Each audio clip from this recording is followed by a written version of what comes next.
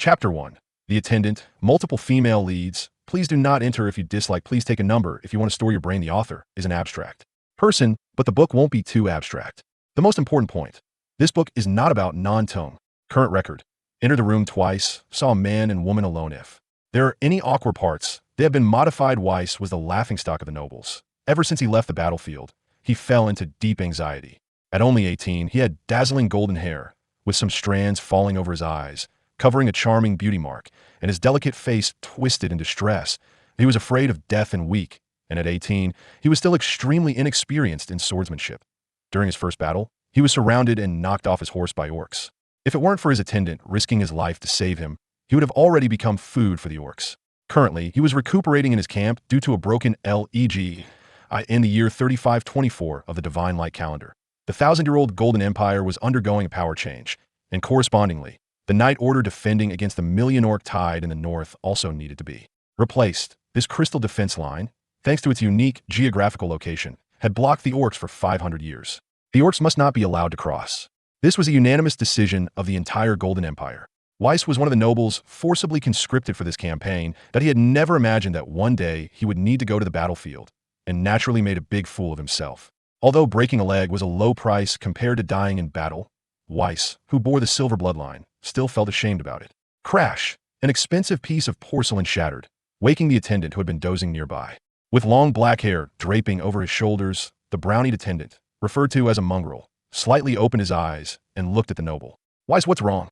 The attendant named Quinn had grown up with the noble Weiss, always charging to the front in fights. Over the past 2 years, he had grown rapidly and, without any systematic training, could even wrestle with a bull. The injuries on Quinn's body were from saving the noble earlier. Faced with this long-time attendant, Weiss, who had good noble upbringing, couldn't get angry and only spoke vaguely. Nothing.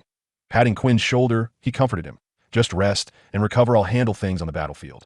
The man stood up, revealing a body full of muscles. Unlike the nobles, his muscles bulged like granite, his skin glistening with a bronze hue, and bandages wrapped around his chest, abdomen, and thighs, giving him an imposing presence at over 6 feet tall. This body was incredibly impressive in both endurance and explosive power, and since the battlefield they faced was merely a corner with orcs, mostly being the pig-headed type. Wielding wooden sticks and stone axes, he managed to return from the battlefield alive. The next mission is about to start. You should rest well. After leaving this remark, the attendant lifted the tent flap and walked out. The chilly wind brushed against his skin as Quinn picked up his weapons and helmet, draping the family crest that symbolized his identity over himself, and simply made his way to the team. In Night would equip an attendant with armor. A full set of pure steel armor often cost the income of an entire territory for months. Moreover, Quinn's body was far larger than average, making specially customized armor even more expensive. Passing through the military camp, Quinn stood out among the many knights and attendants, feeling the gaze directed from above.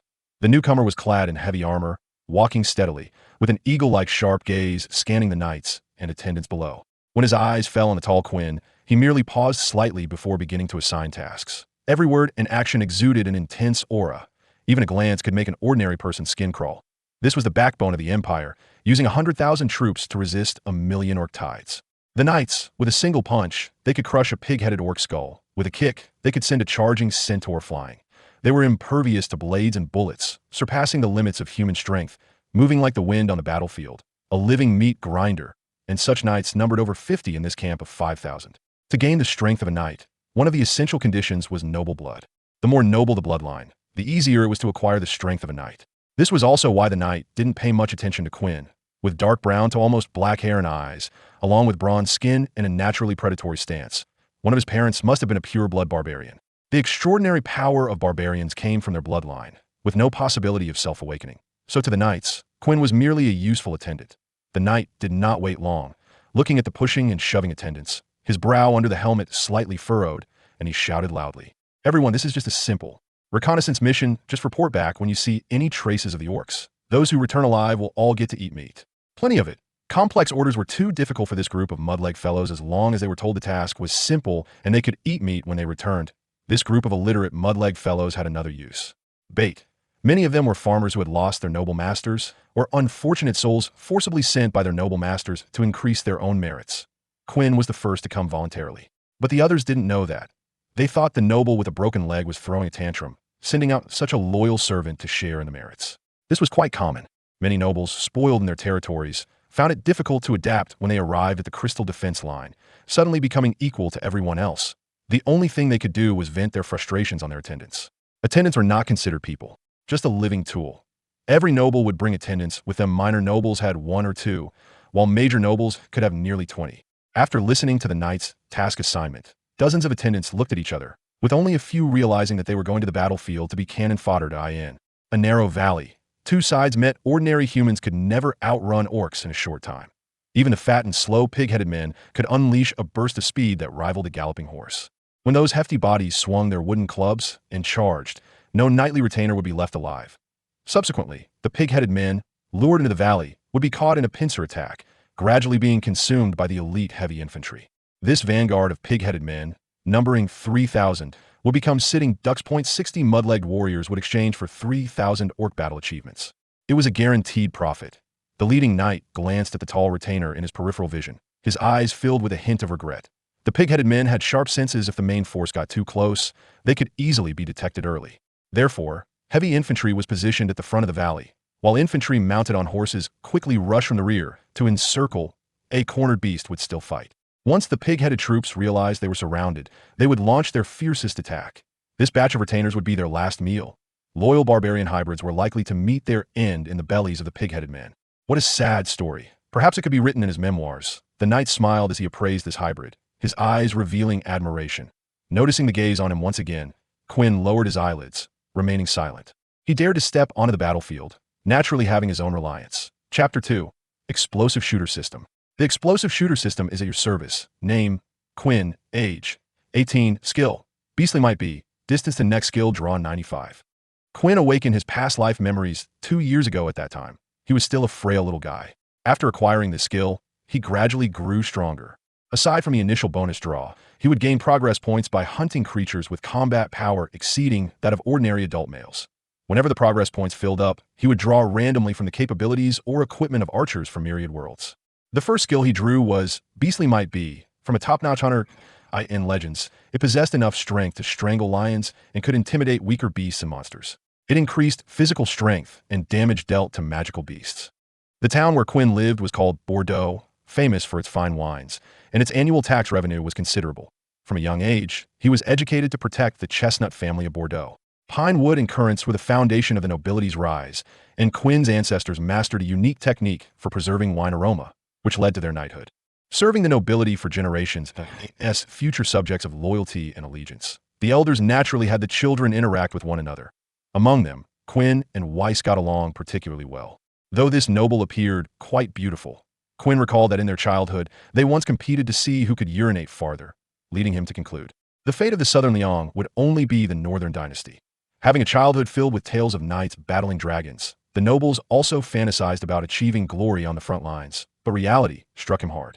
After charging out with the cavalry for just a few minutes, he was dragged off his horse by the frenzied, pig-headed men, as stone axes and wooden clubs couldn't inflict damage on plate armor in a short time. Otherwise, he would have already died. Quinn, however, felt a bit excited, because the first skill he drew made it so that the wild beasts in the forest dared not approach him, and he couldn't become a killing machine. After spending 2 years mingling in the slaughterhouse, he finally reached 91 progress, and unexpectedly, just by killing 2 pig-headed men on the battlefield, he hit 95. Though this shooter system was a bit uncanny, relying on this skill, those pig-headed men had no means to resist him. Pushing aside the dense underbrush, Quinn gazed into the deep and desolate valley. Unlike the other retainers who anxiously looked ahead, his eyes scanned the surrounding woods, his expression gloomy. Noticing Quinn's poor complexion, a retainer nearby approached and quietly asked, "Brother, do you see something?" He was one of the few who sensed something was amiss. Though he didn't understand strategy and terrain, he grasped the simple principle of seeking a strong ally on the battlefield. To retrieve the noble master from the pig-headed men's ranks would be a rare achievement, even in the military, so he immediately gravitated towards the tall Quinn. Hearing the inquiry from the retainer beside him, Quinn didn't answer and casually plucked a wildflower, chewing on it. The bitter juice flowed from his tongue to his throat, invigorating him quite a bit. After all, these guys wouldn't survive today, so he found no need to waste words on them. Quinn didn't want to speak, but the retainer was quite chatty. "You were a hunter before, right? That wind grass is very invigorating, but it's my first time seeing someone dare to eat it raw. They usually use it as medicine. I'm also a hunter. These beasts are truly strong." This retainer bore the emblem of the Iron Eagle clan. It was a rising noble force, originating from the last regime change, just like the chestnut family, a fortune seeker with territories renowned for producing valuable furs. A noble born from hunters that in the previous battle. This retainer seemed to have immediately abandoned his noble lord and charged to the front lines alongside Quinn, as he understood how powerful Quinn, who could bear iron plate armor, could be among the pig-headed men. The frenzied, charging pig-headed men surged like a tide, while this retainer was like a ship sailing through the storm. No pig-headed man could overturn this majestic battleship. Hooey! Spitting out the remnants of the wildflower, Quinn followed the group at a leisurely pace. An unusual stench wafted through the woods, and he keenly sensed that something was amiss in this valley. As a former hunter, he had searched for prey in the forests and was familiar with the scent left by large beasts, a testament to their dominance over the territory.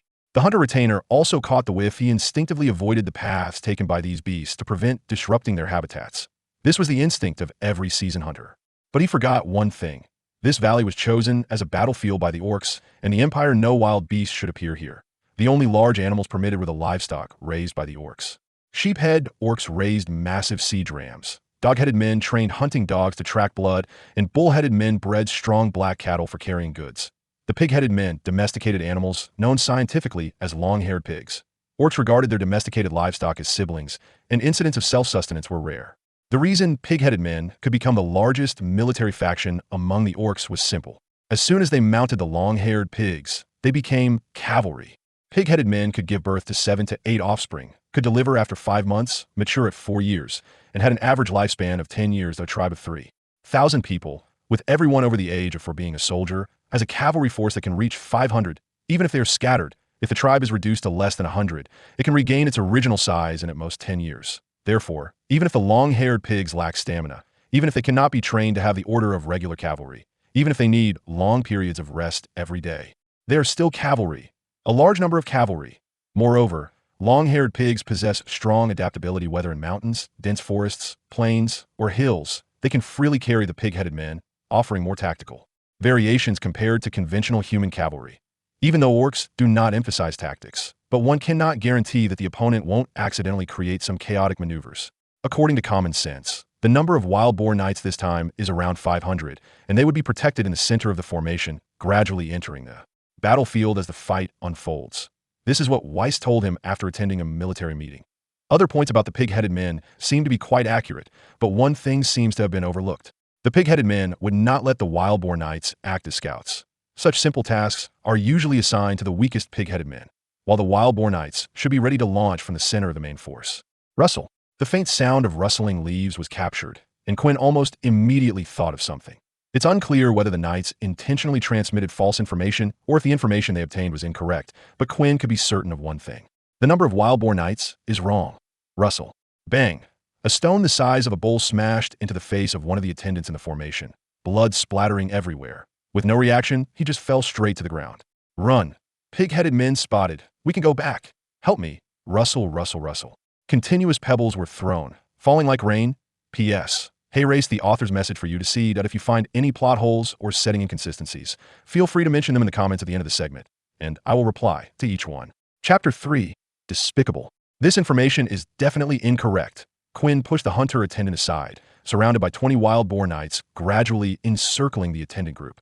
The hunter used as a shield had already been smashed by stones, and he was mumbling something, but it seemed he was taking in more air than he was able to expel. Only 20 wild boar knights, surrounding 60 attendant knights. The disparity in numbers, just over 100, provided the perfect environment for individual valor to shine. Each wild boar knight had defeated at least 2 of their kind and were warriors capable of hunting beasts 3 times their size. Food, food, food. Repeating the single word. 19 wild boar knights raised their weapons. In contrast, the attendants were in disarray, frantically discarding their steel forks and sickles just to escape the pursuit of these wild boar knights as quickly as possible. All we need to do is reach the camp. Don't panic. There are only 20 of these beasts. Run. In the wild, when encountering large carnivorous animals, one only needs to run faster than their companions. But this is the battlefield. Orcs will kill all humans.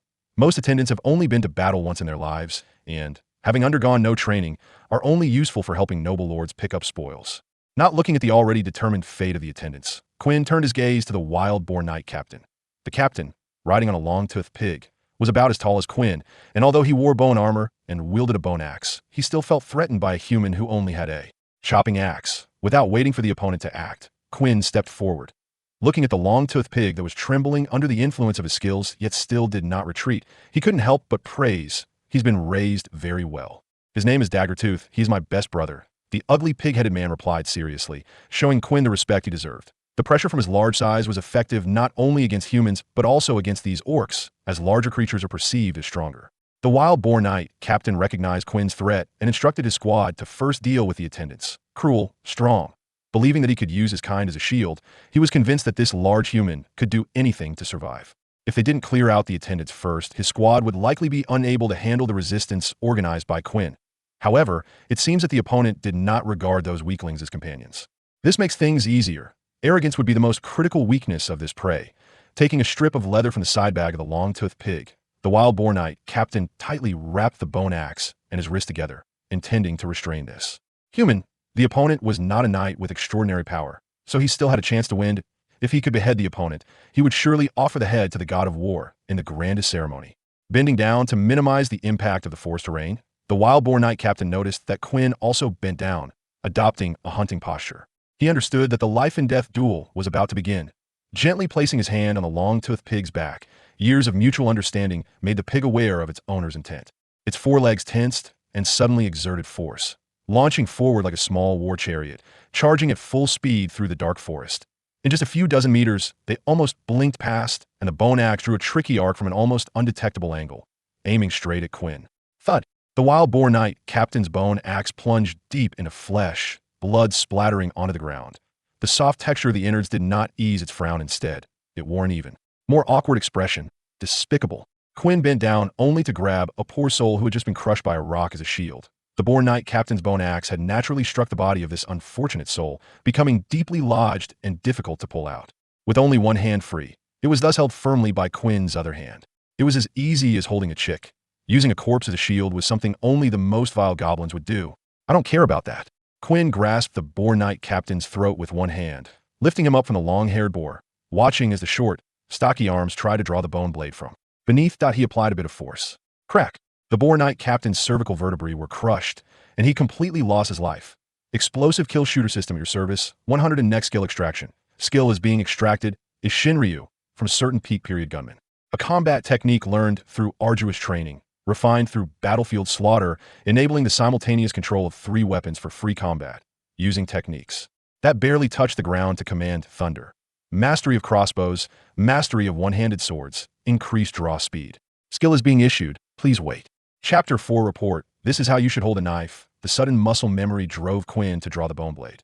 This weapon, a full 1.3 meters long, was no different from a one-handed sword in front of him, but for the boar knight captain, it was the weapon of choice for charging into battle. That it was precisely because in the woods, the advantages of large weapons could not be utilized that he chose to attack with the bone axe. Now it had turned to Quinn's advantage. Aiming for the long-toothed boar's throat, the bone blade pierced in, the soft flesh first caving in, then unable to withstand the sharpness of the bone blade, splitting into 2. Rose, making a huge gash with a gentle slice. There was no blood spraying wildly. The massive wound resembled a thick soup left boiling on the stove next door, continuously oozing thick, crimson boar blood. The long-toothed boar collapsed on the ground, twitching from excessive blood loss, until it completely ceased moving just a few seconds later. A very pleasant feeling. Accepting this art of slaughter took only an instant. This most basic pleasure left him utterly captivated. As previously mentioned, Quinn had not just recently traveled here to gain skill progress. He had traversed forests, crossed swamps, hunted down bandits, and nearly had his leg crushed by a bandit's trap before finally stopping at the slaughterhouse. He had killed many people and animals, but he had never felt this way before. Shaking off the warm blood from the bone blade, Quinn looked back at the charging boar knights. Seeing their captain killed, they had forgotten the orders given moments before, their eyes filled with flames of anger, as if they intended to swallow Quinn whole. Revenge. The only word left in the mouths of all the beastmen was one. It was not that they possessed deep emotions, rather. This unity in the face of danger was a necessary trait for social creatures. Rustle. Crushing the dry fallen leaves, the furious long-toothed boar had led its master to Quinn, raising its weapon high. Its timing was perfect. It was clear that it was an elite cavalryman accustomed to fighting atop a boar, able to freely control the pace of its mount to maximize the power of its attacks. Come on. As if having experienced countless ambushes, Quinn, who seemed large and easy to hit, simply sidestepped to avoid the full-force downward strike. In the clash, Quinn could see the surprise in the opponent's eyes, as if they were curious why he could evade this strike, as if placing him on the same level as those who were easy prey. For below, the bone blade in Quinn's hand became an almost invisible flash of light, and with a swift pull, swish, the blood vessels were sliced open, blood spraying out, tracing an arc along the roots of an old tree, the long-toothed boar and its master falling to the ground, unable to rise. Again, point 3 to next skill acquisition. 2 long-toothed boars, 1 pig-headed man. Experience decreased. But this was to be expected. Otherwise, just killing these pig-headed men would make him invincible. There was also a difference in experience among the various pig-headed men, for example. The pig-headed captain provided more than double the progress value of a regular pig-headed man. Thus, slaughtering stronger creatures was the shortcut to becoming stronger. However, these easy targets could not be wasted. Turning sideways, he cast a sidelong glance at the remaining 18 boar knights. Gripping the bone blade with both hands, he raised it to eye level, taking a deep breath, his eyes gleaming with intensity. It's time to go. Stepping out from a pool of blood, each step left dark red footprints. Behind Quinn, the corpses of the boar men had piled up into a small mountain. Wiping the slightly dull bone blade, he casually sliced off a hind leg from a long-toothed boar, preparing to add to his meal. In a military camp, meals are usually served in large pots, but when one is capable of bringing back spoils from the battlefield, others wouldn't say much. The earlier retinue had either died or fled, leaving hardly anyone behind. The number of boar knights is off. If the pig-headed army traditionally sends out the smaller groups as scouts, then the boar knights I just killed should be the weakest batch in the pig-headed army. No wonder they were so weak. Yet even such weak boar knights were still formidable against ordinary people.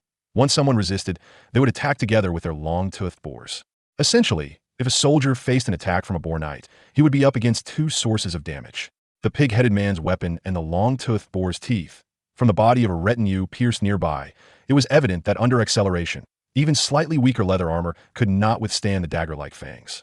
He was different from the others, using his steel fork as a defensive weapon.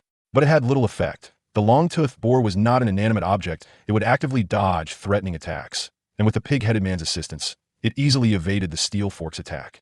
The death of this retinue marked the last psychological defense line of the group, after which no retinues raised their weapons again. Taking the steel fork from his hand, he slung it over his back. Weapon 1, though the steel fork was not a crossbow, it could still be used somewhat. Unfortunately, most of the dead retinue's weapons were machetes and steel forks, and even the leather armor was a bit small. If he had followed his previous style of action, he might have stripped the money bags from them. But after acquiring the second skill, he felt that these were just small change. Greater wealth awaited him on the vast lands ahead. The crystal defense line was long. There were 20 fortresses standing on this natural barrier. The construction over hundreds of years had almost created a civilizational boundary line on the ground by the engineers of the Golden Empire. The orcs outside the line stopped in their tracks, while the Empire inside gave no ground. It is only natural. The heavily fortified strongholds are almost connected in a line no matter which stronghold is attacked. There are at least 3 nearby that can mobilize soldiers to arrive within a day at the same time. The treacherous terrain prevents the orcs from sending large forces to attack simultaneously. That sea of orc waves ultimately can only flow through a small stream. Therefore, even if the orc empire doubled the number of soldiers at the border, there wouldn't be much change, unless they could bypass the habitats of the high-level magical creatures nearby. This is impossible. Human strength cannot contend with such legendary natural disasters. Even the orc empire, with its size, does not dare to confront the high-level magical creatures hidden, even though defeating them would allow them to bypass their territory and launch a surprise attack on the Golden Empire's rear. If they could do that, they wouldn't have been at a stalemate with the Golden Empire on the crystal defense line for hundreds of years. The Spike Gun stronghold is located relatively forward and is also one of the strongholds facing the most orcs. This moment. The knight in charge of commanding this war frowned, scanning the dozen or so knights retainers who returned in disarray with his sharp eagle-like eyes. That barbarian bastard seems to be dead. You said you encountered a group of pig-headed knights and managed to escape? Reporting false military information is a capital offense as compensation. After a pause, the knight's gaze shifted to another place. You will be the vanguard for the next wave of orc tides. These retainers are the pawns of their noble masters, also discarded pieces in the power struggle, summoned to the battlefield. In an instant, the faces of the nobles turned anxious. They had all fled from the battlefield and understood what fate awaited those at the front lines. Bitter curses continuously spilled from the nobles' mouths, denouncing these commoners for choosing to lie to save their own lives. The knight was quite interested in the nobles' rudeness, watching their frantic expressions with mockery. At the same time, a bodyguard rushed to his side and whispered, "Lord Polypo, another retainer has returned. If he has returned, then have him call his master over to prepare for the next wave of orc tides." Before he could be annoyed by the bodyguard's lack of understanding, the knight noticed the shock on the bodyguard's face, as if something significant had happened. That's not it. Lord Polypo, he is a bit different. What could be different? Chapter 5. The doctor and the good brother tell me. Where did you find that knife in your hand? The knight stood in front of Quinn, looking up at the towering figure, and the first sentence immediately defined Quinn's actions. Despite the man's blood-stained appearance and the 2 pig legs slung over his shoulder, it did not deter the knight from considering this barbarian as cannon fodder. These nobles were all unfortunate souls thrown to the border, mere consumables, their lives only useful for shining on the battlefield. This little retainer was even easier. He could find any reason to kill him. Quinn scratched his head, instantly recognizing that the other party was deliberately looking for trouble. He wasn't angry, just inserted the bone blade into the strap at his waist, and smiled slightly on his dust-covered face. He said, I found an entire group of pig-headed cavalry corpses 5 kilometers north of the fortress in the woods. They seem to be a scouting party for clearing the mountains. I wonder if you are aware of this news or not. Originally, the knight had no intention of listening seriously, but as Quinn finished speaking, the eyes beneath the armor finally sparkled. Soon, Polypo directly gave up on talking to Quinn and issued orders to the knights beside him. Gather the troops, call up the remaining knights. That damn scouting party is likely terrified. They probably only got a general idea and judged it to be a tribe based on their experience. If the pig-headed cavalry surrounds all the long-toothed pigs in the center, they won't be able to see clearly with all those pig heads lined up. This time, the troops were supposed to be composed entirely of cavalry, with numbers not exceeding 2,000. Adding the number of long-toothed pigs, it would seem to total about 3,000. To command such a force, the leading commander was likely no simple character. Relying on his rich combat experience, the knight almost immediately assessed the approximate number of the pig-headed troops. 2,500 infantry, 500 cavalry, 2,000 cavalry, especially with such well-coordinated orc cavalry, who had lived with their mounts for almost their entire lives. If they could not quickly deal with this force in the wild, they would be met with reinforcements and a counter-encirclement. The most frightening part was that the commander capable of leading such a force must be a renowned figure forged in the crucible of battle. There was no time to waste. They must immediately leave the fortress to support the captain of the knights ahead. Otherwise, even if the captain could fight his way out, the troops would suffer significant losses. Feeling anxious, Knight Polypo caught sight of the trembling retainers on the other side and shouted, What are you looking at? Your crimes won't be reported to the captain for now. All of you get back. And you, use respectful language when you see the commander next time. The last sentence was directed at Quinn. Polypo had not considered that Quinn might be lying. The weapon in this bastard's hand was something only the captain of a pig-headed cavalry squad could wield. And those 2 long-toothed pig legs were robust and larger than their kind. Adding to that the previous testimonies from the retainers, his guess was undoubtedly a certainty. The tense emotions surged again, and the knight began to yell, Cavalry, gather within 30 minutes. Lock up those damned scouts. When I return, I will behead them all. Watching the knights hurriedly organize their troops, Quinn still wore a smile. In the grateful gazes of those knight retainers, he returned to his tent. Nobles and knights received special treatment. A single room was the basic standard, while retainers could choose to live together or be arranged with the fortress soldiers. Naturally, Quinn lived with his noble master. Vis, I'm back. Look what I brought you. Pushing open the door, Quinn saw a woman leaning beside his good brother, pinching his face. With a handsome face that seemed on the verge of tears, her golden tousled hair was somewhat messy, and her eyes added a touch of delicate beauty. The appearance of my good brother is regrettable for not going to the southern Lyon. The sudden opening of the tent startled the young noble, and upon seeing Quinn, he excitedly introduced, Quinn, this is Miss Hessel. She's amazing, a transcendent-level doctor, essentially a knight among doctors. Miss Hessel, this is Quinn, my retainer. He is the one who saved me from the battlefield before. Don't be fooled by his current robust appearance. He used to be quite skinny. The woman turned around, allowing Quinn to see her full profile, with neat silver short curls and a white coat, coupled with a cold and proud face. She leaned on the armrest like a snow lotus on a high mountain, not easily approachable. A very beautiful woman, but not as good-looking as my brother. Seeing Quinn enter, the doctor also stood up and adjusted Vis's blanket. Your injuries have healed quite a bit. You can move freely now. Her voice carried a coldness that suggested she wanted to keep her distance from strangers, revealing her disdain for Quinn, or rather, her disgust at the 2 bloody pig legs he held, with a whiff of medicinal scent. She quickly left Quinn's side and even brushed off the corner of her clothing that had accidentally touched him as she exited the door. After watching her leave, Quinn placed the bone blade in the corner. Don't mind her. Miss Hessel likes cleanliness. Vis, whose complexion had returned to a healthy pink, sat up from the bed and took a sip from the nearby water jug. The blanket slipped from his shoulder, revealing his somewhat slender figure. Since his upper body was uninjured, only a thin shirt clung to his body due to sweat. I don't mind. You nobles always have strange ideas. Having a bit of a cleanliness obsession is normal. By the way, I feel like you have a bit of a chubby chest. Look, right here. It seems a bit plump, like you haven't exercised at all. Quinn initially planned to tease him, but seeing his fingers still stained with blood, he felt embarrassed to joke with his brother. You're disgusting. Go die? With a loud shout, Vis suddenly threw off the blanket and kicked towards Quinn's chin with his right foot. However, his long untested body seemed unable to handle such a movement, and his leg buckled, causing his head to tilt back.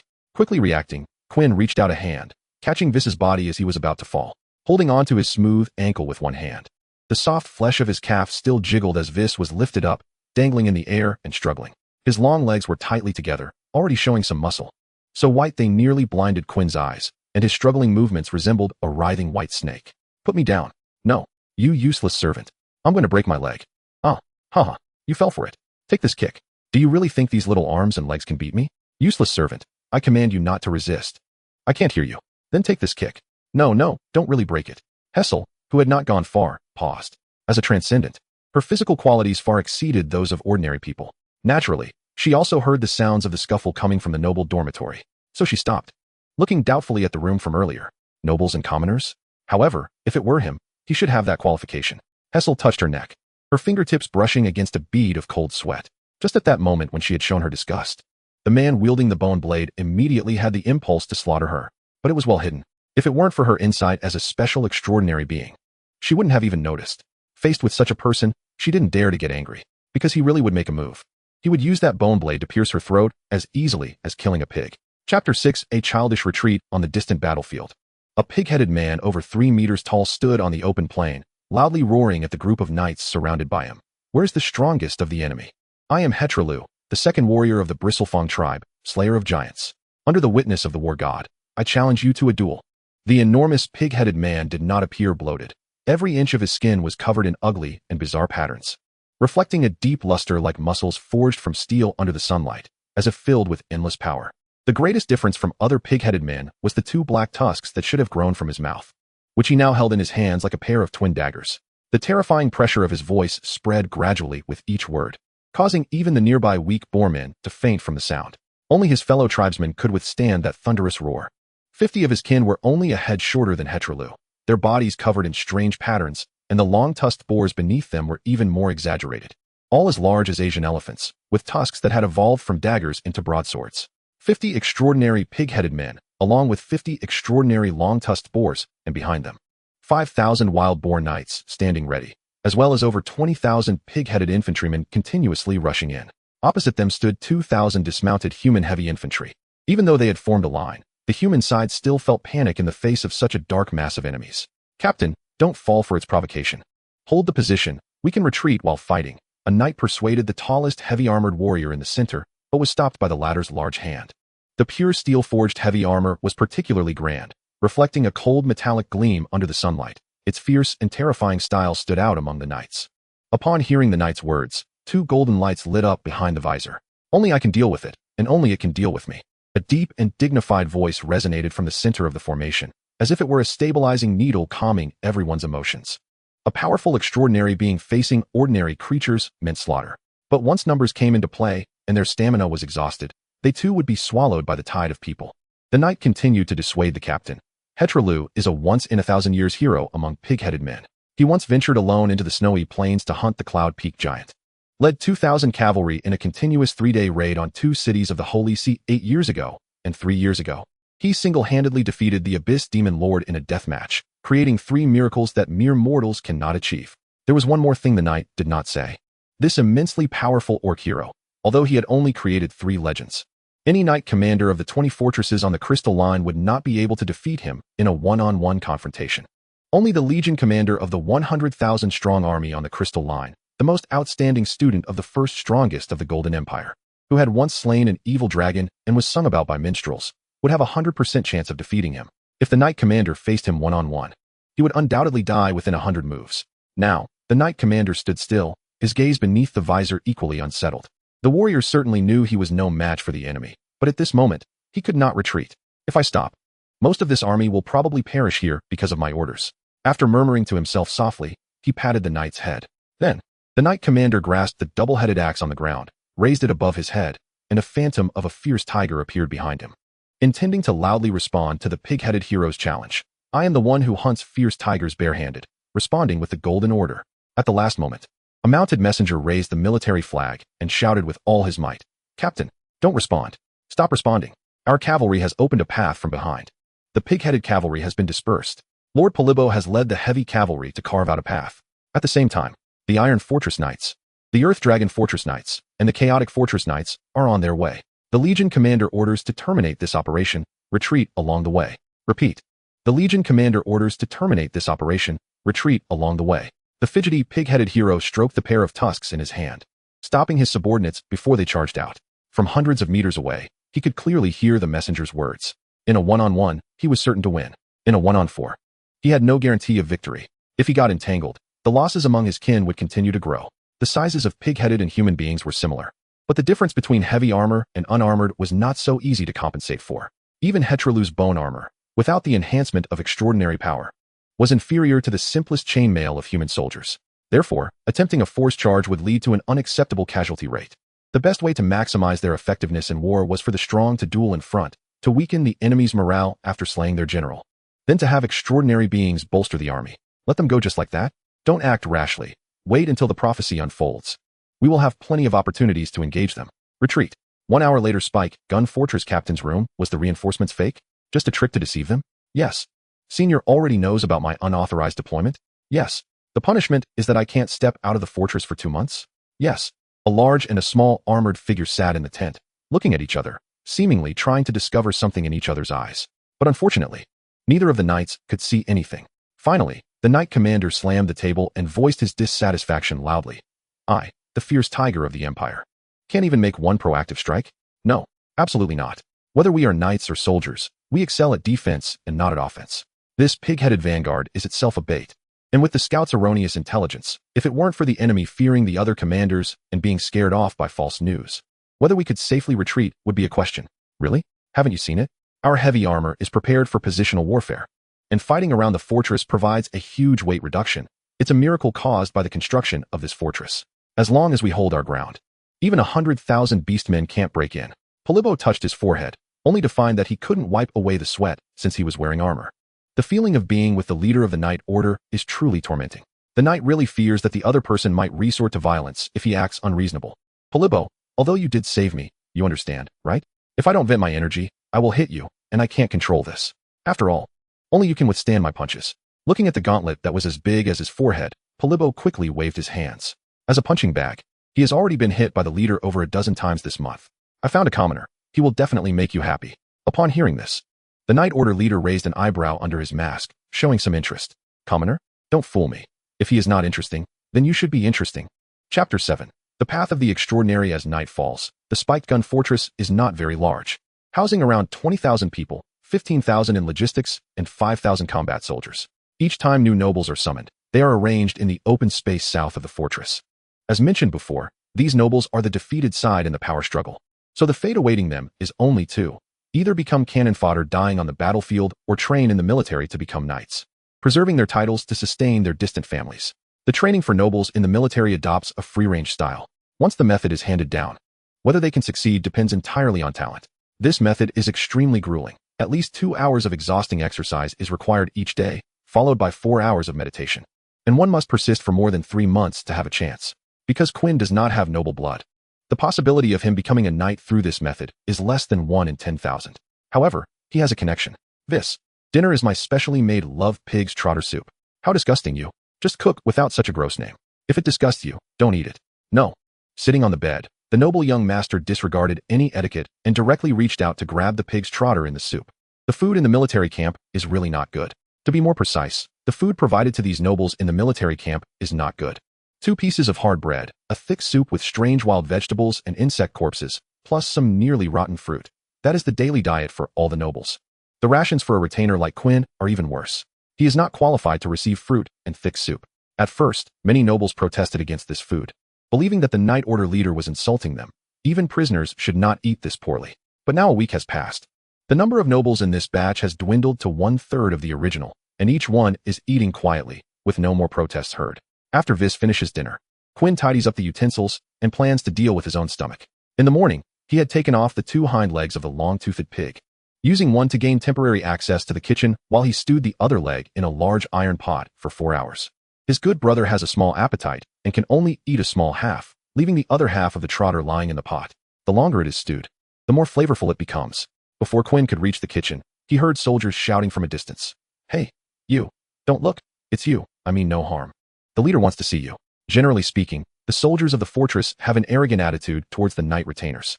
But as he approached, Quinn felt the pressure from this robust figure. Standing in front of Quinn, the light from the room was completely blocked, and his figure was shrouded in shadow.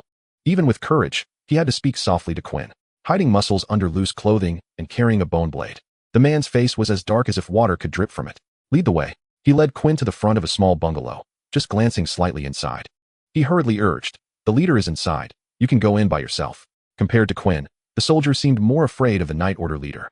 The current leader of Spiked Gun Fortress gained fame by killing a dragon-toothed beast with his bare hands and became the leader of the Night Order. That dragon-toothed beast was the companion of the chief of the saber-toothed tribe of the tiger-headed people. And that chief was also pierced through the throat by this leader using broken teeth. After this battle, the warrior, who was still a vice-captain at the time, was directly promoted to captain. Stepping into the courtyard, Quinn could see the surrounding area was filled with pockmarked debris, as if it had been plowed by something. In the courtyard, a large and a small knight in heavy armor sat together. Even from Quinn's current size, the height of the large knight clearly surpassed him, measuring nearly 2.5 meters, while the small knight was Polybo, whom he had seen during the day. Both knights restrained their own aura but could not suppress the instinctive oppressive force radiating from them. At this moment, the gazes of the two knights resembled that of a large and a small feline, having found a toy to play with for a long time. Looking at Quinn with mockery, the small knight spoke first. Leader, this commoner should have the blood of barbarians. And he was able to kill an entire squad of pig-headed cavalry without having received any extraordinary power. If cultivated properly, he could definitely become. Enough. The slightly excited hoarse voice suppressed Polybo's next words. The small knight looked at the large knight, and without needing to see the face under the mask, Polybo already understood. The Night Order leader is very satisfied with this toy he found. The large knight leaned slightly forward, the moonlight falling on his heavy armor, creating an exceptionally tranquil scene. Quinn, is that your name? How should I say about today's events? I suppose I should thank you. If it weren't for you reminding Polybo, I would have to pay a considerable price to escape from that pig-headed underling. You may not know what happened. I fell for a pig-headed trick. Well, who would see 3,000 pigs blatantly walking down the road and not take action? My plan was to encircle them, and with our forces, eliminating them was just a matter of time, but I didn't expect they were already prepared for an ambush, almost costing me my troops. Polybo wiped the non-existent sweat from his armor. Only this Night Order leader could speak so easily about being overly ambitious and talking big. The small knight certainly understood that the leader was not some novice, but the recent power fluctuations in the capital had even reached the borders. If the leader does not achieve any merit soon, his fate could be in someone else's hands. Moreover, with the leader's character of being careless, this small crisis that ended without danger should serve as a lesson. I hope the leader can learn from this experience. Good. Clap. The leader joined his hands together, the gauntlets making a crisp sound. I called you over this time, on one hand, to let us get to know each other, and on the other hand, to see if you have the qualifications to become a knight or a warrior. After saying that, the large knight stood up from the ground. Boom. A silent wave of air exploded. This leader, standing over 2.5 meters tall, fully revealed his imposing presence in front of Quinn. Like an old bear standing upright or a fierce tiger emerging from its cage, the most primitive wild aura swept across the man's face, even causing goosebumps to rise on his arms. It's a pity that you do not have noble blood, nor barbarian blood. You are just a relatively tall, ordinary commoner. But I have a way. I ask you, do you want to become a warrior? Without hesitation, Quinn nodded. Yes. Chapter 8 Hope. Extraordinary power comes in different tiers. Elite, legendary, epic, mythical. Elite is the lowest level of extraordinary power, yet it can easily slaughter an entire squad of boar knights. Soldiers who enter the elite tier through the Golden Empire's knight training methods immediately gain the same status and treatment as nobles, while also having more opportunities for promotion within the army. Although legendary is only the second tier of power, it has completely separated from ordinary humans, often hearing tales of them slaying thousands of enemies. The leaders of knight squads exist at this level. In the entire Golden Empire, with a standing force of 500,000 and 7 legions, the 3rd Legion commander of the Northern Crystal Defense Line, the 4th Legion commander of the Eastern Bitter Abyss Prison, the 6th Legion commander of the Southern Azure Ancient Forest, the 2nd Legion commander of the Western Lus Road, and the 1st Legion commander stationed in the Royal City. There are only 5 individuals with epic combat power. They are figures that can be etched into history. Ordinary soldiers' mass tactics will no longer work against these strong beings, who can change the course of battle with their own strength. As for mythical level warriors, there are only 2 in the entire Golden Empire, the Golden Emperor and the Grand Marshal. The only requirement to become the heir of the Golden Empire is to become a mythical level warrior before any of your siblings, regardless of the means. Similarly, The hard requirement to become the Grand Marshal of the Golden Empire's 500,000 troops is also to possess mythical level strength. This is the power that can destroy a nation and has been the foundation of the Golden Empire for thousands of years. For ordinary people to obtain extraordinary power, the simplest way is through knight training methods, but this method places great importance on bloodlines. For ordinary farmers like Quinn, who lack knight bloodlines, acquiring power requires some extreme methods. Flower sacrifices are the last resort prepared by the barbarians for those warriors without talent. Legend has it that the god of hunting is an extremely beautiful goddess, whose charm surpasses that of all the beautiful flowers in the world by 1,000-fold. Her followers offer their best prey as a token of their feelings. The barbarians are among them. Once you initiate the flower sacrifice, you must kill a prey that satisfies the goddess within an hour. If successful, the results are needless to say. If you fail, you become the living sacrifice to the god of hunting. However, this is not necessarily a bad thing. You will only lose your sanity and become a beast, eternally accompanying her in the divine realm to chase prey, and perhaps you could even become a priest. Don't be fooled by the lightheartedness with which the commander speaks. Polybo can feel the pressure in his words. A prey that satisfies the goddess must not be the prey itself, but a hunt that is exciting enough. What kind of hunt can be considered exciting? Of course, it's the most primal and wild death match, where either side has the power to kill the other. Only when both sides are equally matched can it be called exciting. So if I kill an elite, can I become a warrior 100%? A deep voice suddenly rang in the ears of the two knights, leaving them momentarily stunned. Ha! The commander burst into an astonishing laugh, golden light flashing beneath his mask as he slapped the little knight on the head. Polybo, this guy is really amusing. Remember, kid, every prey you slay is a sacrifice to the goddess, and the offerings, of course, the more abundant the better. The goddess really likes strong warriors. Bang! Sitting down with a thud, the big knight waved at Quinn, who was not far away. Now, you can leave. 5 minutes later, holding meat in one hand and a pancake in the other, the commander devoured his food while asking Polybo, Polybo, do you have the confidence to intercept all the elite pig-headed men targeting him on the battlefield? With a mouthful of bone, Polybo replied oddly, hey, aren't you sending him to his death? The little knight always thought the commander just wanted to have fun with a good prey. But didn't he expect he truly intended to cultivate him? With a loud slap, the greasy palm struck the back of Polybo's head, and the commander raised the huge pig hoof in his hand, reprimanding Polybo. What are you joking about? Do you think I'm someone else? I only have one last sacrificial instrument to communicate with the goddess, and I really think highly of him. That's why I plan to give it to him. Don't think I'm playing around. By the way, can you do it or not? Polybo silently picked up a big bowl, sipping the pig hoof soup little by little. Sorry, commander, I'm powerless. Biting off the soft bone of the pig hoof, crunching it in his mouth. The commander continued to grumble. Fine, I'll call Melis, but I'm afraid she'll go crazy and forget the protection task. Lily is more reliable in this regard, right?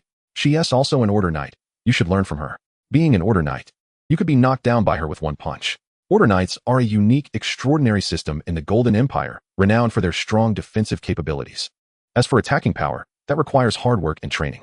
Like Lily, whom the knight commander mentioned, she has exceptional talent combined with perseverance, developing her combat power to the extreme, rarely encountering foes among elite-level enemies, and is also the strongest combat aide beside the commander. At this moment, she should still be training in the training grounds and wouldn't be like Polybo, spending all day chatting and boasting with the commander. Looking at this unserious superior, Polybo rolled his eyes. Commander, I'm a command-type knight. If you want me to duel one-on-one with an elite pig-headed man, I will consider switching to defensive combat techniques. But your troops will lose the only knight capable of commanding 5,000 troops. Haha, I'm not joking with you. Oh, why did you take it seriously? Come on. Eat more meat, grow taller, and be tougher. Then I want to grow. Alright, this pig hoof is quite delicious today, haha, all for me. Chapter 9 War the Prophecy is about to begin. Are you ready? Hetralu tore off a blackened roasted thigh and stuffed it into his mouth. It can be vaguely seen that the original owner of this thigh was some humanoid creature. The number of orc tribes is extremely large. One reason is their ability to reproduce, and to ensure the survival of their tribe, they must plunder resources from other tribes. Population, land, food. Among these, population and food can be equated. In other words, what the pig-headed hero is chewing on is the corpse of other races' orcs. The tribesmen around him stopped eating upon hearing Hetralu's words, their gazes firm, exuding confidence. 20 years ago, the high priest of the Bristlefong tribe paid with his life to gain 3 prophecies from the goddess. First, the Bristlefong tribe will devour all the surrounding small tribes. Second, the Bristlefong tribe will pass through the habitat of the mythical beasts, divine blood blacknet, and break through the central hub of the crystal defense line. Third, on the battlefield, among the pig-headed men, a legendary hero protected by the god of war will be born, unmatched. The first prophecy has already come true. They have long devoured all the weak tribes around them, leaving only a few foreign orcs to serve as slaves. The second prophecy is about to be fulfilled. The pig-headed people have found the treasures left by the gods, and deceiving the mythic beasts is not a problem. The third prophecy is still uncertain, but it can greatly inspire the pig-headed people's fighting spirit. As long as they become elites, anyone could be the next hero of the pig-headed tribe. On that day, only less than a third of the elite from the tribe went to battle with Hechalu. But for this prophecy, they mobilized their entire force. Swallowing a thigh along with its skin and fur, Hechalu raised his tusks and shouted to his kin. The Black Blood tribe, the Blade Tooth tribe, and the Steel Claw tribe have already agreed to join us in battle, all of them having over 50,000 soldiers. The three high tribes of Tigermen, Snakemen, and Crowmen are also willing to lend us their aid. Together with us, there are over 20 legendary heroes and 400,000 orcs, plus my brother, the one and only to return with 7 great achievements, the epic hero who defeated the Titans. We will definitely break through the crystal defenses within a month and charge into that land rich in water and grass. It will be my Bladed Fang tribe that accomplishes this feat that has not been achieved in centuries for the Empire. Our name will be inscribed in the palace of the god of war. In the name of war. It is unclear who shouted this first, but the fervent pig-headed people waved their weapons and shouted together. In the name of war. In the name of war. In the name of war.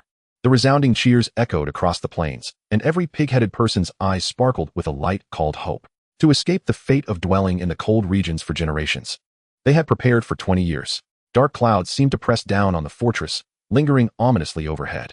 Inexperienced newcomers thought it was just a change in the harsh climate of the border. But veterans who had lived in the fortress for over 5 years understood that a fierce battle was coming. The clouds above were not weather, but a unique supernatural system of the orc side, priests, launching a large-scale enhancement of ordinary orc strength. As long as they were shrouded in the clouds, these orcs would experience a leap in all physical attributes. It's time to go to the battlefield. Oh, I have a disease that will make me die as soon as I step onto the battlefield. If your disease works on the supervising knights as well, I have no problem. Reluctantly donning his armor, Vis mounted his warhorse and, under Quinn's guidance, arrived at the gathering place of the nobles. This time, they didn't need to act as vanguards. The surviving nobles might not be strong, but they would definitely obey. The remaining nobles who stood out from the many consumables could understand certain combat plans and could read, making them excellent candidates for officers. Therefore, they couldn't be allowed to completely throw their lives away. At least, they should die meaningfully. After the supervising officer assigned the combat tasks, nobles immediately began to argue. Are we supposed to charge out on horseback to scatter the enemy's formation at the most dangerous moment? Impossible. Absolutely impossible. I saw that there are at least 30,000 pig-headed people this time. If we charge out, we definitely won't come back. I don't want to. I'd rather be killed directly than be eaten by pig-headed people. The unfortunate one who spoke was immediately grabbed by the supervising officer, dragged down from his horse in front of everyone, and had his helmet removed, revealing a handsome face and silver hair. It must be said that not many nobles are unattractive. However, the sight of him scared to the point of wetting himself is somewhat inconsistent with their appearance. This is a handsome face that should be living with a princess in a fairy tale, not the appearance of someone shouting and killing on the battlefield.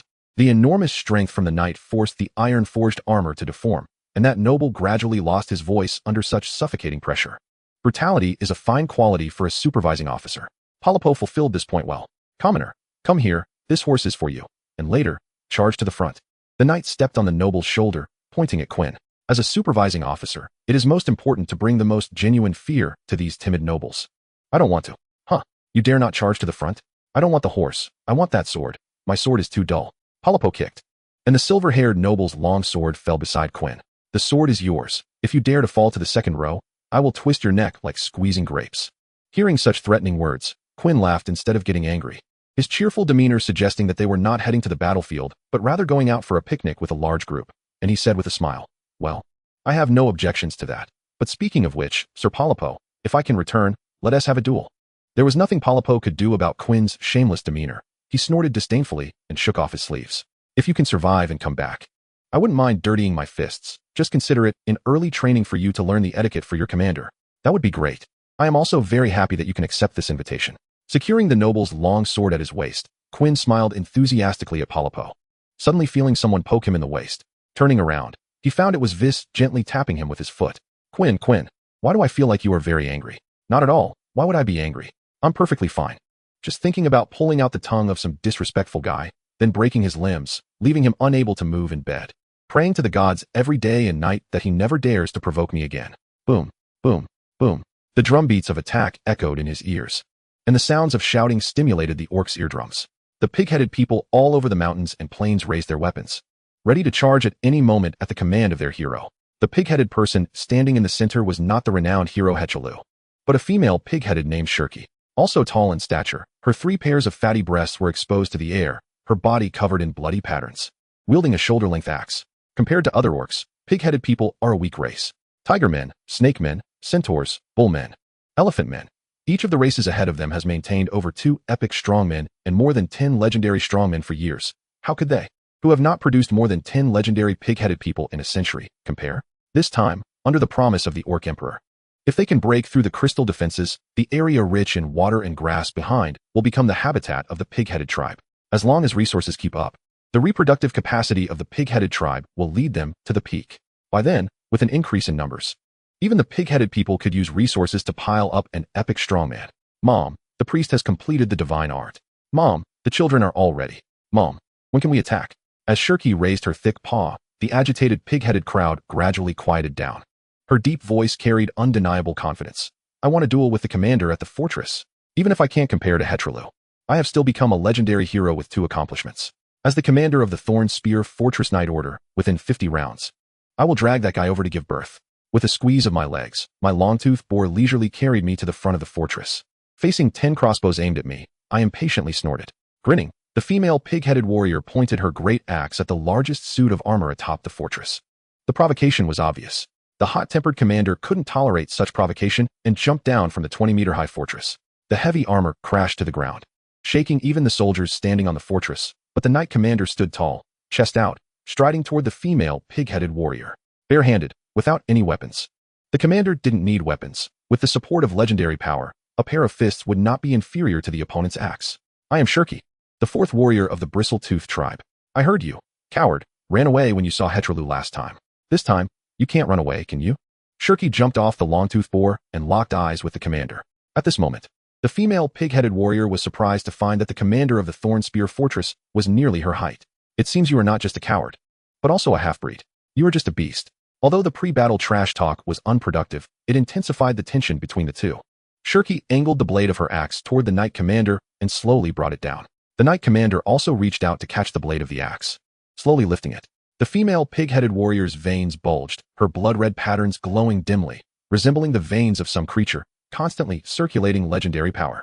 The knight commander was equally exerting all his strength. His armor buzzed loudly, steam billowing from the seams like an overloaded engine. This was a contest of strength. Both were battlefield commanders, both legendary strongmen of physical prowess. The martial skills of mortals would only waste their mental energy. Only the purest, most primal violence could make the other submit and achieve the effect of breaking the enemy's spirit. Boom. Where the two clashed, a powerful wind swirled. And as their strength collided, loud roars echoed like beastly howls, tearing several meter-long gashes in the plains. Any enemy who had not entered the legendary realm would have no chance of surviving such power. The contest lasted only a few dozen seconds before both of them instinctively stepped back simultaneously. The female pig-headed warrior wiped her axe blade across her chest and grinned. Just relying on a legendary power to wrestle with me. No wonder you are the fierce tiger. It seems you really were the hero who killed tiger men when you were a warrior. That is no fabrication. The elite extraordinary forces in the Golden Empire army are called knights.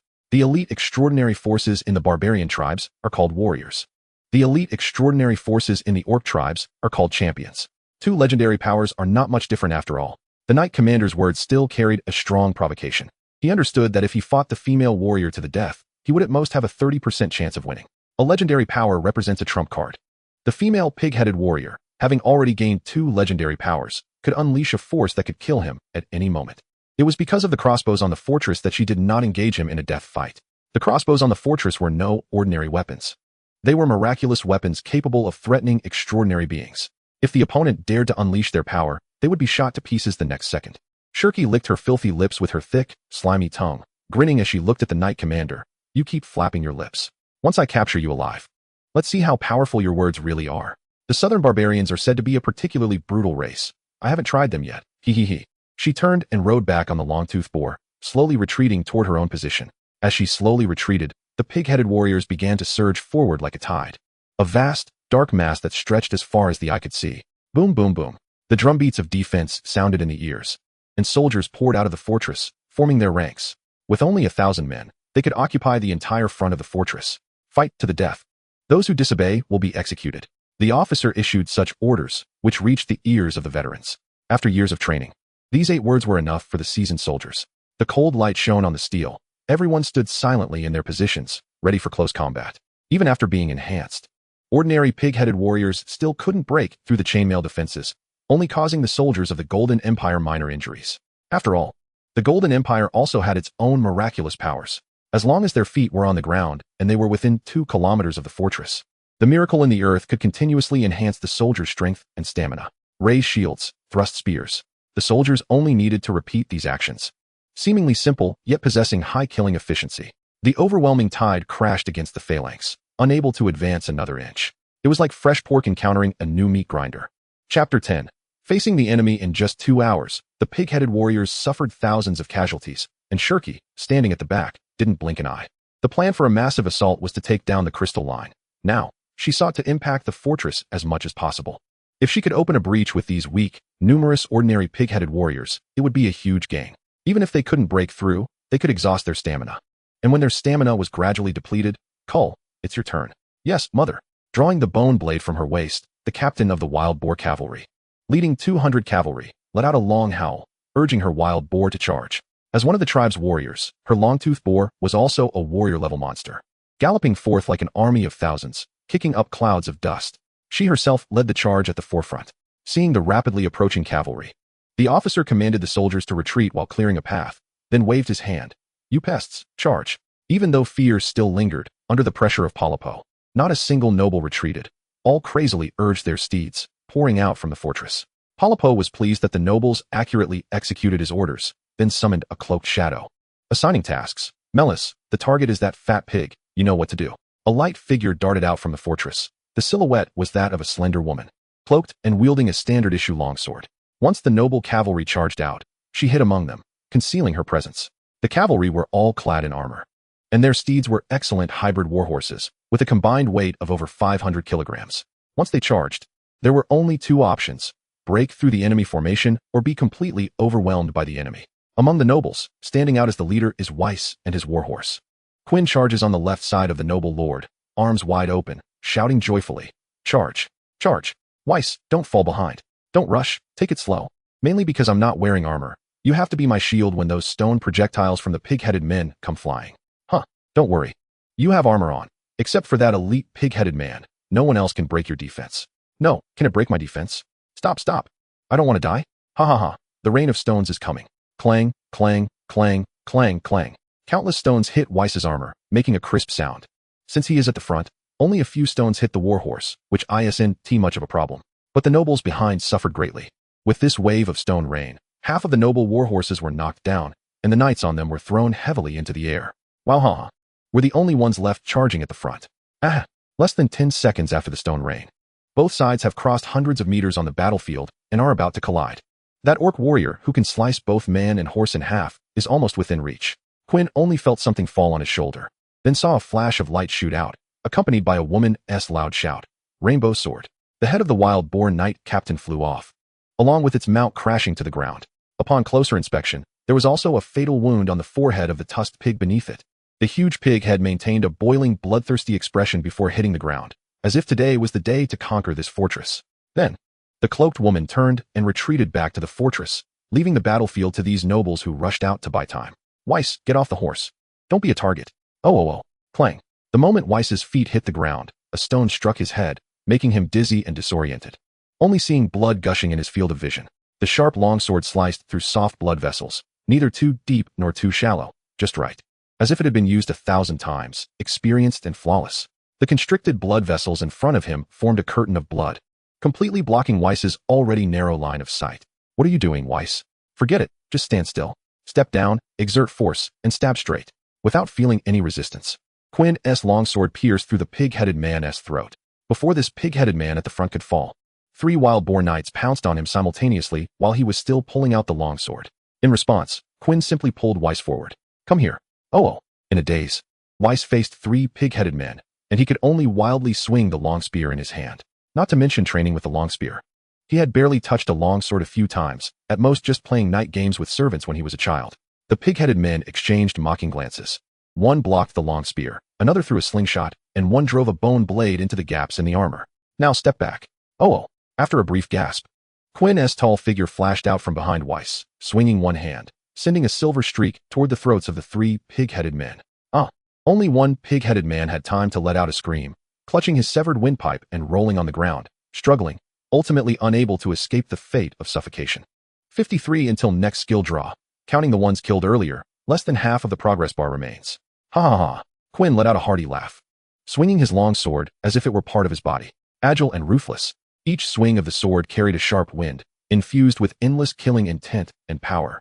Blood splattered, and the wild boar knights could barely see Quinn's movements, only witnessing all their companions who approached him falling one after another. As that tall human seemed like a precise killing machine, unleashing a massacre with a single standard one-handed sword from the Empire of Gold. Trash. More trash. You're trash too. Joyful. Truly joyful. Come on. Come on. Come on. Come on. Come on. You beasts, why aren't you daring to come forward? Arms wide open. Covered in a layer of dark red blood crust, Quinn stood like a towering figure in the center of the battlefield beneath the dark clouds. Whaming flow completely mastered. Steps. Swordsmanship, awareness. The three are one. Whether muscle or brain, they have fully familiarized themselves with this mode of killing in battle, a skill honed from blood and fire. Perfectly suited for this moment. Especially since these pig-headed men are generally no taller than 1.6 meters, making them easy to kill. Ordinary wild boar men cannot inflict even a negligible scratch. Ha ha ha. Standing atop a mountain of pig-headed corpses, Quinn's already tall figure appeared even more upright, holding his long sword with one hand, pointing at the wild boar knights before him. You trash, aren't you afraid to come up? 100 until next skill draw. Not far away, over 40 order knights were also watching the battlefield. Damn, what is up with that guy? So fierce. He really isn't afraid of death, doesn't he know the old mother pig is right on the opposite hill? Even if Shulky doesn't make a move. As long as an elite pig-headed man comes, he is definitely dead. Ha ha ha, the black-haired pig-headed man is coming to the stage. Let us see if he can still kill like he is slaughtering chickens. What miraculous item did he use? How could a mortal body have such power? Fool. The damage he inflicts relies entirely on his skills, the swordsmanship that takes at least 20 years to hone. Just relying on that skill is enough to put him on par with us. What is the use? He still can't break through the elite pig-headed man's defense. One sword strike can only break the skin, eyes, mouth, armpit, anus. As long as he stabs in these few spots, with his strength, he might just manage it. Commander, what do you think? When asked this question by his subordinate, the knight commander perked up. After pretending to stare at Quinn for a few seconds, he slapped Polibo on the head. I think he'll be fine. Since his swordsmanship is so impressive, Polibo, order an elite pig-headed man to go test him. If he dies, that one do. I gave him the divine favored tulip. It would be a waste if he dies. Always keeping an eye on the battlefield situation. Polibo waved his hand, nonchalantly saying, It's fine. I let Lily hide among the nobles and run out together. There won't be any problems. Hey, didn't you just send Melis out? She's a decoy, making the old mother pig think we recalled the knights. But in reality, the strongest knights are still hidden among those sinner cavalry. No matter what level of elite she sends to target that commoner this time, they will be swiftly slain. A punch slammed against the fortress wall, and a cunning light gleamed beneath Polibo's armor. Order knights are extremely precious to the fortress. And elite pig-headed men are also rare for the pig-headed race. With a pig-headed army of 200,000, there are fewer than 1,000 elites. Kill one, and there's one less. Polibo continued to explain. Even if she realizes that she has been deceived by us, she won't be able to catch Lily. After all, she is one of the only 2 knights on our side who can defeat the elite pig-headed cavalry in a one-on-one fight. And she can definitely hold on until the captain arrives to support her. Losing one elite may not matter much to Shirky, but losing 2 elites in a short period of time will definitely make her feel the pain. On the pig-headed side, Kur was killed. Who will take his place? I will. A male pig-headed warrior, equal in height to the female pig-headed hero, stepped forward. He was a rare pig-headed warrior, even more robust than the long-toothed pigs he raised, and none of his kin looked down on him. He had grown this tall by seizing resources that should have gone to the long-toothed pigs, by concentrating the resources of both. He aimed to become a legendary hero, and then use his legendary power to give back to the long-toothed pigs. It was a risky move, but it had achieved astonishing results. This strong physique was the best proof. He just needed to take one last step to ascend to legend with his long-toothed pig. Therefore, he would not give up the opportunity to become the strong one foretold in the prophecy. Help me take care of my younger brother. No problem, Pudgy. He entrusted his mount to a younger tribe member, drew his bone dual blades, and was about to charge out when he was stopped by Shirky. Humans are cunning. Let's send in 2 more. Without needing to pick, every elite pig-headed warrior hoped to become the hero in the prophecy, and immediately 2 more stepped forward. Seeing their confident demeanor made it clear that the human elites were not taken seriously, even the assassin who just killed one of their kin. As long as they were prepared, Their bone hammers could easily crush that little thing. Don't underestimate them. Although humans are weak, there is a reason the Golden Empire has held us back for hundreds of years. We are fighting under the fortress, which naturally puts us at a disadvantage. While stroking the heads of the three brothers, Shirky warned them not to be careless. No problem, Mom. We three brothers, Pudgy. Unless they send more than 5 elites, Pudgy. Otherwise, we'll tear through their lines, Pudgy. If more than 5 elites come, or if they are elites important enough to the Golden Empire, Pudgy. Then you can manifest legendary power, Pudgy. This is strategy, Pudgy. As the words fell, the enormous pig-headed warrior charged out, flanked by 2 cavalry in a triangular formation towards Quinn. On the battlefield, besides the disparity in hard power between the two sides, morale was also extremely important. If Quinn continued to rampage, it would be a huge blow to the morale of the pig-headed side. Few pig-headed soldiers would dare to charge recklessly. It seems these beasts have come at an inopportune time. Quinn wiped his long sword and narrowed his eyes slightly. Explosive kill shooter system at your service. 100 until the next skill draw. Drawing skill. Riding, a skill from a certain Christmas archer. At the level of riding, it theoretically allows one to control any mount, including dragons, but due to the specializations of Christmas, the skill has changed. Riding bonuses for special mounts have increased, while those for non-special mounts have decreased, and attack power in riding state has significantly increased. Skill is being distributed. Please wait. Vis, don't just stand there. The noble young master was still adapting to the battlefield when he heard Quinn shouting for him to retreat. Yo-yo, I can't beat those 3 idiots. Grabbing the saddle, Quinn skillfully mounted the horse and raised his shield in front of him. Fortunately, this warhorse was of good breed and could still gallop swiftly while carrying 2 people. They had completed the task of breaking the enemy's formation and met the requirements to return. Even Quinn alone had scattered the pig-headed cavalry, forcing them to return to reform their lines. However, the speed of the warhorse was extremely disadvantaged compared to the elite pig-headed warriors. The dual-blade pig-headed warrior suddenly accelerated, his figure almost turning into a shadow, shaking off his 2 companions and chasing Quinn. Want to escape? In just half a minute, the dual-blade pig-headed warrior had already reached behind Quinn.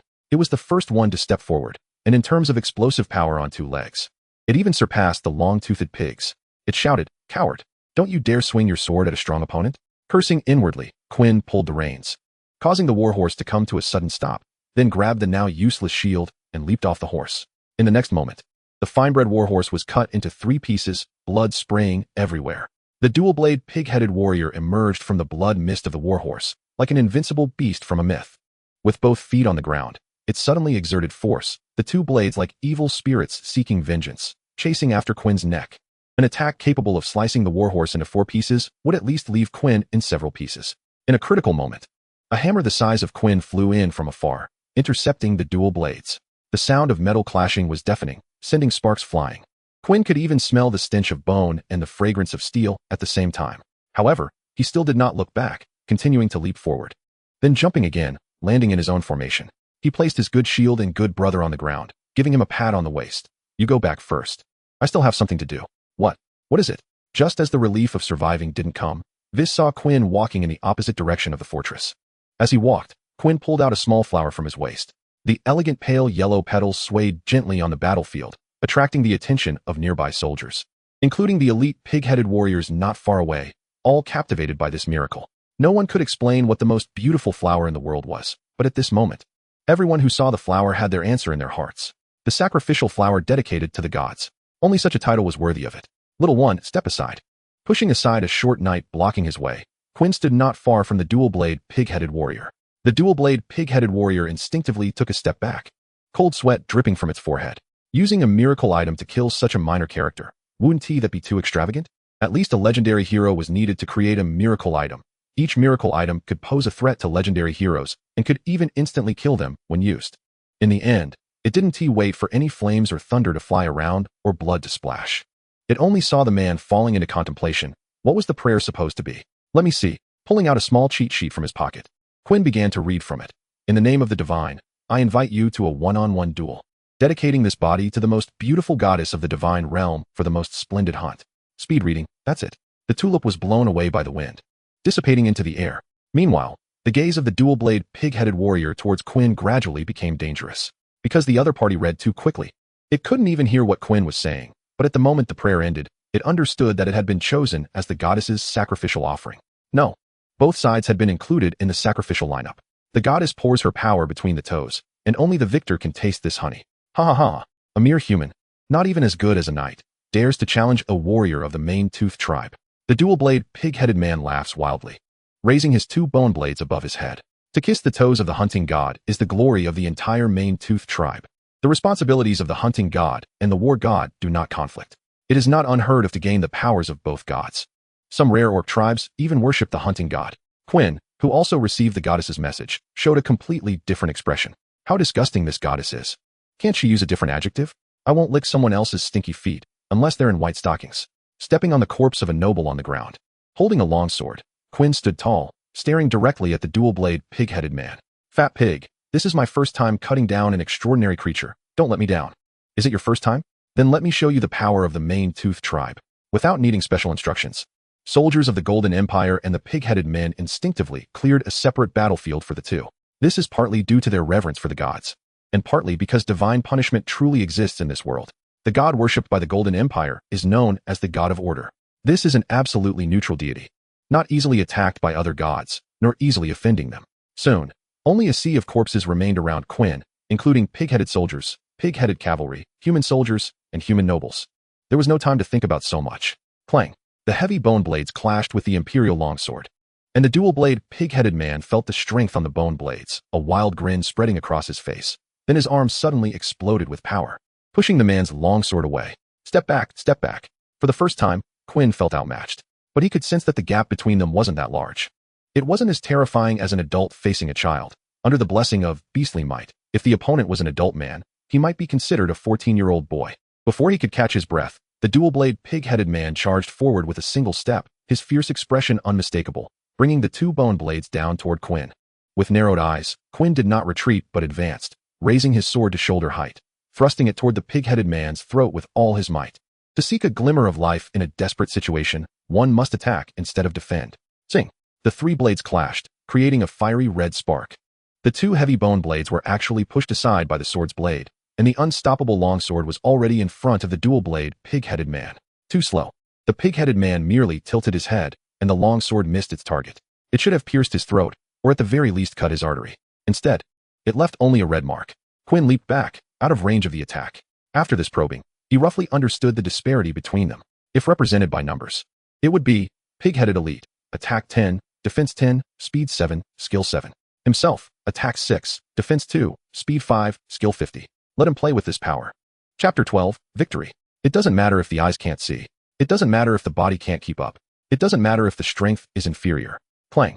The sword blade and the bone blade collided once more, their faces only a few centimeters apart, and Quinn could clearly see the panic in the opponent's pupils. As long as my sword can keep up, that's enough. Clang, clang, clang, clang. The crisp sounds, like hammering iron, echoed in the astonished gazes of countless imperial soldiers and pig-headed men, not daring to show the slightest flaw, not daring to relax even a bit, not daring to lessen any strength. Any slight mistake, and the attack from the imperial longsword would strike at the dual-blade, pig-headed man's vital points. He could only use two weapons, and nearly double the strength of the opponent to make up for his lack of skill and prevent that seasoned longsword from penetrating his vitals. What's wrong? Piglet, you look a bit nervous. Just a mere mortal. Boom. A sky-shattering aura erupted from him, the patterns on his chest glowing darkly. The dual-blade, pig-headed man, no longer wanting to hold back his strength, channeling all his blood energy into his arms. His already thick arms swelled even larger, veins bulging, muscles coiling, thicker than Quinn's thighs. This is a power that most strong orcs can use, frenzied dance. It is an instinct engraved in their bones. Gained through the power of the war god to become elite orcs. It can enhance physical qualities in a short period, and the more people use it simultaneously, the greater the enhancement. The ability mastered by the Order Knights of the Golden Empire is Order Barrier. It can increase physical strength and endurance during use, and form a thin film on the surface of equipment to dissipate impact. The more people use it, the stronger the defense, the more orderly the group, the stronger the defense. This is the biggest difference between the extraordinary and the ordinary. Being forced to unleash their strongest power by ordinary people would become a stain they could never wash away in their lives. But it no longer mattered. Just a mere mortal. With a hoarse, desperate roar from his throat, the dual-blade, pig-headed man swung his bone blade to strike. Swift. Savage. Quinn had no doubt that even a heavily armored knight would be shattered under this blow. Are you angry? Not forgetting to taunt.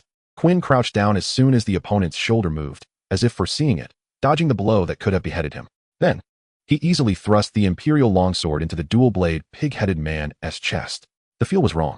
It felt like stabbing into a shield wrapped in at least 3 layers of cowhide. The sword tip barely penetrated 2 centimeters before getting stuck in the solid muscle. At the same time, the other bone blade struck at Quinn's arm at an awkward angle. A sinister smile appeared on the dual-blade, pig-headed man's face. Trading injury for life. He bets Quinn's attack won't pierce his skin. Quinn's strength exceeds that of ordinary people, but he still couldn't break through the defense activated by the opponent. Next, he had to force the opponent to drop his weapon. The dual-blade, pig-headed man wore an expression of shame on his face. Using extraordinary power to defeat a mere mortal would become a stain on his life, so he needed to achieve victory as quickly as possible. Quinn attempted to pull out the bone blade, but couldn't do so immediately, causing his long sword to be knocked away. Ding! It was no longer the heavy clash of metal but the light, crisp sound of one weapon being deflected by another. Whoosh! The sword blade spun in the air, the sunlight reflecting off it, illuminating the dual-blade, pig-headed man's face in circles. He had already seen his victorious expression in the reflection of the blade. He saw his future bestowed with divine power by the hunting goddess, and also a spearhead that was constantly enlarging. The cold, piercing light spun rapidly like a trapped dragon emerging from the sea. Before the prey could react, it had already pierced through the soft eyeball and stabbed into the fragile brain, ending the dual-wielding, pig-headed man's fantasies. Pulling out the spear, Quinn looked at the dual-wielding, pig-headed man with a regretful expression and muttered, "What a pity, you didn't survive the second phase." As previously mentioned, this place was a chaotic battlefield, with corpses scattered everywhere. The iron spear that couldn't be retrieved was a noble's legacy left on the ground. In the moment of the opponent's distraction, Quinn picked up the spear and thrust it into the opponent's brain through the eye socket, twisting it. And the elite, pig-headed man breathed his last. The wind carried divine prophecy, and flowers sang a triumphant song. The power of the goddess had arrived. Is this all there is? I feel it's quite ordinary, not very dangerous. The breeze whispered, conveying messages from the divine. The trial from the hunting goddess had ended at this moment. Perhaps there were many details about the battle, but to others, it was merely a matter of 2 seconds. The dual-wielding, pig-headed man used his abilities. The dual-wielding, pig-headed man fought more fiercely. The dual-wielding, pig-headed man was invincible. The dual-wielding, pig-headed man is dead. Only the knights inside the fortress and the elite, pig-headed men could witness the struggle that occurred in those brief 2 seconds. It was a battlefield skill that transcended mortals. Even among the knights present, some believed they were not a match for him. Where did this kid learn such skills? No. He has been on the battlefield for at least 5 years. Fortunately, his attack power is still not enough to penetrate our armor. By the way, Captain, which deity's miracle did he receive? With a clap of his hand, the captain laughed heartily, puffing out his chest and fully displaying his 2'5" frame to the knights. I am a warrior, and the power granted to him is only that of a warrior's miracle. The hunting god, also the beast god, bestows miracles with more comprehensive attribute enhancements compared to the knights of order, but it is somewhat weaker in defense. He can use a miracle called Trapped Beast. Have you seen me use it? The knights fell silent. On the day the captain was promoted from elite to legendary, at the moment he tore apart the Tiger Man hero. It was the miracle of the trapped beast that backfired on the hunter. In shock, some keen-eyed knights saw the distant pig-headed hero Shirky raise the slingshot in his hand, starting to gather power in circles around him. Captain, wait, look, that old sow is up to something. Hurry and stop her. She wants to unleash the legend. Crossbow, crossbow. Step back a bit. Just as Quinn was enjoying the baptism of the goddess's power, a female voice reached his ears. Confused, he turned to see that the voice belonged to the small knight who had just helped him block the dual-wielding, pig-headed man. The person was covered in thick armor, making it impossible to tell if they were male or female from the outside. However, judging by the voice, they seemed to be around 15 years old. Still just a child. Stepping back, Quinn curiously asked her, "What's wrong?" Sounding like a 15 or 16-year-old, but acting like an adult, the small knight replied maturely. Shirky is going to unleash his legend. You're someone the captain values, so I'll help you block this one. Rising from elite to legendary is simple, yet difficult. As long as one accomplishes a great deed recognized by the deity, one can become a legendary-level powerhouse. And Shirky's 2 feats include leading children to repel the invading dragonkin. An adult dragon is equivalent to a legendary power hero. The elite among them equals 2 legendary powers. The dragon leader is equivalent to 3 legendary powers. Yet Shirky knocked it down with a slingshot from a height of 100 meters. Even though it was boosted by the frenzied dance used by 100 elite pig-headed men, it would not hinder the birth of his first legend. Legend unleashed, dragon blood falls. The tribe was at dusk, and it was our time to step forward. The bipedal pseudo-dragon should not soar above the grasslands. As the legendary deeds were sung, the pig-headed hero held a slingshot in his hand. The light was restrained, and the miracle power could not be seen with the naked eye, but the surrounding elite pig-headed men understood that it was a highly concentrated compression of miracle power. Once it hit, even Hechelu would be shattered. The slingshot spun in circles, generating a fierce wind. The nearby kin felt their faces might be torn apart by this wind, and their expressions changed. Their mother was about to unleash her full power. Rumbling. A series of sonic booms erupted from the slingshot, carrying unmatched momentum. The pig-headed hero's gaze sharpened as he shouted, "Dragon blood falls." Though separated by more than 3 kilometers, the slingshot's force did not diminish. Shooting towards Quinn like a meteor slicing through the sky, trailing dozens of meters of flame. Order barrier. Unexpectedly, the small knight had merely activated her ability, placing her oversized iron hammer horizontally in front of her. Standing at barely 1.6 meters, she exuded an aura akin to a city wall, rooted to the ground. Attempting to block the fleeting meteor, Quinn asked with some concern, "Isn't that going to kill you?" "No," the small knight replied confidently, tapping her iron hammer again. "We stand here as the Imperial barrier." The earth seemed to mourn, waves of air crashing down from above. That was a fiery meteor with a diameter of nearly 5 meters, a force unattainable by mortals. Just when the fiery meteor was still 100 meters from its target, it seemed to hit a transparent curtain, and its momentum was reduced by 90%. That was one of the miracles of this fortress. Any flying object from the outside would have most of its power diminished unless the object's level reached epic. Watch carefully. This is the first lesson I give you. Miracle power will be ineffective in the face of higher-level miracles. Boom. The small knight was directly hit by this strike, flying back like a cannonball, knocking down a large number of ordinary soldiers. "No, little sister, you shouted so loudly earlier. I thought you could handle it." Quinn calculated the distance she flew and thought about his own defense. If he took that hit, he would probably be in pieces, compared to the small knight, who only flew out a dozen meters. It was already quite good. Soon, the small knight got up from the ground, vigorously shaking her body to shake off the sand and dirt that had settled on her armor. Clang, clang, clang. Quinn tapped the small knight's helmet, asking with concern, "Are you all right?" "I'm fine." Although her hand was shaken by this blow, she would lose her combat ability for the next half day. But it was all worth it.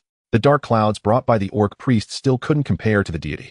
The oppressive black clouds parted, and the golden miracle that pierced through heaven and earth illuminated the man's tall figure. Originally just over 1.9 meters, his body broke through 2 meters after gaining power. Poking. The small knight poked Quinn's lower back with her finger, and the man looked at her in confusion. The other party waved gently, signaling Quinn to lean down, as there was a secret that couldn't be heard by others. Can the power of that hunting god grow taller? I'm not talking about myself. Don't get me wrong. I'm asking for a friend who has this need. Chapter 13, Sparring Retreat. Retreat. Leaving behind a field of corpses, the pig-headed men withdrew like the receding tide. After half a day of battle, the pig-headed side lost over 1,000, while the human side suffered fewer than 30 casualties. However, this was a common casualty ratio for both sides. If it weren't for the miraculous power of Thornspear Fortress only being effective when standing on the ground, the sacrifices in this battle would have been even fewer due to the fortress's defenses. In Quinn's view, the soldiers of the Golden Empire were the pinnacle of heavy infantry from the Cold Weapon era, with 5,000 men in Thornspear Fortress. Not to mention that everyone wore plate armor, the least they had on was chainmail. Because these were mass-produced products, their defensive capabilities and comfort might be slightly reduced.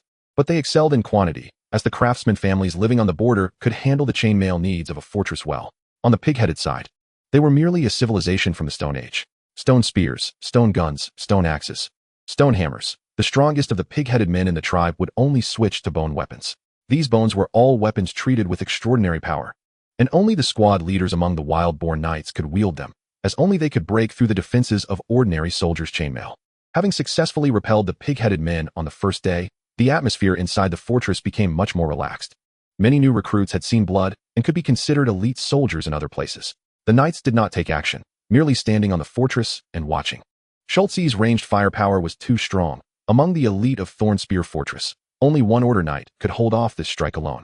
If they activated the Order Barrier and advanced, they would turn into a slow turtle, losing the speed advantage of elite-level units, allowing the enemy's elite units to swiftly kill their elite soldiers.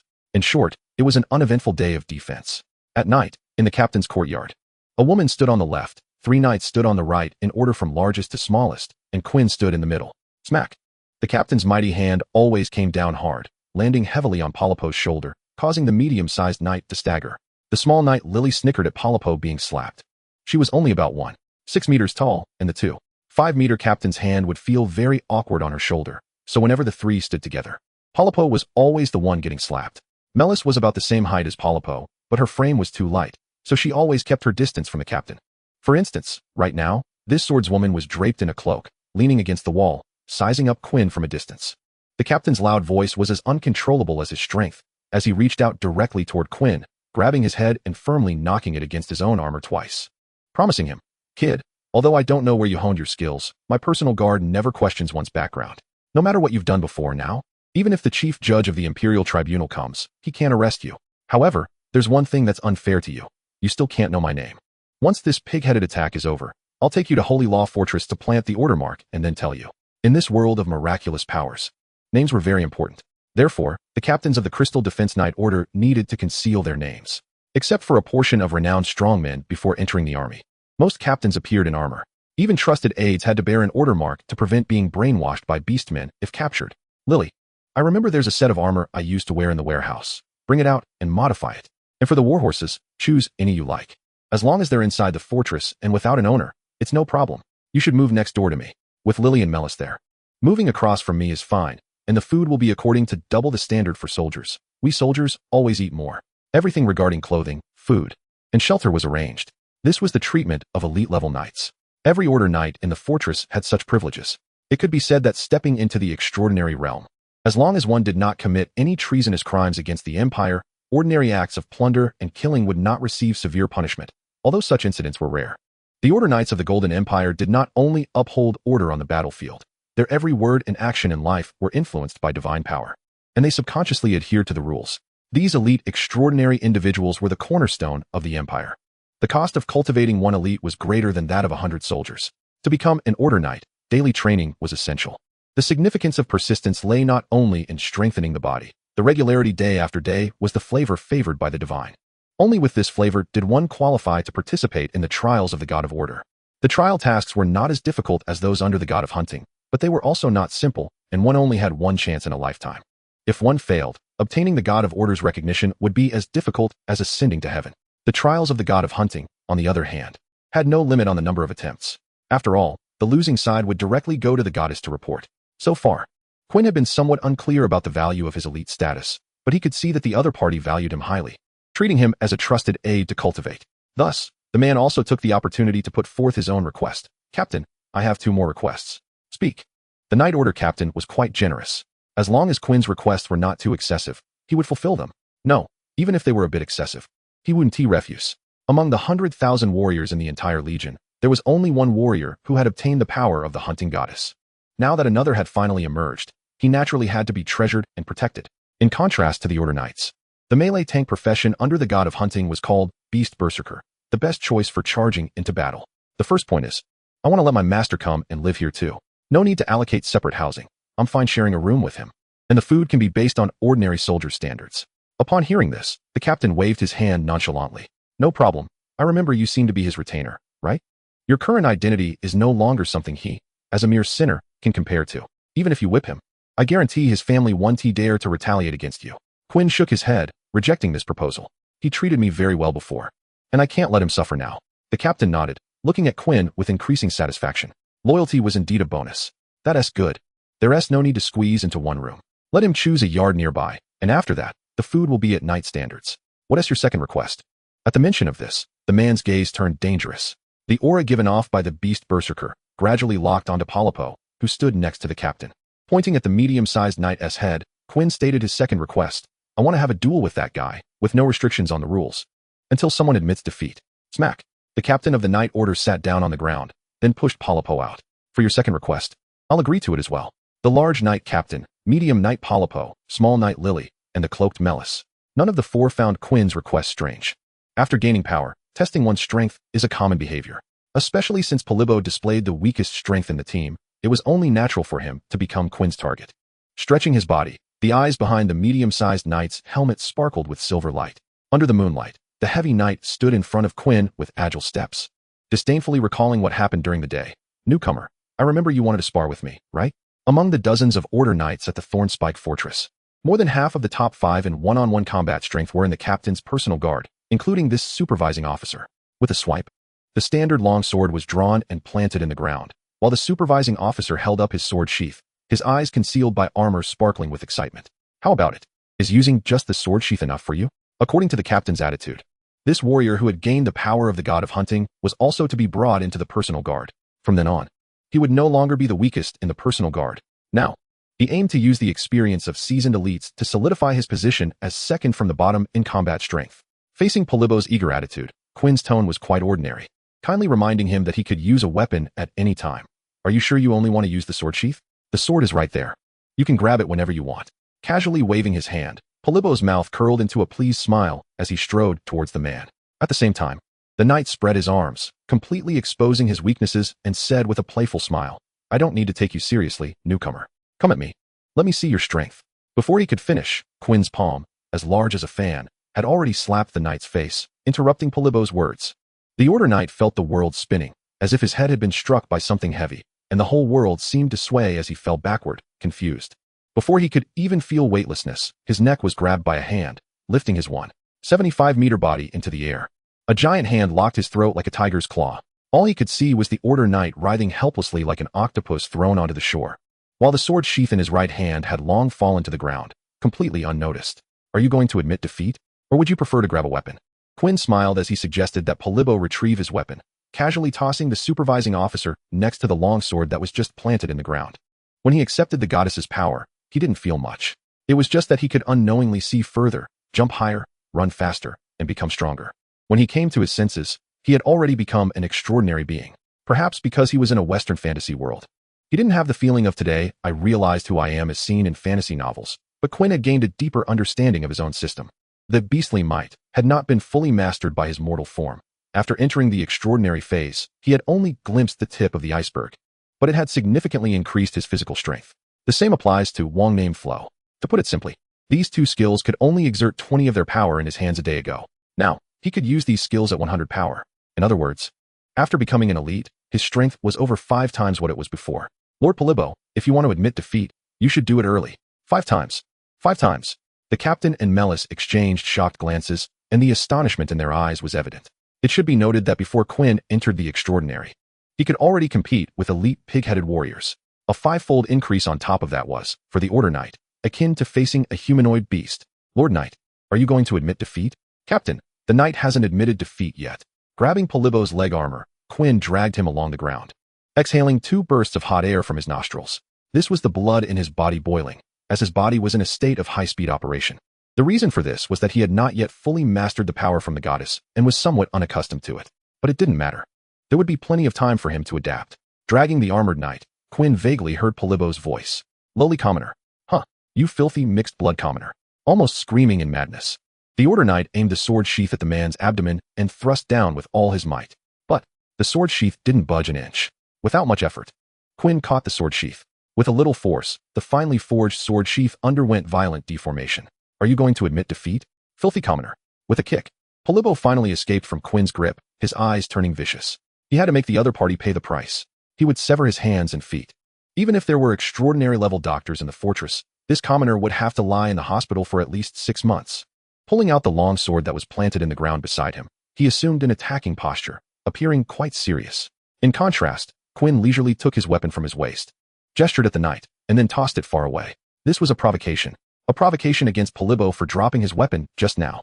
Seeing this, the medium-sized knight Polybo completely abandoned rational thought, charging at Quinn with all his might, sword raised. The Golden Empire has 4 classes of people: the golden-haired royalty, silver-haired nobility, mixed-haired nobility, and commoners. Golden and silver hair are more common among the nobility, and many golden-haired nobles have inherited royal blood without inheriting royal authority, falling to the second class of nobility, like Quinn's good brother Weiss. In contrast, a black-haired farmer like Quinn, even if he gained noble status due to military merit, held little political value. The reason why golden and silver hair can become the elite is that the royal family and the first-generation nobility can harness the power of the God of Order, capable of wielding the legendary realm's order power. Other colored-haired nobles can only become Order Knights, having reached their peak, if they wish to obtain power beyond Order Knight. The only opportunity is to accomplish an impossible feat and be promoted to legendary status. Don't be fooled by the nearly 20 legends at the Crystal Defense Line. A tenth of the legendary power of the entire Golden Empire is here.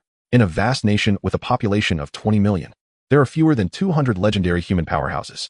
Thus, nobles with golden and silver hair have an innate superiority over those with other hair colors. For instance, Polybo, this Order Knight, looked down on mixed-haired nobles and commoners from the bottom of his heart. However, in a one-on-one duel, this disdain does not provide any power boost.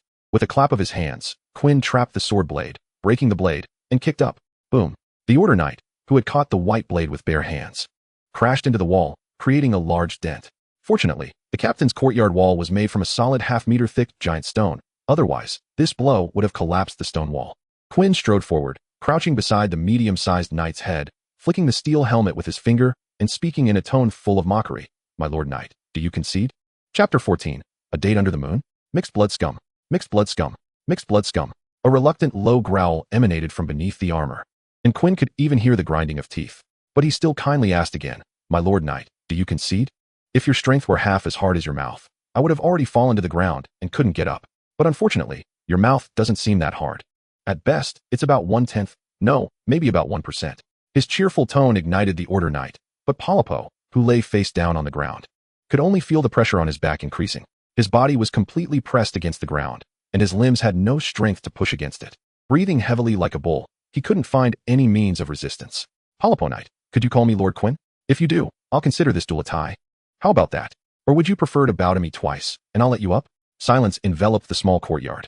Whether it was the captain sitting with arms crossed watching the show, Melis leaning against the wall, or Lily sitting on a small stool munching snacks, none of the three had any intention of helping their companion. Struggling in vain, Polypo chose to lie on the ground without a word. Quinn perceived Polypo's intentions. He merely wanted to rely on the defense gained from activating the order barrier and drag it out, refusing to concede. Why are you silent now? Have you become mute? You don't think I can do anything to a turtle like you, do you? The long sword that had just been broken was in Quinn's hand, and the less than 30-centimeter broken blade still looked sharp. However, the other three present didn't quite understand, because this sharpness couldn't penetrate the order barrier. The power from the god of order was comparable to that of the god of hunting, each with its strengths and weaknesses. The beast warrior leaned toward an overall boost in attack, while the order knight focused on enhancing defense, expressed in numbers for ease of understanding. Not corresponding to previous values, class change to beast warrior, attack 10, defense 5, speed 7. Class change to order knight, attack 5, defense 12, speed 3. The order knight's order barrier could increase defense by an additional 12 points, while the beast warrior's beast trap boosted all three attributes evenly by 5. So, Quinn had to use his skills. As mentioned in the previous chapter, his Shinryu could now be fully utilized. The moonlight flowed like water over the broken sword, and every movement carried a mystical charm, as if it were a natural occurrence. His spirit had already coalesced at the sword's edge. It was no longer clear whether the light on the broken sword was moonlight or reflection, as the other three could only see Quinn swing the broken sword at the order knight on the ground. Ah! A scream echoed in the courtyard. As the order knight Polypo writhed and struggled on the ground like a maggot, a visible gash had opened on the back of his armor, revealing the luxurious fabric beneath. Before Quinn could act again, a large hand stopped him from delivering another blow. The captain, whose physique resembled that of a brown bear, had somehow appeared behind him, an invisible pressure enveloping the scene as he shouted, That's enough. I concede on behalf of Polypo. Glancing at the down Polypo, who was screaming after only having his armor cut, the captain signaled Lily to take him away to avoid further embarrassment. Allah! Seeing Polypo being dragged away while screaming, Quinn helplessly spread his hands and smiled, saying, Although I haven't had my fill of fun yet, since you've spoken, let it be. What did Polypo do to you before? Do you have a grudge against him? Well, I can't say it's a grudge. He didn't give me a good face before. Although I know it's the authority of the combat officer, it's just irritating. Before becoming elite, I had to watch his face. After becoming elite, I can't just let it go. Did I work so hard to gain extraordinary power for nothing? The reason he didn't break Polypo's limbs as he had imagined was because of the captain. To the captain, the opportunity to become extraordinary might be seen as a chance to help Quinn turn his life around. But Quinn believed it was merely a way to help him speed through the early stages. He had a hook, so he would definitely become strong. Therefore, the opportunity given to him by the captain wasn't that important. What he lacked was merely time and corpses. Quinn believed what mattered was, the captain had sent someone to protect him. Didn't he think that someone as powerful as Lily would risk serious injury to save him? Who had not yet revealed any extraordinary power, the only possibility was the captain's orders. Lily's role as a bodyguard further proved this point. Today was his third time on the battlefield. The first time he was too busy running. The second time he was crushing weaklings. The third time he encountered overwhelming danger. If Lily hadn't suddenly leaped out from the troop formation, the 5 elite opponents, along with their pig-headed leader, would probably have rampaged through the Golden Empire's formation, possibly killing him in the process. All in all, the captain was a decent person, having gained so many benefits from the other side. If he truly injured the knight in front of him, he himself would feel embarrassed. You really are too petty, the captain thought, feeling speechless about him.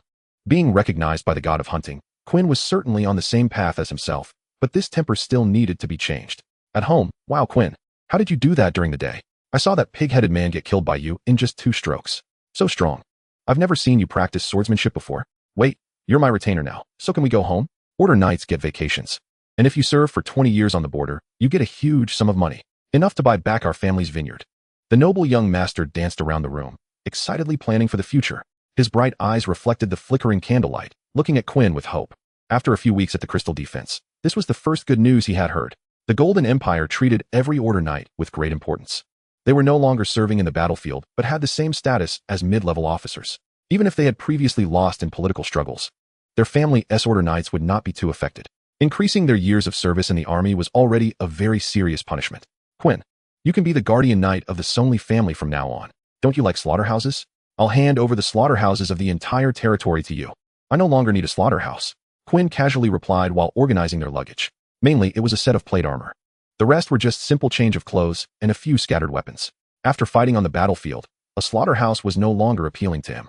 Having already secured the starting funds, Quinn could efficiently eliminate bandit groups or find the nests of magical creatures, far better than working at a slaughterhouse. Weiss didn't understand this, so he was a bit curious. So what do you want? Pray. Weiss jumped onto the bed, waving his hand arrogantly. All right. I will give you all the mountains in the entire territory. Too small. Weiss waved his other hand. Then I will give you all the mountains in the entire province. Aren't we only a few small towns? With both hands overlapping, he drew a circle above his head and placed his hands on his hips, proudly saying, if you achieve military merits in the future, I will be a great noble. Surely there will be more fiefs. That's still not enough. He made a circular motion with his hands over his chest, performing the etiquette of imperial nobility. Then I will give you the entire Golden Empire. No. No matter what, I can't possibly earn military merits for the entire empire. Let me think about it, okay? Then you can keep dreaming, move your butt. And take the blanket with you. Ha. I will be a great noble in the future, don't pull my leg. It's time to move. You should come help pack things up. After the move, Quinn, who finally had his own independent little room, welcomed an unexpected guest. I remember you were called something beautiful. Wasn't it? Melis, nice to meet you. The unexpected guest was the cloaked figure who had been watching the show earlier, and also one of the few extraordinary powers in the entire Thornspear Fortress that was not a Order Knight. It was easy to tell. The woman was not wearing the signature armor of the Order Knights. Her entire body, including her face, was covered by a loose cloak. And if she didn't make any large movements, not a bit of skin was visible. Although she wasn't wearing armor, Quinn could see 2 wrist guards with special textures from her exposed wrists. These were miracle products. At the very least, only someone of legendary caliber could create them. The miracles attached to them were similar to the powers Quinn possessed, which were clearly crafted by the captain. Then, Quinn held her soft little hand. The delicate and warm touch made the man raise an eyebrow, seeing the other party grasp his palm without letting go for a long time. Melis was not angry but instead happy, also holding on to Quinn's hand. Let's talk outside. I know a quiet place. Oh, it's the first time a girl has asked me out. Then I guess I'm quite lucky. Chapter 15, A Duel Under the Moonlight. At night, the fortress appeared particularly quiet. Under the moonlight, the towering walls and spires cast deep shadows, telling the story of historical accumulation and the tranquility of time. This fortress has witnessed hundreds of years of war and still stands tall, now silently waiting for the arrival of the enemy the next day under the night sky. The cold stone walls were the only buildings inside the fortress, and at this moment, only the sound of iron boots colliding with the ground could be heard. That was the night patrol team. They recognized Melis and looked at Quinn beside her with puzzled eyes. Quinn's fame was not very high among the ordinary soldiers, but they all recognized this personal guard who had been by the captain's side for several years.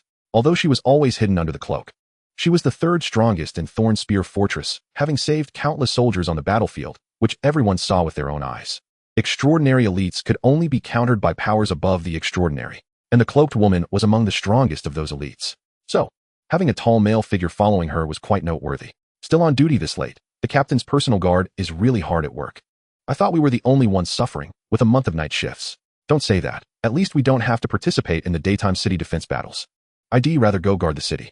Even though they were only whispering, with the hearing of extraordinary beings, everything was still crystal clear. Melis and Quinn just smiled and ignored the soldiers' conversation. The fortress covered a large area, but the location Melis mentioned was not far from here. The two walked for about half an hour and arrived in front of a small house. It looked similar to an ordinary guest house, but there were no signs of life around. The thick walls made of piled rocks were comparable to the captain's courtyard wall, and with no light. The room contained only a bed and 3 wooden safes. After Melis led Quinn into the room, she instructed him to close the door. Thus, the only light left in the room was the moonlight that spilled in from the small window. Melis took off her cloak, folded it into a square, and placed it at the head of the bed.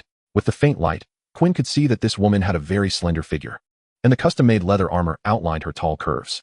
Especially those arms, gentle and agile, as they stretched in the room, seemed to give rise to illusions that captivated the heart. Then, she reached out to close the window. The moonlight poured down on the woman's face, allowing Quinn to see her exquisite profile. Her brows were like a bow, slightly raised, with an elusive smile hidden in her eyes, and her straight nose slightly uplifted, presenting a very standard Eastern facial structure, exuding an elegant and relaxed aura. Her skin was delicate, her pale lips slightly wan. A strand of deep purple hair stuck to her neck, and her gemstone-like beautiful eyes glanced at Quinn, revealing a flaw on her face. There was a brand on her right cheek. That was a slave brand seared with a branding iron. After pulling down the window, there was no light left in the room. This was a confinement room. As long as no one was confined by the captain, no one would approach within 100 meters, and the room also had a soundproof miracle, so any noise made inside would not be heard by anyone. That's really interesting. When do we start? Now. Clang. The blades of two swords crossed, sparks flying in the darkness, illuminating the nearly identical exhilarated faces of the two. They separated with one strike, both retreating to opposite corners of the room. Melis bent down, one hand gripping a longsword, the other hand supporting the ground, like a three-legged beast, grinning loudly. Quinn. You are called Quinn, right? I knew I didn't read you wrong. You really are a swordsman. How could that waste Bepibbo possibly defeat you? Hehe. I didn't get to cut Bepibbo before because of the captain. My hands are still itching. Quinn was not surprised at all. When they shook hands earlier, he noticed the condition of the other party's hands, which was a thick callus only someone who had held a sword for a long time would have. The woman was not surprised by Quinn's reaction either. She immediately raised her longsword and leaped up again, like a shadow passing by. Even Quinn, at present, found it difficult to perceive the other party's movement trajectory, and could only cross his longsword in front of him.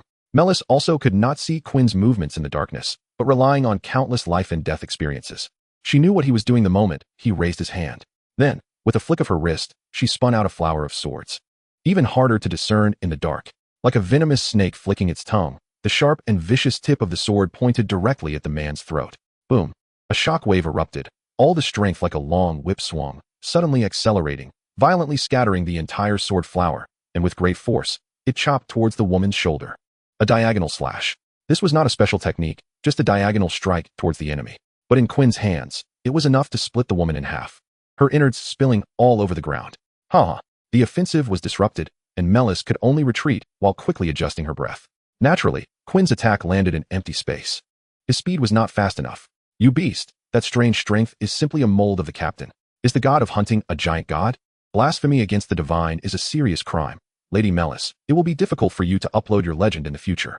The gods do exist, and they continuously watch over the mortal realm. Those who show disrespect will face divine punishment. Melis shrugged, unconcerned. I'm not relying on the gods to gain my power. Those miracles won't choose bastards like us. Oh, you're an exception. A mud-legged person passing the divine trial is itself a miracle granted by the gods. Have you read fairy tales? In the ancient country of the Far East, warriors speak with their swords. That is a widely circulated storybook novel, which records an ancient kingdom in the East. The men are robust, with red hair and red eyes. The women are charming, with blue hair and blue eyes. Both men and women are top-notch warriors. They do not believe in gods, only in strength, connecting with each other through their swordsmanship. Recalling the woman's purple waves cascading down to her waist, Quinn curiously asked, "Have you mutated?" Melis felt a sudden throb at her temples and explained a bit angrily, "You are quite rude." Although that statement is not entirely wrong, let me be straightforward. To be honest, even though the captain trusts you very much, that person treats all subordinates this way. I don't quite believe that a random country bumpkin could pass the divine trial. However, your swordsmanship does not lie. That years of hard training cannot be false. And I only need your own skills. As a swordsman, I want to become a legend. And there is only one way to do that, to elevate my swordsmanship to a level that can rival legends. Quinn, although this sounds somewhat contradictory, you don't dislike me, do you? Touching his chin, Quinn shook his head. He had a pretty good impression of a few of the guards other than Polipo. So, please lend me a helping hand. Let me step on your swordsmanship and climb to that peak I've never seen before. So, in the end, it means we need to fight, right? Wait, you can do that too? Quinn was halfway through his words when he saw the sword light shining in the darkness. It was somewhat similar to his ability to cut through Polipo's armor earlier. That was his spirit compressed to the extreme, the manifestation of his entire will. Cutting through steel and iron was ordinary, and even bisecting a person and a horse in one strike was nothing unusual. I didn't expect this woman could do it too. Melis drew a flower of the sword, promising Quinn in a tone of using bare hands to catch a white wolf. If you can help me achieve a legend, I will use all my strength to help you create a miracle. The man scratched his head, not caring about the miracle in her words, and poured out sweet words that made the woman's heart flutter. Whether it's a miracle or not doesn't matter to me. The main thing is that I really will kill you. The conversation ended. The two once again simultaneously met each other's attacks. Melis's sword techniques had no rules at all. They were completely skills honed from life and death. Fierce and vicious, each sword aimed at the enemy's vital points. while also prepared to exchange wounds for lives, desperately squeezing the opponent's position in the small space. But Quinn was no slouch either. The combat memories from decades of the Ishida school had long been integrated, and his sword skills honed in the fires of battle even surpassed hers. If he hadn't been unprepared for injury, Melis might have been the one getting suppressed. Shadows flowed, and steel glimmered like lightning. Both were high-speed, high-attack swordsmen, turning into two afterimages in the darkness, twisting and turning in this confined space, occasionally creating sparks from the clash of blades. In an instant, the two had exchanged blows no less than 10 times. In the next moment, the traces of their swords were already invisible to the naked eye, the surging sword intent scattered like raindrops, leaving tiny needle-like holes on the walls. Melis's eyes sparkled with obsession and fervor, murmuring, "Such swordsmanship, such swordsmanship. I've never encountered anything like this since I took up the sword. I must cut you down. I must cut you down. Wonderful. So wonderful.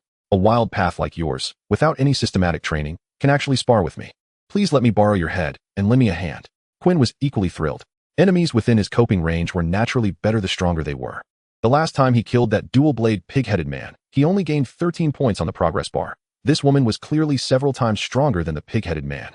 With a whoosh, two sonic booms collided simultaneously, sparking once more in the darkness. After one strike, Melis wanted to pursue, but she saw Quinn suddenly take a step back, sheathing his sword at his waist. For some reason, she had a tingling premonition and retreated violently. But the confinement room was so narrow that even if she retreated to the corner, she was still less than 4 meters away. And that sense of threat still hadn't dissipated. He wants to chop me in half. Quinn had already released his killing intent, a determination to cut the enemy in two that could not be called off. This was not a skill that could be dodged. Her breath was locked. The attack range belonging to the swordsman was completely established, as if this sword could transcend the limits of ordinary swordsmen and reach that legendary realm. My judgment was indeed correct. The sword body glowed with a 7-colored halo, illuminating the entire confinement room. Melis's leather armor had been damaged by over 70% in several rounds of sword energy, revealing wounds with traces of blood. But her expression was resolute. Facing the sword technique that could definitely kill her, without any hesitation, she unleashed her trump card, Rainbow Sword. The cold light hidden beneath the rainbow broke through the air, the energy penetrating the sword body, shooting toward Quinn's chest. The thin sword energy was less than 2 inches, but it accurately pointed toward the heart. Ding! Melis only saw her sword light collide with an afterimage, just like an insignificant insect standing in front of a war chariot, swept aside, and then the man, several meters away, slashed down with his long sword. The cold light flashed. Crimson blood connected into a line on the woman's body. Sheathe the sword. Hiss. Blood blossomed.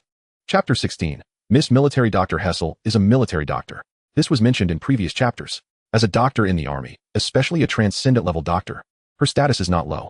Some decisions, even the captain has to consider her opinion, especially on professional issues. However, what many people do not understand is, oh, you are actually a personal guard of the captain? With those little arms and legs, can you fight? After placing the severely injured Melis on the hospital bed, Quinn curiously asked Hessel. The silver-haired military doctor had a not-so-good first impression of Quinn. However, this did not affect her speed of treatment. The pale-faced Melis lay on the hospital bed, with a knife wound that tore from her shoulder to her abdomen, muscles cut open, blood vessels ruptured, and a large amount of bleeding. At this time, this swordsman was breathing weakly, her consciousness blurred. If it weren't for her robust body as a transcendent, she would probably have already died. Without responding to Quinn's question, Hessel extended her hand towards Melis, and lines of light began to crawl towards the female swordsman in the air, slowly penetrating. It was not as imagined, ending with a flash of holy light. There was no need to unwrap her clothes. With the activation of her extraordinary power, fine threads quickly traversed Melis's wound, clamping the blood vessels to stop the bleeding while suturing the wound. Each stitch and line was just right. In the previous life, at least a physician over 50 years old would possess such skills. Only 10 minutes had passed, and the wound was almost completely stitched up. While Hessel continued to channel her extraordinary power, the sword wound that extended from the shoulder to the lower abdomen vanished at a visibly rapid rate, leaving only a faint pink mark, which was even fading. Although the wound had damaged internal organs and bones, it was treated in time, and the wound was smooth without any missing flesh. Coupled with her good physical condition, the stimulation for muscle and bone healing was very effective. Resting for one night would pose no problem. After completing the treatment, Hessel let out a long sigh of relief. However, her brow remained furrowed. Melis was the third strongest at the spiked gun fortress. Aside from the captain and Lily, no one else could defeat her in a one-on-one battle. An extraordinary elite capable of inflicting such damage on her would undoubtedly bring a significant impact to the spiked gun fortress. A king against a king. A general against a general. If the captain had to step in to deal with the elite, the opposing legendary powerhouse would not sit idly by. especially someone like the female Orc Shulky, who possessed powerful long-range support capabilities. All she needed to do to intercept the captain was unleash her legend. Moreover, the wound was extremely smooth. This was the most shocking aspect for Hessel. In Orcish combat skills, no race could achieve such a wound. If unprecedented techniques allowed the weak to defeat the strong or the few to overcome the many on the battlefield, it would have the potential to become a legendary powerhouse. At that time, the pressure faced by the spiked gun fortress would double. This was troublesome. If things went poorly, they might have to seek assistance from other fortresses. You should also come over.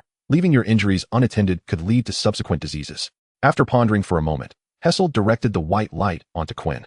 Even if she had a poor impression of men, she would not let such a small matter prevent the spiked gun fortress from missing out on such an important combat force.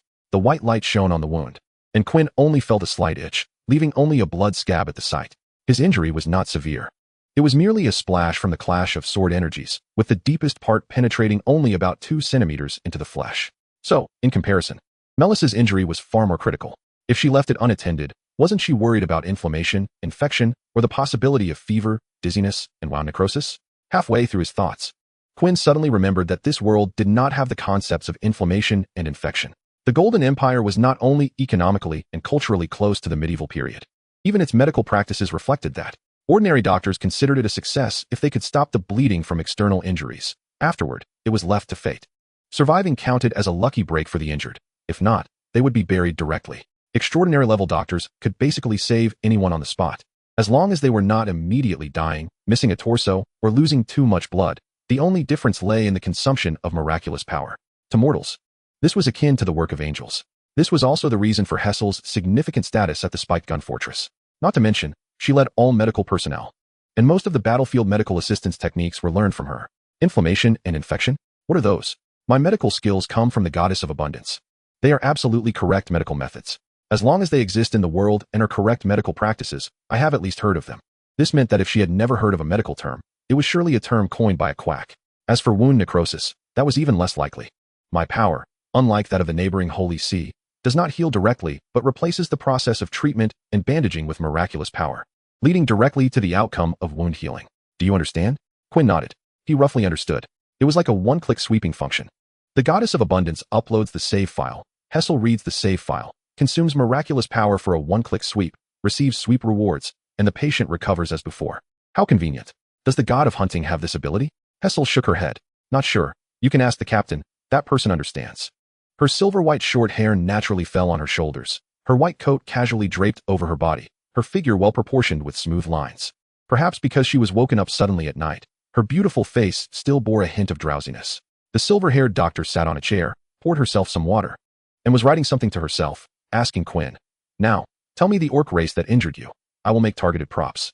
Still immersed in the wonders of extraordinary medicine, Quinn instinctively asked back, "What orc race?" The doctor frowned. She just didn't like the muddy-legged Quinn.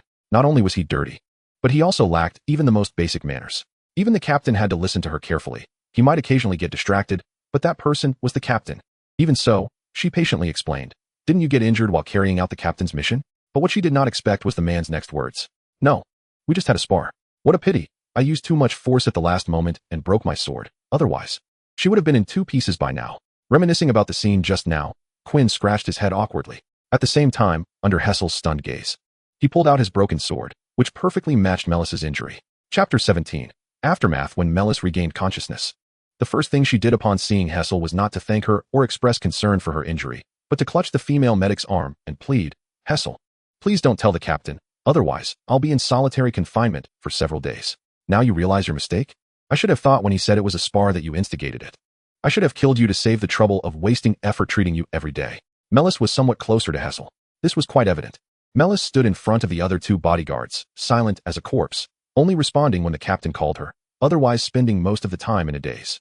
But in front of Hessel, she was like a mischievous younger sister caught by a stern older sister, begging her not to tell their parents. Of course, the female medic pretended to be angry, but in reality, she felt somewhat helpless. After all, the female swordsman had a history. Upon hearing Hessel's scolding, Melis not only didn't hold back, but also secretly leaned over to her ear and said, "And you know, Quinn may look like a big fool, but he is actually a good person. Just because I looked at him a bit longer, he thought about killing me. A person like this is a good person?" Hessel remained skeptical about this topic. She glanced at Quinn, who was sitting nearby, and he waved at her friendly, but his eyes quickly scanned over her.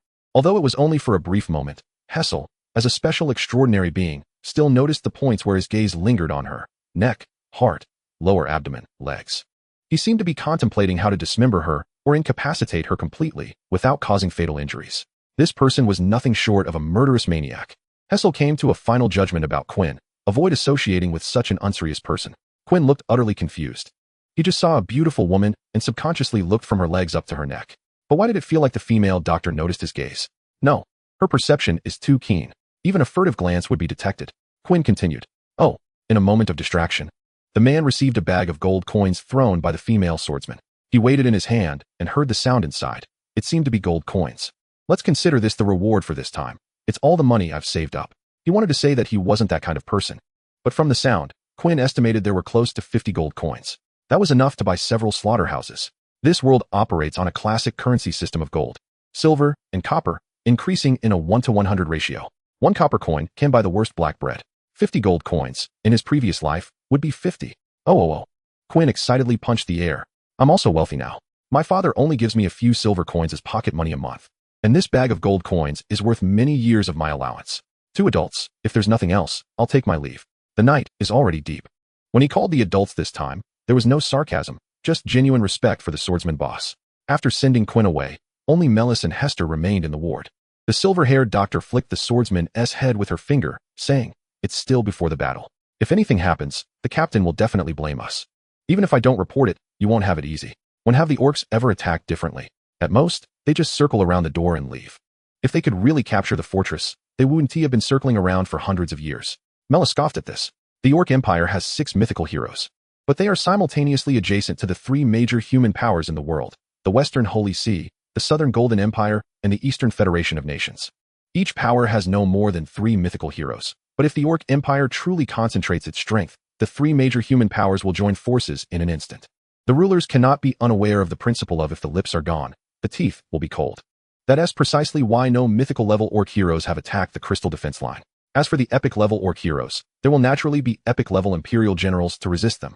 Thanks to the miracles supporting the defense line, an epic-level hero from the Golden Empire can easily hold off 10 orc epic heroes. Initially, they could only hold off 3. But as the defense line gradually strengthened, the miracles of the fortress became renowned, and the power of the gods descended, making it stronger and stronger. Until today, it is unbreakable. Over the years, the orc sieges have always been just one of their means of controlling the population. Like the pig-headed orcs, they possess certain combat abilities and some breeding techniques. If they reproduce without restraint, it won't be long before they exhaust the resources of their territory and then surge into other races' lands, leading to chaotic civil wars. And more like the ratmen, who are smaller in size and have neither high combat power nor useful breeding techniques. They are just a waste of food. In the Orc Empire, they have no territory and can only live in the dark underground for years, either becoming toys or food when found by other orcs. This information is well known among the knight class. Thus, everyone treats the orc sieges as routine. At most, the opposing numbers may be a bit larger this time. And they have used the miracles of the priest.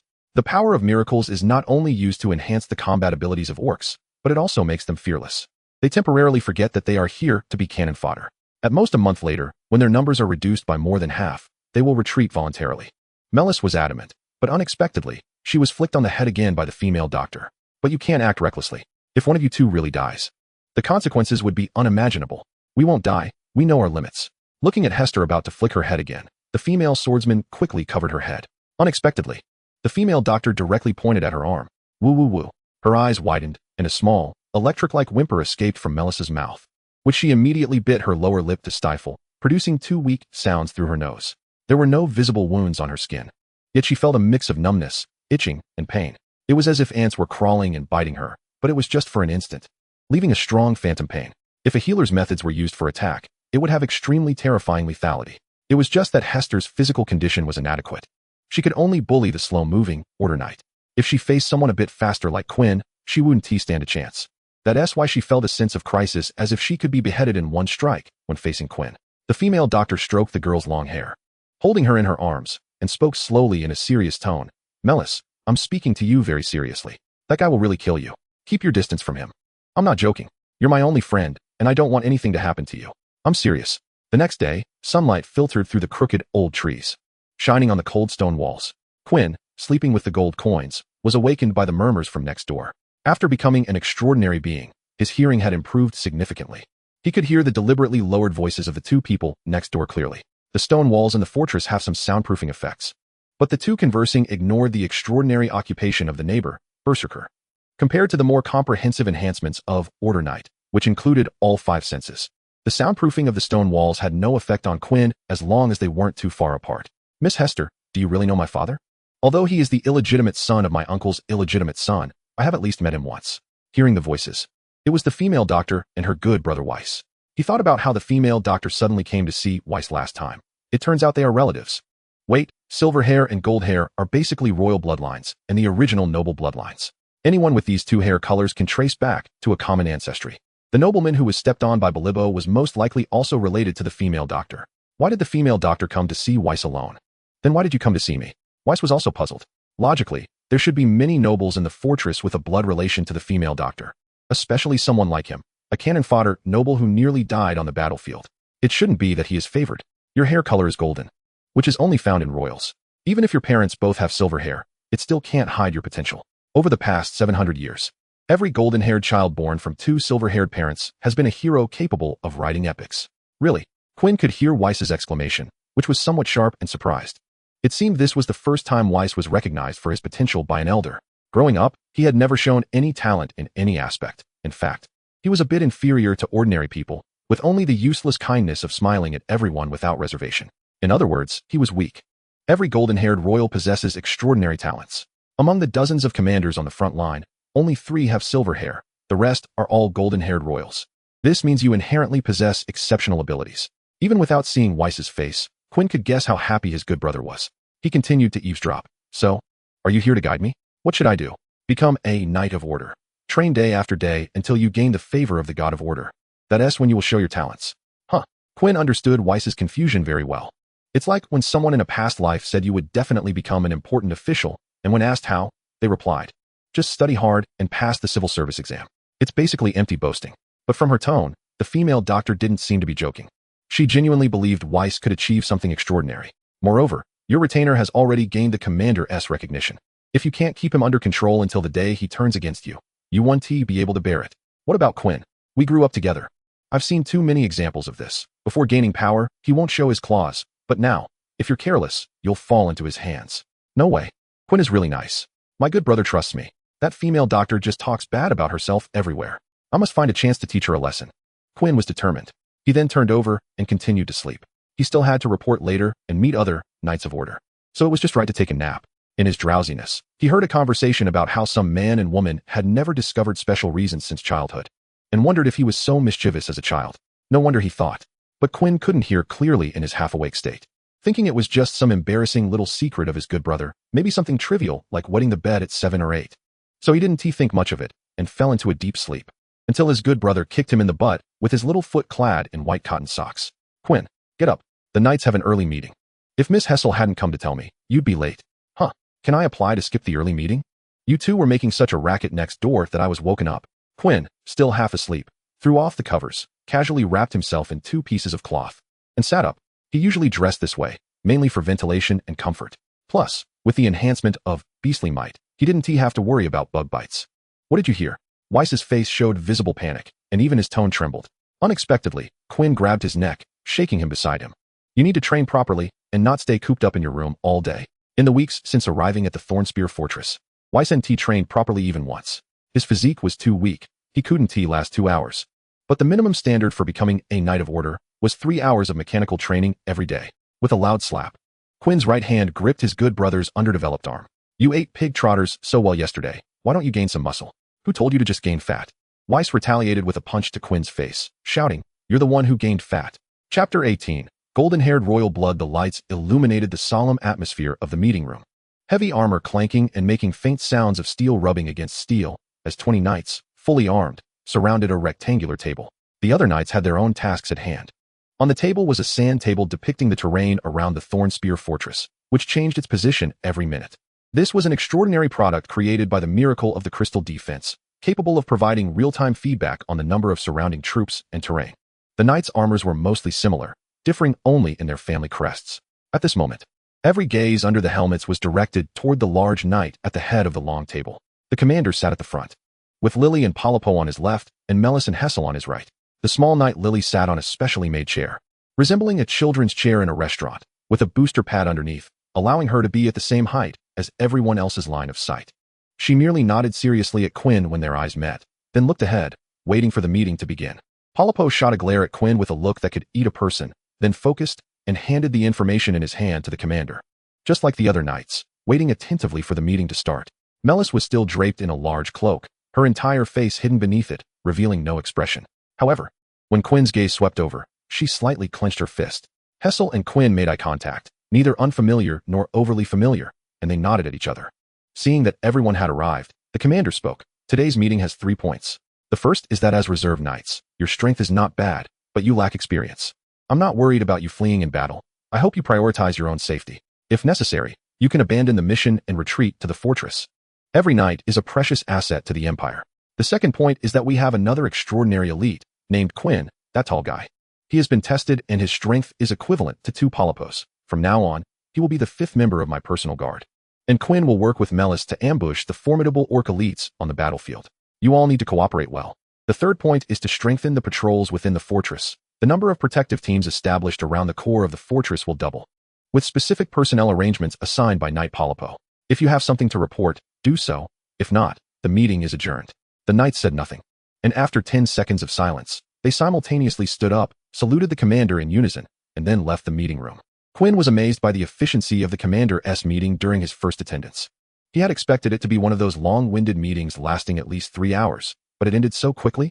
After all the knights had left, the commander, sitting not far away, noticed the man's confusion and explained with a smile, "That's how it is in the Golden Empire. I thought it would take a long time at first, but everyone here isn't like those pretentious old nobles. Of course, we complete such trivial matters in the shortest time possible." He then pointed to the female doctor beside him. "Let me introduce you. This is our military doctor, Hessel. Although she has small arms and legs, she knows how to handle knights of order." The silver-haired female doctor sighed with a wry smile. "Why do these 2 guys describe me the same way? We're all extraordinary, so isn't body size the least important attribute?" She complained in her heart, but only told the commander and Quinn how they knew each other. "We met before. His master is a golden-haired noble." Upon hearing this, the knight commander became interested. "Oh, a golden-haired noble? That's quite rare. What happened? Can he become a knight of order? Don't you remember? Every golden-haired individual possesses different talents, just like you and Lily." Sitting on the booster chair, the small knight, hearing someone seemingly calling her, turned her head curiously, her little head bobbing. The commander clapped his hands and expressed his feelings. "Yes, it seems that my physique and Lily's strength are both effects of royal blood. The strongest in our fortress is me, and the second strongest is Lily. So that's how it is. You don't even know such basic things? Didn't the teacher teach you?" "My teacher is a barbarian warrior and only taught me how to fight." "Ha!" Proudly crossing his arms, the commander let out an astonishing laugh that echoed through the conference room. After laughing, he continued to ask, "What about that blonde noble's talent? Is he stronger than Lily or faster than Melis? Or is he a genius doctor in logistics? Or a genius potion master? None of those. Could he be a useless artist? I don't want an artist. Artists should go to the battlefield and sing." "Hey, your expression doesn't seem right. You wouldn't really be an artist, would you?" Hester awkwardly touched his hand and replied, "For now, he hasn't shown any talent." "Then isn't that just a waste?" "That can indeed be said." "Then why are you telling me this?" With a loud smack, Hester, who couldn't dodge the commander's slap, was hit against the table. The commander clearly held back some strength against such a small frame, but it still looked a bit awkward. However, the next moment, Hester slapped the commander's leg with a palm glowing with white light. Oh! The large knight fell to the ground, rolling around while clutching his thigh, completely losing his commanding demeanor. Meanwhile, the silver-haired female doctor stood on the commander's chest armor, looking down and lecturing. "You are also blonde. So you need to understand the meaning of being blonde. 5 years. There are only 5 years left until the next Golden Emperor succession. If you don't feel a sense of crisis soon, you'll be sent to suppress the demon race." Facing Hester's admonition, the commander chose to give up. With his hands spread out, he lay on the conference room floor and said, "What else would I do if not suppress the demon race? Am I going to compete for the throne with my 230-year-old epic cousin? Do you know he could kill an ancient dragon with 1 punch? And my cousin, blessed by gold at birth, single-handedly held off 7 epic demons at the age of 13. I haven't even achieved the second legend. What would I do if not suppress the demon race? The Golden Emperor is a title that one can only compete for after becoming epic. The Blonde King, regardless of how many generations of bloodlines have passed, can inherit this title as long as he is an epic hero. The last one standing from the royal family will gain the authority of the second Golden Emperor, becoming even stronger on the foundation of mythic heroes. This kind of thing actually has nothing to do with the commander. But the problem lies here. The female military doctor warned sternly, I understand that your reason for not wanting to join either side is for our sake. Once you join the royal selection conflict, we, the elite-level minor characters, will become pawns to be manipulated in the royal selection. In the royal selection, each one could potentially become the Golden Emperor. The level of competition is so fierce that it exceeds imperial law. Even heroes who have gained the power of 6 legends can fall within it. This is also why the commander is reluctant to join any side. But this is undoubtedly drinking poison to quench thirst. As long as one side emerges victorious, the winner will naturally rejoice, while the loser will perish, and the neutral party will only serve their last purpose. Those who wait for the best price will only become targets for the victors to pursue afterward, unless you possess power that they value.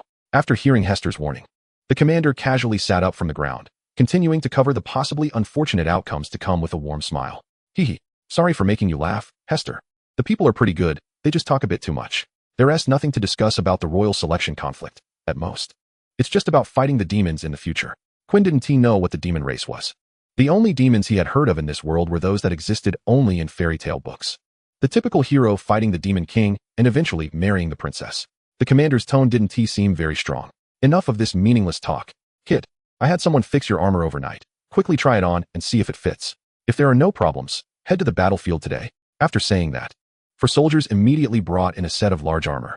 Similar to the one the commander wore, it had a fierce and intimidating appearance, exuding a sharp and profound aura. The armor weighed just over 100 pounds, which would be suffocating for an ordinary person, but was just right for elite-level extraordinary beings. The chest area was designed to be inflated for good protection against sharp weapon attacks, and the joints of the limbs were also well adjusted, allowing for free movement without too much obstruction. With the assistance of several soldiers, Quinn put on the steel armor for the first time. Then, he was kicked out of the conference room by the commander. Today that old sow isn't here, so go and unleash your potential on the battlefield. If you waste this armor, I'll make your head bloom with one punch. Chapter 19. Back to the battlefield. The exhilarating drum beats shook the earth as hordes of orcs surged forward like a tide. Team 1, raise your shields. Team 2, raise your spears. The simple combination of shield and spear soldiers made it impossible for the pig-headed orcs to break through. Soon, after losing some of their kin, the elite pig-headed orcs entered the fray. Not just the pig-headed orcs, but today's elite extraordinary beings among the orc race included a mix of rat men and dog-headed men.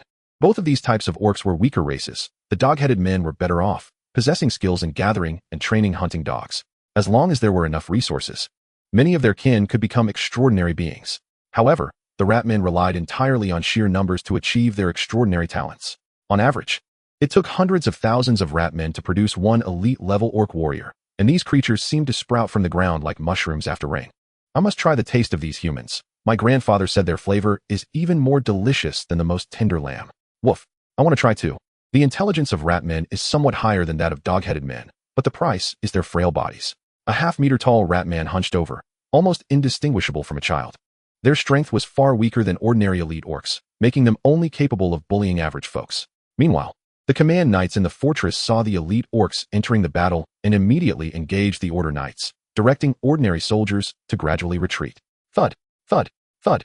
The sound of heavy armored infantry marching echoed like war drums across the battlefield. Golden light pierced through the dark clouds and fell upon the battlefield. As the team composed of order knights marched forward in unison, their armor was made of heavy metal plates and chainmail, each piece reflecting the morning light and cold gleam. The family crest on their backs swayed gently in the breeze as they marched in orderly formation. Each step showcased their strength and determination, their long swords and shields merging with the sunlight, the entire unit advancing like a solid fortress. At the forefront of the group was a rather strong knight, half a body length ahead of the ordinary knights, his armor significantly larger than his companions. With his family crest particularly eye-catching. No matter how many times they had seen it, the attacking orc side was always intimidated by this moving iron tower. The weakest rat men elite even had their legs go weak, turning to flee the battlefield. But under the support of the war's supervisor and special status, the rat men widened their blood-red eyes and charged forward, waving their weapons. Charge. Don't be afraid. Kill them. Before the small-statured rat men could engage the order knights in close combat, they saw a humanoid fortress flying out from the opposing camp. From their perspective, the giant armor, which was a head taller than ordinary armor, crossed dozens of meters and crashed to the ground like a cannonball. Boom. Dust flew up. And before the orc elite could react, a large hand emerged from the smoke, grabbing the head of the foremost goblin. Then, with a flash of cold light, the goblin elite's head was separated from its body. Distance to acquire next skill. 29. The hardness of the elite's head was significantly greater than that of ordinary orcs, and it was intended to be crushed directly. The muttering to himself was not loud, but all the orc elites present had keen hearing, and at that moment, all the orc elites' hair stood on end. What kind of beast is this? Hiss. The long sword stirred the dust, and the unadorned sword energy seemed to the orc elites like a scythe from hell, undoubtedly leaving them unable to defend against it. Scatter. It was unknown which Ratman shouted, and in an instant, the dozen or so orcs reacted. This was a power-specialized elite extraordinary being who was not a defensive order knight. As long as they avoided his attack and used their speed advantage, they could potentially trap him. They couldn't break through the order knight's defense. But this extraordinary being was different. The warrior also noticed the orc's intentions, and a grin appeared beneath his helmet. Surround him? Let us give it a try. Quinn exerted strength beneath his feet, and the violent force locked onto the nearest orc, crashing toward the target. The unmatched momentum was like a frenzied beast, and a thick smell of blood rushed toward them. The long sword in his hand did not stop, transforming into a streak of light, slashing toward the terrified Ratman elite. Case a slash. The meticulously honed martial arts were no longer suppressed. The Ratman elite was cleaved from the left shoulder to the right abdomen by this terrifying strike. Its innards splattered everywhere. Intestines, blood, flesh, and bones. The surrounding orc elites could clearly see that their comrade had not yet lost his breath, clinging to his life and crying for help. But on their faces, there was more fear of this frenzied beast. It's so noisy. A sword pierced through the orc's throat, and Quinn looked around at the orc elites, spreading his arms wide, the pleasure of killing coursing through his body. As he erupted into joyful laughter, his armor splattered with blood and bits of organs. Distance to acquire next skill. 37, come on. Keep going. Ha. The laughter shattered the last shred of the orc's psychological defenses, and the orc elites instantly scattered like birds fleeing from a storm, fearing that the long sword would land on them. Run. Only the pig-headed ones. No, only the tiger-headed elites can deal with this kind of guy. He is definitely not an order knight. Woof woof woof. The pig-headed war supervisor behind saw this, and did not care about the fleeing soldiers, but called over two of his kin. You go deal with him. If I'm not mistaken, he should be the frenzied beast warrior Poochie, just like the stronghold knight commander. As long as we attack him first, it will be our victory, Poochie. The two pig-headed elites exchanged glances and retreated into the ranks. Then, 10 wild-boar knights riding long-tusked pigs drove the weak orc elites who had just fled towards the barrier formed by the order knights, charging forward. Once one becomes extraordinary, the gap between heavy armor and no armor is not that significant. But this does not mean that the strength gap between extraordinary elites is small. On the contrary, the gap between them is something countless lives could hardly reach in their lifetime. Sheep, dogs, pigs, rats, horses. Quinn looked at the approaching horde of monsters, muttering complaints from his past life. If a few more come, we have the 12 zodiac animals. But that sheep is quite cute. Among the group, there was a rare gray sheep with big horns mixed in. Among a group of bipedal orcs, having a quadrupedal sheep was indeed a bit strange. The main thing was that it was not like an orc was sitting on the back of a long-tusked pig, but rather it was running alone on the road. Forget about that. So many experience packs are coming. I need to level up quickly. He had killed a dual-wielding pig-headed orc yesterday, and the progress bar was at 21.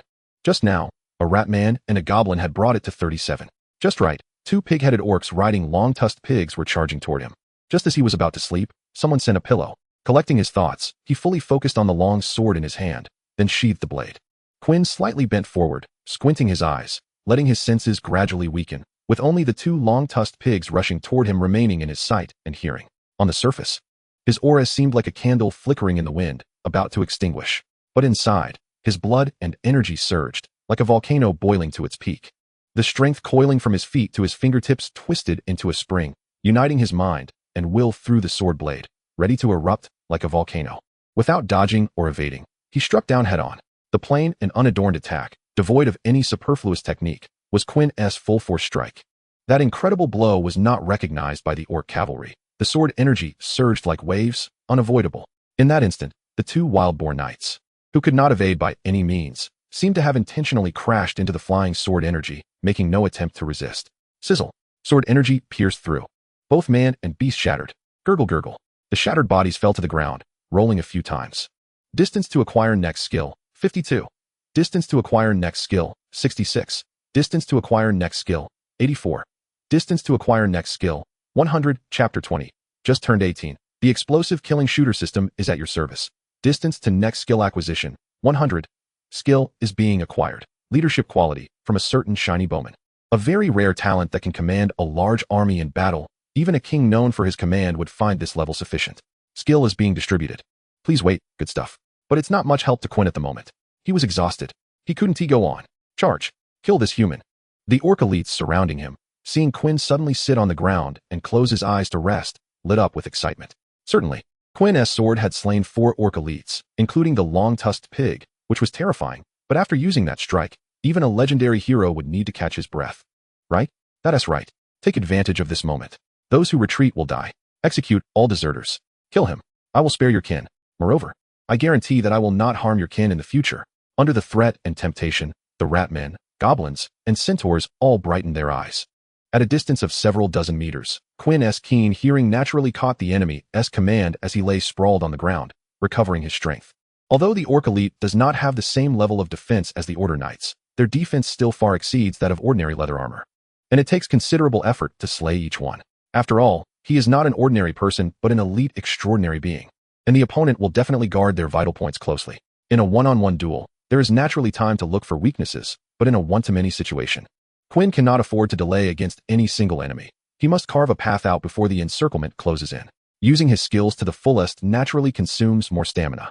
Although he can no longer kill enemies, he feels no panic at the sight of the charging orcs, weakly shouting back, "Brothers, switch out. Who is your brother?" If it weren't for the captain saying you could act freely, just your reckless greed would earn you 3 days in the confinement room. Palapo, leading the Order Knights, glanced at Quinn and instructed one of the knights to carry him back, then lined up to resist the charging orc elites again. Even if he wished to dismember Quinn, Palapo would not let internal strife arise at this moment. He wasn't using his full power when he fought me. This man is a beast of the same kind as the captain. Shaking his head and casting aside unnecessary thoughts, Palapo focused on the front, holding his longsword and moving steadily forward. My advantage is not here. With me as the spearhead, close the wings. For the Empire. Quinn did not look back at the fighting behind him. The orcs on the front line could never gain the upper hand against the Golden Empire. If they could not withstand it, the archers in the rear would cover the retreat of the Order Knights with arrows infused with miraculous power. Orc elites below the legendary level cannot withstand the damage from arrows, while legendary or above orc heroes, of course, have giant ballistae at their service. The reason for not using arrows at the very beginning is to inflict greater casualties on the orc side. Otherwise, as soon as the arrows are shot, the enemy would flee the attack range. After removing his armor, some soldiers helped him take it for cleaning. His muscles were somewhat sore. Continuously using sword energy to slay enemies was no small burden. After resting for about half an hour, he saw Palapo returning with the knights, all covered in blood, yet walking steadily as they had when they went out. "Hey Palapo, how was the outcome this time? No need to report to you." The lead knight shot a glance at Quinn and accelerated into the fortress. As Quinn was about to chase after him, a nearby Order Knight pulled him back and advised, "Newbie, don't provoke Palapo, or you might end up being the vanguard next time." "What's wrong? We didn't kill a single orc just now. If orcs were so easy to kill, we would have counterattacked long ago." "Well, the Order Knights are just too weak offensively compared to you. It's not that we can't win, it's just that as soon as we approach, they run away." "Hey, newbie, don't run." Quinn quickly caught up with Palapo and slapped him on the forehead. "Don't be discouraged. It doesn't matter that we didn't get any kills this time. Next time, I'll take you flying, and I guarantee we'll slaughter them." He believed that since they were working under the same leadership, interpersonal relationships among colleagues should be handled well. Since they had fought each other before, there were no grudges between them. At least for himself, Palapo seemed much more agreeable now, especially with that pitiful look of him lying on the ground. However, Palapo was not very inclined to accept Quinn's goodwill. Instead, he reached for the Imperial Standard long sword at his waist and glared at the tall man before him. "You filthy commoner, take your dirty hands away." Sensing Palapo's intent to fight, Quinn narrowed his eyes. "No, you waste. Do you really think I'm easy to bully just because I say a few nice words? I challenge you to a knight duel in the name of the Montclair family's guardian knight." You. Palapo gritted his teeth, glaring at Quinn with rage. Like a little teddy bear trapped in a cage. "I'm asking you if you accept the knight duel." "I accept. In the name of the Golden family's guardian knight." Boom. A metalkin was embedded in the stone wall, its eyes vacant, as if pondering the meaning of life. "Damn it. Refusing to drink a toast, but asking for a penalty drink, and you still want to fight? Don't you weigh yourself?" Then, less than 5 minutes later, in the captain's meeting room, the captain slammed his palm on Quinn's forehead. "Did you go find Palapo to fight again? Did Palapo report you? Don't bully Palapo. I kindly asked him if he needed help, and he wanted to fight me, so I could only challenge him to a knight duel." Quinn replied defiantly, but received another smack from the captain. Clang. The hard gauntlet bounced off Quinn's forehead as a punishment. But Quinn's gaze once again locked onto Palapo, who was standing behind the captain, raising his fist and asking, "I challenge you to a knight duel in the name of the Montclair family's guardian knight. Do you accept?" You. Although Palapo understood that Quinn just wanted to beat him up, he still crossed his arms in front of his chest. "In the name of the Golden family's guardian knight, I accept this duel." Seeing this, Quinn immediately raised his hand to report to the captain. "Captain, you see, We are just having a fair night duel. Then boom. Polypo was once again embedded in the stone wall, dusting off the dust from his fists. Quinn wore a look of disdain. Still daring to report me? Are you a child? The captain could only helplessly hold his head. Of course. He was holding Quinn's head to prevent him from making any further moves. Then he advised, Polypo is only 19 years old. There are some things he hasn't experienced yet. Be more considerate and don't always bully him. With a face full of flesh, a fierce expression, arms over 55 centimeters in circumference, and a height exceeding 2 meters, Quinn, who stood like an iron tower, truthfully reported his age under the captain's shocked gaze. I'm just 18. Chapter 21. Plague. After 2 consecutive days of not gaining any advantage at the spiked gun fortress, the orcs stopped their offensive and camped not far away, occasionally sending out scouting teams. Correspondingly, the spiked gun fortress would dispatch the highly mobile Quinn to clear out these teams. What others saw as a hard job was, for Quinn, one of the few opportunities to gain experience points. In a week's time, including the orc elites, he barely managed to develop a skill. Summer Splash, from a certain armored archer. The subtype form released by magical power has a wide range of uses, the most common being to produce the refreshing feeling that summer dreams of. However, for Quinn at the moment, it was of little use. He had tried the skill, and the skill description stated it consumed magical power, but in reality, it consumed his energy. Releasing it to the fullest could only give someone an ice bucket challenge. Perhaps it would have considerable use in the future. In the courtyard, after thinking for a long time, Quinn finally realized his problem. Was the first 2 times a rookie protection period? Was it only after the 3rd time that my normal draw level began? What draw? Lily, who was eating watermelon, lifted her head, her twin ponytails swaying curiously as she inquired about Quinn. In the courtyard, Lily, who had removed her armor, was just an 18-year-old girl. A little girl, not even 1.60 meters tall, with slightly curled golden hair and adorable big eyes blinking. Had juice smeared on her clean and beautiful oval face. She wore a floral dress that revealed her snowy white ankles, and her plump toes were wrapped in cotton socks, with a bunny slipper dangling from her big toe. Even if the general's camp was replaced by a castle, she would fit right in. At that moment, the little one was vigorously munching on a piece of fruit larger than her face. Having been under the commander since she was very small, she had little opportunity to interact with outsiders and possessed a great curiosity about all unknown things, but the commander acted like a protective father, shielding her from any malice, except when it came to sending her into battle.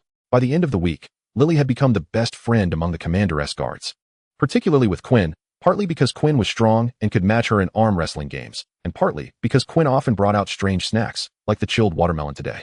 Yes, there are watermelons in this other world. Not only watermelons, but also grapes, lychees, apples, lemons, cherries, and all sorts of seasonal fruits can be found at the Thornspear Fortress, even many berries that Quinn couldn't name. The reason for this is Hazel. As a practitioner of the goddess of abundance, the female Doctor's ability to heal was only one of her skills. From pioneering land to weaving and blacksmithing, she could bypass 80% of the complicated processes related to logistics with her miraculous powers to reach results. Seeds, once sown, would bear fruit. Wool, once placed on the table, would turn into clothes. It's no exaggeration to say she single-handedly supported half of the fortress's production. However, since Thornspear Fortress was on the front lines, and elite extraordinary beings often got injured in battles against orc elites, it was this that made medicine her main profession. Nothing much, just eat your watermelon. Next time I'll treat you to something else delicious. Crunch, crunch, crunch. After quickly finishing the piece of watermelon larger than her face, Lily tossed the rind into the corner trash bin, wiped her mouth casually, and asked Quinn, "Aren't you going to check on the reconnaissance team today?" In Lily's impression, Quinn usually came to play with her in the evenings, so it was rare for her to come over so early in the morning.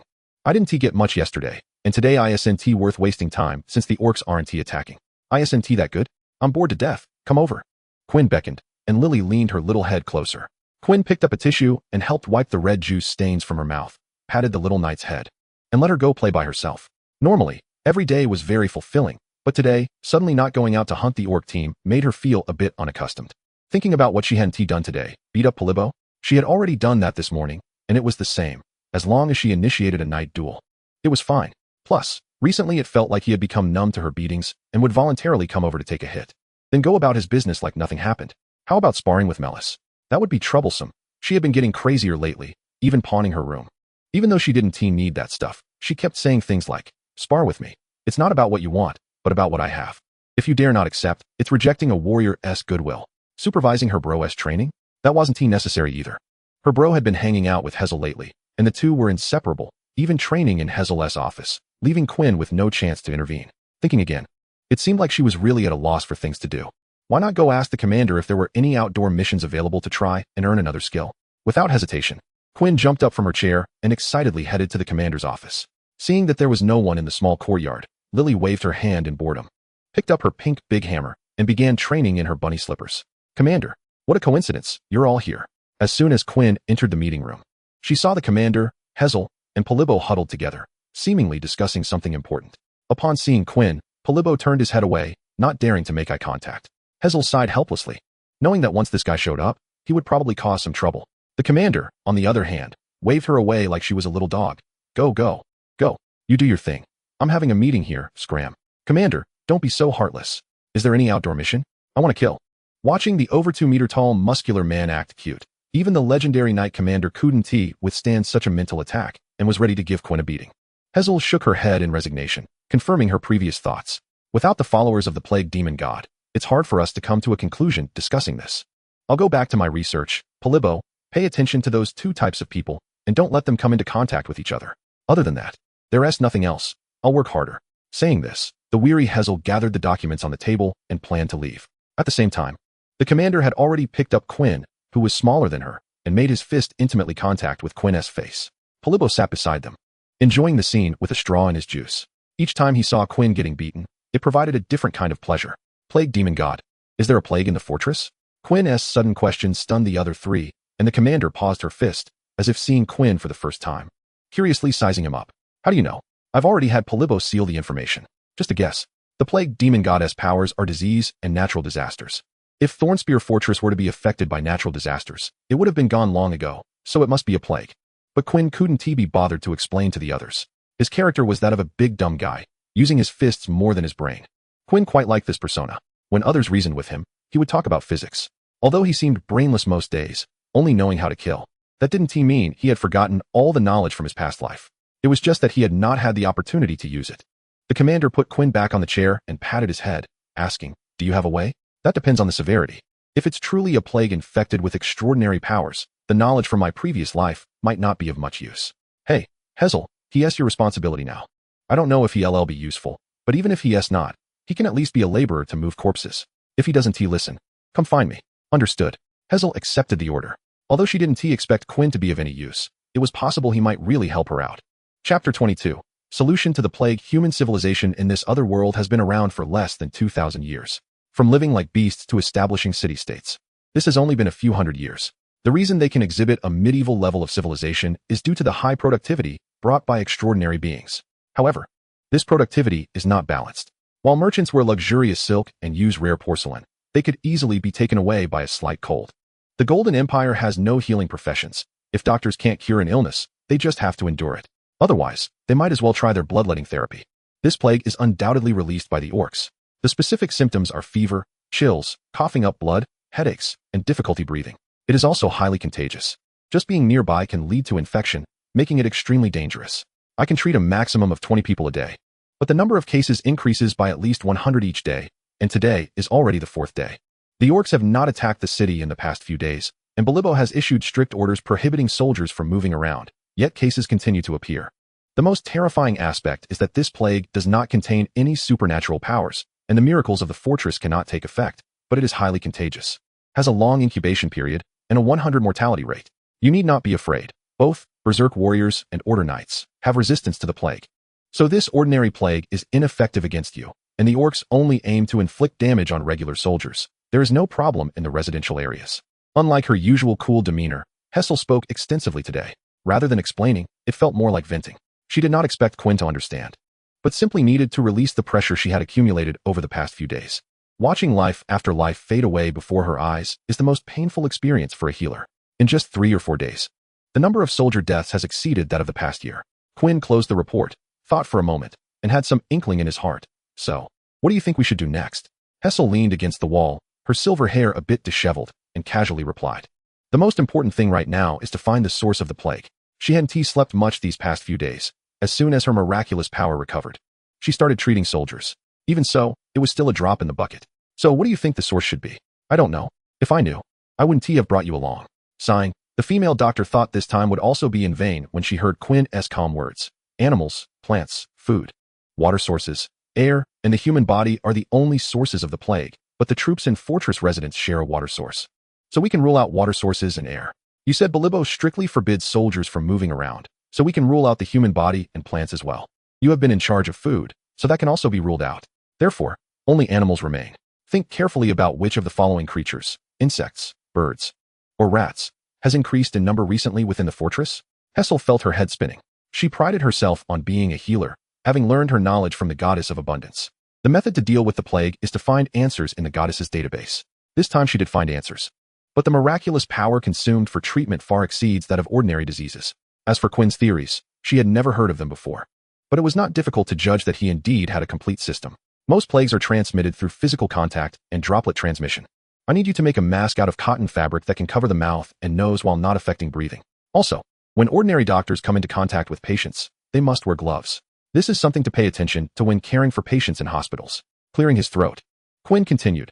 Isolating the soldiers is correct, but you must open the windows for ventilation and keep the rooms clean to prevent an environment for the plague to thrive.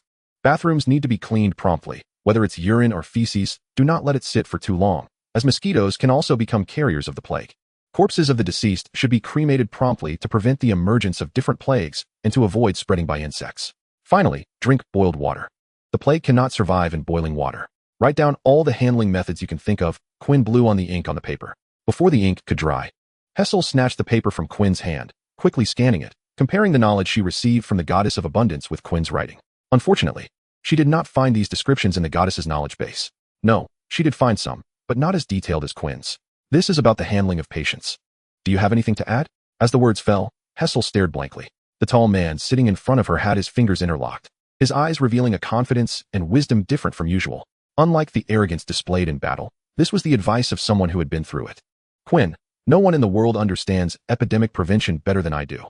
The years he experienced before crossing over have already deeply embedded themselves in Quinn's memory. As for why he could confidently speak about the source of the plague, it is because the symptoms described by Hessel are very similar to those of the medieval plague. Quinn could not be 100% certain that this is the plague, but the various prevention and control measures must be correct. No, I can't think of anything else to add. Hessel could only stare blankly at the paper in her hand. His handwriting is also beautiful. One would never guess that such a rugged man could write such characters. Seeing her staring at the paper, Quinn smiled slightly, understanding what she was thinking. When his good friend was punished to copy homework, he would take half of the amount and imitate his handwriting, so much so that over time, even the parties involved could not tell them apart. Thinking of this, Quinn shook his head helplessly and turned his thoughts back to reality. Looking at the confused Hessel in front of him, he extended a finger and said, "The last point is that I may not be able to help much in treatment. You will have to rely on yourself." Hessel remained silent. She did not move. The source of infection and the transmission route. Solving these two critical points of the plague is a simple process for her, as treatment can be handled with her miraculous power. I wish you success in resolving the plague this time. He extended his palm, offering a gesture of goodwill. Hessel looked at that palm, but was troubled, unsure whether to shake it or not. Noticing the hesitation in the female doctor's gaze, Quinn remembered their first meeting and naturally withdrew his hand. "Almost forgot you have a cleanliness obsession. I hope you can say some good words to the captain for me, so he can give me some killing tasks. Otherwise, being stuck in the fortress is really torturous." Once again returning to his usual carefree demeanor, Quinn yawned in boredom. Just as he opened his eyes, he saw the female doctor standing in front of him, extending her fair hand. Since he was sitting in a chair, Quinn needed to look up slightly to meet her gaze, leading to Hessel looking down at Quinn and issuing a cold command. "Shake hands." "Am I a dog? You say shake hands, and I shake hands? I am giving you a command now. Otherwise, it was the captain who asked you to shake hands. It's just a handshake. It won't cost you anything." Quinn quickly changed his mindset. It was the first time a woman had actively sought to shake his hand. So he didn't feel he was at a disadvantage. The man's palm, rough and thick from years of holding swords, met the soft and smooth palm of Hessel. He secretly pinched it. It was quite soft, slippery, and tender. Sensing the little movement from the other party, the female doctor's pretty face turned cold. "It's time to let go." "No, you asked me to shake hands, so I shake hands. You tell me to let go, and I let go. If this spreads, my face." The man made a strange noise, suddenly retracting his hand as if shocked. "Humph," with a cold snort. Heather noticed the hint of fear in the other person's eyes, and a barely perceptible smile appeared at the corner of her mouth. Although she knew Quinn was just pretending. "You can go now. I need to coordinate with Polybo for the next tasks. I'll also speak on your behalf with the captain." Before she could leave, Heather heard the man's voice again. At the very last moment, she paused, listening to what he wanted to say. "How will you treat those soldiers who have already contracted the plague?" The female doctor furrowed her brow. She should have mentioned before that she could treat the plague. Some of them will die tomorrow. Yes, some soldiers will die tomorrow. And her quota of 20 people a day was simply not enough. But what could she do? She wanted to save those people. If there was enough time, of course, it would be best to save everyone. I have an immature idea that needs you to implement it. 1 minute later, in the captain's conference room, Polibo hadn't left yet. He was discussing with the captain how many weapons could be activated at the spiked gun fort in case of an orc attack. Bang! The door was pushed open, and Heather strode in, grabbing Polibo's helmet. Captain, I need Polibo's assistance. Is there any progress? Time is tight. If we slow down, more people might contract the plague. The captain waved his hand, signaling the other party to handle it themselves. The authority at Spiked Gun Fort was mostly not in the hands of the Knight Commander. As a legendary hero, these small matters didn't need to be worried about. The only thing to do was to keep an eye on the legendary heroes on the orc side. That guy actually knows a bit of medicine? Shouldn't he be working overtime? Heather seemed quite busy, and someone had to help her share the pressure. Touching the cold helmet, the captain slapped the table. It's decided. Polibo and Heather shouted, "Let go! Let go! I can walk on my own.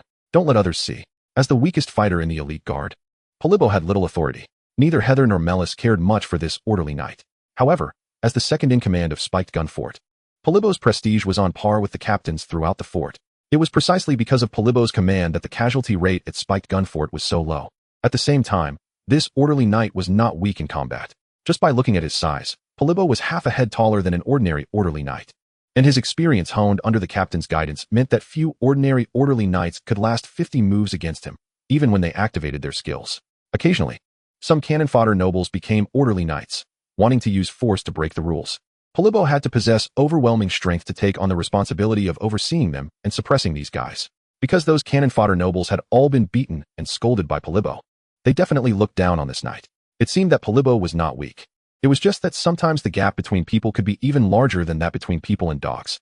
Lily, as a golden-haired royal blood, had strength comparable to the captain at the same level. One could tell just by watching her arm wrestle with Quinn that it was no problem for her to pin Polibo down with one hand. Melis was even more of a mysterious warrior from the east, her combat skills outclassing the captain at the same level, and with her long sword being a miraculous product. Order barrier, couldn't stop her. Heather specialized in attacking order knights. Within her attack range, all defenses were meaningless. Even the captain could only use legendary power to mitigate the female Dr. S abilities and could not block them. Otherwise, it would be like in the previous chapters, rolling on the ground in pain while holding his leg.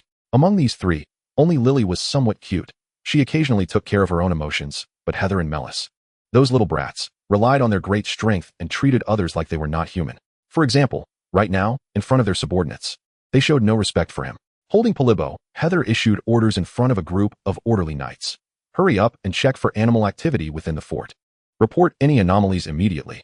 Notify that anyone going to the plague area, no matter what for, must wear my specially made masks and gloves to prevent infection. And no cold water is allowed in the plague area. Heather basically just repeated Quinn's words. After finishing, she lifted Polibo up to demonstrate her authority. This was the only purpose for bringing Polibo over. Usually in charge of logistics, suddenly commanding these order knights, without the endorsement of an overseer. It was hard for orders to be passed down. Answer me. Did you receive the orders? Received. Finally, it was Polibo, still being held, who shouted. And only then did the knights disperse to carry out their tasks. So, that guy really provided a solution? After everyone left, Polibo turned to Heather and asked. The female doctor brushed her hair back. Although her face was somewhat tired, the excitement in her eyes was hard to hide. Although that guy is quite incompetent and does things unscrupulously, he does have a method. Choosing to selectively ignore the latter part of the sentence, Polibo nodded, standing on the same side as the female doctor. He is a scumbag. Even so, the fort still needed his strength. Polibo, try not to provoke him in the future. What do you mean I provoked him? He came to me first. Either way, you're the one getting beaten. It's about the same. Remembering the method Quinn had just given her, Heather's excitement began to fade. Her gaze turned somewhat cold again. In short, he was a monster more suited to the role of frenzied beast warrior than the captain. It was like a beast with a human brain.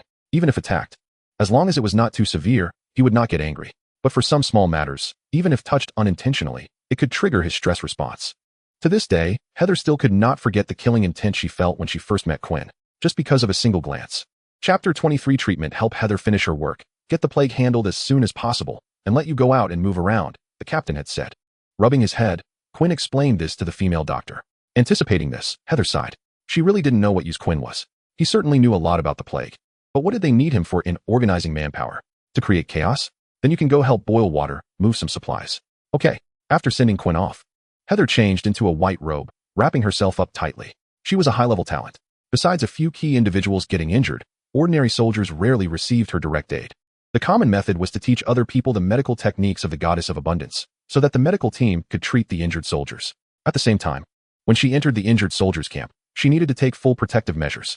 There had been a transcendent-level doctor in another fort who, due to not taking proper precautions, was cursed by the orcs' extraordinary sorcery, which nearly caused the entire fort to fall. Since then, all transcendent-level doctors on the entire front line had been fully armed when treating the injured soldiers.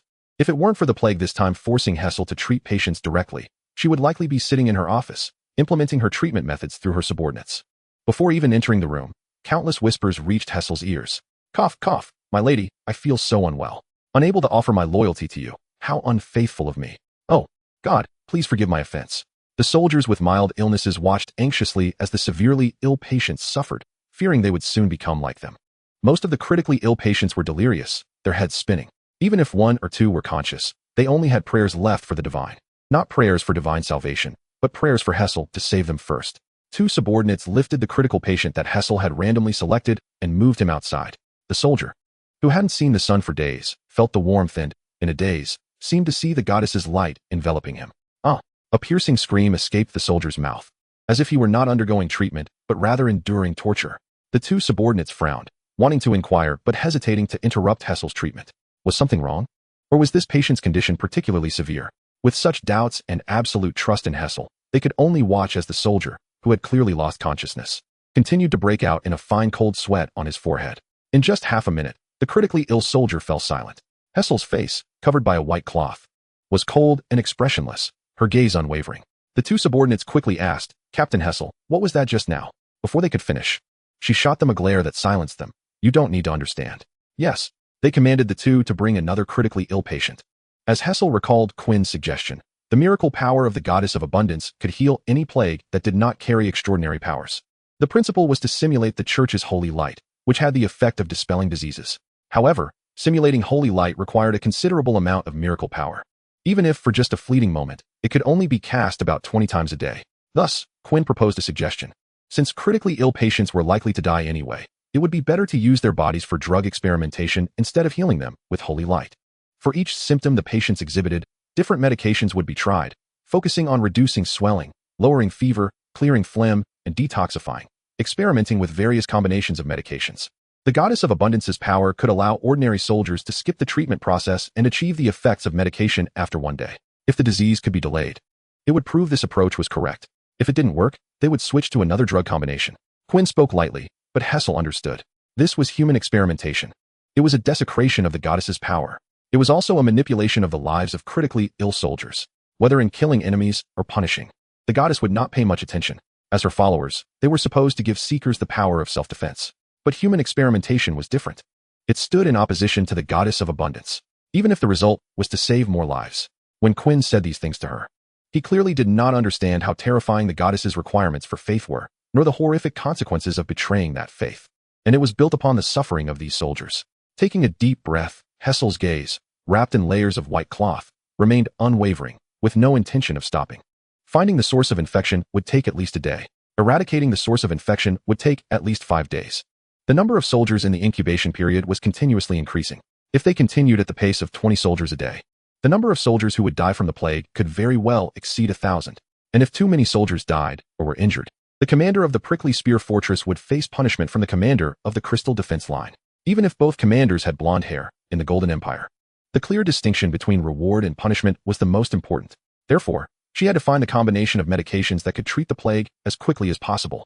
Forgive me, she silently prayed. Then, Hessel reached out to the next unconscious infected individual.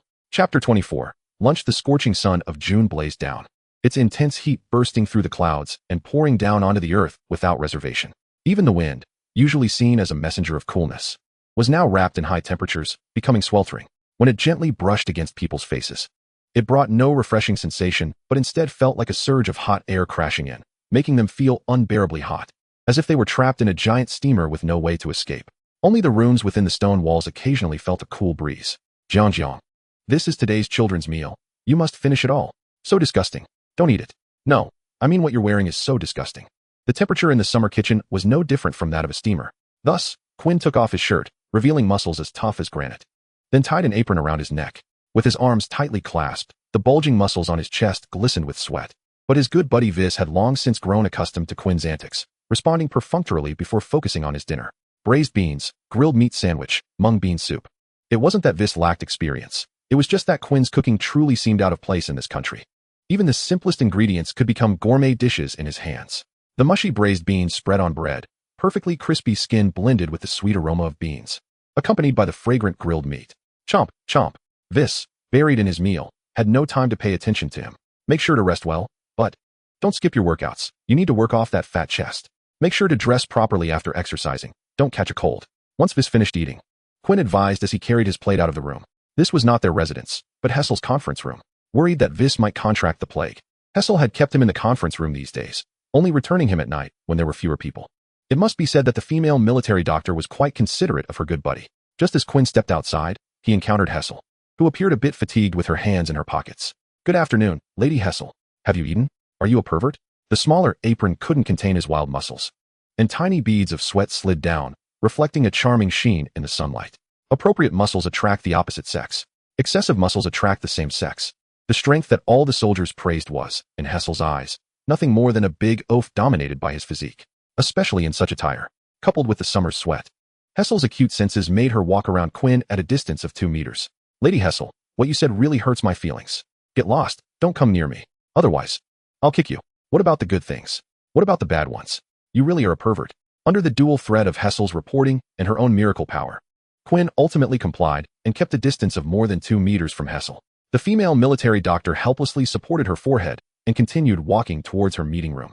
She thought to herself that her emotional fluctuations recently seemed to surpass the total of the past year. Strangely enough, all of this stemmed from the intelligent beast before her. The seeds casually sown by the commander had surprisingly turned into trees bearing fruit in such a short time, just in time to help the fortress weather the crisis. As a result, she found it difficult to maintain genuine hatred towards him, resorting only to forced coldness to keep him at bay. She was unsure whether this was a good or bad thing, and could only tread heavily towards the unknown ahead amidst her complex thoughts. Chapter 25. Confinement. Perhaps solving the plague was a crucial matter for Hessel, but it felt somewhat abstract to Quinn. He had only made a few suggestions, and whether Hessel listened or not was irrelevant to him. However, he could sense that the number of people in the plague zone was decreasing day by day, no longer increasing by a couple of hundred each day like before. Meanwhile, a major disinfection operation was carried out within the spiked gun fortress, ultimately discovering that the source of the plague came from a certain bird species, spreading through the contaminated droppings. Fortunately, on the 3rd day after receiving Quinn's advice, Hessel announced that she had formulated a medicine capable of curing the plague. These common medicines could be found in the fortress's warehouse, greatly alleviating her pressure. Now, even soldiers infected with the plague need not worry about life-threatening dangers. Thus, the plague incident passed, and Quinn received orders to go out. Finally released from the fortress, Quinn immediately let loose. On the way, he couldn't help but strike down any orc he encountered, almost chasing them to their main camp before stopping. He could only say he was lucky this time. The female boar-headed hero, Shulky, seemed to have left the camp for some business. Otherwise, he would have either been killed or severely injured. After hearing Quinn's report, the commander knocked him down to the ground with a punch. Not a single one of you is reliable. Don't I have any normal people under me? Following the commander's words, Quinn was treated to a 3-day confinement package. So, you voluntarily entered confinement while I was locked up by the commander. There's a difference between us, you know? Facing Quinn's words, Hessel remained indifferent, kneeling on the ground, silently praying to the goddess. At this moment, she had long lost her usual cool demeanor. Draped in moonlight, her stunning face resembled a beautifully crafted painting, each part meticulously shaped by a master, showing no signs of flaw, exuding an air of piety and dignity. Have you seen enough? Not yet. Quinn laughed heartily. Sitting on the big bed in the confinement room, he was utterly bored. The first time in the confinement room was fresh, but the second time and having to stay for several days was quite uncomfortable. Faced with Quinn's playful tone, Hessel shook her head helplessly. She wouldn't get angry with a beast over such trivial matters. If she regarded Quinn as an animal, no matter how much he stared at her, it was just that. But Quinn clearly wouldn't miss the chance to find amusement. By the way, earlier I mentioned that I was forced in here, and you came involuntarily, so if I wanted to leave, it would be much easier for me than for you. With his legs crossed, Quinn said something that seemed irrelevant. Clearly, he was the one being punished in confinement. Hessel was the one who voluntarily repented in the confinement room. Yet, from his mouth, their situations appeared completely opposite. Hessel scoffed. Did the commander knock your brain loose? As long as I want to, I can leave immediately. And you have to stay here for 3 days. But you don't want to. Quinn's words caught Hessel off guard, her bright eyes trembling slightly as she listened to the man continue. If there's nothing going on, staying here is fine, but if something comes up, like Lily wanting to challenge me, or Weiss asking me to make him breakfast, I might have to go out. At most, I would just be confined a few more days. Lowering her gaze, the female doctor fell silent. She had forgotten. This was an animal with human intelligence. Quinn was not just a simple big guy. He was a big guy who could think and had a wealth of knowledge in his head. Could he still be called a simpleton? This almost philosophical question captivated Hessel's thoughts. Something tells me you're thinking of something bad about me. No, you're mistaken. No. My instincts are never wrong. I can tell just by looking at you that you're thinking of something bad about me. Hessel shot him another glance, slightly shifting the distance between them. The scent of the frenzied beast warrior was a bit stronger. This wasn't an abstract description, but a literal one. Those with this title exuded special pheromones. In the wild, any area they walked through would be regarded as their territory, just like lions and tigers marking their territory with urine. But this was a civilized society, and such pheromones became an unusual odor. For others, it was fine. Only animals with keen senses could smell the pheromones. However, Hessel's senses were more pronounced compared to other extraordinary professions. Usually, it was fine. The room was well ventilated. But the confinement room for the personal guard had only a small window. Recalling the commander's scent from before, Hessel pinched her nose and asked, "How often do you bathe?" "Once a day?" "I don't believe you." The female doctor stood up from the ground. With his night vision ability, Quinn could see that she wasn't wearing a shirt, but a custom-made, none like plain long robe, quite loose.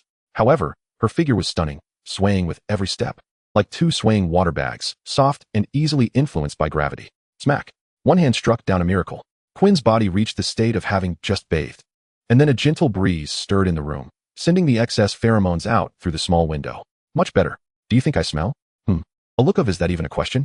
appeared on her face. Hessel understood why the commander had locked Quinn in with her, unable to find someone to discipline. He put Quinn in to let her handle it.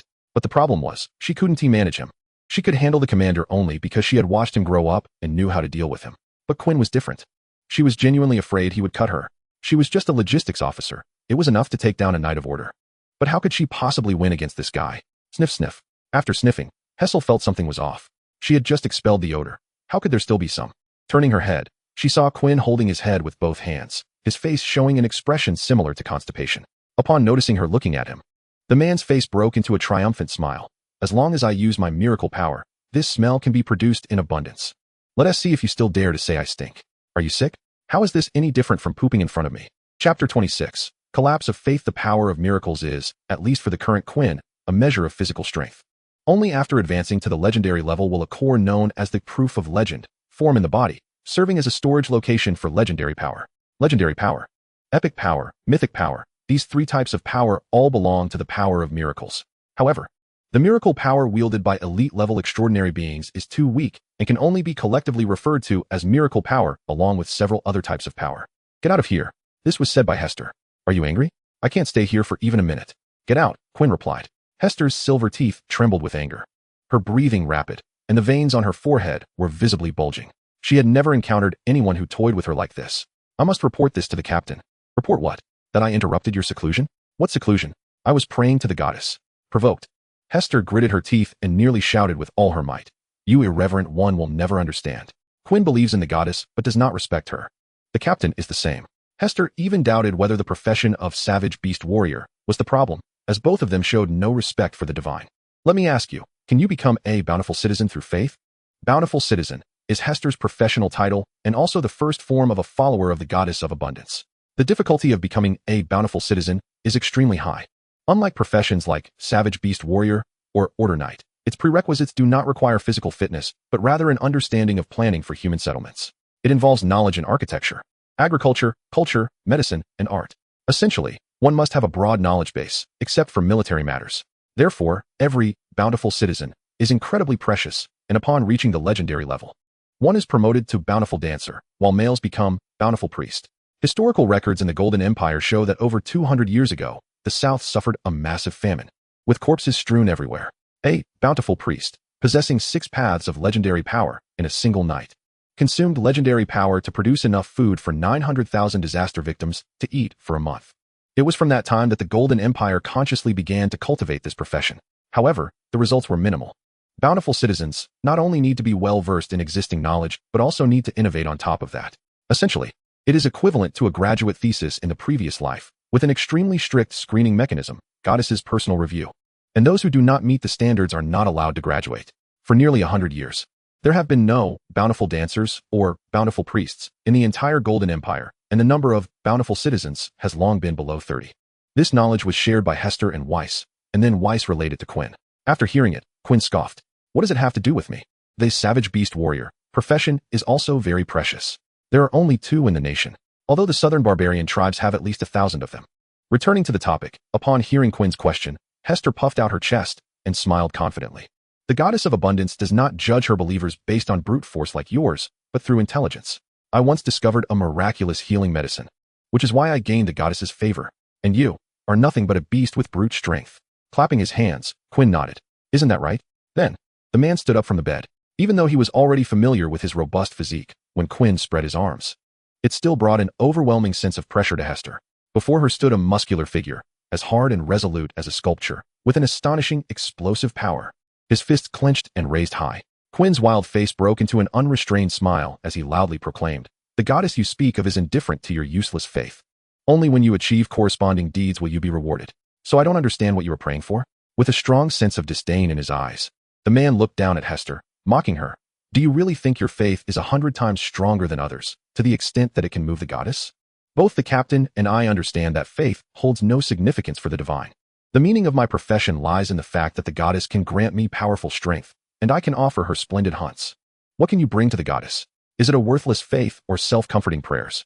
From the soldier's fear of the divine on the battlefield to the whispers of those dying from plague, all prove the goddess's majesty and status." But Quinn doesn't care about any of that.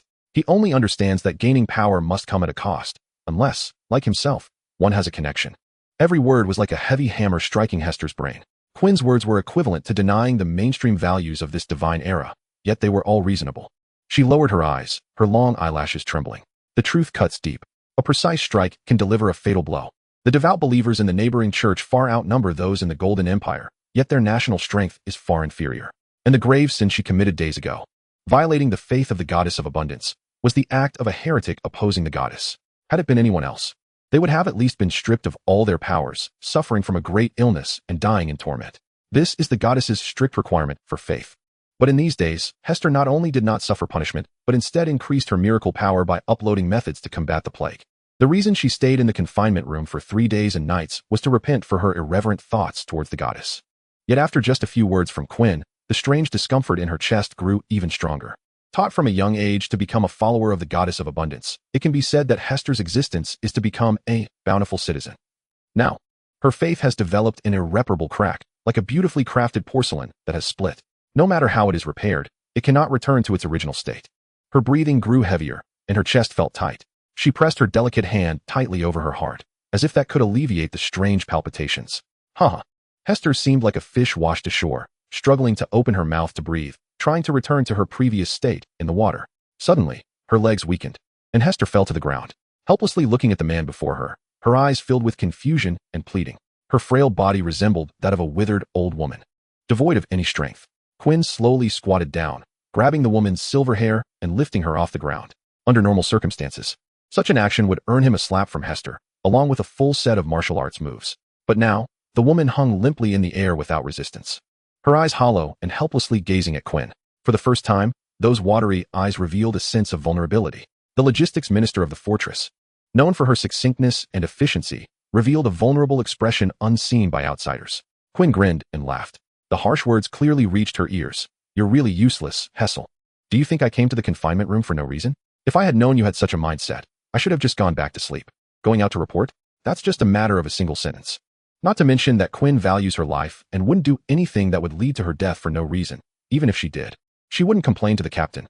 It's just that Weiss keeps nagging her about Hessel every day, so she came to see if she could bring her out. But the result is obvious. This guy is nearly done for. Chapter 27 Hope. So what do you think I should do? The dim silver eyes flickered with a compassionate hue. It was an emotion called hope. At this moment, the drowning person grasped the last straw of salvation. Just like how Hessel had previously asked Quinn about the plague, she no longer cared whether Quinn had a solution. She just wanted to seek a psychological support. Even if Quinn told her to go to the front lines and wield a spear, she would comply without hesitation. As long as there is a way. As long as there is a way to support her faith, no matter how dangerous or impossible it may seem, Hessel would execute it immediately. Sighing, like a teacher guiding a student, Quinn placed the woman she held on the ground and patted her head. It's simple. Just go ask the goddess yourself. You can ask her if she wants your faith, and if what you're doing is right, and that's it. When people are pushed to their limits, they'll do anything. Except for math problems. This situation is quite similar to the previous example. Hessel was like a small boat destroyed by a storm after setting sail. Merely seeking a harbor that could provide her solace, while Quinn told her that as long as she reached the ocean's end, she would find the answer. Isn't that just nonsense? If she could ask the goddess, she would have gone already. Only mythical heroes can communicate with the divine, and she wants to become a myth? Hessel wouldn't even dare to dream. How is that possible? Her voice even carried a hint of tears. Can I help you? You? Do you believe in me? The bright moonlight streamed through the partially closed window, casting down on the man's long hair. His eyes were already wet with tears, obscuring his face, only revealing the increasingly tall and mighty figure reaching out his right hand to her, while she placed her hand on top. It was very solid, very warm. Lifting her head, their eyes met. One side was as calm as a still lake, while the other was as deep as the starry sea. The man's determined gaze seemed to see through her soul, and his tone was beyond doubt. Time seemed to freeze at that moment. The whole world fell silent, and only their gazes intersected in the air. Why don't you say something? Huh? Unknowingly, Hessel realized she had been lost in thought for a long time and had forgotten to reply. Noticing that large hand was continuously transmitting warmth to her cold body, Hessel raised their interlocked right hands, straightened her expression, and resumed her previous cold tone. If you can't help me become a myth, even if you run to the ends of the earth, I will find you. The man merely chuckled coldly, replying confidently, that's not an option. I say it can be done. Then it can be done. Seeing Hessel's expression gradually normalize, Quinn took a step back and sat on the bed. The help he spoke of was to narrate the civilization of his previous life to her. But similarly, he would not explain the specific cultural details. Rather, he would provide her with a line of thought, transforming it into output through the means of abundant joy for the people. The next day, as a frenzied beast warrior, Quinn's biological clock was excellent. Without anyone disturbing him, he could wake up at 7 in the morning. Yes, the premise was that no one disturbed him. Pushing aside the arms resting on his chest and looking at Hessel sleeping in his embrace, Quinn fell into contemplation. How did she end up here?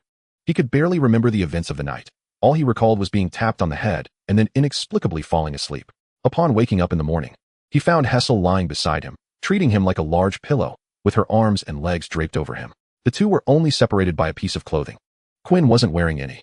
It must be said that this heart-to-heart position was a first for the man. The broad-chested Hessel unconsciously rubbed her chest against Quinn's muscles while asleep.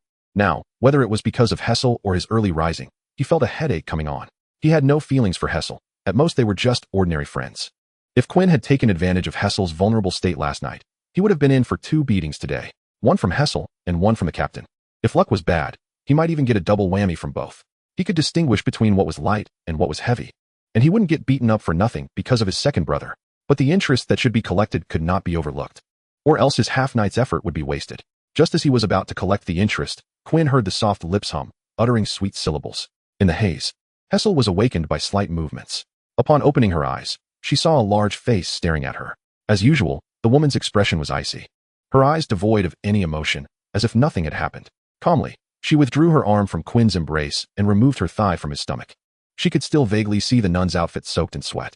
With a flash of white light, the plain nun's robe turned to dust, replaced by her usual immaculate white coat. Her eyes narrowed slightly. The morning light fell between the woman's brows, making it a bit blinding. As if recalling something, Hessel pulled out a bag of coins from her clothes and tossed it on the bed. I understand that what you have given me cannot be compensated with money, but this is the only thing I can offer you right now, something you might be interested in. Chapter 28 Mission in the Captain's Conference Room. Click. The door was pushed open. The armored figure was still half squatting, half sitting, making the entire room feel a bit cramped for this adult. Upon seeing the newcomer, the captain's eyes lit up. Hessel, you came out? The female medic's aloof demeanor had almost become instinctual as she quickly approached the captain and slapped the prepared list before him. I need a large amount of steel and charcoal, arranged as soon as possible. If this research direction is correct, we can significantly enhance the armor's defense, which would be beneficial for you, the entire fortress, and even the whole Golden Empire. The defense relied upon by the Order Knights is half derived from the heavy armor they wear. This iron canister wrapped around the body, combined with extraordinary power, makes it rare for any profession to break through its defenses. If the armor's defensive capabilities can be upgraded, it would result in a significant achievement for the fortress civilization, earning a ticket to advance to the Bountiful Dancer. Seeing that the captain had little reaction and was just staring blankly at herself, Hessel waved her hand in front of the captain's eyes. Captain, did you hear me? Unexpectedly, the captain pulled her into an embrace. Whoa, Hessel.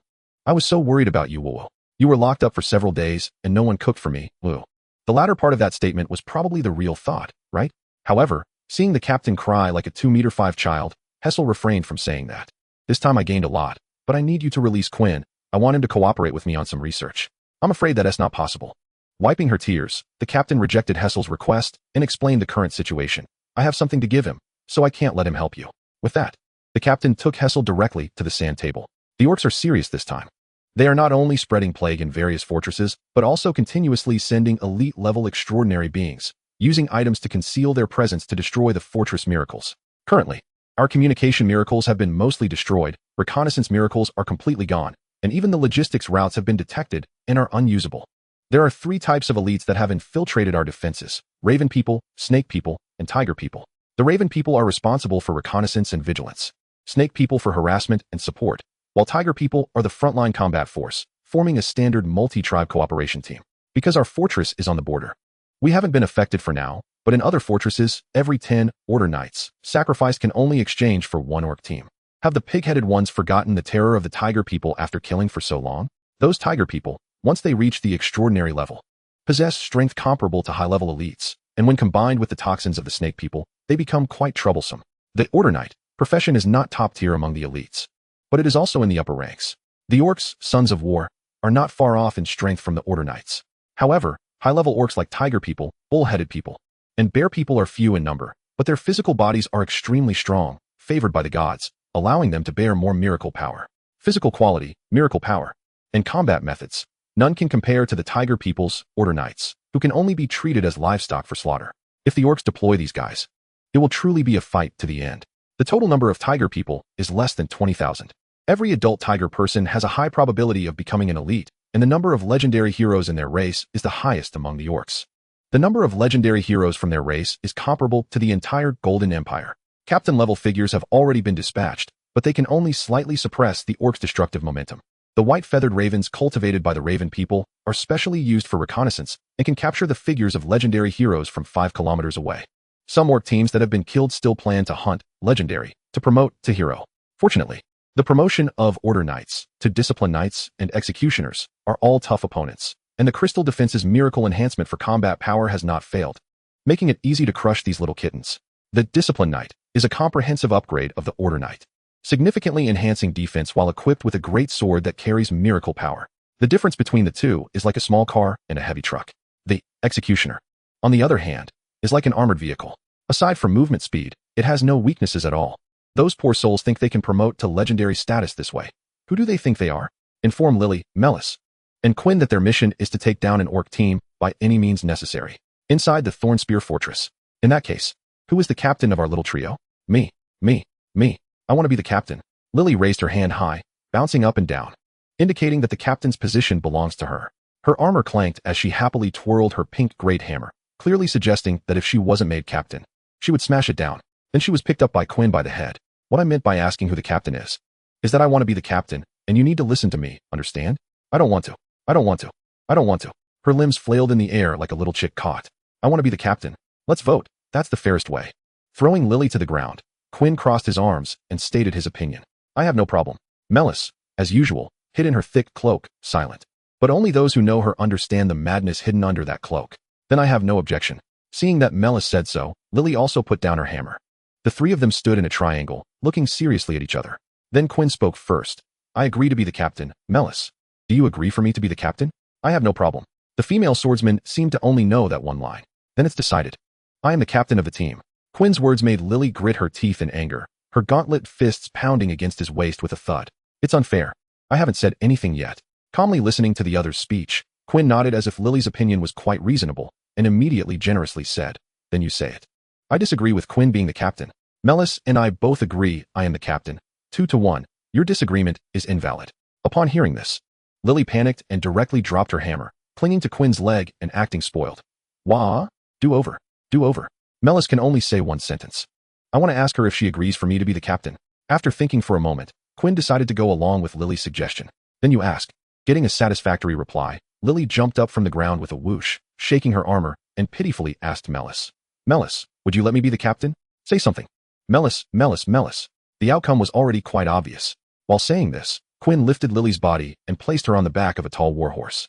Despite her weight being less than 50 kilograms, once she was in armor and with weapons, it weighed at least 500 kilograms. This meant she could not ride ordinary horses. Only large hybrid warhorses could carry her weight. These warhorses are special hybrids born from extraordinary beasts and warhorses, possessing incredible endurance and load-bearing capacity. Quinn was slightly better off, weighing less than 300 kilograms in armor. Of course, if he wanted, He could also wear armor weighing as much as Lily's, but it would greatly affect his speed of movement. Melissa's weight is that of an average person, and with the enhancement of miracle items, her weight is around 42 pounds, similar to a 20-liter bottle of Nongfu Spring. Therefore, she chose to ride with Quinn on one warhorse. However, she wasn't sitting. Hey, stop stepping on my head, okay? I'm balancing my body. Then can you step on my shoulder? No, your head shakes quite a bit, which is more effective for training. Chapter 29. Orc Squad. The sunlight penetrated the leaves, illuminating a cluster of fragrant wildflowers. In full bloom, the little flowers swayed in the wind, cradling this hard-won light. A blue butterfly landed on a flower bud, extending its slender proboscis to sip the nectar within. Light, flowers, and butterflies. Like a masterpiece of ukiyo-e, it resided in a corner of the forest. A furry large hand quickly reached out, precisely pinching the butterfly's wing, tearing apart this artwork. Another hand gently plucked a small flower, bringing it to its nose for a careful sniff. The floral scent was warm and exuberant, imparting a sense of vibrant life. Just like the owner of those large hands at that moment. With dark yellow fur and protruding fangs, this upright tiger moved gracefully and lightly, as if its over 300-kilogram body was merely a vessel carrying a noble captain. Ragnar, you're learning from humans again. His two companions scoffed at this. A half-human, half-snake woman was tidying her hair. The recent battle had been so intense that her hair had gotten stained with blood, sticking together in a small clump. The man with a crow's head occasionally glanced at the sky, maintaining his connection with the child. He was the busiest one. After all, the responsibility of reconnaissance rested entirely on him, while also keeping an eye on whether the enemy had reinforcements arriving during the battle. Relying solely on a weak body without any miracles to scout legendary heroes was a considerable pressure. It was already evident that the crow people's feathers were noticeably shedding, and it would take at least 3 years for them to grow back. If we don't learn, we can't achieve victory. The tiger man stated a rather reasonable platitude, immediately earning a question from the crow man. What is the use of learning these things? I don't know. My father said so. He placed the small flower in his mouth and chewed a couple of times. A sudden bitterness bit at his tongue, and the tiger man's expression tightened as he quickly spat it out. The resting crow and the lounging snake both laughed heartily. That's a bitter herb. It's a medicinal plant. Only a desperate wild butterfly would eat it. Not offended by the mockery from his companions, the tiger man lay back on the ground. Shaking his head, he propped his arms behind his head and gazed at the mottled shadows of the trees. To be honest, he really enjoyed this life. Fighting, resting, chatting. Compared to the oppressive atmosphere in his tribe, perhaps the other two races of beastmen were more suited to be his companions. You too, when I become a legend. Come be my generals. Who knows who will become a legend first? Exactly. I've prepared poison capable of killing legendary heroes. And all it takes is finding the right opportunity to take down a fortress captain. As soon as he said this, the female snake and male crow both felt a weight on their shoulders. The male tiger, known as Ragnar, embraced both of them. Helga, I really like you too. The snake woman felt no discomfort. Instead, she wrapped her tail around their waists and took a deep breath. Ragnar, if you had scales, I would consider being your wife for a year. The crow man smiled helplessly, shrugged, and spread his wings to embrace the other two. Helga, Ragnar, me too. But my fondness for scales is limited to food. The three were not a temporary squad. They had been selected to participate in this war years ago. Stalemated in front of the crystal defense line for hundreds of years, the orcs had long understood that a straightforward frontal assault was futile. They had tried every conceivable method to spread disease, disrupt logistics, and induce natural disasters, but most results were less than ideal. Yet the orcs would continue to try. Including these squads, it was all just an attempt. 10 squads, 30 elite high-ranking orcs, and hundreds of elite low-ranking orcs. All were deployed inside the crystal defense line, scattered to sabotage the miraculous facilities of the defense line, aiming to reduce the troop losses caused by large-scale miracles on the front battlefield. For the high-ranking orcs, elites were no longer scarce. As long as they controlled consumption within a certain range, it was fine as long as the tribe's foundation was not harmed. Thus, these ostracized individuals from their kin found a place to belong. Although the trio could ambush an entire squad of Order Knights, they all understood that this was akin to dancing on the edge of a knife. There were no rules prohibiting legendary heroes from striking against elite, transcendent beings. If they were found by the legendary heroes of the Crystal Defense Line, it would be a brutal slaughter akin to play. The odds of elites against legends were less than 5%. But conversely, as long as the Tiger Man could turn the tables and kill the hero, he could ascend to legend through the power of miracles. At that time, unless the Legion commander intervened or more than 6 legendary heroes surrounded him from different directions, he was confident he could escape with his 2 teammates. And upon returning to the orc side, this squad would no longer be disposable cannon fodder, but a core force capable of having a say within the tribe. Ragnar, if you become a legend, what will you do when you return? A lot. Hearing this, the male tiger became excited. He spread his arms to envision the future for his 2 companions. I want to choose a good hunting ground for my father and brother, Otherwise, when I go out, they won't have enough to eat. Since neither of them passed the deity's trial, only having just the right proportion of meat. If you have no place to stay, you can come to my family's hunting ground. As long as it's not empty, you can hunt freely. And the fishing grounds in the north. I've liked that place for a long time. I must find time to buy it. Also, Tiger Man Ragnar loved to dream about the future. This was one of the few pleasures he had in his youth. Now, he had become stronger, and he wanted to grow even stronger, to realize all those unreachable dreams from childhood. While still describing the future with his two companions, a faint chirping sound came from the sky.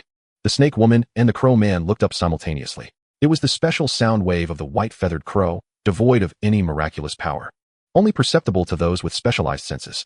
The crow man patted the tiger man's shoulder. It seems my child has found new prey. All right, Ragnar, the break is over. Upon hearing this, the tiger man's face instantly darkened. The muscles hidden beneath his fur bulged with blood, and his eyes were filled with dark red veins. 10 minutes to finish the fight. Then continue searching for the miraculous facilities in the ley lines. Our task is to destroy these ley lines. Cut them off, pollute them, damage them, whatever it takes. We must destroy them all. After completing the task, even if we haven't fought, this achievement alone will be enough to become a legend. Chapter 30. Meeting at the headquarters of the Crystal Defense Line. The atmosphere in the enormous conference hall was tense. A solemn and dignified air permeating every inch of the space. The armored giant seated in the main position kept his eyes closed and remained silent, while 4 men sat on either side. The leading general was clad in resplendent heavy armor interwoven with purple and gold, each part emanating a cold, sharp gleam, exuding an extremely heavy oppressive aura. That was the manifestation of miraculous power. It required at least 30 instances of miraculous power to achieve such an effect. The armor of the other 4 men was equally impressive, intersecting in red, blue, white, and black, vastly different from the usual Order Knight's armor. The entire conference hall was so quiet that one could hear the sound of breathing, with only the occasional rustling of maps. Finally, the general sitting in the main seat took the lead in asking, "Gentlemen, it has been 3 days. How many orc squads have we eliminated?" 3 squads. That means an average of 1 squad a day. Yes, the speed is too slow. Is there a way to solve this problem? Proposal. Let us take matters into our own hands and eliminate all those orc squads within 1 day. The responding general stood up from his chair. Resembling a small iron tower, his overwhelming aura crashing like a tidal wave, unstoppable. All 5 present were legendary heroes of the Golden Empire, possessing the power of 6 to 7 legendary realms. Any one of them could easily crush a female pig-headed hero. At the same time, they were the 5 personal guards of the Legion commander, each commanding 1,000 heavy infantry. Each guard possessed a legend that enhanced group combat capabilities. And with their 1,000 men, they could even break through an army of 10,000 in a frontal battle. An epic hero like the Legion commander would not waste time on such trivial matters. Most conflicts below the legendary level and battles of less than 10,000 were handled by these 5-colored guards. This included the order previously issued to the commander of the Spike Lance Fortress to confine him. Rejected. We 5-colored guards absolutely cannot leave the headquarters fortress. This is the only shortcoming of the 5 guards. As a cost of power, their individual combat strength is only equivalent to heroes of 5 legendary realms. And even somewhat less. If they leave the fortress, accidents can easily occur. Proposal. Command the commander of the White Rhino Fortress, who possesses 5 legendary powers, to take action. Rejected. We are not weak in combat power, but lack mobility. There is not much difference between 1 legendary power and 5 legendary powers. Only when we, with 6 legendary powers or more, take action does it have significance. The upgraded version of the Order Knight is the Discipline Knight. The speed has not been enhanced. Before reaching 6 legendary powers, their speed is only less than twice that of Order Knights. Only after reaching 6 legendary powers can a qualitative change occur using the principle of forcefully flying bricks. Proposal. Command the commander of the Spike Lance Fortress, Frenzied Beast Warrior, to take action. Rejected. The risk is too high. If we encounter 3 squads simultaneously, there is a probability of death. Suddenly, the conference room's door was pushed open. A messenger burst in with documents, and before the generals could speak, he immediately said, "Urgent report. The commander of the Spike Lance Fortress has dispatched 3 elites to hunt down the orc squads." Upon hearing the news, the 5-colored guards displayed the same expression. This guy is acting on his own again. Each elite is the property of the Empire. How dare he deploy them without permission? 3 elites. Who knows how long it takes to train them? Confinement. Must be confined for another 2 months. No. Proposal. Let the Spike Lance Fortress change its commander. Rejected. Rejected without reason. Emotions are not allowed during the meeting. They had long understood how troublesome that commander could be, yet there was nothing they could do. After all, that guy has the same teacher as the Legion commander. Bring the information of those 3 elites. Golden-haired royal? That guy actually sent out royals. Purple-haired swordsman? I remember her. She cut down 5 orc elites with 3 strikes. How could such a strong elite be sent out? The losses would all be the Empire's wealth. Who is this black-haired kid? A newly promoted elite? Are we sending him to his death? Confinement. Must be confined. On Quinn's side. Clang clang. I can weave straw hats. Quinn is so amazing. Only Lily would cheer like this. The grievance of not becoming the captain lasted less than 5 minutes. Replaced by the wild joy of a runaway wild horse. Lily was the same age as Quinn, but her mental age was different. Having only interacted with the outside world through combat, she was still a little girl who hadn't grown up. This had been mentioned before. At this moment, Lily was trying to put on a straw hat woven by Quinn from vines, barely getting it stuck on her shiny silver helmet. Melis, does my straw hat look good? Don't disturb me. Balancing on one foot atop Quinn's head, Melis had beads of sweat forming on her forehead, her body swaying slightly, as if she was struggling to maintain her balance. Seeing that her new outfit didn't earn her any compliments, Lily leaned against the saddle, grabbing the mane with both hands and pulling. Quinn, I want to fight. When can we fight the orcs? I don't know. I'm also looking for them. Also, you can't hit the mounts. Those are the best war horses. The mounts of the Order Knights are not just any wild horses, especially for someone like Lily, who specializes in strength. She could easily pull this nearly 1-ton warhorse with one hand. If they disobey, a punch would do the trick. No warhorse, horse king, or blood sweat horse could withstand it. If we don't fight, we don't fight. Quinn, where's our goal? I don't know. The commander only told us to go out and fight a squad of orcs, but didn't he say where the people are? However, if we knew where the orcs were, we could just send the army over and wouldn't he have to deal with it ourselves. Lily's voice trailed off. What should we do? The commander said we can't go back until we kill a squad of orcs. I miss my little bed. Without even looking, Quinn could imagine that Lily's little face must be scrunched up in frustration. We just have to wait. Wait. The orc elites primarily target the Empire's miraculous facilities, with the Empire's elites as secondary targets. Seeing 3 Imperial elites traveling together, they would definitely not miss such a fat piece of meat. We don't need to take the initiative. As long as we ride our horses and stroll around, orcs will naturally come knocking on our door, right? This is too fast. We just came out not long ago. Thanks to the frenzied beast warrior's hearing, Quinn's perception range was not low. However, it could not compare to some reconnaissance specialized races on the orc side. Therefore, when he sensed the orc elites approaching, it indicated that their trio had already been surrounded by the enemy. Time to gain experience. Chapter 31. Encounter 3 humans. We are 8. Let us split them up. I want legs. Thighs. Poochie, I want to eat their heads. The ground surged, grass and trees shook, and a disorganized little group surged out from all directions. The pig-headed men were covered in black fur, with a piece of rotten meat in their mouths, their pig ears occasionally twitching. The dog-headed men had only one ear and half a tail, their fur brown. The rat men were short and stout, with dark skin and tiny eyes. The leopard men wore black leather armor, muscular, with sharp gazes. The cat people were draped in white fur, with incredibly sharp claws. The bird people had their wings spread, pure white feathers, and sharp beaks. The fox people had pointed faces and long whiskers, their bodies slender. The snake people had long bodies, the upper half human and the lower half covered in snake scales that shimmered green, occasionally flicking their tongues. 8 oddly shaped orcs each displayed their abilities, slowly crawling out from the dark corners, surrounding the trio led by Quinn. As mentioned earlier, the team of high-ranking orcs is the main force, supported by a large number of elite low-ranking orcs. These elite orcs may not be strong in direct combat, but they are masters of stealth and concealment, much like how cotton workers are quick on their feet. The low-ranking orcs who couldn't keep up with their companions all ended up in the bellies of the high-ranking orcs. These 8 elite orcs cannot match the 10-man formation of the Order Knights, serving more as a means of interference. However, when faced with a 3-person elite team, they are no longer afraid. They cannot judge the strength of human elites by appearance, but they can discern superiority by numbers. For example, right now, it's 8 against 3. They believe they have a crushing advantage. Little do they know, the other side is equally unafraid, and that woman boldly draws her longsword, declaring that each of them will take down 4. As soon as the words leave her mouth, Melis is pinned down by Quinn. I want them all. A heart racing with fiery excitement. The latent power within his flesh and bones surges forth, primitive ferocity distorting and twisting his features. You. With one hand gripping the sword, and the other pointing at the leading snake person, Quinn's face reveals a fierce light. Die for me. What? The snake person does not catch the man's words, only seeing a flash of sword light before her eyes.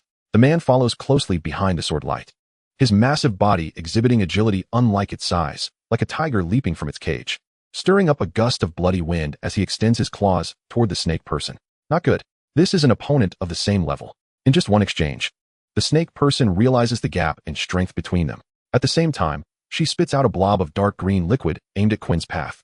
Quinn's expression remains unchanged. Relying on the advantage of his armor, he forcefully collides with the blob of liquid. In that instant, his mind reaches its peak. All the gathered strength within his body is transferred to the sword's edge, white light swirling around it as he boldly slashes down at the snake body, which is as thick as a human's waist. Sizzle. The overwhelming force drives the blade into the flesh. The scales at the point of impact cracking inch by inch until it finally reaches the bone, not pursuing the victory. Quinn sees that this strike did not inflict the damage he had imagined, immediately withdrawing his longsword and creating distance between himself and the enemy. The blade sends out a spray of blood, obscuring the snake person's vision and preventing her from seeing Quinn's grim face. In his original plan, this strike should have cleaved the opponent in two. Now, it has only cut through scales and muscle, failing to even break the bone. Quite tough, this one. Seeing Quinn retreat to his side, Melis leisurely explains, the hardness of a high-ranking snake person's scales is comparable to steel, and the amount of muscle in their tail surpasses that of all the muscles in a human combined. Even ordinary Order Knights cannot break through their defenses. It's already quite impressive that you managed to cut in. The strengths of the snake people are evident, as are their weaknesses. Their snake bodies are extremely tough and immensely powerful, serving as their main means of attack and defense. However, their upper bodies, lacking scale protection, become a fatal weakness. It is this lack of understanding that prevents Quinn from killing the opponent with a single strike. Just as he is shocked, the snake person is equally astonished. After all, even among elites, the tiger people have been helpless against her tail. Once ensnared, they become prey and are crushed to death. This human actually has the ability to pierce through her muscle scales. They cannot afford to be careless. With this in mind, the snake person immediately orders, all together, kill that man, and your tribe will receive my protection. The numerous low-ranking elite orcs are suddenly invigorated, like sharks smelling blood as they surround Quinn. No longer driven by mere hunger, a sense of responsibility for the continuation of their clan fills their hearts. These low-ranking orcs, all abandoned pawns, were chosen to be the vanguard scouts, but if they could gain the protection of a high-ranking orc elite, they would no longer be discarded, but instead become heroes. Heroes who sacrifice for their clan. Unbeknownst to them, they tighten their grips on their weapons, bearing sharp teeth and claws, their eyes filled with wild ferocity. No elite could maintain composure in such a scenario. Even Melis and Lily would feel a surge of fear in that moment, but Quinn does not. The more intense the situation, the calmer he becomes. The instincts honed through countless battlefields stabilize his chaotic thoughts. His mind is focused solely on identifying the weaknesses of all enemies on the battlefield, hearing from all directions, watching from every angle. Even a fleeting glance can reveal the enemy's vulnerabilities clearly. The rat people's disadvantage is their short limbs, the leopard people's weakness is their slender bodies, and the fox people's flaw is their soft fur. All of this appears in his mind as naturally as eating and drinking, understanding instinctively what his next move should be. For the sake of my people, for the tribe, for my children, no one can take this from me. He is my prey. The three fastest orcs are already within striking distance, wielding their weapons and launching fierce attacks. But Quinn's speed is even greater. With a swift draw, the sword flashes like a burst of flame, far surpassing what the eye can perceive as it rushes toward the enemy. This is the art of the Azura, learned from the Sea of Blood.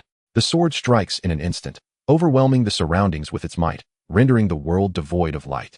Everyone's mind is captivated by this sword, seeing no colors, only blood red and pale white. Red splatter of limbs and white sword light intertwine and dance. Crack, crack, crack. Dozens of smoothly cut pieces of flesh fall, and in those bewildered gazes, it becomes clear that these orcs' brains have not yet registered the fact that they have been sliced into pieces.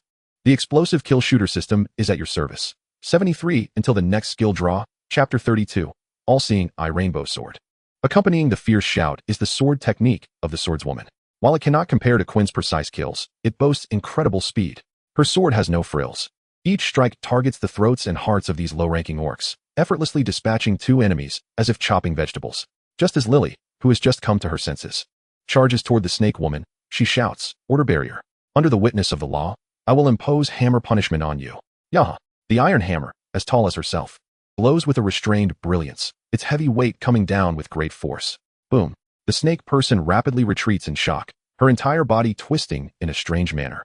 Right in front of her, the hammer strikes the ground, creating a 1-meter-wide crater, while its wielder swings the several hundred-kilogram hammer as if it were a toy. What kind of monster is this? A person who can break through her defenses with an imperial standard longsword is already terrifying enough. But now there's this little one wielding such heavy weaponry.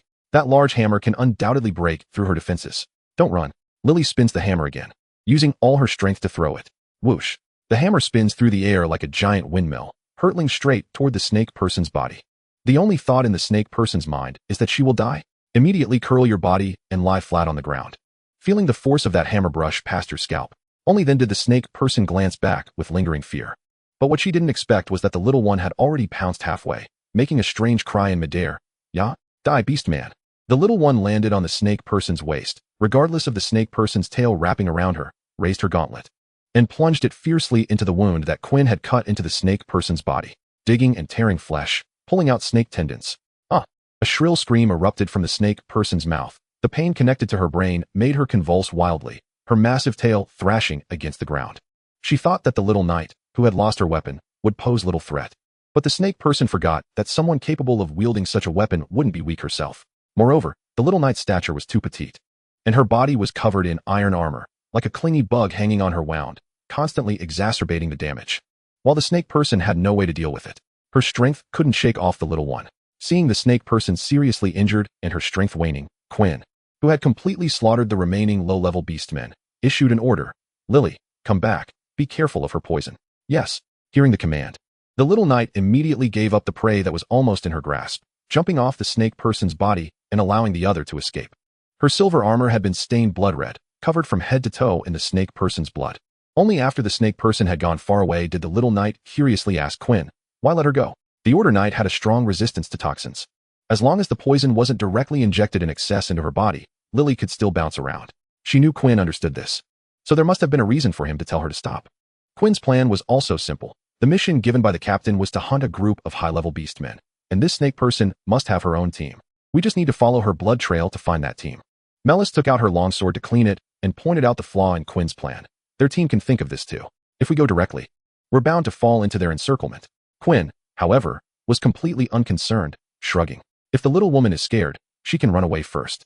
"I'm an adult. I'm 18. I'm not a child." That's right. You're an adult." He patted Lily's head, coaxing the little child onto the horse's back, then pulled Melis under his arm, gently squeezing the horse's belly while humming a little tune. "Take it slow. We'll catch them all when she joins her team." Quinn wasn't worried about the other side escaping his tracking because he had just drawn a new skill. Explosive killing range shooter system at your service. Distance to next skill draw, 100. Skill is being drawn. Far sight, from a certain centaur archer. A necessary eye for aiming at enemies. Can see things within a radius of several kilometers, including basic abilities like X-ray vision, long-distance sight, and breaking illusions. If one has enough wisdom, it might also be possible to glimpse the future. Skill is being issued. Please wait, just right. For the current elite squad. A reconnaissance range of several kilometers is already sufficient. Unless a legendary hero unleashes their miraculous power, few can cross such distances to attack. What is just right? Sitting on Quinn's head, Melis didn't understand what the man was talking about. "Nothing. I just think your figure is just right." A boring thought. Melis closed her eyes and fell silent, her expression showing slight changes. As it quieted down on this side, the other side became noisy, with the little Lily clutching her stomach and shouting to the captain, "Quinn, I'm hungry. Just hold on. No, I want to eat. Didn't we eat before we set off? But I just defeated a beast man. I'm definitely going to be hungry after exercising." Lily tugged at the warhorse's mane, constantly patting its head and acting cute. The warhorse could only innocently neigh, looking as if it were a 900-kilogram child in distress. Even Quinn couldn't bear to watch. Ordering Lily, "Come here." Hearing Quinn call her over, Lily slapped the horse's back, reluctantly bringing the warhorse closer, only to see a fist the size of a sandbag enlarging in her view. "If you're hungry, eat a punch from me." Ow wow. Knocked off the horse by Quinn's punch. Lily energetically ran around on the ground, showing no signs of hunger at all. Children are like that. Sometimes they don't know what they want, and at such times, adults need to give them a reminder.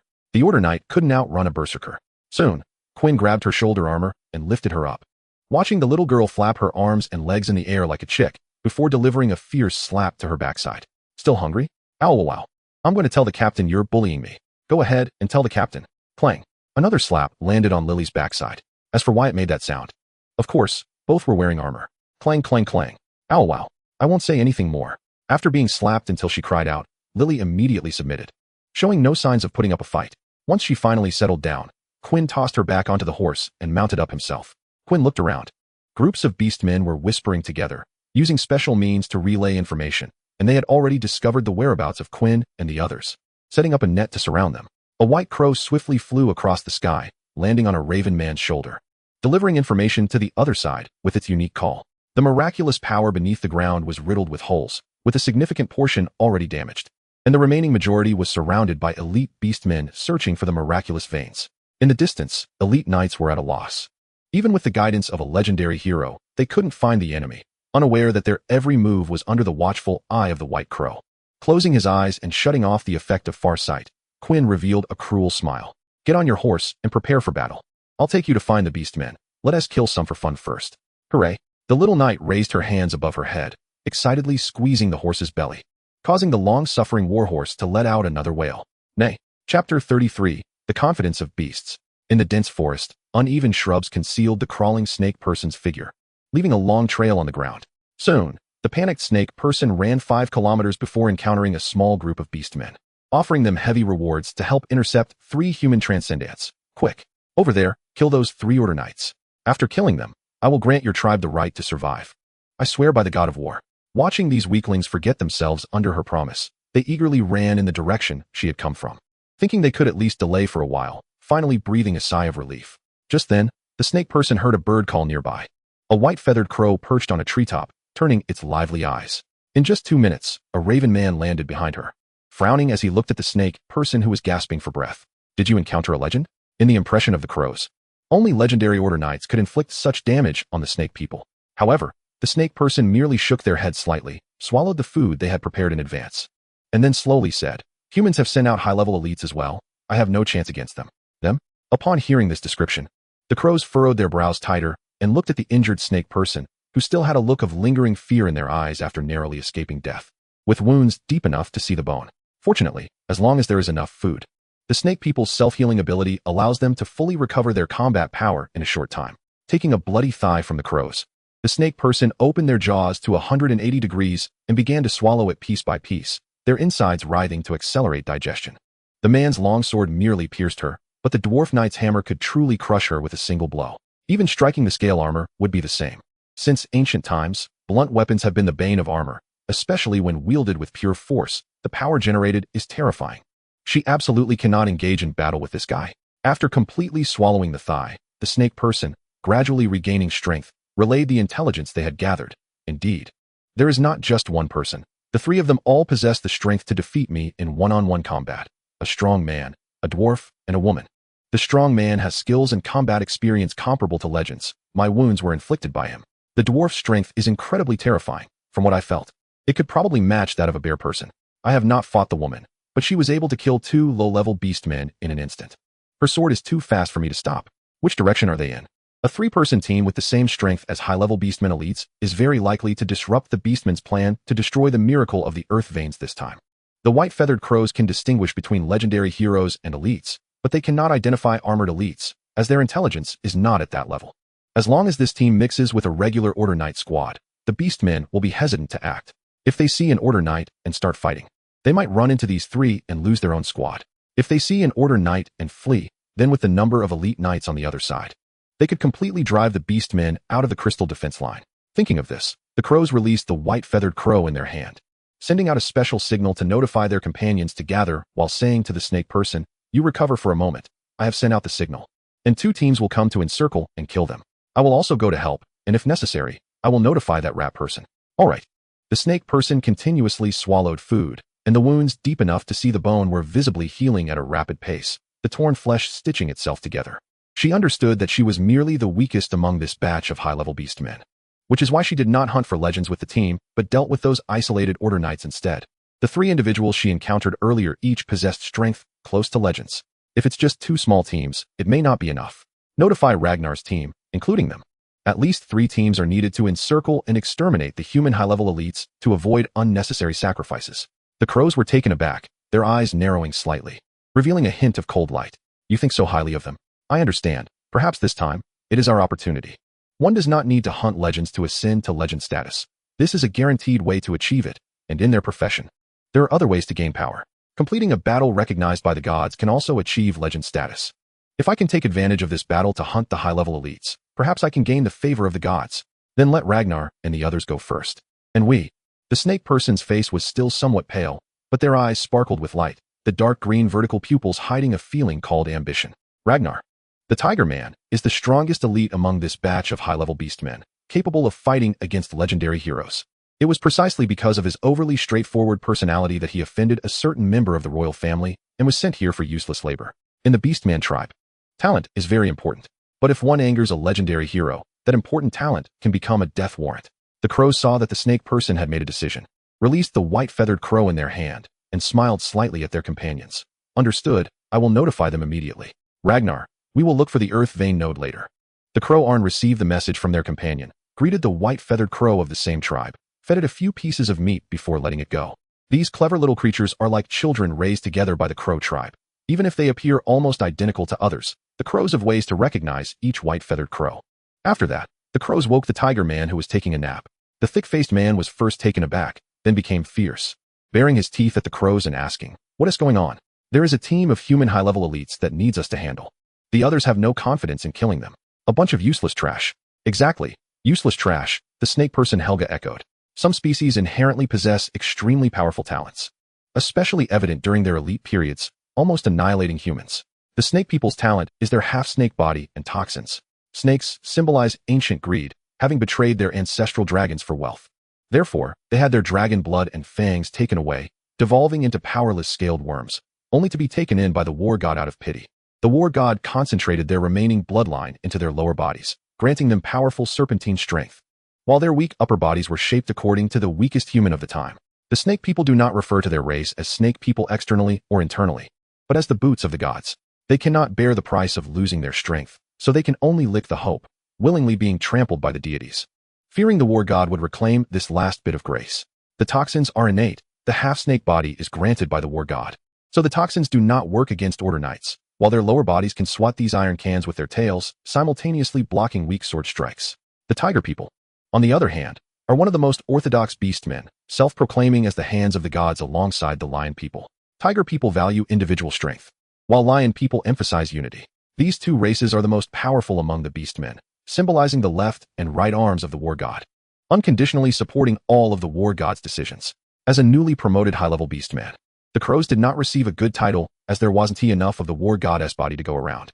So they could only refer to themselves as the eyes of the sky, which pales in comparison to the wings of the eagles. After all, aside from the quantity of their race, the crows are almost completely suppressed by the eagles. Yet, even such high-level crows can easily hold back 5 Order Knights in battle with their speed. Their feathers, covered in grease and dirt, are equivalent to a piece of leather armor, and with a touch of miraculous power on top, even without the high defense of the snake person's lower body scales, they still pose a significant challenge to the Order Knights. Under such conditions, if they cannot defeat the Order Knights, they would truly be useless. Hurry up and resolve this. Do they have the positions of those 3? Ragnar shook his arms, and the bones cracked loudly. On shook his head and explained no. They said they would only send us the location after the 3 teams' rendezvous. Originally, 2 teams that were about to rush over were also halted, waiting for us. Spitting dismissively, the snake man mocked, "A bunch of cowards. I don't know how they were chosen by the god of war." On thought for a moment, and concluded, "We can't be careless. Those Order Knights might have miraculous items in their hands that can harm us." Helga felt a bit scared by this, but then thought it unlikely. Such high-level miraculous items would be a waste to use on us, right? Directly lethal miraculous items can work even at the legendary level. They shouldn't be that strong. But we still need to be cautious, especially you, Ragnar. You're the captain and can't die. "I understand," Ragnar replied, his eyes still somewhat relaxed, as if he were just out for a picnic. He seemed to have little concern about this battle. The elite humans appeared to him like infants. Even if you gave an infant a hammer, it wouldn't be able to kill an adult. Chapter 34, Break Time Smack. The soles of his feet hit the ground, splattering a pool of thick blood. The gallbladder of a rat man, the shattered bones of a cat girl, the rotten skin of a foxman, the broken teeth of a pigman, and the blood of a goat man. Dozens of low-level orc elites lay scattered on the ground, merging into a pool of blood, sinking into the earth yet floating above the soil, making their final contribution to the lushness of next year's shrubbery. The strong smell of blood filled the air, silencing even the noisiest summer cicadas.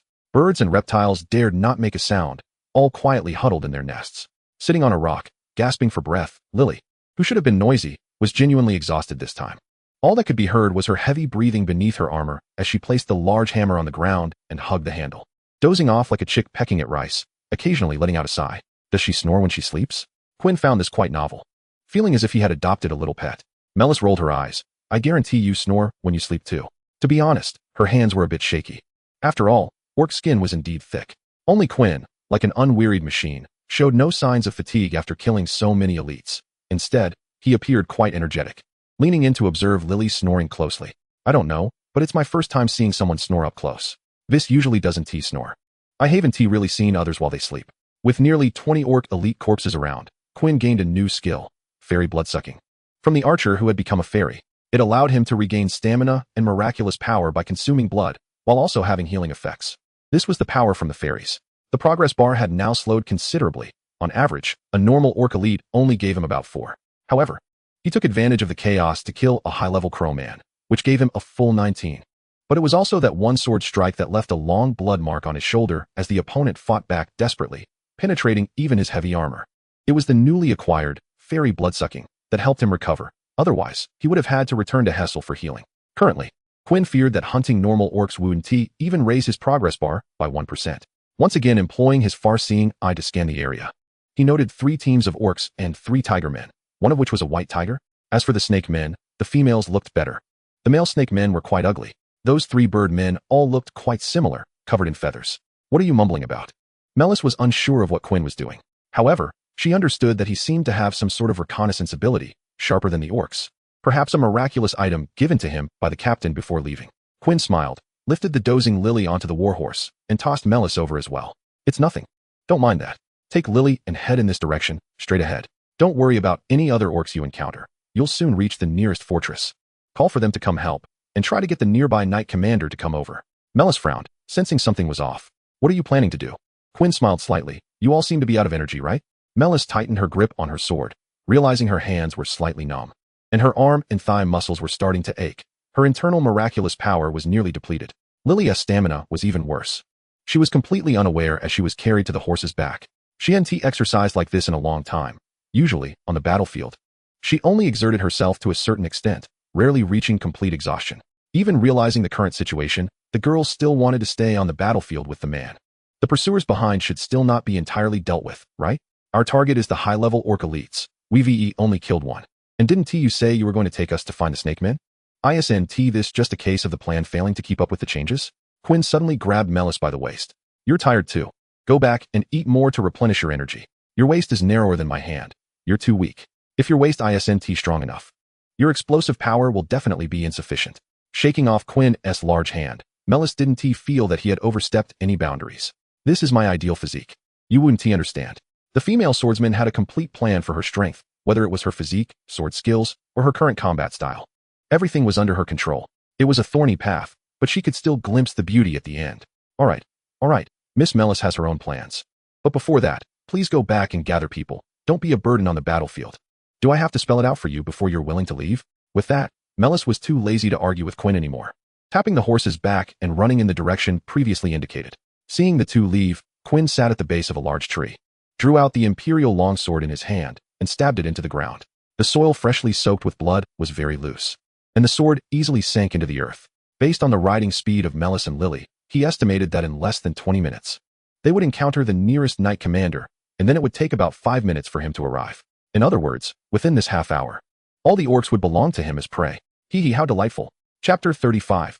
Combat power. Physical fatigue can be restored through skills, but mental fatigue can only be held up by oneself.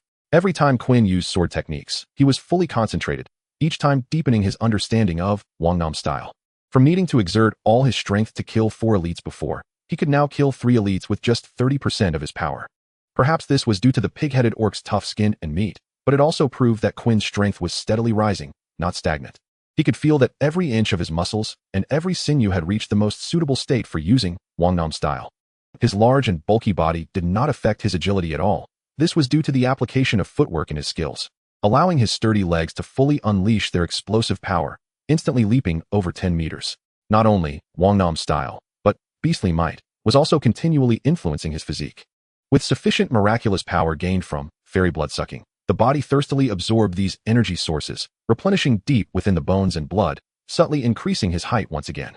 This armor was already a bit small, and it would need some modifications when he returned. At the same time, with enough miraculous power, Summer Water Splash had ample opportunities to be utilized. This seemingly unreliable skill, when fully unleashed, could allow his sword energy, which was normally at 30% power, to achieve 100% damage, accompanied by an overwhelming sense of oppression, which was essentially water attribute damage. Perhaps describing it as a high-pressure water gun would be more accurate. The 3 skills, leadership, charisma, mounted, and far sight, could not provide him with combat power for the time being. Above all, this was the composition of all his skills: speed, strength, technique, and recovery. An extremely comprehensive skill set formed a Pentagon warrior, except for ranged attacks. Wait, the more Quinn thought about it, the more something felt off. Wasn't he supposed to be an archer? Even if I don't get a 47, I should at least award myself a skill that could hit a target 100 steps away. right? Why does it sound like he is entirely a melee brute? But that was a minor issue. After he advanced a few more skills, such a situation would probably not occur again. Rustle. The wind blew through the dense forest, stirring up a few fallen leaves. It also brought with it a considerable orcish scent. Their body odor was too strong, and with Quinn's beast warrior keen sense of smell, he could detect that the nearest orc was still 50 meters away. With a sweep of far sight, he indeed saw a few sneaky figures along with a dark yellow-furred orc striding boldly, showing no intention of concealing his presence. As he pushed aside the bushes and stepped out from the dense forest, Quinn had seen this tiger man through far sight before, and at that time, he only felt that this guy was no different from the other elite orcs. But facing him in person now, this beast was on a different level. The waves of pressure hitting him and the other party's eyes, which were both restrained yet filled with a fierce glare, showcased their formidable strength.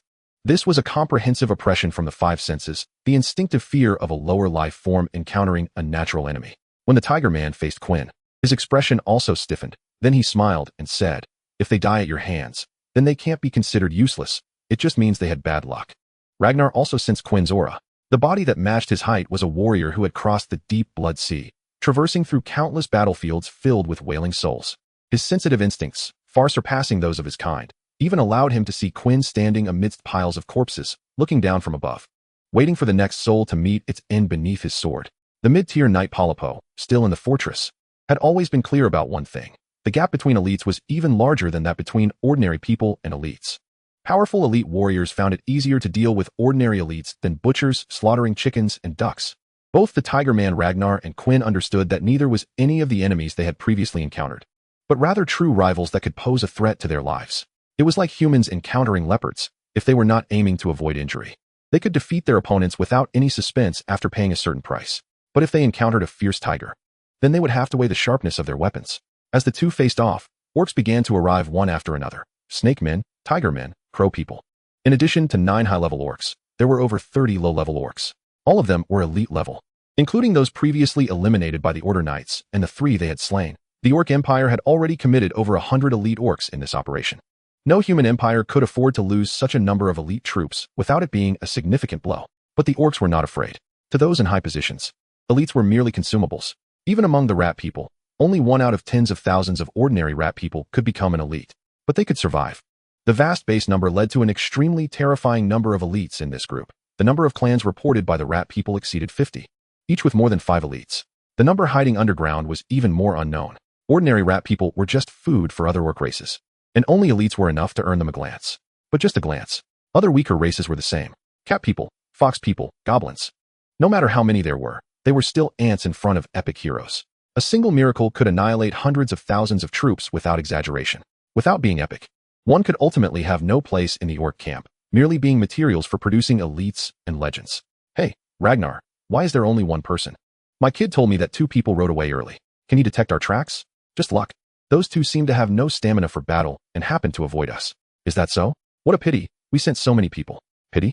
Why don't you go first? I'll go first. I'll go first. A white-furred tiger man could not resist his teammates' provocation, flexing his hands and moving his muscles, stepping forward. But he was stopped by Ragnar. Don't go to your death. Slapping Ragnar's shoulder aside, the white tiger man disdainfully looked at Quinn and mocked Ragnar, who was trying to dissuade him. You've become timid after leaving the clan for so many years. You'd better give up that title of strongest elite when I return. Tiger man Ragnar looked at this companion, shrugged, and did not stop him. Every high-level orc here had offended others in their own way. Chapter 36. Killing the chicken to warn the monkey. Quinn looked at this out-of-line bird, sizing him up and smiling. White tiger orc, seems pretty rare. Aren't you afraid of being wiped out by me? Human, you really aren't afraid of death. The white tiger orc walked up to Quinn, raising his fist. Orcs do not call themselves orcs, as the former masters of this continent. They believe the term orc is a derogatory term used by humans against them. Humans, in their eyes, were merely those who had not caught the eye of the war god, weak beings. They were just lucky, having gained the attention of multiple deities, which allowed them to become the current overlords of the continent. Although the Orc Empire can withstand 3 human empires, there are hundreds of principalities and federations on this continent, with nearly 20 that could be called empires. Even though these countries have similar strengths, with only 2 to 3 mythic heroes each, it still counts as the most prosperous era in the continent's history. If you include those small states and recluses, there are nearly 100 mythic heroes. Yet the Orc Empire has only 1, and the number of mythic heroes does not exceed 10. This is the limit that the war god could achieve. As a race empowered by the deities, the hands of tiger men are not like tiger paws. but rather like the thick knuckles of an orangutan, ending with sharp claws, making it impossible to do delicate work, yet possessing the top strength of the orc race. As the white tiger beast man saw himself approaching and the other party showed no reaction, he reached out and grabbed Quinn by the neck. This beast man stood less than 2 meters tall, slightly shorter than Quinn at this altitude, but the exposed muscles made him look like a hulking monstrosity. His hands could easily crush iron armor into deformity. However, before he could exert his strength, his expression suddenly changed, and his hands became immobile. The reason was that his wrist was seized by an exceptionally strong hand. The white tiger beast man had a limited vocabulary, so he could only describe this knight's hand as powerful. His pupils contracted as his hand was flipped over, and the immense force above threatened to snap his wrist. Beastly might was a blessing from the gods granted to humanity, a reward for the world's greatest hunter from the ancient Greek god of hunters, which would reach its peak when fighting unarmed against beasts. Quinn still wore that calm expression, as if he were holding not an elite tiger beast man, but a small kitten. And he cheerfully advised him, "Beg for mercy, or I'll snap your claws." Under the gaze of lower-ranking beastmen and his companions, the white tiger beastman's furry face flushed bright red. Logic told him that if he did not beg for mercy, this human would definitely snap his wrist. Forget about advancing to legend. Survival would be difficult. The tiger man did not possess the terrifying healing abilities of the snake man, without an orc priest. Losing an arm equated to severe bleeding and death. But the pride of a high-ranking beast man told him he could never beg for mercy from a human. Absolutely not allowed to submit to a human in front of everyone. "It's just an arm, you hairless monkey. What about this?" Before the white tiger beast man could finish cursing, Quinn released his wrist, instead grabbing his neck and lifting the large white cat by the scruff. Once again, he commanded him in a tone of persuasion, "Beg for mercy, or I'll snap your neck." "Impossible. Impossible. Just a mere human." Before he could finish his stubborn shout, it abruptly stopped. Drip, drip, blood pooled on the ground. And the white tiger beast man, separated from his corpse, upheld his pride. Gulp, gulp. After drinking the blood from the head, Quinn licked his lips and tossed the head to the feet of the orc camp ahead. All the orcs could clearly see that the head, twisted off while still alive, bore an expression of pain and struggle, causing them to involuntarily take a step back. Except for Ragnar, who stood with his arms crossed. He had already advised this fellow kin, but the white tiger beast man would not listen. No orc dared to intervene. Certainly, the bad temper of this elite beast man played a role, but more so, they were afraid. Everyone feared being the one to stick their neck out. The reckless had already been validated. Next, wait, it's troublesome to take off the helmet. Carefully placing the helmet aside. This set of armor was worn by the captain during his elite days, and it had several miraculous features for combat. But the detachable helmet did not affect the use of miracles. This is much better. Curly black hair flowed out, cascading down both shoulders.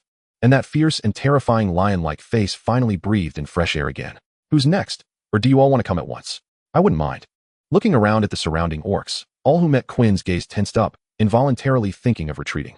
The earlier scene of the tiger man being torn apart was too terrifying for them, especially seeing Quinn even drink beastman blood. This bizarre reversal of hunter and prey made the orcs tremble inside. Brutal, savage, primal. These were the labels humans had placed on the orcs, which they took pride in. But now it seemed, who was the true beast? This guy, could he possibly have beastman blood? Is he a half-beastman hybrid? Looking at his appearance, that seems to be the only explanation. If you don't come over, then I'll come to you. Quinn drew his sword, stepping over the corpse of the white tiger beastman. He walked neither fast nor slow, just a few steps, and arrived in front of the only tiger man who hadn't retreated. "Aren't you afraid of me?" "Not afraid." The tiger man Ragnar shook his head and extended his hand towards Quinn. "My name is Ragnar, from the Hand of God. If there is a chance in the future, I'd like to invite you to hunt in my hunting grounds." "Oh, you want to be friends with me? I'm Quinn. If you consider me a friend, I can make you breakfast, but only if..." Quinn hadn't finished speaking when the tiger man interjected, "You can survive this battle." Boom. The fists of both sides collided. The invisible shockwave made both their faces shake, and their fists clashed in pure physical combat, stalemated against each other, with surprise gleaming in their tiger-like eyes. Quinn looked into the other's eyes and also burst into laughter. "I see why you want to be friends with me. It turns out we're the same kind of people. Ha ha ha. Let us go again." Chapter 37. Trapped beast. Once again, two fists collided, and the two had fought purely with their bodies for over 10 rounds, neither gaining the upper hand. Bang, bang. The fierce punches continually clashed, each time causing the surrounding orcs to shiver in their hearts. This kind of power, far beyond the ordinary, only appeared in ancient legends. Back then, the gods had not yet bestowed their blessings on such a large scale. Only a few individuals would be granted divine power. And there was no concept of the elite level, whether human or beastman. Ordinary individuals aiming to achieve a miracle worthy of legend needed to risk their lives in a desperate fight, with only a slim chance of becoming legendary heroes. But there were some individuals who were not recipients of divine grace, but were rather born with exceptional gifts. They were naturally more agile, stronger, and wiser. Not those who could win against 10 people in an arm wrestling match, but those who could achieve 100-man slaughter in battle. With their strength completely overwhelming their peers and any non-legendary race, they achieved unprecedented feats, earning divine recognition to reach the legendary realm.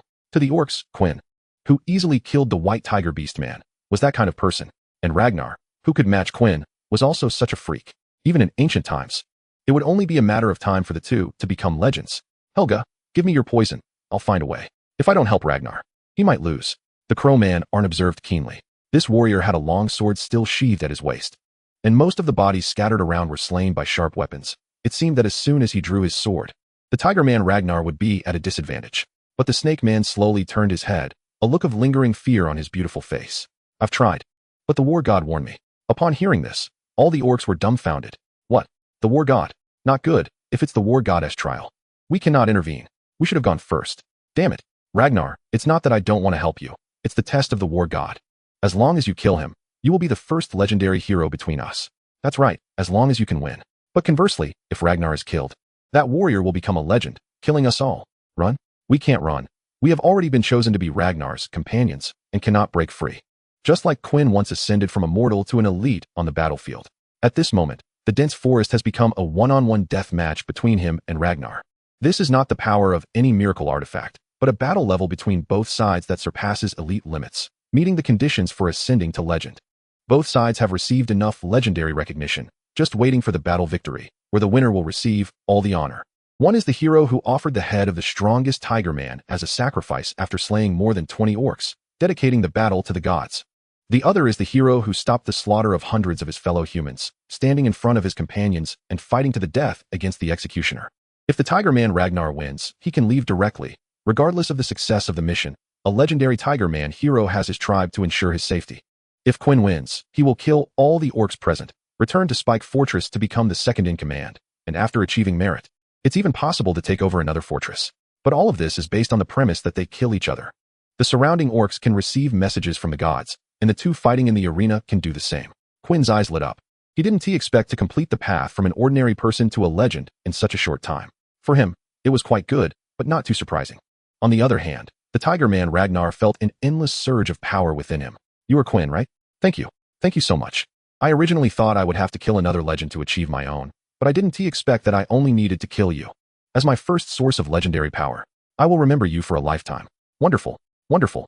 As long as I kill this guy, I can ascend to legend, entering the level he has longed for, becoming the protector of his family and companions, deep in his bones, in his blood, in his muscles. It felt like there was a spring of explosive brute force, making the power in his hands heavier and stronger. The tiger man Ragnar's eyes turned blood red. His sharp claws grew even longer, and he swiftly lunged at Quinn's heavy armor. Zizizi. The sound of tiger claws scraping against steel was extremely harsh, sparking tiny flames. Unable to withstand such immense force, Quinn was sent flying, crashing into a large tree behind him, breaking it in half.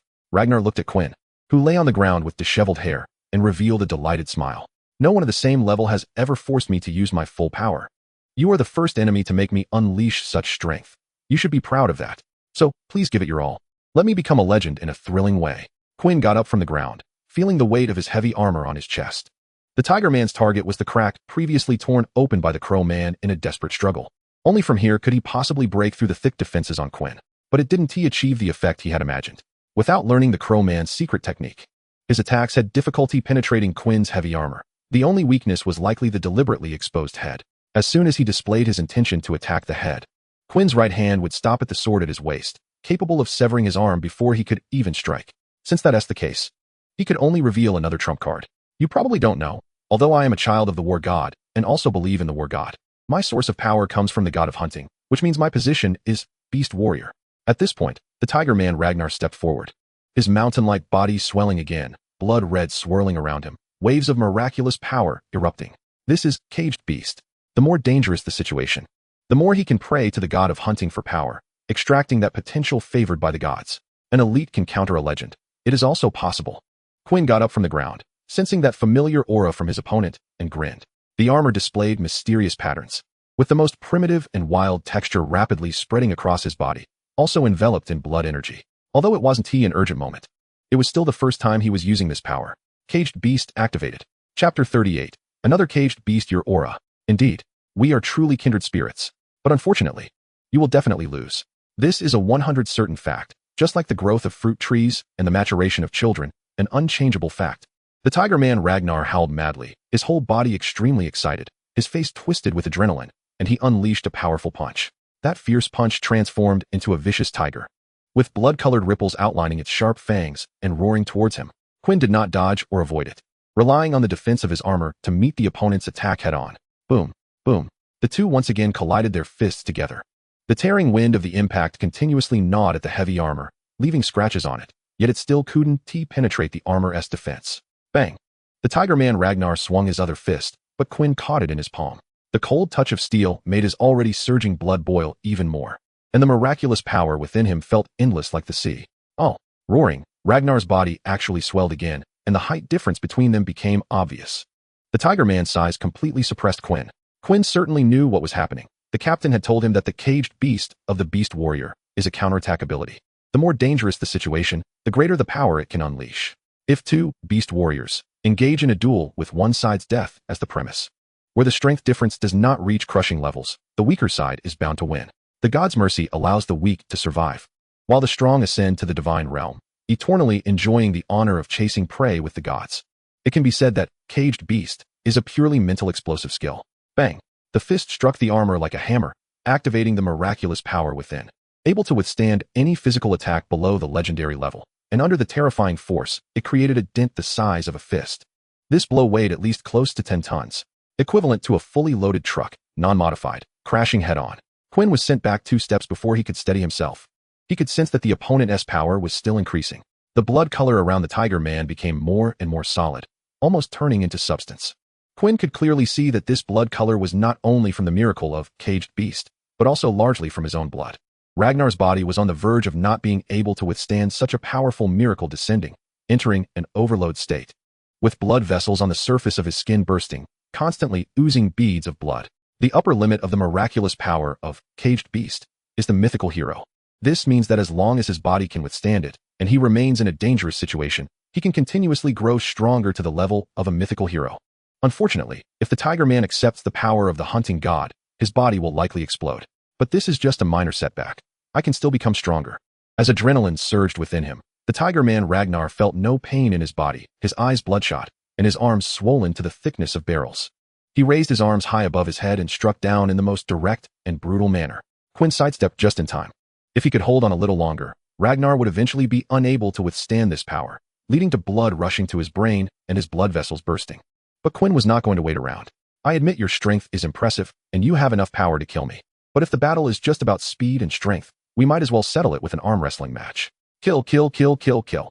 Ragnar was completely intoxicated by power, unable to comprehend Quinn's words.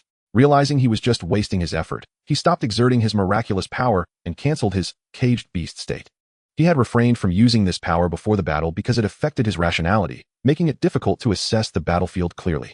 But now, the Tiger Man had completely lost his sanity, reduced to a frenzied beast. Both speed and strength were above him, but it didn't matter. As mentioned before, aside from strength and speed, Quinn also possessed skills. Earlier, whenever his hand was about to touch the sword, the Tiger Man would instinctively dodge, striking with only 3 parts of his strength, wary of potential sword techniques. But now, Quinn had already gripped the sword, while Ragnar charged like a mad bull. When one punch missed, instead of retracting to defend, he swung out with his other claw. This battle had no suspense left. Drawing his sword, the blade stirred the blood-colored air, concealing its cold gleam with no dramatic prelude. Even Quinn's robust body had suppressed its presence to nearly nothing. Amid heavy breaths and wild roars, he could hear the Tiger Man's heartbeat. Thump, thump. Strong and powerful blood flowed to his limbs. Quinn felt time slow down like never before, slow enough to see the changes in the muscle fibers of Ragnar's arm in the blink of an eye. That mass of flesh was about to be unable to bear the miraculous power, and it could collapse at any moment. But he would kill it before that happened. With a whoosh, the sword sliced through the air, creating a sonic boom, the dark blood light spilling out like ink splattered carelessly, connecting at the tip with Quinn's sword. The tip met Ragnar's arm. All the beastmen could only see a flash of black light, as the inky sword light severed Ragnar's right arm, sending it flying through the air. Roar! The violent tiger's roar was deafening. Even after losing an arm, Ragnar's assault did not cease, swinging his left arm. The next punch came immediately, A beast is still a beast. No matter what, it cannot match a human. Huh. Quinn suddenly turned his head to dodge a short arrow flying by, but the Tiger Man's fist landed solidly on his chest plate. Boom. The collapsed armor pressed heavily against Quinn's chest, shattering all the patterns on it into ruins. At the same time, Quinn noticed a figure entering the battlefield. A small rat man, with a short stature and beady eyes, held a blowgun, crouching to hide himself in the dense forest. The earlier short arrow had been shot by him. The target he aimed at was none other than Quinn's head. But that was not the most important thing. The most crucial point was that this rat man was a legendary level hero, watched by the gods. In other words, a miracle caused by the elite advancing to legend. The miraculous power drifting between heaven and earth detected that someone had reached the standard to trigger a miracle gathering here. And depending on the type of miracle, the gods attracted varied. They could not intervene in the world with means beyond legend. The so-called inability to act due to observation was merely a binding of miraculous power between heaven and earth. The gods would not care about such small fries. They were just a group of elite performers, far inferior to the powerful actors they personally trained in fate. If it succeeds, so be it. If not, it doesn't matter. It's just a sideshow. Plus, a more important point, miracles become ineffective in the presence of higher-level miracles. Therefore, the miracles triggered by elites could be easily pierced with just a bit of legendary power in front of legendary heroes. It was as simple as poking a balloon with a toothpick. Of course, there were elite transcendent beings that were even easier to puncture than balloons. Chapter 39, Substitute for Death. Cough cough. Quinn spat out a bit of blood. This was a sign of internal bleeding from ruptured organs. In other words, the Tiger Man Ragnar, in a caged beast state, had inflicted internal injuries on himself with just one punch. But the more terrifying opponent compared to Ragnar was the rat man standing aside, poised to strike. The lightning-fast blowgun dart had not been intended to kill Quinn directly, but to stop him from severing the Tiger Man's head, which allowed him to dodge it. Otherwise, even if Quinn could evade a fatal blow, he would have had a large hole pierced through his face. Searching his mind for how to face this battle, his body involuntarily leaped back. Ragnar's next assault was already looming. The roar of the vicious tiger never ceased, and the fist capable of crushing armor descended once more. Draw the sword. No. Just as his hand touched the sheath, a sense of danger surged over him again. The legendary Ratman knew full well that his blowgun was the pinnacle of assassination techniques. His earlier action was to save the Tiger Man, but now, with Quinn on guard, it would be exceedingly difficult to hit. Both of these elites were not ordinary transcendent beings. They were powerful individuals capable of slaughtering their peers. In a direct one-on-one fight, he himself would not be a match for Ragnar in caged beast state, let alone that human warrior. But for such auxiliary sneak attacks, the Ratman was confident he could easily deal with the opponent. Hoo-hoo. Ragnar's breathing came again from behind. Kill, kill, kill, kill, kill, kill, kill. Not giving Quinn a moment's respite. Boom. The large tree behind him was smashed in half by a punch, and after narrowly dodging the attack, Quinn no longer hesitated and made up his mind. Caged beast activated again. The blood-red airwaves erupted, and the overwhelming pressure swept across the battlefield in an instant. Unlike before, this time, the caged beast greatly enhanced his power. His body swelled, towering over 2 meters and 3, his arms bulging, and his blood-red eyes locked onto the legendary Ratman with the blowgun. He could win. He could tear the Ratman apart. This thought surged in his mind, and the warrior no longer hesitated. He stomped down hard, creating a large pit, dust flying everywhere, and leaped towards the legendary Ratman like an ancient iron cannonball, crashing straight towards his position. He didn't care how powerful the opponent was, what level they were, or whether they were legendary. He now understood one thing. In the state of cornered beast, he is stronger than his opponent. Rodent, die for me. The Ratman's eyes widened in shock as he fired 3 blow darts, attempting to stop the advance. But Quinn disregarded it, and a more ferocious blood-red aura erupted from his body. The 3 blow darts pierced through the warrior's arms and chest, passing through and leaving 3 trails of blood. But this did not stop him. The warrior, already just a shadow, accelerated once more under the enhancement of cornered beast. As if he were about to break through the sound barrier, enveloped in an overwhelming force, and swung his fist down at the Ratman. At the last moment, Quinn saw a hint of a smile on the opponent's lips. Legendary release. Living on borrowed time. The Plague Clan had never produced strong children, nor wise ones. The only reason we could survive was this most worthless life. Bang. The Ratman was struck by Quinn's fist, instantly turned into a puddle of flesh. Bones, blood, flesh, fur, and organs mixed together, undoubtedly dead beyond any chance of survival. But Quinn's heart was filled with unease, because he realized with the last bit of his sanity that this value monster had finally encountered a mechanism monster. As expected, the blood and flesh on the ground had not cooled, and the legendary Ratman, still holding the blow dart tube, stood on a nearby tree with a long tail. Aiming the blow dart tube at Quinn, the Tiger Man Ragnar arrived again from behind. Get away from me. Boom. The two collided with a punch. And at the moment of impact, Quinn suppressed Ragnar, intending to use his other hand to deliver a fatal blow when alarms began ringing in his brain. Sizzle. 3 blood trails shot out. 3 short darts struck his shoulder, cheek, and abdomen. The original targets of these darts should have been heart, brain, and kidneys. All fatal injuries for a human. Seeing Quinn's momentum weaken, the Tiger Man Ragnar opened his mouth wide and roared as he lunged. You think you can be more ruthless than me? Quinn's face twisted completely, his brain overwhelmed by miraculous power. He opened his mouth without hesitation, revealing his full set of white teeth, and charged forward. Rustle. In just those 3 breaths, 3 more short darts pierced his arm. Roar. The roar that erupted from his throat was more terrifying than that of a beast, and the warrior's eyes were completely covered in a layer of blood red, as if the entire world had turned into a sea of blood. Ah! Sizzle. The sharp beast fangs pierced his cheek, but the victor was still human. With all his might, Quinn tore off half of Ragnar's face, exposing the white cheekbone to the air, causing the Tiger Man to scream. Not enough. In front of all the beast men, Quinn chewed and swallowed the torn-off skin, exhaling 2 heavy breaths, and bit down hard on Ragnar's throat, yanking it, blood gushing forth. Fairy bloodsucking activated. Ragnar struggled for less than a second before losing all strength. He was completely relying on miraculous power to hold on. But when the deity judged him defeated, the miraculous power disappeared immediately, and his brain burst blood vessels. Even if Quinn didn't kill him, he would at most become a plant tiger with little time left to live, unless he could ascend to legend or a legendary hero treated him. Gurgle gurgle as he consumed the blood, Quinn's injuries were healing at an astonishing speed. Seeing this, the Ratman didn't care, just standing on a distant tree, watching him with a strange smile. Quinn quickly understood why the opponent looked completely unhurried. Just as his injuries were almost healed, his heart suddenly trembled. Coming back to his senses, most of his limbs below the chest had turned blue, blood flow was obstructed on one side of his body, and even breathing became difficult, let alone moving to kill. This blow dart is poisoned. The beast warriors have resistance to toxins, but that is only for toxins below legendary level. The Ratman must have a legendary level miraculous item in hand. Seeing Quinn's toxin act up, the Ratman finally breathed a sigh of relief, slowly approaching, and in a hoarse, aged voice, announced the death sentence to the human warrior on the ground. The old man is already 13 this year. Being able to kill a potential legendary elite at this age is a good explanation for the clan. Let you die with understanding. At this moment, the miracle of achieving legend had long been destroyed. The miracle of cornered beast was of no use. The Ratman could not think of any way for the opponent to turn the tables, slowly pulling out a grass fruit from his waist and chewing it. Want to hear my legend? Quinn slowed his breathing, trying to slow the flow of blood in his body, watching the Ratman say something. Our clan lives very hard. It was hard to produce a king, but the adults of the god's hand, clan wanted us to hand over that child. We had no choice but to use the lives of 10,000 ordinary children as an equivalent exchange to seek forgiveness from the other side, begging the adults to spare our clan's king. I was the one who proposed this suggestion, and I was the one who persuaded the adults. It seems that even I, who am not even an elite, gained legendary level power because of this humiliating treaty. As long as my kin are nearby, I can be immune to death once. Because of this humiliating legend, my combat power is not even as strong as slightly stronger elites. But I am the only legendary hero.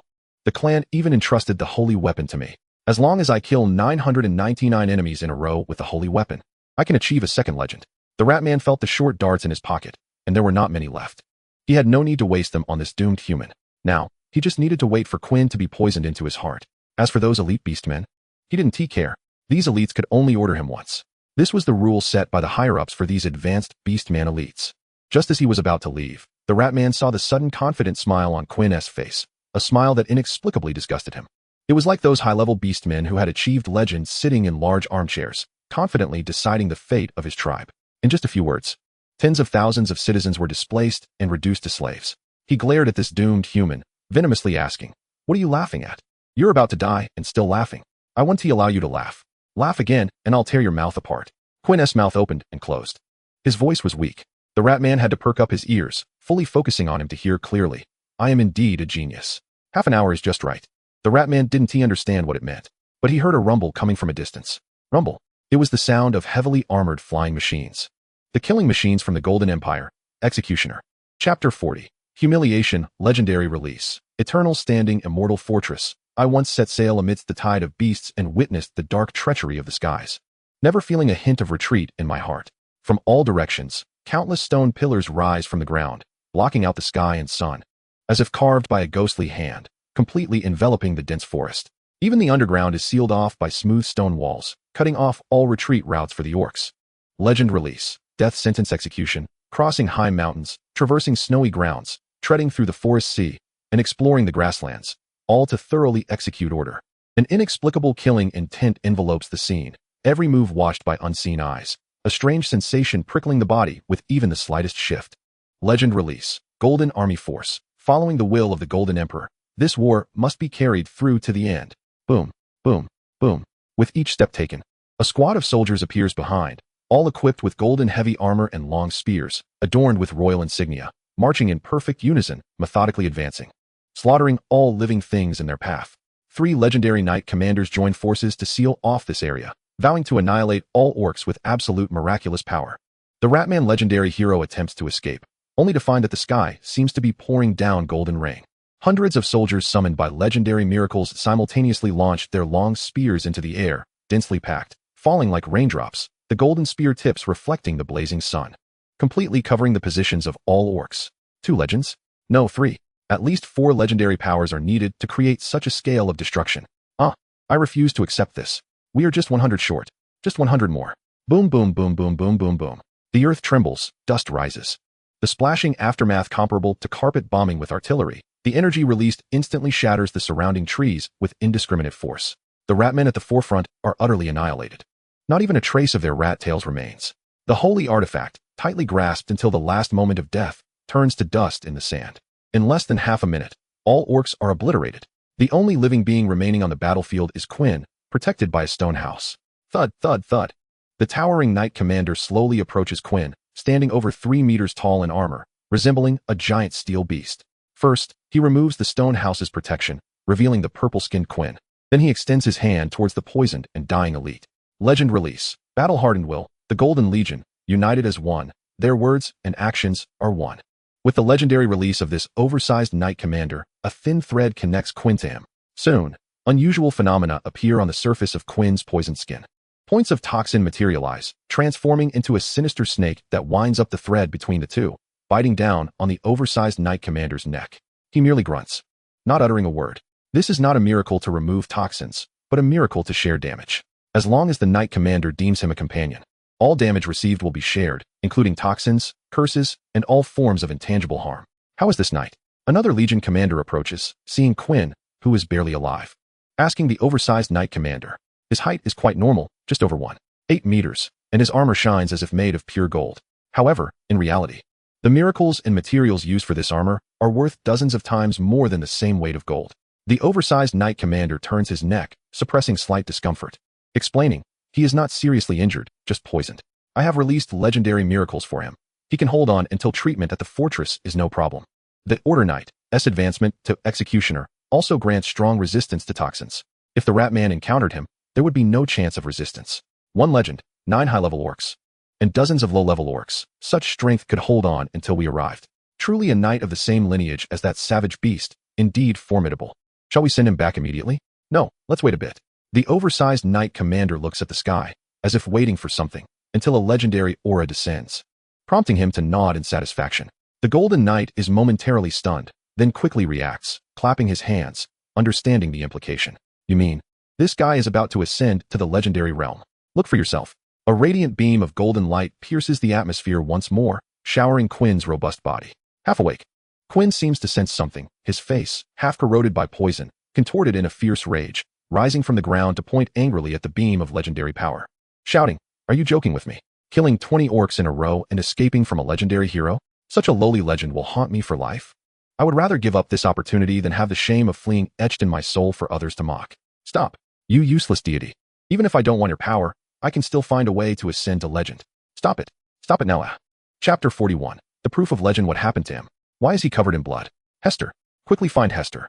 Quinn, don't die. If you die, no one will make me little cakes. Woo wah wah. The last desperate cries are clearly from Lily. Dressed in hundreds of pounds of small armor, carrying hundreds of pounds of a small hammer, she leaps onto Quinn, nearly squeezing all the air from his lungs.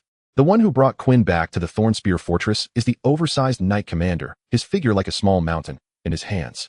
A 2-meter-tall man looks like a child, easily pinched with a single hand. Earlier, Lily and Melis had returned to report first, and just happened to meet with the 3 commanders who were handling the situation in a meeting, who immediately rushed over. Since all the crows were under the suppression of miraculous powers, their white-feathered crows did not have time to report, and these three commanders arrived on the battlefield. Naturally, Lily and Melis returned to the Thorn Spear Fortress first. The two rode their warhorses at full speed back, arriving at the fortress just in time with the oversized knight commander. Don't cry just yet, he's fine. Just had a little mishap while receiving legendary power. He'll recover in a few days. Wiping away non-existent sweat from his forehead, the oversized knight commander was nearly scared to death earlier. It was the first time he had seen someone dare to scold a deity. Although the deity did not descend punishment afterward, he was drenched in cold sweat. The legendary power completed the legendary infusion, forming the proof of legend within his body, but due to cursing the deity, the proof of legend inside him became an empty shell, showing no miraculous manifestations. The proof of legend is the source of power for legendary level heroes. All powers to release legendary miracles come from this. Epic level heroes will transform the proof of legend into the proof of epic, where the stored miraculous power undergoes a qualitative change, becoming epic power. The oversized knight commander currently has only 3 legendary powers. He needs to gather at least 7 proof of legend to open the path to epic. The 7 legends are not so easily gathered. The first legend is the simplest. When the divine power drifting between heaven and earth detects that a certain being has achieved something nearly impossible for its kind, it will communicate with the corresponding priest, thereby bestowing a miracle. Starting from the second legend, the standards for bestowing miracles change to those based on legendary heroes. Perhaps an ordinary person, through courage and wisdom, saves a village of hundreds, and he has a chance to become a legend. However, for legendary heroes, they must at least become the savior of thousands to be favored by the gods. If there's a problem when accepting legendary power, it's no big deal. How can you say such a thing, Dragon Commander? The owner of this voice is undoubtedly the commander of the Knight Order. The oversized Knight Commander is the leader of the Dragon Fortress, and his characteristics are very prominent. As soon as the messenger saw the Knight Commander of the Dragon Fortress arrive, he immediately ran to notify the commander of the Thornlance Knight Order. When the two met, although the oversized Knight Commander was over 2.5 meters tall, the Dragon Fortress Commander was not at all weak in momentum. Despite being shorter, the oversized Knight Commander, who has the power of 1 legend, dares to speak to the Dragon Fortress Commander, who has the power of 3 legends. Not for any other reason, but because they have fought before, with no clear winner. The Dragon Fortress Commander is an honest man with no ambitions. All legendary miracles exist for defense and protection of his subordinates. Thus, the Thornlance Commander cannot break through his defenses, and he cannot keep up with the Thornlance Commander's speed either. The oversized Knight Commander, feeling a bit helpless, can only recount what just happened to the commander. Ultimately summarizing, I can't do anything. He cursed the gods while accepting the legend, and that has nothing to do with me. The commander chuckled awkwardly 3 times and said in a tone full of trust, "Of course, I know it's not your problem. When he wakes up, I will definitely teach him a good lesson. Having legendary miracles is already great, and he still dares to be picky. I will absolutely hang him up and beat him." Rubbing his hands together, this oversized knight looked at Quinn fiercely, wishing he could directly land 2 punches on his face. The oversized knight next to him quickly waved his hand to stop him. No. Although this matter is his fault, he has helped a lot. We didn't even know there was a legend hidden in this orc team, and there are barely any elites left. The commander thought he was going to say not to hit him, but the oversized knight commander said, "Anyway, your temper isn't good either. Just find a reason to beat him in a few days." "What do you mean?" Seeing the other party's fist subtly moving towards him, the oversized knight commander took a step back and casually found a reason to escape. No, I was just joking by. I'm going to find the remaining orc elites." Thud, thud, thud. Compared to his earlier calmness, the Dragon Fortress commander, who took off running, shook the ground as if each step was stepping on the top of the fortress. Everyone who saw him for the first time was dumbfounded. Someone really grew to such a size that only appears in fairy tales. Don't stare, he is not some kind of different species. He is a silver-haired noble, with pure human blood. However, due to the enhancement of legendary miracles, a castle resides within him, causing him to continuously grow taller.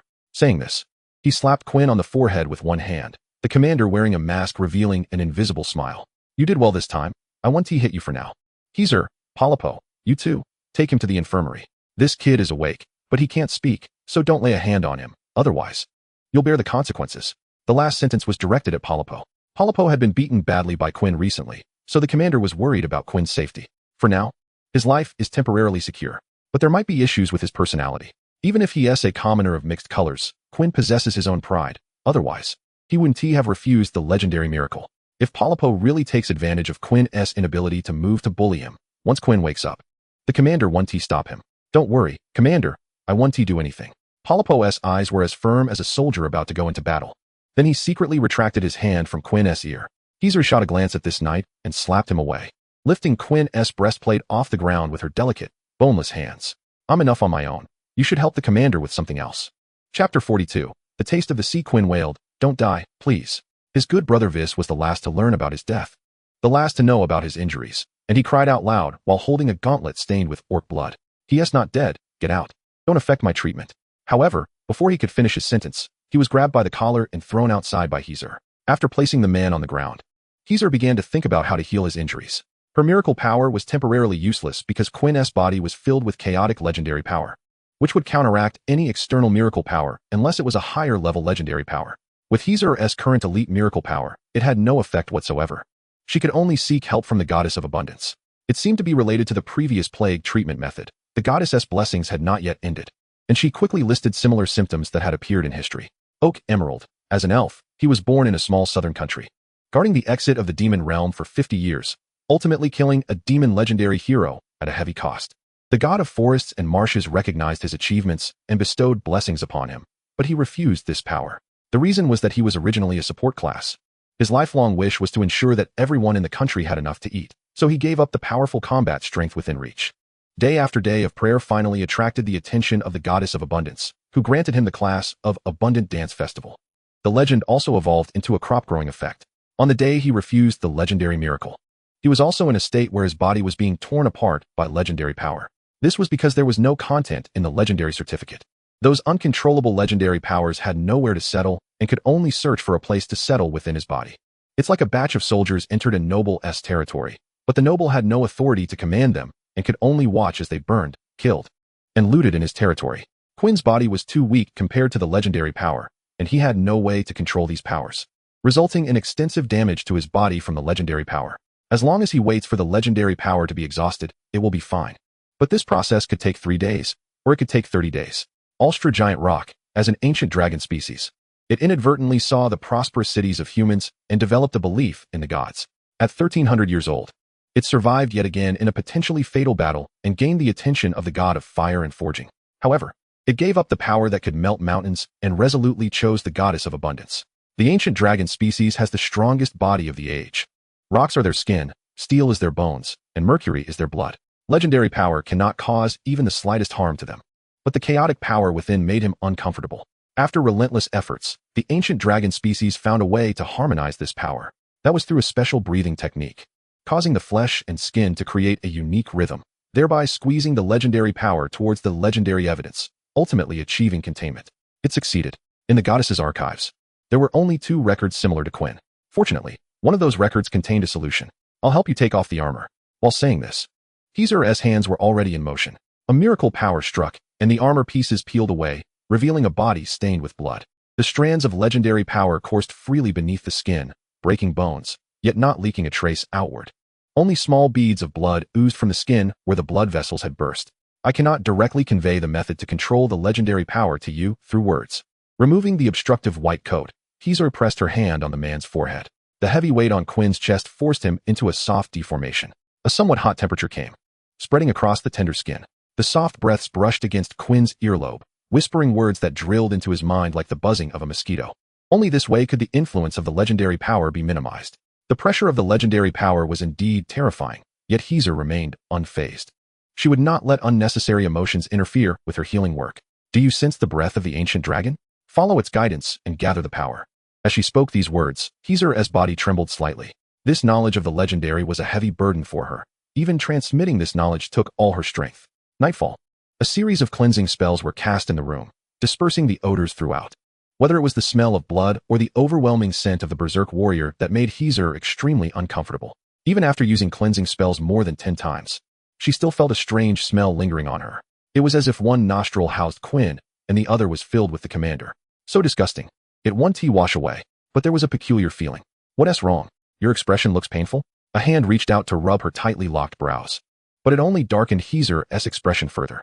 "Get your hand away." I'm just concerned about you, huh?" Leaping up from the ground.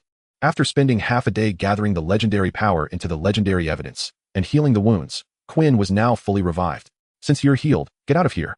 Are you really that heartless?" "I'm hungry. I want to eat. I want to eat." With a roar, Quinn threw himself on the ground, throwing a tantrum. The doctor could only helplessly support her forehead and then cast a miracle power. Unexpectedly, the miracle power that had always worked before was now ineffective. until Quinn's dark laughter echoed in the room. Kuhaha. Miracles will become ineffective in the face of higher-level miracles. Laughing out loud, Lily told me so. Quickly explained in a low voice. As long as I control the legendary power to run within my body, I can negate your power. Laughing wildly. This means you won't be able to deal with me in the future. Heezer, surrender. Feel sorry for this treatment. Laughing loudly, helplessly sighing. Heezer sat on a chair, lifting one foot and resting it on the other's shoulder. With a gentle hook, the slight rubbing made Quinn's breath hitch. Something feels off. Isn't he the one bullying her? Why does it feel like she is also enjoying it?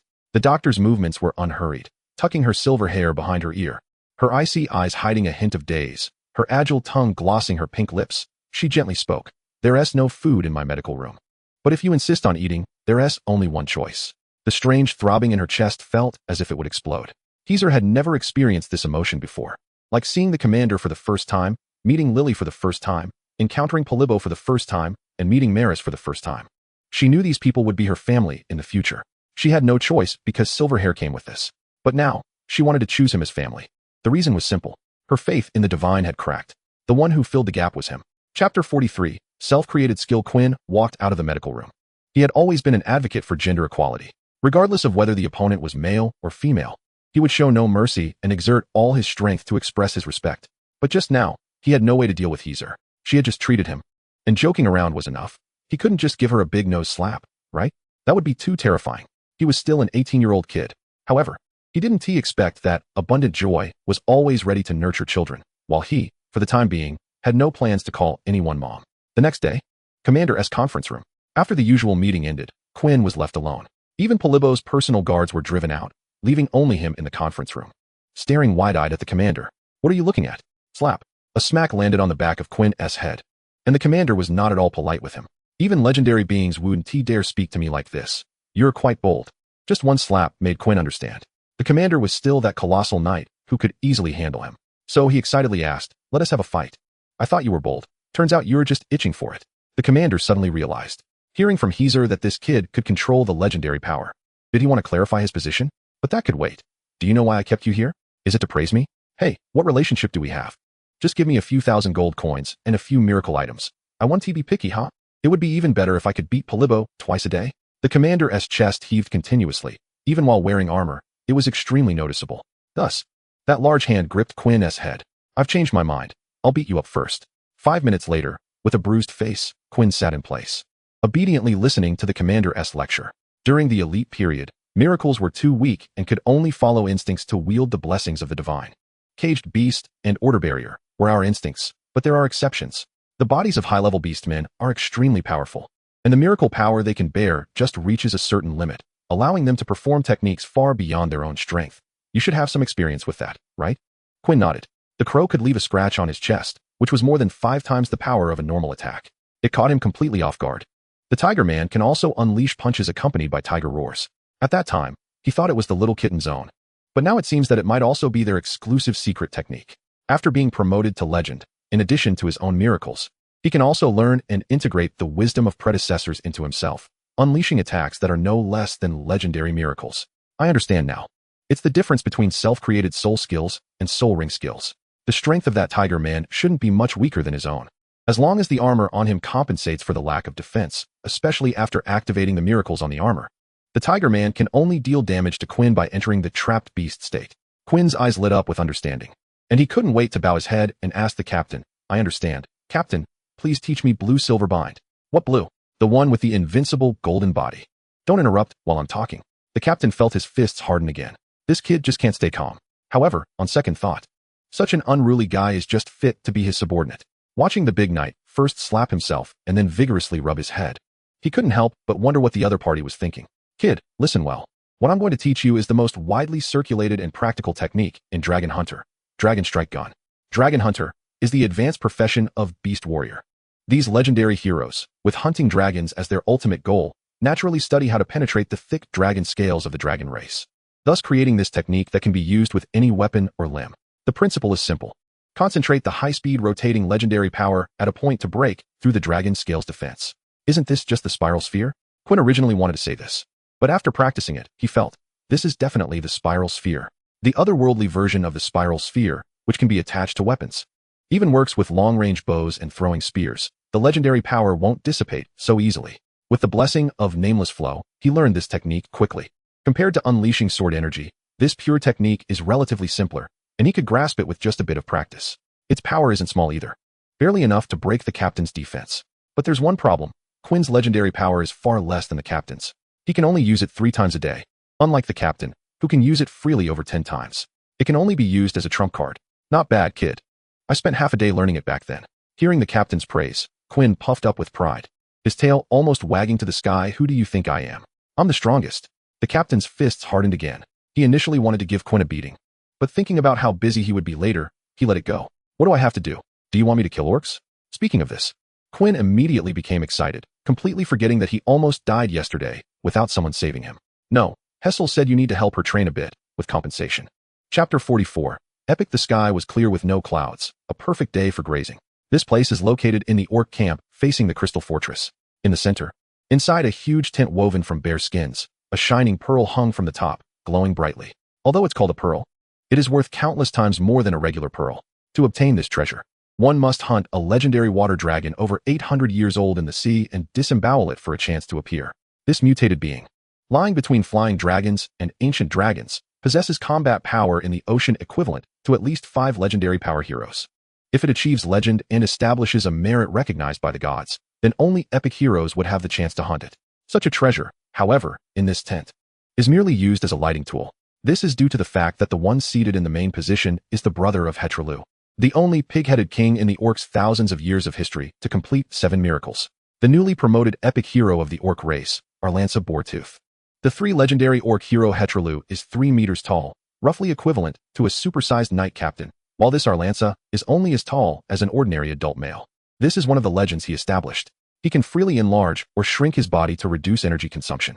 Otherwise, his 50-meter-tall form would require astronomical amounts of food daily. Then there's this bear-skin tent with over 100 square meters of space. The eternally shining water dragon belly stone, and the gigantic bone blade in his hand, comparable to the length of a street lamp. All these belong to the legends he once established. At this moment, this male pig-headed hero is savoring exotic specialties brought back from his travels. Crunch, crunch, crunch. Each bite is particularly loud, as if intentionally letting the raven people below hear it. The raven people, lying flat on the ground and severely injured, trembled in fear. Even though their tribe is stronger than the orcs, he is a discarded pawn of the tribe, used as a tool to curry favor with this epic hero. Among the entire orc race, there are fewer than 20 epic heroes. Each new epic hero that appears takes a piece from the big cake, that is the orc empire. Those races with mythical heroes naturally don't have to worry, but other epic heroes must consider the proximity of the newly promoted epic hero. Especially when the resources of the orc empire have already been divided. Once a new epic emerges, it needs to snatch food from others' mouths. But this pig-headed king did not choose to accept the cake offered by those mythical heroes. Instead, he asked them, if I conquer the crystal defense, my tribe will migrate entirely, please promise the emperor. 6 mythical heroes unanimously approved. At the same time, they promised to block the 2 human mythical heroes, the Golden Emperor and the Grand Marshal. The rest will all depend on Arlanza himself, seeing that the other party did not snatch food from them. The remaining 10 or so epic heroes also took out their unused toys and threw them to him, indicating their support for Arlanza. What a joke. If it were that easy to conquer the crystal defense, it wouldn't have taken so many years to fight. Arlanza recalled the mocking eyes hidden behind those gazes, dismissing them. He will prove himself. He will bring the pig-headed race to the pinnacle of the orcs. He will use souls as fuel in the kingdom's wars, ignite his shell, and reach the pinnacle of mythology. He will become the 7th, and also the only true mythical hero in the orc kingdom to ascend through war. For this, he has already mobilized all the power he can. This raven person before him is one of them. This is a reunion gift given to him by his mentor, Lord Arlanza. This time we have completed less than half of the progress, all because of a not bad crunch. Biting down on the branches of the elven ancient tree, the sound of chewing echoed. Arlanza seemed to have no intention of blaming the corvid, still focused on gnawing on the elf specialty until he finished the piece of branch in his hand before shifting his gaze to the corvid. The leg was broken, and the hand was also broken, but he still escaped with all his might, bringing back some useful information. Don't be afraid, I say you did well. Managing to escape from a legendary hero is already a difficult accomplishment. Why haven't you been promoted to legend? Arlanza's voice was gentle, lacking the traditional panting of a pig-headed man, his tone indifferent as if it were merely a trivial matter, with no hint of anger detectable. Yes, it was Vengril and Ty who did their utmost to let me escape. Just thinking of his 2 companions willingly staying behind, as bait upon hearing that the legendary hero was coming made the only surviving corvid want to cry. These companions were not a makeshift team. Each squad had been forged over several years. The bonds between them were almost like family. High-level beastmen, if they do not become legends, have lifespans of only about 30 years, and those few years already account for 1/10 of their lives. Tears fell heavily onto the tent floor, infecting the surrounding pig-headed men, who looked toward Aranza inquiringly. Waving his hand, the epic hero deemed this matter insignificant. Thus, Hetralu, sitting in the secondary position, took the initiative to help the corvid up. Then he wiped away the tears at the corner of his mouth and took a bite. Crunch. Delicious. The head was the most delicious. The other legendary pig-headed men couldn't wait but restrained their appetites under Aranza's gaze until Hetralu, still savoring, passed the remaining corvid corpse around. Each took a bite in turn until all the legendary pig-headed heroes had tasted this delicacy. The last trace of the corvid's existence in the world was only the tears shed from his earlier crying. The elite with broken hands and feet had only one purpose left, to become food. No other use. Now, I want to get down to business. With this one sentence from Aranza, all the legendary heroes perked up, stopping their eating. I know this operation was never going to succeed. My purpose was merely to test whether that mythical miracle was real, and the result was quite successful. However, the damaged miracle of the Earth vein is also a pleasant surprise. I didn't expect to encounter the moment when the Legion commander was meditating, and he didn't act to stop it immediately. But next time, such an opportunity will not come again. That defensive line has completely awakened, and we are to create a miracle belonging to the main Tusk clan at its weakest point. Go back and stretch your little cubs. This time, the ones who will become legends will likely not be few. The 7 pig-headed legendary heroes nodded in unison toward the king. They obeyed the only epic powerhouse in the tribe, and all the pig-headed men, even the little ones just beginning to speak, understood that only Aranza could lead their clan to prosperity. By the way, there's one more thing. Aranza suddenly remembered some burdens in his army. Those outsiders. Have them forcibly activate Frenzied Dance to assault the fortress, providing energy for the High Priest's miracle. This is the legendary history unique to our main Tusk clan. His eyes were bright and fierce yet wise. No one was allowed to interfere. The 7 legendary beastmen stepped out of the tent together, and their eyes brightened. The bright sunlight spilled over the land, revealing an endless army of pig-headed men, grand and magnificent, like a blooming ocean. Chapter 45. The Blast Furnace. The scene shifted to the Spiked Lance Fortress. Hessel called Quinn this time just to have him put into practice the knowledge he had previously discussed. It was about metallurgy. He said it could use a furnace to extract iron ore in large quantities. The efficiency would be over 10 times that of ordinary workers. It's important to note that the current method of extracting iron ore still involved heating and hammering high-purity iron ore, which was extremely time-consuming and labor-intensive. If Quinn's method worked, Hessel could produce enough soldier equipment for 100 men in a single day. Pulling open a drawer, Hessel took out the raw materials Quinn had mentioned last time, along with a small furnace. This is iron ore, this is limestone, this is coke, and a few other items. I've prepared them all. Is there anything else missing? After Quinn carefully checked everything, he neatly stacked the items and stuffed them into the small furnace. This was just the simplest blast furnace, often used even in previous lives. The small furnace was made by Hessel using extraordinary power, only capable of melting with legendary-level flames. As long as an experiment was completed once in this small furnace and recorded, Hessel would only need to consume less than 10% of the legendary power to produce molten iron in large quantities using iron ore. At the same time, Quinn's knowledge also included subsequent steel forging plans. If his descriptions were correct, then Hessel could produce steel comparable to extraordinary materials without relying on them. Go outside to a spacious area and heat them up. You'd better reach a temperature above 2,000 degrees, which should be enough to melt all metals used by mortals. 2,000 degrees. Another new term. But Hessel was no longer curious about Quinn's words. She just wanted to complete the thing in her hands that would increase steel production. Even the previous emotions were reined in. The unrequited desire for response was just one-sided affection. The principle of the blast furnace is not difficult. It uses high temperatures to generate chemical reactions, expelling impurities from the iron to obtain high-purity molten iron. The flames and the fire of the forging god can melt all steel. The ores from the mountains and the earth god are the best materials in the world. The breath of the forest and the god of life is the most compatible partner of the two, in the presence of the goddess of abundance. Complete this unparalleled steel creation in human history. Quinn listened to Hessel's prayer. He felt something was off. Was this still the smelting process of a blast furnace? However, seeing the miraculous glow in Hessel's hands, he wisely chose not to interrupt. In an instant, the small furnace on the ground erupted in flames, producing an extremely hot temperature. Quinn, standing nearby, was startled, nearly having his hair singed by the sparks. Hessel, standing further away, frowned and stared, not knowing what she was thinking. She reached out again, unleashing a miracle power. The flames instantly vanished, leaving only the furnace that had naturally cooled down. With her miracle power, she bypassed the manufacturing time of the items. The next moment was the time to witness the truth. If it was real, it would represent not just a leap in the weaponry of the troops. It would also mean that Quinn was indeed telling the truth. He could really help her achieve a myth. Conversely, if this guy was just deceiving her, coming to the confinement room to get her out, that would be fine too. At least the commander wouldn't think of that. This guy, compared to the commander, although both were beast warriors, had a bit more delicate thought. Now, it was time to witness the miracle. The small furnace cracked in response, its outer refractory layer flaking off piece by piece, leaving only the iron ball in the center. The surface was pockmarked and looked extremely ugly. However, in Hessel's inspection, there was no doubt that this was the purest iron ball she had ever seen. Moreover, the miracle power she had consumed was less than 1%. The power of the goddess of abundance, to put it nicely, records the prosperity of the world and spreads civilization. To put it bluntly, it's about saving and loading files. Rewards are given to those who upload files based on the quality of the save, and miracle power is charged to those who download files based on the quality of the save. Of course, both types of people must be her followers to connect to the local area network of the goddess of abundance. Using the old methods, even if she consumed all her miracle power, she could only convert 100 kilograms of iron ore. Now, she could convert at least 1,000 kilograms of iron ore a day, with a conversion rate of 70%. 10 pounds of red iron ore could yield 7 pounds of iron. Bang, bang, bang. Sounds of power erupting continuously came from Hessel's body. Her eyes were enveloped in golden light, silver strands danced and grew in the air, and her whole body was lifted by an inexplicable force, exuding an invisible sense of oppression. It was the momentum of a creator of the heavens and the earth, as if everything would move according to her thoughts with just a furrow of her brow. This sense of power far exceeded what Quinn had seen in the legends of the Rat Man. No way. Are you about to ascend to legend?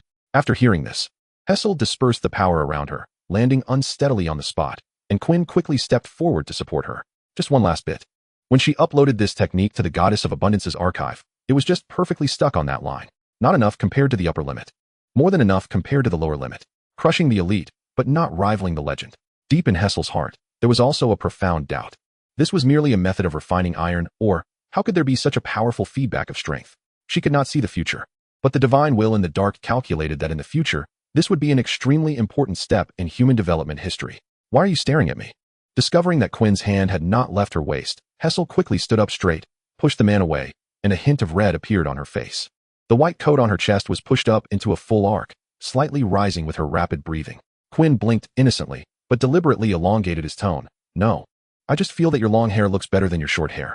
The military doctor snorted coldly, deliberately flicking her long silver hair, the tips brushing past Quinn's nose, carrying a mix of cold floral fragrance, and said coldly, then I'll keep my short hair. It's up to you, damn. This guy is too close. Hessel felt her ears inexplicably starting to heat up. She hurriedly shoved her hands into the pockets of her white coat, using this defensive posture to hide her abnormal heartbeat. But the next second, she suddenly felt her thigh tighten. Looking down, she saw a cheeky, smiling face. Quinn had somehow squatted down, his two hands tightly hugging her thigh. Make me 2 weapons, okay? I can also tell you about the follow-up stuff. Hessel's mind instantly flashed through 17 or 18 plans that could make this guy scream on the spot. But in the end, her cheeks turned bright red, and her voice changed pitch. Go away, you're so disgusting. I hate it if you treat me like this. I'll be sad. You know, Chapter 46 New Toys. The process of rebar is simply made from discarded steel materials, forged at high temperatures. This had long appeared in the history of this world. Unlike the previous life, those legendary blacksmiths who were bored used flames that reached 3,000 degrees, and their own strength was as terrifying as a crane. Therefore, Quinn's method of forging weapons did not allow Hessel to regain legendary power. Besides high-temperature forging, there was also discarded steel. The former only requires theory, while the latter requires strict ratios of various ores. And Quinn did not know those national patented formulas from his previous life, so Hessel had to figure it out herself. However, not having a steel formula was not urgent for now. Hessel used this world's steel formula to forge him a crossbow, a long sword, and a bow. Originally, his plan was to directly create a musket or even a pistol. After all, the power of the Goddess of Abundance was too useful. There was no need to struggle like in other worlds to climb technology and wait for a long process. As long as a miracle was cast, it could bring objects without miracle power to the desired point in time. But Hessel stopped him, saying she wanted to familiarize herself with the power alone, worrying that a rapid increase in strength would burden her body. Quinn didn't think much of it, and, excited with his 3 new weapons, went to find the captain. Captain, give me a mission. I want to kill. I want to kill. The elite knights turned their heads as Quinn suddenly burst into the conference room. They glared at him with serious expressions, but that was about it. No matter how displeased they were with his behavior, it couldn't change this guy's habit of challenging others when he was unhappy. Didn't they see how badly their direct superior, Polybo, was beaten? But if they didn't accept his challenge, they feared it would damage their family's reputation. Polybo was daily beaten up and unable to refuse for this reason. The education received since childhood was to maintain the family's face. Polybo could not refuse a duel, unless this medium-sized knight could kill all the elite knights present. There would definitely be discussions behind the scenes, and people would secretly speak ill of him. This is the era. The only one happy about Quinn's arrival was the captain. You came just in time. The pig-headed men are attacking the city again. Let us enjoy it a bit. After all, although Quinn usually made him furious, he was really convenient to use. Alright, happy Quinn found Polybo again. Yo, brother, let us go to the battlefield. Who is your brother? Polybo glanced sideways at Quinn, unsheathing his sword from his waist, leading over 30 elite knights in a neat formation towards the city wall. Since the miracle of the Earth Vein was destroyed, the transmission of these messages had been the responsibility of the captain of the Nightlight Fortress. This captain's legendary miracle happened to have a way to transmit information through the refraction of light in the sky, so in large-scale movements, it was actually faster than before. However, the real-time battle situation could hardly be described so accurately. For example, this time, the information brought by the light indicated that this time the pig-headed men were attacking the city with nearly 200 elites. Meanwhile, the Thornspear Fortress had to bear 50 of them. There were also scattered ordinary orcs cooperating, but not in large numbers. This inexplicable offensive left the captains puzzled. Isn't this just a pure gift? However, since the other side wanted to send heads, they wouldn't be polite. They directly lined up the elite formation to see what tricks the other side was playing. The yellow sand blew across the land, and small stones trembled slightly. 30 orderly knights flowed out of the fortress, lining up in a row, looking at the distant orc elites, feeling that something was off. Rather than an offense, it is more like being driven away. Except for the pig-headed tribe, the orcs are being driven by the elite pig-headed warriors towards the fortress. All the orcs have activated Frenzied Dance. With the stacking of 50 orcs, even Quinn has to temporarily avoid the spotlight. All troops, heed the command. Activate Order Barrier. Whoosh. Whoosh, whoosh. Beams of white light flicker, connecting the strength of all the knights together. Similar to the stacking mechanism of Frenzied Dance. Order Barrier also becomes stronger with more participants. Quinn is even confident that he can block 50 elite orcs with just 30. However, it now seems a bit of an overreaction. Only 20 of those elite orcs are moving, while 15 pig-headed elite warriors are standing at a distance on their tusked pigs. Reminiscent of the role that the overseer Polybo once played. Retreat. Slash. If you don't want to become food for the pig-headed, then die before the fortress. At least this way, you won't suffer the brutal torture of being eaten alive. Pig-headed and the entire orc race have the view that the fresher the food, the better. Only corpses need to be heated. Indeed, most orcs have scavenging abilities, and in times of resource scarcity or special occasions, like before a battle or during a war meeting, they will consume burnt rotten meat to remind themselves of their resolve for this battle. Therefore, these orcs already know they are on a dead-end path. They have no fighting spirit left, only clumsily waving their weapons, recklessly charging towards the Order Knight's ranks. I'm coming. Bare-chested. Quinn leaped out from the ranks. His armor was tattered and still under repair, but even so, he wanted to try out his new toy. For example, the ultimate New Year sword technique. One character slash. While shouting about the New Year sword technique, he was actually using the sword skill, one character slash. This technique is the most powerful sword technique, and calling it a technique is somewhat an insult to the word itself. After all, this move is just a renamed version of skills like the forceful split. Raising the weapon above his head, and then slashing down is the essence of this skill. This move is also the most ferocious attack. From shoulder to waist, from skin to bone, an unhealable wound split the foxman at the forefront into 2 pieces. Physically, 2 pieces. Explosive kill flow shooter system at your service. 43 until the next skill draw. The white tiger orc gave him 12 progress. Another tiger man gave him 28 progress. This fox only gave him a progress bar of 3. At least 30 must be killed. Come on, come on, come on. Fight alongside me and offer the most pleasurable struggle to the gods. 20 elite orcs activated Frenzied Dance. In front of the current Quinn, they were no different from wooden stakes. With a long knife, he lifted a cat person. The knife tip pierced her throat and flicked her away. An invisible ripple surged from beneath his feet, and almost all the orcs surrounding Quinn felt the ground shake. Then, they could only see the sharp gleam swirling. Quinn spun the cross spear. Chapter 47. Mounts a spear is a must-learn for a sword saint. There is an old saying, a sword saint who cannot use a spear is not a good archer. Compared to the complex martial arts attached to sword techniques, the use of a cross spear is simpler. It just relies on brute strength to swing it, and no enemy can withstand such a terrifying weapon's lethality. In 3 rounds, the low-level orcs that pounced have suffered heavy casualties. In less than half a minute, 5 out of 20 orcs were down. In this situation, even the beasts whose minds were clouded by Frenzied Dance began to regain their senses. Who's next? The orcs took a step back in unison. They had never encountered such a brutal enemy before. Quinn glanced around and spotted that big gray sheep again. The last time he saw this unaccompanied big gray sheep, see Chapter 19, He had some interest in it, and now he found it even more appealing. Slightly smaller than an Asian elephant, it had fluffy, dense fur, and aside from its sharp, knife-like horns, which were the source of the name siege knife sheep. It looked just like an oversized sheep, just that its wool was a bit dirty. Its owner was probably dead, which is why it was drifting in the ranks of elite orcs. It might not even know what it was there for. Its intelligence doesn't support such understanding. You, come here, pointed out from among the elite orcs. The big sheep seemed a bit confused, not knowing what the enemy was going to do, and directly lowered its head to attack. Bah! But what it didn't expect was that a companion behind it kicked it, sending it charging straight out. By the time it realized what was happening, it was already standing in front of the enemy. Just right, one of its big horns landed in Quinn's palm. Beastly mighty arm, the siege knife sheep, weighing no less than a warhorse, was lifted over Quinn's head and thrown out using a shoulder throw. Bah! It lay on the ground for a long time, unable to get up, its 4 legs in the air, struggling like a boat. Clearly, it was in a dazed state. Who's next? The orcs looked at each other, and still, no one dared to step forward to die. The god of war enjoys watching battles, not massacres. Dying at the hands of the enemy, and biting off a piece of flesh from the opponent before dying, is what counts as a true warrior. But if they leave no scars behind, such worthless beings will surely not be favored by the god of war after death. Seeing that no one moved, Quinn could only take the initiative. If you want to come, then I will. A one-sided slaughter began. In just under 10 minutes, Quinn caught the last fleeing orc, and under the cold gaze of those pig-headed warriors, he tore its throat and drank its warm blood. He did not pursue the pig-headed warriors.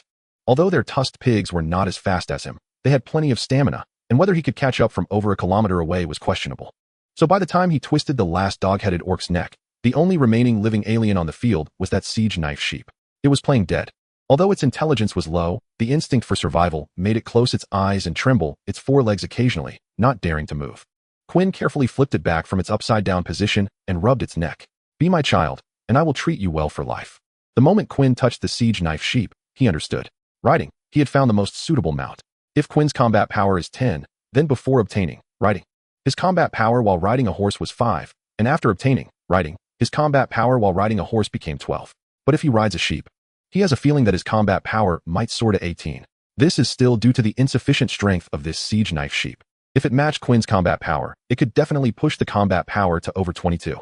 Bah! Although being touched feels very comfortable, the siege ram still has some fear of Quinn. It has witnessed Quinn slaughter all the orcs as if they were cutting vegetables. Then, it felt its body sink, and an enemy actually rode directly on its back. Instinctively starting to resist, its pride would not allow it to be tamed. Then the siege ram welcomed Quinn's first dish for it. After a red heart dragon fruit went down, the siege ram's eyes became much clearer, resembling an inexperienced college student. I, Quinn, will be your father from now on, do you remember? It nodded furiously, afraid that if it hesitated, it would have to go find its mother. The siege ram's face was full of docility, just like a little sheep. There is a difference between a big sheep and a little sheep. If you say the little sheep is a succubus, it can only helplessly admit it. But if you say the big sheep is a succubus, it would kick you to death without waiting for your action. Now, this big sheep was just short of leaning against Quinn's belly and acting cute. I'm afraid that if Quinn called it a succubus next, it would have to endure it.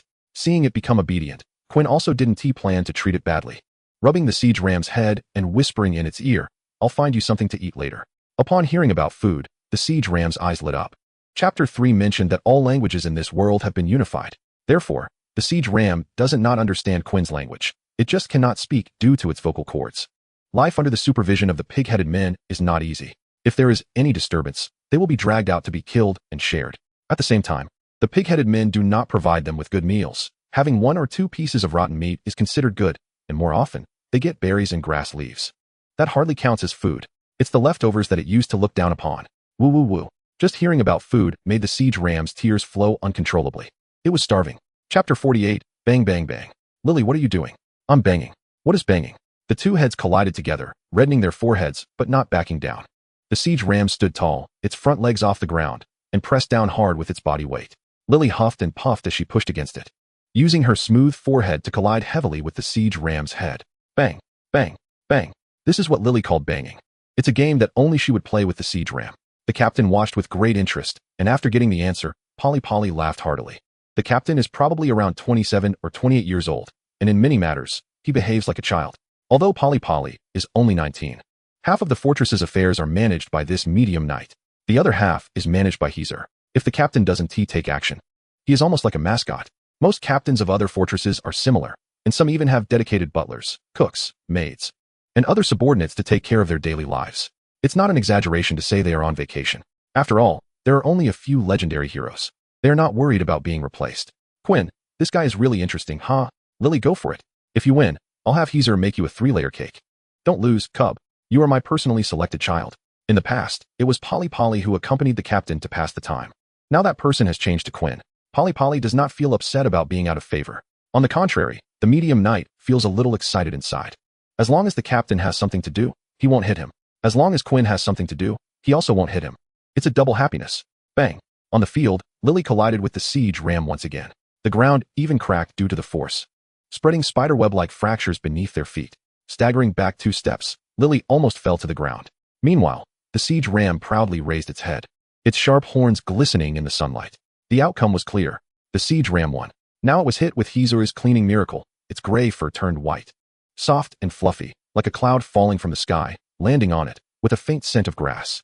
With its excellent appearance, this big child integrated into this small group in just a few days, mainly because it got to eat meat that it could only rarely have before. This completely made it forget its previous life. That's right, the siege ram is an omnivorous animal. To make them stronger, the beastmen spent generations cultivating the current big sheep. Even wild boar knights find it difficult to defeat it in a 2-on-1 situation. If it weren't for its low intelligence, it wouldn't have been captured by the pig-headed men. The captain also put in a lot of effort when accepting this big sheep. Berserk beast warriors are different from order knights. This profession does not reject beasts. In fact, after meeting certain conditions, the goddess of hunting grants the title of beast hunter. With the goddess's permission, beast hunters can share the power from the divine with beings they resonate with. Therefore, the captain really likes this big sheep. If he knew how to tame beasts, he would also want to catch a wild beast to play with. Quinn is different. He has a unique way of taming beasts. Oh, I won. The siege ram winning the match naturally represents Quinn's victory. Looking dejected, Lily walked to the captain's side, awkwardly rubbing her small hands. However, the captain is still very kind. He generously pats her shoulder and ruffles her hair to show his approval. It's okay. It was just a failure. I will still have Heezer make you a cake. Now, Polly, it's your turn. Huh, me? The medium knight looked at the siege ram, which was stronger than Lily, then at his own small body that couldn't even take a punch from Lily, and finally glanced at the captain, who was silent. You want me to wrestle with this thing? Do you want me to die? Fully armed and wearing armor, Polly would face only 2 outcomes when colliding with the siege ram. The first is to be pierced by its sharp horns that are like double blades on its head. The second is to be knocked to death by its more than 4 tons of force. Elite-level creatures can exert power several times their weight. The siege ram was originally a siege weapon cultivated by the orcs. Without the blessing of miraculous power, it could even break through half-meter-thick iron gates, with destructive power comparable to that of a large transport vehicle. Polly does not think his defense is stronger than a city wall. Even if he activates Order Barrier, it would still be the same. But the captain, unable to see the survival instinct in Polly's eyes, thought the medium knight just couldn't lower his face to compete with the beast, and he slapped him on the shoulder. If I tell you to go, you go. Stop whining. Before he could finish his sentence, Quinn stopped the captain's momentary impulse, stood up, kicked the captain's leg from behind, and said, Captain, this kid definitely can't beat my treasure. How about this? Captain, you are not allowed to use legendary power, and I'll let my treasure compete with you. Oh. Originally displeased with Quinn's suggestion to challenge the commander's eyes lit up upon hearing it. The breathing beneath the armor became heavy, clearly excited. How dare you? Do you think the commander is of such status? How can you compare with a beast? Why don't you go? Polly compared himself once more to the siege ram, but the words stuck in his throat, and he couldn't say them all. He could only glare fiercely at Quinn, inciting the commander to wrestle with a beast. Such disrespectful behavior must be recorded in his memoirs, and he would embellish it greatly. Tap tap. The armored commander stood like a wall on the ground, blocking the siege ram's path. Clapping his hands, he shouted excitedly, Come on. This time it's my turn. Meh. The siege ram's 2 dark little eyes became serious. It could sense that this human before it was stronger than Quinn. Go, commander. If you win, I'll share my little cake with you. Lily tiptoed, trying to appear taller, while waving her arms vigorously, cheering from the side. Ha ha ha. How could I possibly lose? The laughter shook the ground, and the commander took 2 steps back, bending down to brace for the attack. Come on. The siege ram no longer hesitated, stepping forward with its hooves, making a loud clattering sound on the stone slabs. Boom. The 2 collided. The siege ram had used all its miraculous power. Even its fluffy tail quivered, but it still couldn't budge the mountain-like figure. This was not the physique one would expect from someone with legendary power. Quinn watched closely, truly impressed. No wonder he could fight against me. Huh. With a low shout, the commander didn't even exert much effort.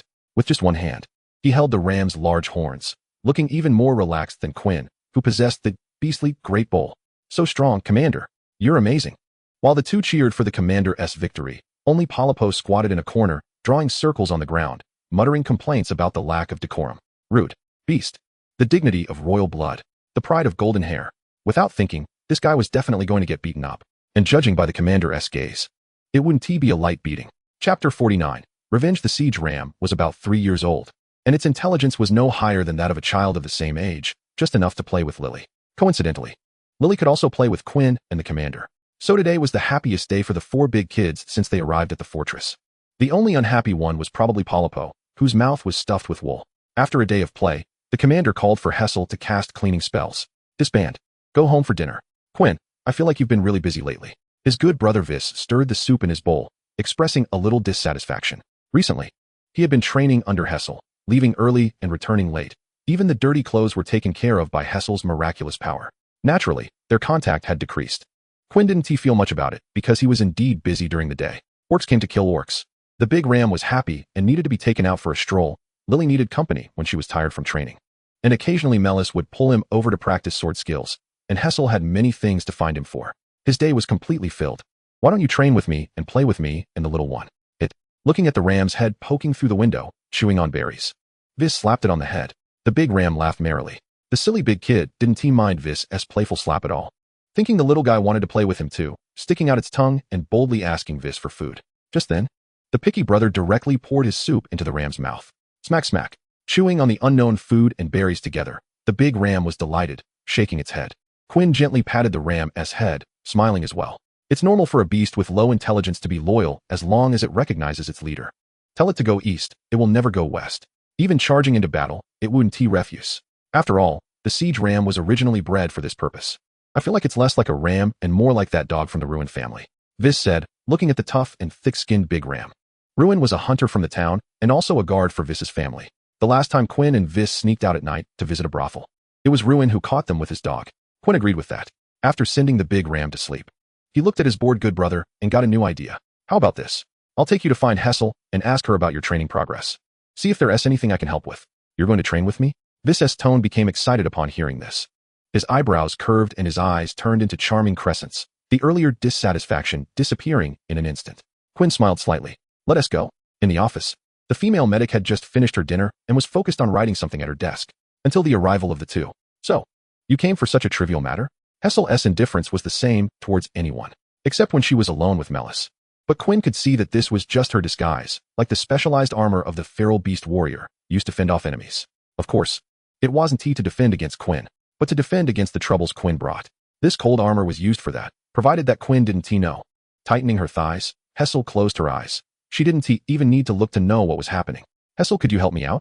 Get your dirty hands off me. No, if you don't agree, I want to let go. Vis stood to the side, dumbfounded. When did Miss Hessel become so easy to talk to? Even the Order Knights would be knocked down by her miraculous power if they slightly crossed the line. How could she be so persuasive now? Indeed, in Vis's eyes, this was already considered being nice. Humph, regardless of Quinn, who kept rubbing against her leg. Hessel continued writing at her desk. The knowledge Quinn gave her yesterday was very useful, not just for refining iron ore. The same method could also be used for other metals. Different metals have different melting points, and by melting metals at different temperatures, she could use miraculous power to extract them, separating the mottled and messy metal ores. This way, she could forge weapons and equipment more quickly. At the same time, a closed environment could catalyze higher temperatures, which would save her miraculous power output, eliminating the need to chant prayers to the gods of fire and forging.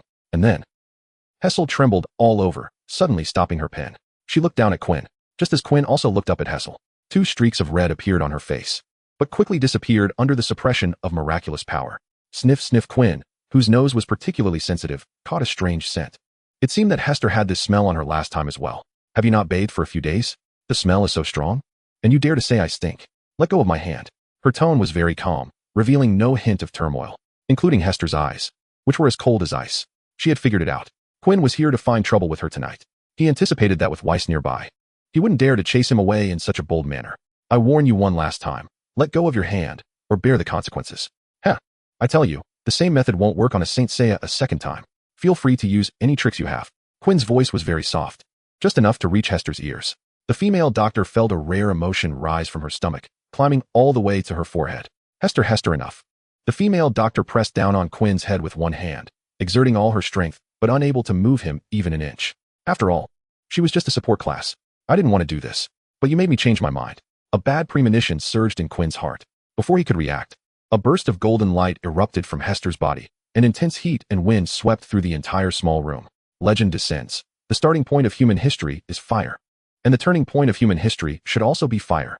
In the name of the goddess of abundance, Elenia, I descend the body of fire. Embracing the currents of steel. Legend manifestation. The eternal burning earth furnace. Chapter 50. The reason for entering the legend. Someone becoming a legend is a good thing. But the commander did not expect that the first person he saw after dinner was not that legendary hero, but the panicked Quinn. After Quinn's explanation and careful analysis, the commander reached the final conclusion. Are you saying that Hester can only become a legend with your help? And now she wants to repay kindness with malice and beat you up? Quinn quickly nodded, indicating that the commander was right. Hester was indeed such a capricious and insidious person. At the same time, he prayed that the commander would take him in and block Hester, who wanted to beat him up. But the commander only thought for 3 seconds, and this was one of the 2 legendary powerhouses in the fortress who rejected him. Have you ever thought about one thing? A big question mark appeared in Quinn's eyes. Seeing this, the commander spread his hands helplessly and said to Quinn, is there a possibility that I'm also afraid of her? You see, have I ever fought back when she hit me? Quinn suddenly remembered. The commander had mentioned during their casual chats that Hester had watched this legendary hero grow up. Every time he lost his temper in front of Hester, he would be taught a lesson by her miracles, and the commander himself had never fought back. Before the commander could act, a strong pulling force came from behind Quinn, dragging him over. His figure retreated violently, and the tower-like man landed in a soft little hand. Turning around, the stunningly beautiful face showed no significant emotional fluctuations, but the temperature coming from her neck was comparable to an impending volcanic eruption. Hi, Lady Hester. My ears haven't heard you call me lady for a long time. Hester responded to him with a gentle voice that Quinn had never heard before. Dragging him on the ground, she glanced around. All the patrolling soldiers watching the excitement lowered their heads, not daring to speak. Commander, I need to requisition the confinement room tonight. Feel free, just don't kill Quinn. This kid is quite to my taste. Hester waved her hand, indicating that no further words were needed. Confinement room. Thrown to the ground. Quinn did not experience the torture he had imagined, only silence sitting on the bed. Hester did not speak. She just quietly looked at him. It made him feel a bit uneasy. Hester? You can do whatever you want, but the premise is that you can't hit my face. If you ruin my handsome face, you will never see my beautiful visage again. Gee. A tuft of Quinn's hair suddenly caught fire. A small spark flashing in the darkroom. That spark had a temperature of at least 500 degrees, based on Hester's finger movements. It was evident that she was the one who acted. Legendary miracles do not always require a full recitation of the lines to be cast. One can also extract a bit of miracle power using legendary power, forming a weakened version of legendary liberation. Hester drew a weak power from her own furnace and used legendary power to release it. Silent and undetectable. Seeing Quinn quiet down, Hester asked in a small voice, why do you have to force me? I just need a few more days to. She stopped halfway through her words. The woman sat at the head of the bed, rubbing her hands nervously in front of her abdomen.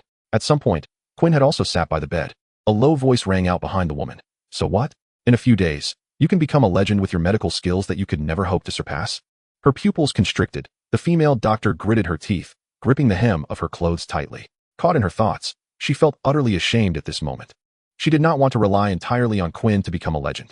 She wanted to rely on her own research, her own brain, to engrave her legend in history. But reality was cruel. She studied medicine, and perhaps she would never become a legend in her lifetime. When she saw Quinn come in with Weiss, she almost instinctively replaced her medical manuscript with the knowledge she had obtained from Quinn. Then, she subconsciously submitted that knowledge to the goddess. She easily broke through the last layer of bottleneck. It was a natural process. There was no sense of obstruction. Her 20 years of knowledge, compared to Quinn's few words, seemed insignificant. Hester's words came to a half, and she no longer knew what to say. I said I would help you become a myth. This isn't deceiving you, is it? The woman nodded imperceptibly, staring blankly at the empty room before her. Behind her, Quinn continued to speak softly. Then, let us proceed at this pace. I will teach you the knowledge I understand bit by bit. And you just need to transform my knowledge into power. In the increasingly silent room, even the breathing of the two became deafening. Hester felt the warmth on her shoulder like a large hand, constantly wanting to stroke her arm. What? Why do you have so much knowledge but choose not to follow the goddess of abundance? Now that I have become a legend, if you are willing, I will play the Ode to Prosperity for eternity for you. Just listen to it once, and with your knowledge, you will surely become a prosperous people. Just like the commander can give Quinn the legendary items to become an elite.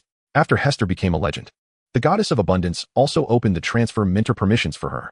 As long as she consumes legendary power and plays the music, all beings that hear the music will be drawn into a dream, personally assessed by the deity. Quinn shook his head and sat at the foot of the bed. There was no need for that. If I were recklessly seeking power, I would already be a legend by now. However, with your wisdom, after becoming a bountiful joybringer, it might not be impossible to acquire 7 legendary powers in one day and forge an epic body. Quinn jumped from the foot of the bed to the ground, taking off his upper garment to reveal his muscular physique. He was quite fond of his muscles, but unfortunately, apart from a few male soldiers, no one else could truly appreciate them. Posing like a bodybuilder, Quinn earnestly explained to Hessel, I deeply understand the extraordinary power and wisdom I possess. But most of the time, my extraordinary wisdom tells me that I need to unleash my extraordinary power to smash the enemy's head. So, I only want power. Pure power. This impure power cannot reside within me. Hessel smirked slightly, but quickly suppressed it. Her originally serious expression was almost ruined by this remark. It seemed that only Quinn could so frequently provoke his own emotions. Speaking of which, you seem to have. Before he could finish, Quinn flashed back to the foot of the bed, right behind Hessel. You haven't cut your hair. With a sudden movement, Hessel's face flushed. This time, she didn't even realize her body temperature was rising. She only felt her heartbeat quickening, her entire focus shifting to the beast behind her. Legendary level insight allowed her to notice Quinn teasingly lifting a small lock of her hair and sniffing it in front of his nose. It's not the scent from here. Hessel, sometimes you emit a very strong irritant gas. Do you have any idea why? Huh, really? Maybe it's because of my different constitution. The woman visibly tensed up, her hands rubbing the hem of her clothes, unsure of what to think. But Quinn's next words made her heart race to its peak. Viz sometimes emits this scent too. Do you two have any connection? I'm not too sure about that. Why are you stuttering? Speak properly. Oh, Chapter 51. True Heart and Mutation. She was somewhat taciturn. Unlike her usual cold demeanor, the reason she was silent now was because she felt at ease. It seemed that as long as she could stay in the same room with this beast, her heart would feel fulfilled. That feeling of security was indescribable. It felt like family. I'm not used to seeing you like this. Quinn couldn't stand the atmosphere in the room any longer and stood up to leave. But before he could move, he found a small lock of his hair grasped tightly by Hessel. Don't go, pleading. Like a little pet begging its owner not to leave. I hate you like this, acting like a weakling, Quinn ruthlessly mocked. Upon hearing Quinn's words, Hessel trembled all over, helplessly biting her lower lip, feeling an inexplicable discomfort in her chest. Did he refuse again? She had already made her feelings so obvious. The fingers still gripping the lock of hair exerted pressure, but the hair gradually slipped away, leaving the powerless woman to watch the man step by step move away, her eyes welling up with tears. Suddenly, Hessel's gaze turned cold, her fingers curling, and the legendary power erupted with great force. Before Quinn could react, his limbs were bound by iron chains, unable to move. The goddess of abundance is one of the oldest deities. Since the dawn of civilization, she has existed within the realm of communication. Here, civilization refers to the ancient dragon civilization. These ancient nature spirits had many tribes that worshipped deities. Not only humans, but also elves, orcs, dwarves, and even goblins and trolls believed in this goddess. The power she bestowed could allow believers to use the powers of other deities, as long as one befriends the goddess of abundance. Her followers could wield the powers of other deities. However, this method consumes more miraculous power, and what Hessel is using now is the iron binding rope of the executioner. This is a legendary weapon that only legendary heroes can wield. Yes, Hessel realized. She was no longer an elite, but a legendary hero. The bountiful dancer, who could rank among the entire nation, was someone countless people looked up to, and the will of the strong must not be distorted by others. If she wanted Quinn, this weakling, to be her family, she would act immediately. No legal provisions would stop her, and no one would say her actions were immoral or against the upbringing of a lady. Anyone who dared to speak against it could go to her cage and talk to the furnace. Are you sick? I want to go back to sleep. Let me go? Do you believe I'll bite you to death? Crack, crack, clang, clang. The iron chains rattled, and Quinn now resembled a small dog lacking a sense of security. Cornered by Hessel, forced to bare his teeth and threaten his opponent. Hessel didn't care about that. She was determined to take action. But as soon as she opened her mouth, she found herself stuttering. Courage surged from her heart to her throat, blocked by that emotion. The difficult decision she had made wavered under the man's gaze, and as Quinn spoke next, her feelings were swallowed back down. What? So you just chose me because you couldn't find someone to rely on when you were feeling down? The captain is much more reliable than I am. You don't understand, the captain is not like you. But I understand that right now you are definitely not up to anything good. Quinn's expression stiffened. His mouth was sealed. The military doctor realized that, compared to words, actions would better express her intentions. Her ability to organize language was definitely not as proficient as that of the man in front of her, but at this moment, as a legendary hero, her action and strength surpassed his. After a long while, their lips parted. Hessel turned Quinn over so that he faced upwards. She knelt on his stomach and spoke in a cat-like tone. This is not the last straw for a drowning person to grasp, but the first sickle held by a pioneer cutting through thorns. You entrusted me with knowledge, and I thus ascended to legend. The legendary miracles left within me have marked your imprint, and I can feel it. The blood flowing within me, the marrow in my spine is filled with legendary power. Her initially weak tone grew more passionate as Hessel spoke louder and louder. Until she saw Quinn's fearful little eyes, she burst out laughing. This was not pretended. She was certain. Why would you, who aren't afraid of even legendary heroes, be afraid of my true heart? No more talking. Otherwise, I'll bite you to death. Snap, snap, snap. A mouthful of white teeth opened and closed repeatedly, trying to scare Hessel away, but the woman only unleashed a burst of legendary power, causing the man's eyelids to start twitching. Just like that night in the confinement room. He felt nothing, allowing himself to be manipulated. Unfortunately, after Quinn was released, the female military doctor suddenly looked into the distance, her face losing color rapidly, trembling all over, and immediately dispelled the abnormal state she was in. What happened? Quinn also noticed that something was off with the female military doctor. It wasn't because of their small relationship breakthrough, but rather a more terrifying event that could threaten life and death. I suddenly felt the connection to the Earth's miracle vanish.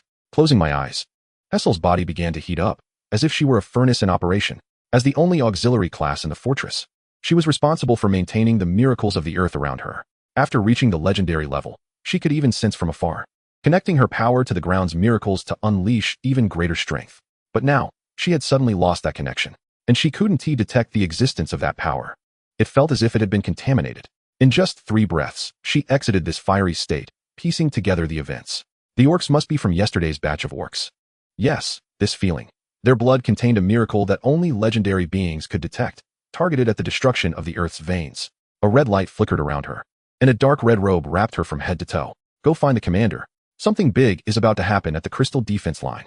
Chapter 52. Repair and preparation. The layout of the Crystal Defense Fortress is not a straight line. Instead, it is arranged in a chaotic yet orderly manner according to the divination of the followers of the God of Stars, evenly distributing 20 fortresses across hundreds of square kilometers of plains. This defense line itself is an epic miracle, and as time passes, the strength of this line will resonate in people's hearts, triggering even larger miracles. Each fortress is guarded by a legendary strongman and has an elite auxiliary class. Their responsibilities are many. Some excel in medicine, some in training soldiers, and some in farming. But among their functions, there is always one dedicated to maintaining the miracles of the Earth. The followers of the Goddess of Abundance are no exception. Over the years at the Crystal Defense Line, Hessel has almost constantly maintained her connection with the miracles of the Earth. This concerns the safety of the entire Crystal Defense Line. Not long ago, the high-ranking orc elites desperately destroyed the Earth's veins, which were not under Hessel's jurisdiction and could even be said to be outside the jurisdiction of any fortress. The 20 fortresses are like tree roots. The miracles of the Earth surrounding the fortresses are like the trunks near the roots. The scattered damaged Earth veins are like leaves and branches continuously growing. As long as the roots are fine, the leaves and branches will regrow in a few days. But if something happens to the Earth veins near the roots, the commander of the Legion will definitely hold the leaders of the 5-color army accountable. From the previous incident with the high-ranking orc elites, it is clear that even slightly less important miracles of the Earth can mobilize the entire Legion, even dispatching more than 5 knight commanders. There are only 20 fortresses along the entire defense line, and there are also only 20 knight commanders. Now, with the orcs using pollution to destroy the miracles of the spiked gun fortress, this method is extremely malicious yet simple. Hessel spent some time in the goddess's database to find this vile method and corresponding solutions. After advancing to the legendary level, her data retrieval speed has slowed down. The reason is that she has gained more permissions, and the amount of data she can access has become even larger. Grabbing Quinn's hand, she rushed through the air above the fortress, directly flinging open the commander's bedroom door, pulling out the commander who had just lain down. Commander, gather all the Order Knights for a meeting on the fortress walls. After Hessel dropped this sentence, she tossed the commander to the ground and brought Quinn to the walls of the spiked gun fortress. The reason for not gathering in the meeting room was that the weakening of the fortress's miracles meant that at least half of them would malfunction. If the orcs chose to attack at this moment, there would likely be no time to defend. Ordinary wild-boar knights could charge 10 kilometers in half an hour, delivering orcs from the base to beneath the fortress in one breath. When the miracles of the fortress are missing, 5 minutes is enough for them, led by the elite, to break down the city gates. If a legendary hero leads the team, that time would be reduced to 1/10. Grasped by Hessel, Quinn looked down at the rapidly lighting lamps below and turned his gaze toward the orc side. Far sight could only see blurry shadows darting through the night, slender, strong, and full of explosive power. The range of far sight is only about 5 kilometers. Beyond that, the view becomes increasingly unclear. So he couldn't make out which orc race was in the distance. But one thing was certain, they were definitely not pig-headed. Hessel, do you have a miracle that can see about 7 kilometers away? No, The limit of a legendary power is 3 kilometers. Most of these divine skills cannot compare to legendary miracles. If Hessel had obtained a miracle related to far sight, she would be able to see everything within 10 kilometers. So, which orc race is slender and has such speed? Dog-headed, leopard, sheep, rabbit. Landing on the fortress wall, Hessel answered Quinn's question and recited a prayer. The breath of life never ceases. The chaos of war will one day find peace. She stood in the center of the fortress wall, her eyes closed, her expression devout and focused. As a series of prayers flowed from her mouth, a mysterious and gentle power slowly flowed out from deep within her. Soon, a breeze appeared out of nowhere, initially just softly brushing her hair and the edges of her clothes, but then rapidly spreading. That breeze was like a lively spirit, wherever it touched. The bloodstains scattered across the battlefield from the fierce battles of recent days gradually washed clean. Even the dark stains on the fortress wall slowly faded under the gentle caress of the breeze, revealing the original color of the bricks. As if this land were undergoing a sacred baptism. This is a miracle. But Quinn didn't recognize it. He just felt the wind inside was very comfortable, as if taking a few more breaths would grant him longevity. Then, Hessel's expression became serious and resolute as she slowly knelt down, gently pressing her frail, yet energy-filled hand against the cold fortress wall. In an instant, a strange sight appeared. Ancient rune-like dark patterns emerged from her palm, rapidly spreading around like agile snakes. Those patterns flickered with faint light, as if resonating with some power deep within the earth. As the patterns continued to extend, she began to inject her immense miraculous power into the earth. Her body trembled slightly, the dark red robe rustling in the night wind. Beads of sweat forming on her forehead, yet she still gritted her teeth and persevered. If it were the Hessel of the elite period, it would take her a day to repair the damaged earth miracles of the fortress, but as a legendary being, she only needed a minute. The way orcs destroy the fortress miracles is not by annihilation, but by pollution. Just like how your Cullinan runs on 95 gasoline, it doesn't need to be managed. It will absorb the Earth's miraculous power to refuel itself. Hessel just needs to check on it daily to see if there are any issues. The orcs secretly filled your tank with genetically modified soybean oil. Cullinan was immediately stunned. How can I move with genetically modified soybean oil in my tank? I'll go on strike right here. What Hessler needs to do is pour out that soybean oil and then lubricate Cullinan with 95. And it should be able to run. Although it sounds easy, the sweat on Hessler's forehead tells a different story. She is almost exhausting her legendary power to get this fortress operational again within minutes. Clatter, clatter, clatter. The synchronized footsteps arrived late. Led by Bilibbo, the Order Knights, along with the descending captain, immediately spotted Quinn supporting Hessler. One arm wrapped around her waist, the other around her shoulder. The more terrifying thing is that Hessler's expression showed no signs of strangeness. This is too scary. The last time the captain spoiled Hessler, he was hit by a lightning spell. It must be that Hessler hasn't reacted yet. After all, her face is pale to a noticeable degree. Once she recovers, we will see Quinn's miserable state. The captain, hidden under the helmet, was still chuckling, but saw Quinn slowly releasing the military doctor from her embrace, handing her over to the nearby swordswoman. Hessler needs to rest. Melis, take her to find a place to sit. Now, I'll convey the current situation. Okay. The captain nodded seriously. This large knight still didn't know what had happened. Our fortress miracle was destroyed by the orcs just 2 days ago. Those orcs came to their death, sacrificing their lives to destroy the miracle of the spiked gun fortress. What? Our fortress miracle has been destroyed. Shut up and listen to me. Quinn scolded the startled captain and continued. But fortunately, Hessler officially became a legendary hero tonight, and she has restored the miracle. So it should be fine, right? Hessler nodded. Now, she had lost the strength to speak. If you restored it, you should have said it earlier. You scared me to death. Captain, just because I'm in the meeting doesn't mean you can be so relaxed. You weren't like this during morning meetings. Listen carefully. This is very important. Oh, after a long time being in the audience during meetings, the captain boredly teased Lily until Quinn said the next sentence. At the same time, I also discovered a large orc army approaching our fortress from a distance. If I'm not mistaken, they will launch the most fierce attack on the fortress at the first opportunity. The large knight's expression finally became serious. Clenching his fists and closing his eyes, he could indeed feel a slight tremor in the earth. In such a large-scale orc army, there must be legendary heroes. Quinn continued to announce, you do not need to leave the city to engage in battle. What you need to do is to stay on the city walls and lead the soldiers to catch them off guard when they attack the fortress. All the elite knights looked towards Bilibbo. Quinn was merely a knight reporting information. No matter how strong he was individually, he was not a command-type leader like Bilibbo. After years, the Order Knights would only follow Bilibbo's command. After receiving the affirmation from the crowd and seeing that no one was paying attention to Quinn, Bilibbo took a deep breath, and his mouth almost twisted into a smile under the helmet. However, at this moment, the medium-sized knight restrained his laughter, waved his hand to the crowd, and issued a command in a hoarse and deep voice. Do as he says.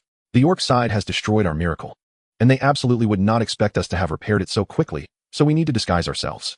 We will pretend to rely on the city walls for defense, and then use our miracle to launch a fierce counterattack.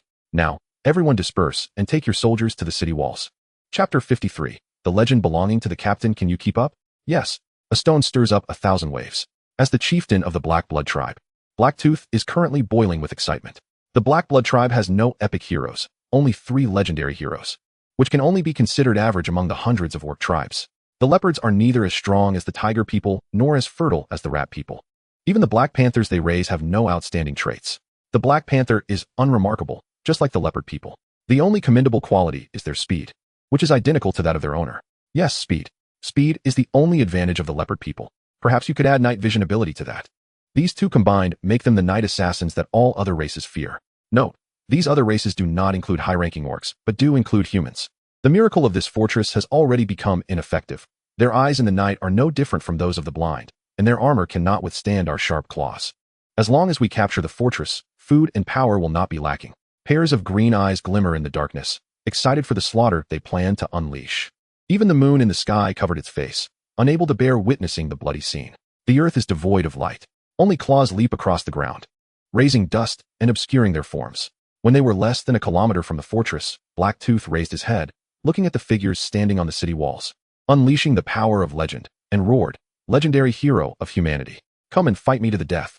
The sound spread through the quiet night, like a tiger's roar carried by the wind into the fortress. The ordinary soldiers felt their legs weaken upon hearing the voice, like little lambs facing their natural enemy. But soon, their fear was dispelled by a surge of courage rising from within. That is one of the miracles of the fortress. It can eliminate most of the negative effects imposed on soldiers by the orcs. Was a pair of eyes resembling those of a feline opened in the fortress, locking onto Blacktooth's gaze. Following that, a tall figure, carrying unmatched strength, crashed into the orcs' ranks like a cannonball. As you wish, beast. The captain of the spiked gun fortress night order has arrived. Countless leopard people passed by the captain and Blacktooth, clearing a circle for the two, with no one daring to intrude. This is a battle of kings. The clash of legendary powers is not something ordinary elites can withstand. A slight misstep could lead to instant death. Blacktooth felt no surprise at this. The preparation of the fortress was within his expectations. The miracle of the fortress was destroyed. Even the most incompetent commander would ensure protection. Unfortunately, it was futile. Blacktooth stood up, puffing out his chest. This legendary hero of the leopard people was slender like ordinary tribesmen, but wrapped in rippling muscles, showing no signs of fat. His jet black fur was as smooth as velvet in the night, and rich oil covered his face, forming a mystical pattern. What a beautiful big cat. Standing in front of the 2.5-meter-tall captain, Blacktooth could only have that impression. Even if he stood fully upright on tiptoe, his height would not exceed the captain's chin. Realizing the height difference between the two, Blacktooth could not achieve the desired physical suppression and instead let out a laugh. "I heard your legend is that you killed a hand of God on the battlefield, and that you are the only warrior among the 20 Knight Orders who does not believe in order. Your information is correct." With a flick of his wrist, the massive axe on his back fell into his palm, and the captain felt the presence of 2 other auras he had detected. He intended to resolve this quickly. The legend of miracles is not entirely conceptual power. For example, the power of substitution, the perseverance of 100 battles. There are also concrete armors and weapons, such as the eternal standing immortal fortress of that oversized Night Order captain, which is a massive castle that can be summoned at any time.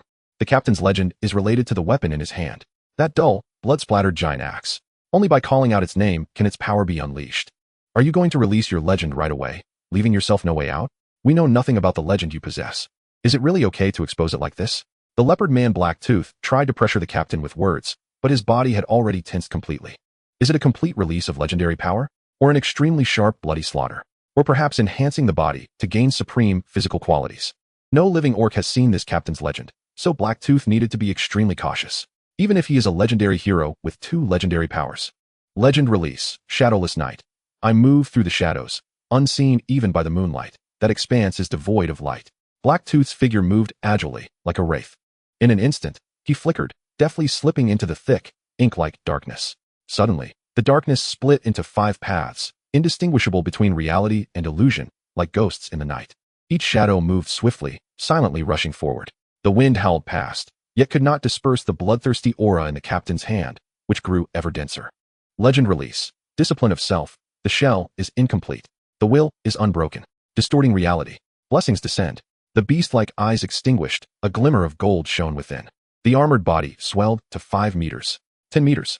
The majestic form resembled a deity, and the axe in hand was ravenous, waiting to drink blood. Only then did Blacktooth understand that the axe was the captain's legendary miracle, but it is a key to seal power.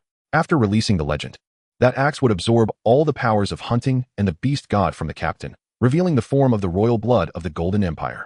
Without any attacking legendary miracles, even breaking through the captain's defenses would be difficult, and the captain himself would become a ruthless machine wielding the power of beasts. As he swayed uncertainly, a mechanical voice that was neither male nor female echoed across the land, predicting the battle to end in 3 minutes. Execution begins. Chapter 54. 1 against 3. The gap between elites is greater than that between men and dogs. The legend will only grow. Not just any legendary hero can possess attacking miracles. Stories of the weak defeating the strong are rarely heard in history, and none are anything but extremely powerful fighters. Defeating a legend with elite power is a miracle. Escaping from a legend with elite power is also a miracle. But these two are completely different. If it were a chase and hunt in the mountains and forests, it would be possible to interfere with external factors, giving the latter a small chance of victory. But in a one-on-one battlefield, it is a ruthless crushing of the former. As the words fell, the captain's massive and heavy body, tightly wrapped in fine iron, began to exert force, surrounded by circles of cold silver light like moonlight, as if the power of ancient stars surged through his body. Just looking at him gave a sense of impending doom, like a mountain about to collapse. His arms moved, and the colossal arms, like pillars supporting the heavens, gripped the one-handed axe, raised high. No way to dodge. No way to escape. No way to resist. This is the power of the golden-blooded king, originating from the power of the god of order. As the iron-clad giant suddenly twisted its waist, it began to operate at full capacity like a massive war machine. The entire upper body resembling a drawn bow, accumulating enough power to shatter the heavens and earth, and ruthlessly cleave down toward the 5 shadows below. The mighty force exploded in the air with a piercing scream, accurately locking onto the 5 shadows, leaving no room for resistance, determined to slay them in one strike. "Brother, I'm coming to help you." Amidst the chaotic battlefield, seeing his brother about to be slain, a legendary hero emanating a fierce aura opened his eyes wide in anger. Without time to think, he immediately released his own legend. Legend release, shadow manipulation. For the most beautiful goddess of the night, I vow to dedicate my life to you. A shadow shot out as if propelled from the depths of a dark abyss, its speed as swift as an arrow leaving the bow, striking the iron-clad giant with incredible precision. The shadow seemed to have a life of its own, rapidly spreading, twisting, interweaving, and in an instant transformed into a gigantic and resilient black net. Every strand of this net shimmered with a cold light, as if formed from endless dark power.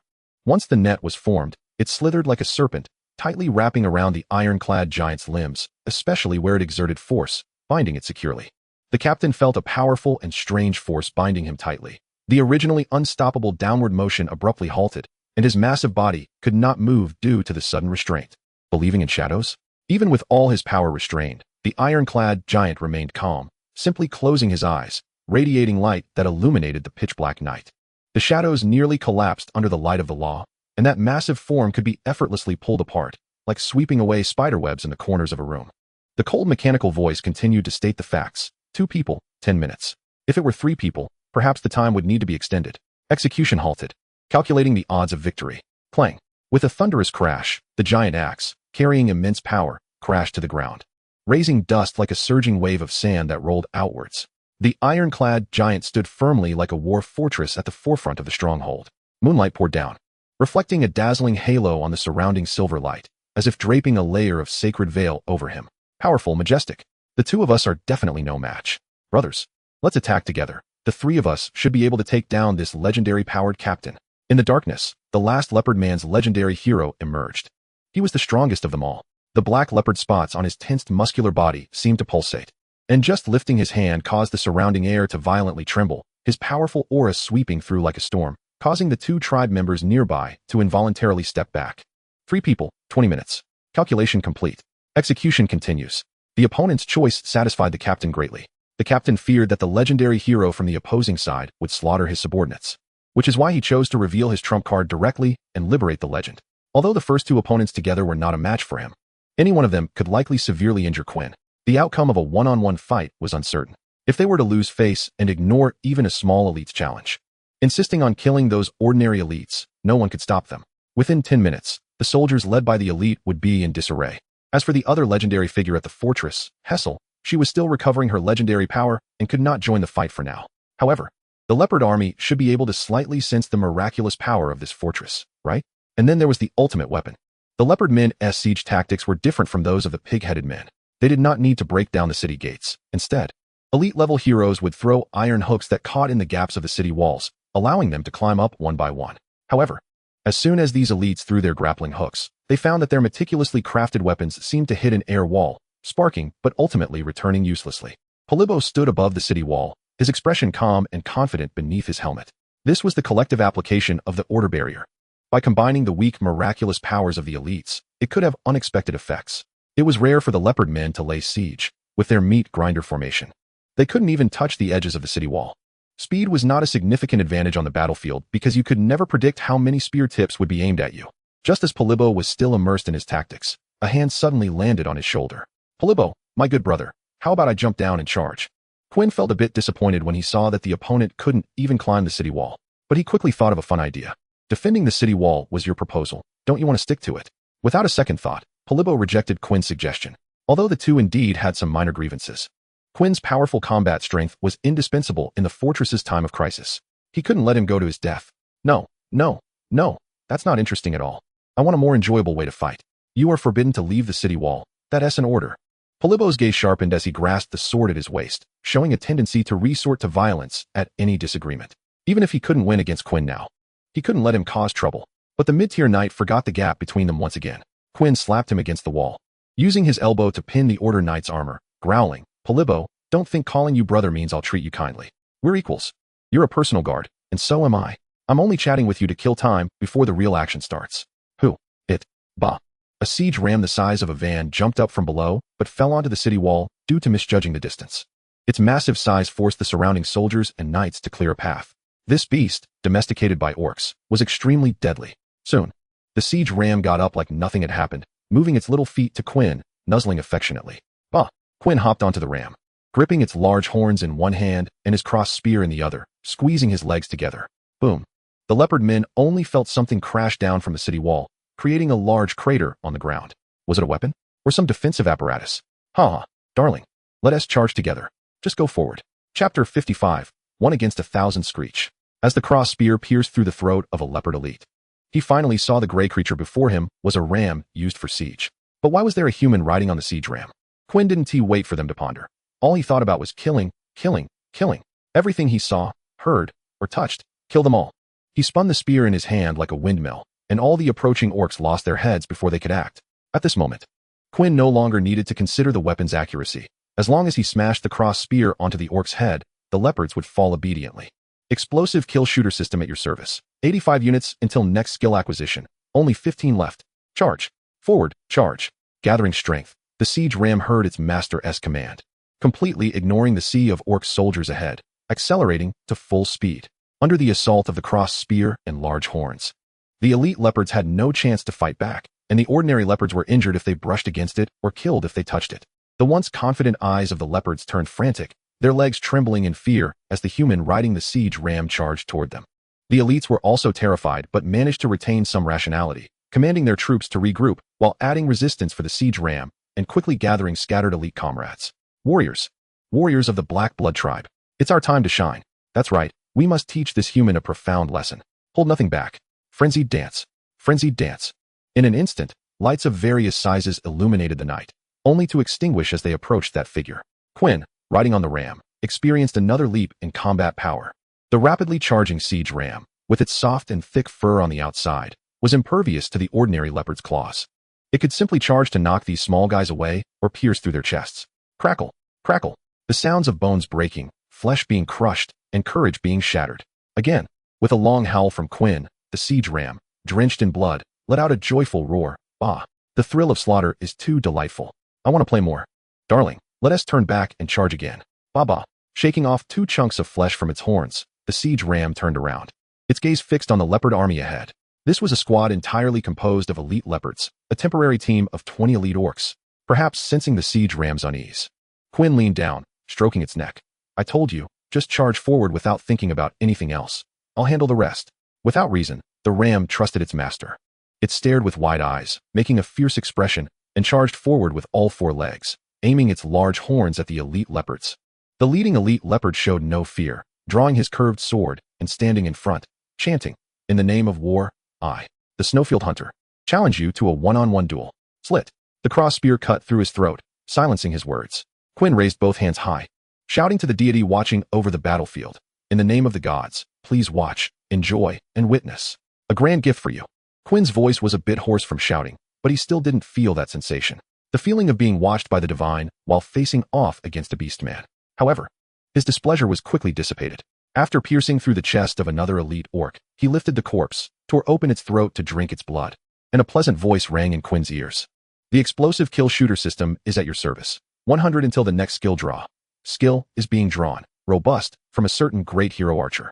A robust physique is a basic requirement for an archer. Without great strength, it's hard to draw a bow. Poison resistance, enhanced defense. Skill is being distributed. Good stuff.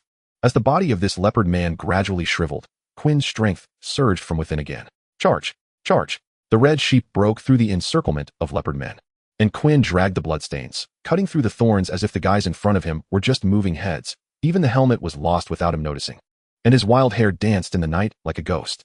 Ha! A bunch of small fries. Small fries, small fries.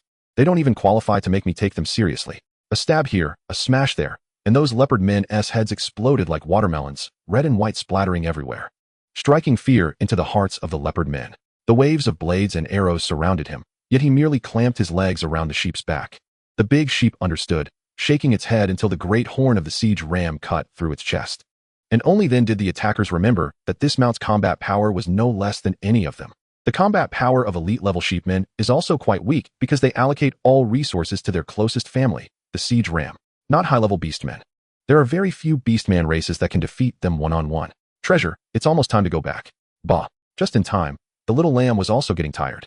No longer conserving energy, it dashed towards the city wall with all its might, and no beastman could stop it. All the leopard men could only watch helplessly as Quinn rode the siege ram, leaping in a strange posture, scaling the 10-meter-high city wall, and crashing onto it.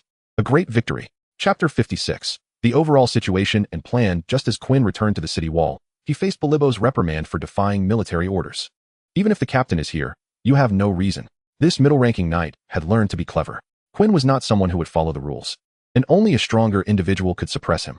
But Bilibo did not expect Quinn to point behind him. Don't you see them? Them? Bilibo was puzzled, unsure who Quinn was referring to, and looked in the direction of his hand. The middle-ranking knight saw ordinary soldiers led by elite knights. They were clad in iron armor, standing guard. The eyes of all the soldiers were not fixed on the beastman camp, but rather on Quinn. The blood-soaked warrior did not bring them any sense of danger. On the contrary, their courage surged because of this warrior. Bilibo was somewhat confused, not understanding why Quinn wanted him to look at these ordinary soldiers. And then he heard Quinn ask again, "How many beast men do you think there are?" 5,000. There aren't many leopard men. They won't send out too many troops. Before the middle-ranking knight could finish his sentence, he was interrupted by Quinn. "Bilibo, you still don't understand our situation." Glancing at the soldiers around, Quinn shouted, "Don't look at us. Hold your positions." Yes. This time, without waiting for Bilibo to give the order, all the soldiers loudly responded to Quinn. He had already proven his status with his strength. Then, Quinn grabbed Bilibo and brought him to Hessel, without needing many words. The female medic enveloped the surroundings in a soundproof barrier. The middle-ranking knight saw Quinn, who, with unprecedented seriousness, pointed to his own eyes. "I can see that their numbers this time won't be less than 30,000. In our fortress, with its miracle intact, it's not a problem. But for the other fortresses, it might not be so easy. Don't forget, the information we received at that time indicated that this group of beastmen, who used blood to damage the fortress miracle, was only a part of them. They also went to other fortresses. They don't have Hessel and can't borrow the miracle of the fortress in this battle. They can only rely on brute strength and sacrifice lives to fill the gap." The attacking side suffered heavy casualties, and under the power of the miracle, such casualties would only increase. Naturally, the beastmen would suffer more. However, those fortresses that had their miracles damaged and not repaired might face unexpected risks, and the casualty ratio between both sides might narrow, with the possibility of falling into enemy hands. This means that, in addition to this 30,000-strong leopard army, we might also encounter a larger number of beastman armies, possibly coming from behind the fortress. The spike gun fortress only has walls set up in the front. For hundreds of years since its establishment, it has never withstood an enemy from any direction other than the front. But this time is different. The beastmen are serious. The danger to spike gun fortress could come from any side. Therefore, our troops must always maintain high morale. We must make them believe they will win, and that this group of leopard men is no better than the pig-headed ones. I know our combat power comes from order, mechanical thrusts, and mechanical defenses. But have you ever thought that humans are not made of steel? Their physical and mental limits exist. For this reason, I must motivate their emotions. Trust me. We need to hold out with the power of will until reinforcements arrive from the other fortresses, or in the worst-case scenario, let our isolated city withstand the onslaught of 100,000 beastmen. If we solely rely on brute force to maintain order, it will only snap the nerves of the soldiers stretched to their limits. Quinn's words were sharp. They cut through the original curtain, allowing Bilibo to see the full picture of the battlefield. But the clearer it became, the colder Bilibo's hands and feet felt. Quinn continued to speak about his plan. Moreover, I not only want to keep the army's morale high, but also must help the captain capture those 3 legendary heroes as quickly as possible. I know my capabilities. It would take me until dawn to kill those 30,000 beast men, but if it's the captain, just standing there would intimidate them. One of my reasons for charging down earlier was to boost morale, but more importantly, to observe whether I would be noticed by them after getting close to the captain's battlefield. I have the power to break through their defenses. I want to help the captain. Do you understand what I'm saying? The direct words left Bilibo in silence. The middle-ranking knight and Melis did not expect that this beast-like muscular man would want to get involved in the battle of legendary heroes. I understand your actions. I will support you with all my strength. Quinn nodded. The few personal guards of the fortress had this advantage, even if they usually found themselves annoying at critical moments. They had clear judgment. Then, amidst Bilibo's shocked gaze, Quinn took Hessel's hand. How's the recovery? Only 20% of the legendary power, but it can support me to unleash the legend. Quinn nodded, saying, later, I might have to trouble you a bit. If it can help the captain, I don't mind. The female military doctor just smiled gently and lifted the soundproof barrier. What's with this intimate tone like a young couple in love? It must be for the captain, right? That's right. It must be for the captain. Hessel has watched the captain grow up since childhood, almost like a sister figure. With the captain's mother having passed away, Hessel's role has become more like that of a mother. It's only natural for a mother to care for her child. Maris watched the close interaction between Quinn and Hessel and felt that her good friend was really hungry. Seeing that everything was almost clear, Quinn looked at the last point. Bilibo, can you hit that miracle crossbow? No problem. That's a miracle creation. It doesn't need to be aimed. As long as you point it at the enemy, it will automatically lock on. The middle-ranked knight patted his chest, indicating it was no problem. This crossbow has immense power. Without defensive legends or the accumulation of powers from the 6 paths, it cannot be defended against. Being able to control this crossbow, one could kill a legendary hero. Who knows, maybe I can also ascend to legend through this. Something feels off. A leopard man elite looked at the intact city wall, blocking his frontline troops. Just now, their claws couldn't be thrown up. It was the Order Knights doing, but their weapons couldn't pierce the city wall either. This was the miracle of the fortress at work. Wasn't it said that the miracle of the fortress had been destroyed? Why can't our weapons be nailed to the city wall? Once his question was raised, several leopard man elites around also calmed down. Soon, an analytical think tank shared their judgment. Maybe it's just a temporarily reinforced wall. If the miracle of the fortress was still there, they would definitely come out of the wall to fight and trade casualties. But today they are behaving unusually, only daring to huddle on top of the wall, clearly having lost the power of the miracle. Moreover, that guy who just came out of the city doesn't look like the fighting style of an Order Knight. He seems more like a berserk warrior. That's right. The Order Knights don't even dare to come out. Doesn't that mean the other side has lost the protection of the fortress miracle? The priest is indeed thorough in thought. That's right. I see that once this fortress is broken, the priest will definitely become a legend. Amazing priest. The leopard man who had suggested this felt proud after hearing his companion's praises, wagging his tail with glee. As expected, the Blackblood clan can only reach its peak under my leadership. Chapter 57. Official siege. The military doctor can now barely move and doesn't need the swordswoman's care. Just having become a legend, filled with legendary power, only to be drained at once, this experience is definitely not pleasant. If it weren't for Hessel's strong willpower, she would have fallen into a coma by now. Maris, the orcs seem to be launching another attack. Aren't you leaving? No, I'm just curious. Is your taste that unique? Do you like that kind of guy? You told me to stay away from him last time, remember? Yeah, how did you figure it out? Is it that obvious? A barely noticeable blush crept up Hessel's cheeks, causing her to rub her face with her palms, her pretty face showing a shyness that Maris had never seen before. The swordswoman nodded, affirming her words. Very, very obvious. Among us, apart from the fool, no one could miss it. Us clearly referred to the captain-centered elite team. Then that means. Hessel gasped softly, her embarrassment and panic unable to be concealed. That's right, only I noticed. Are you saying the captain, Lily, and Bilibo are all fools? The swordswoman's lips curled into a smirk, offering no answer.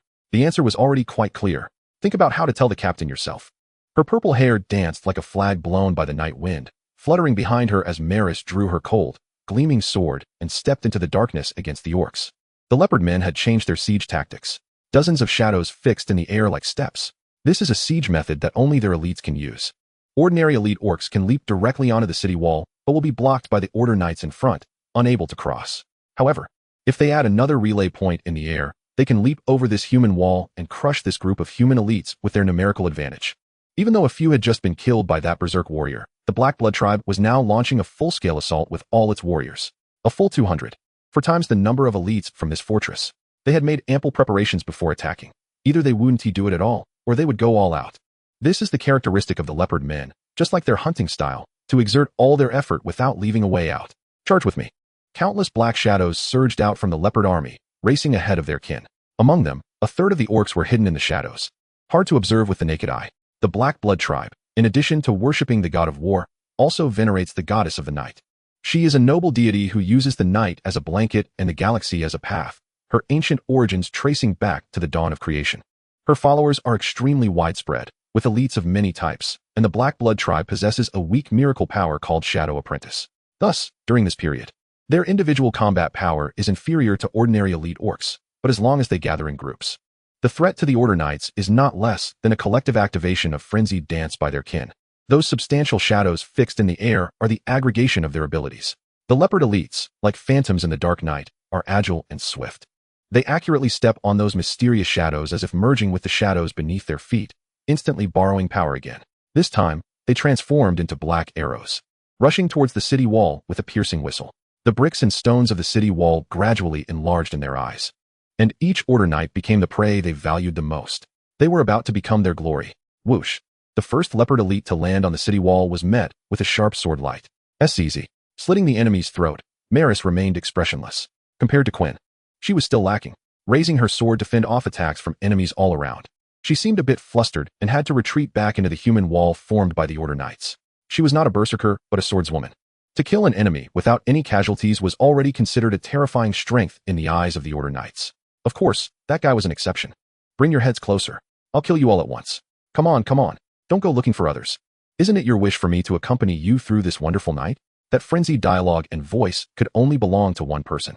Surrounded by more than 10 leopard elites, Quinn was the one laughing the most wildly, wielding a gun in one hand and a sword in the other, dancing chaotically.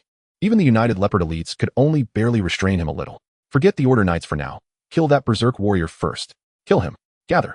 Frantic dance. Shadow arrow. 4 orcs charged at Quinn from different directions, their bodies radiating a fierce, burning bloodlust that proved they had unleashed frantic dance to its limits. 8 orcs stood at a distance, their hands clasped together, collectively manipulating the shadows beneath them into a thick rope that bound the thigh of the frenzied beast warrior. They were clever, understanding that such a being, comparable to high-tier orcs, could potentially break free even if all 8 of them attacked together. Therefore, they chose to bind one of Quinn's thighs. The leopard men trusted their comrades. Their coordination was already perfected, and those 4 orcs naturally knew what to do. However, miracles can falter in the face of even greater miracles. Quinn whispered this phrase, in the terrified gaze of the leopards. The miraculous power coiling around his thigh like a black giant python was instantly shattered. Not enough. Buzz. The blade glimmered sharply, illuminated by the moonlight. 4 headless corpses fell to the ground. Their close-knit coordination ultimately failed to inflict even a scratch on Quinn. Meanwhile, the knowledgeable elite leopard men realized something, their pupils constricting, a chill rushing from their heels to their brains. The miraculous power that instantly destroyed the 8 elites retreated from him. This guy was Quinn, who had seized the throat of one leopard man, preventing him from relaying information, lest it disturb the distant battlefield. The remaining leopard men exchanged glances, uncertain of what their companion was about to say, but they understood that they could not afford to be enemies with this warrior. Now they wanted to run. Was there a way out? Quinn did not strike, but the encroaching Order Knights had already revealed their sharp swords. At the same time, the leopard men discovered that the movement speed of those Order Knights was nearly on par with their own. Having lost their only speed advantage in battle, they found themselves unable to leave a mark on the Order Knights' armor, let alone penetrate their defenses. An uncontrollable thought gradually surfaced in the minds of the elite leopards. Could it be that the miracle of this fortress had not been broken? From now on, my author will say something here. The section at the back is specifically for images, mainly because I feel like I write a lot, but it seems not many people click to read. Don't worry about me inflating word count. You can go count, but don't actually count. Thanks to the last Patriot brother for the 5 urging updates. Those 5 urging updates combined are worth more than my earnings for this month. I originally planned to save this chapter for tomorrow, but now I'm giving you an extra update. Also, thanks to user 41074075 for the bubble milk tea. Tomorrow I'll see if I can give you an extra update too. Chapter 58. The power of fighting tigers. The gap between extraordinary siege and ordinary siege is vast. Without siege ladders, the elites could leap onto the city walls due to their physical prowess. Even ordinary leopard men could scale 10 meters high in 5 seconds with the help of their claws. The Order Knights, on the other hand, activated the order barrier on the city walls, using their familiar meat grinder mode to indiscriminately kill any enemies who invaded the walls. Occasionally, one or two elites might breach the ranks of the Order Knights, but a swordswoman would be there to deal with them. If the enemy attempted to forcefully break through this formation, Lily, positioned at the center, would have a nice chat with the enemy's head using her hammer. For now, they held off the elite leopardmen's assault, and the battle lines began to stagnate. The elites continually leaped onto the walls and engaged in fierce combat with the Order Knights. Even knowing that their opponent's fortress miracle had been restored and that their casualties were rising, they had no intention of retreating. The Black Blood tribe had emerged in full force, betting everything on this battle. The Order Knights also showed no signs of retreat, led by Lily, as they smashed down one elite leopard man after another. Although the combined kill rate of dozens of knights was not as fast as Quinn's alone, they managed to maintain 0 casualties, exchanging the enemy's lives for minimal cost. They did not seek to wipe out enemies several times their number. They only hoped these knights could hold out until they helped their commander achieve victory. They had already withstood the first wave of the fiercest attacks. Quinn suppressed the heat in his heart, casting his gaze into the distance. Now it was our turn. Baby, how is the recovery going? The great sheep obediently leaned against Quinn's shoulder, affectionately rubbing its cheek against its master's head. About 10 minutes had passed since the first charge, and its stamina had mostly recovered, able to support Quinn for another round. Since there were no problems, let us set off. Climbing onto the sheep, Quinn simply raised his cross spear, causing the surrounding elite leopard men to tremble and step back. This warrior resembled an ancient hero from stories, already invincible beneath the legends before he had even emerged. Just one battle capable of altering history stood between him and becoming a legendary hero. From then on, he would spread his wings like an eagle and dive into the sea like a dragon, controlling the great sheep to jump off the city walls for the second time. Crashing down onto the faces of ordinary beastmen, his eyes were focused solely on the battlefield of the 4 legendary heroes. Quinn paid no mind to the enemies around him, but those leopard men had no choice but to focus all their attention on him. Like a school of sardines in the ocean encountering a predator, they panicked and scattered. Damn it, that warrior is coming down again. Block him. Can't block. That's a siege knife sheep. Bastard. Don't come my way. Help, Lord of War. Please bless your child. The prayer was lifted high into the air by a spear, becoming the best banner to intimidate the leopard tribe. Those unafraid of death should come and try. With a squeeze of its legs, the siege knife sheep accelerated once more, slicing through the black cloth like a pair of scissors cutting through the thickest part. Their target was evidently the battlefield of the 4 legendary heroes. But no one would think that way. After all, having elites participate in the battle of legendary heroes would only result in being killed by the inadvertently scattered legendary power. But Quinn seized this point. Raising his cross spear, the legendary power at its tip began to spin, shredding that banner. Legendary power. Even the smallest legendary power can inflict damage on legendary heroes. The 4 legendary heroes almost instantly noticed Quinn, each feeling a tremor in their hearts. The commander was the first to regain his composure. A hint of displeasure surfaced beneath his helmet. Quinn shouldn't be here. Even he could only restrain 3 of them. As long as 2 held him back, the other could unleash the legendary miracle and almost kill this subordinate in half a minute.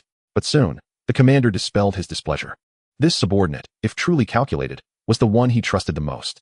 If he was willing to come to assist, he must have thought of a plan to help him. Out of the corner of his eye, he caught a glimpse of a glimmer on the city wall. The commander of the Thorn Spear Fortress Knights steadied his mind, focusing entirely on swinging his axe towards the 3 legendary heroes. Brother, move aside, let me handle it. Huh. The muscles in the arms of the youngest leopard hero bulged dramatically, yet he was the strongest of them all. The reason was that he had once defeated a tiger elite in direct combat. That was a battle that risked the lives and fortunes of half a clan. The opponent was a proud higher orc, while he was just an ordinary leopard man. The gap between them was like that between humans and wild dogs. Yet, with his fearless determination and naturally stronger physique compared to his kin, he used his fists to beat that tiger man to death. Reputation, achievements, and resolve. Meeting these 3 criteria, he caught the attention of the war god, who granted him miraculous power comparable to that of legendary tiger heroes. It was pure, immense physical strength. Crack. His arms clamped around the blood-soaked giant axe, and even though his flesh was torn apart by the legendary power above, the leopard man hero did not back down. Instead, the widening wounds sparked his ferocity. Bastard. Hairless bastard. Is that all the power you have? With the same legendary power.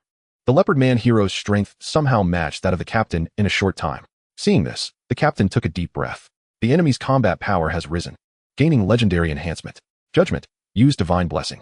The bloodthirsty battle axe suddenly lit up with scarlet patterns like a spider's web, and amidst the flickering ghostly light, a violent power surged within. Following the arm gripping the axe handle, This power surged like a tidal wave, quickly transmitting to the cold armor, causing it to emit a strange blood-red glow. Caged beast, fierce tiger, a lifelike blood-red tiger head gradually formed on the captain's shoulder, and the aura emanating from him was such that even legendary heroes could not look directly at it.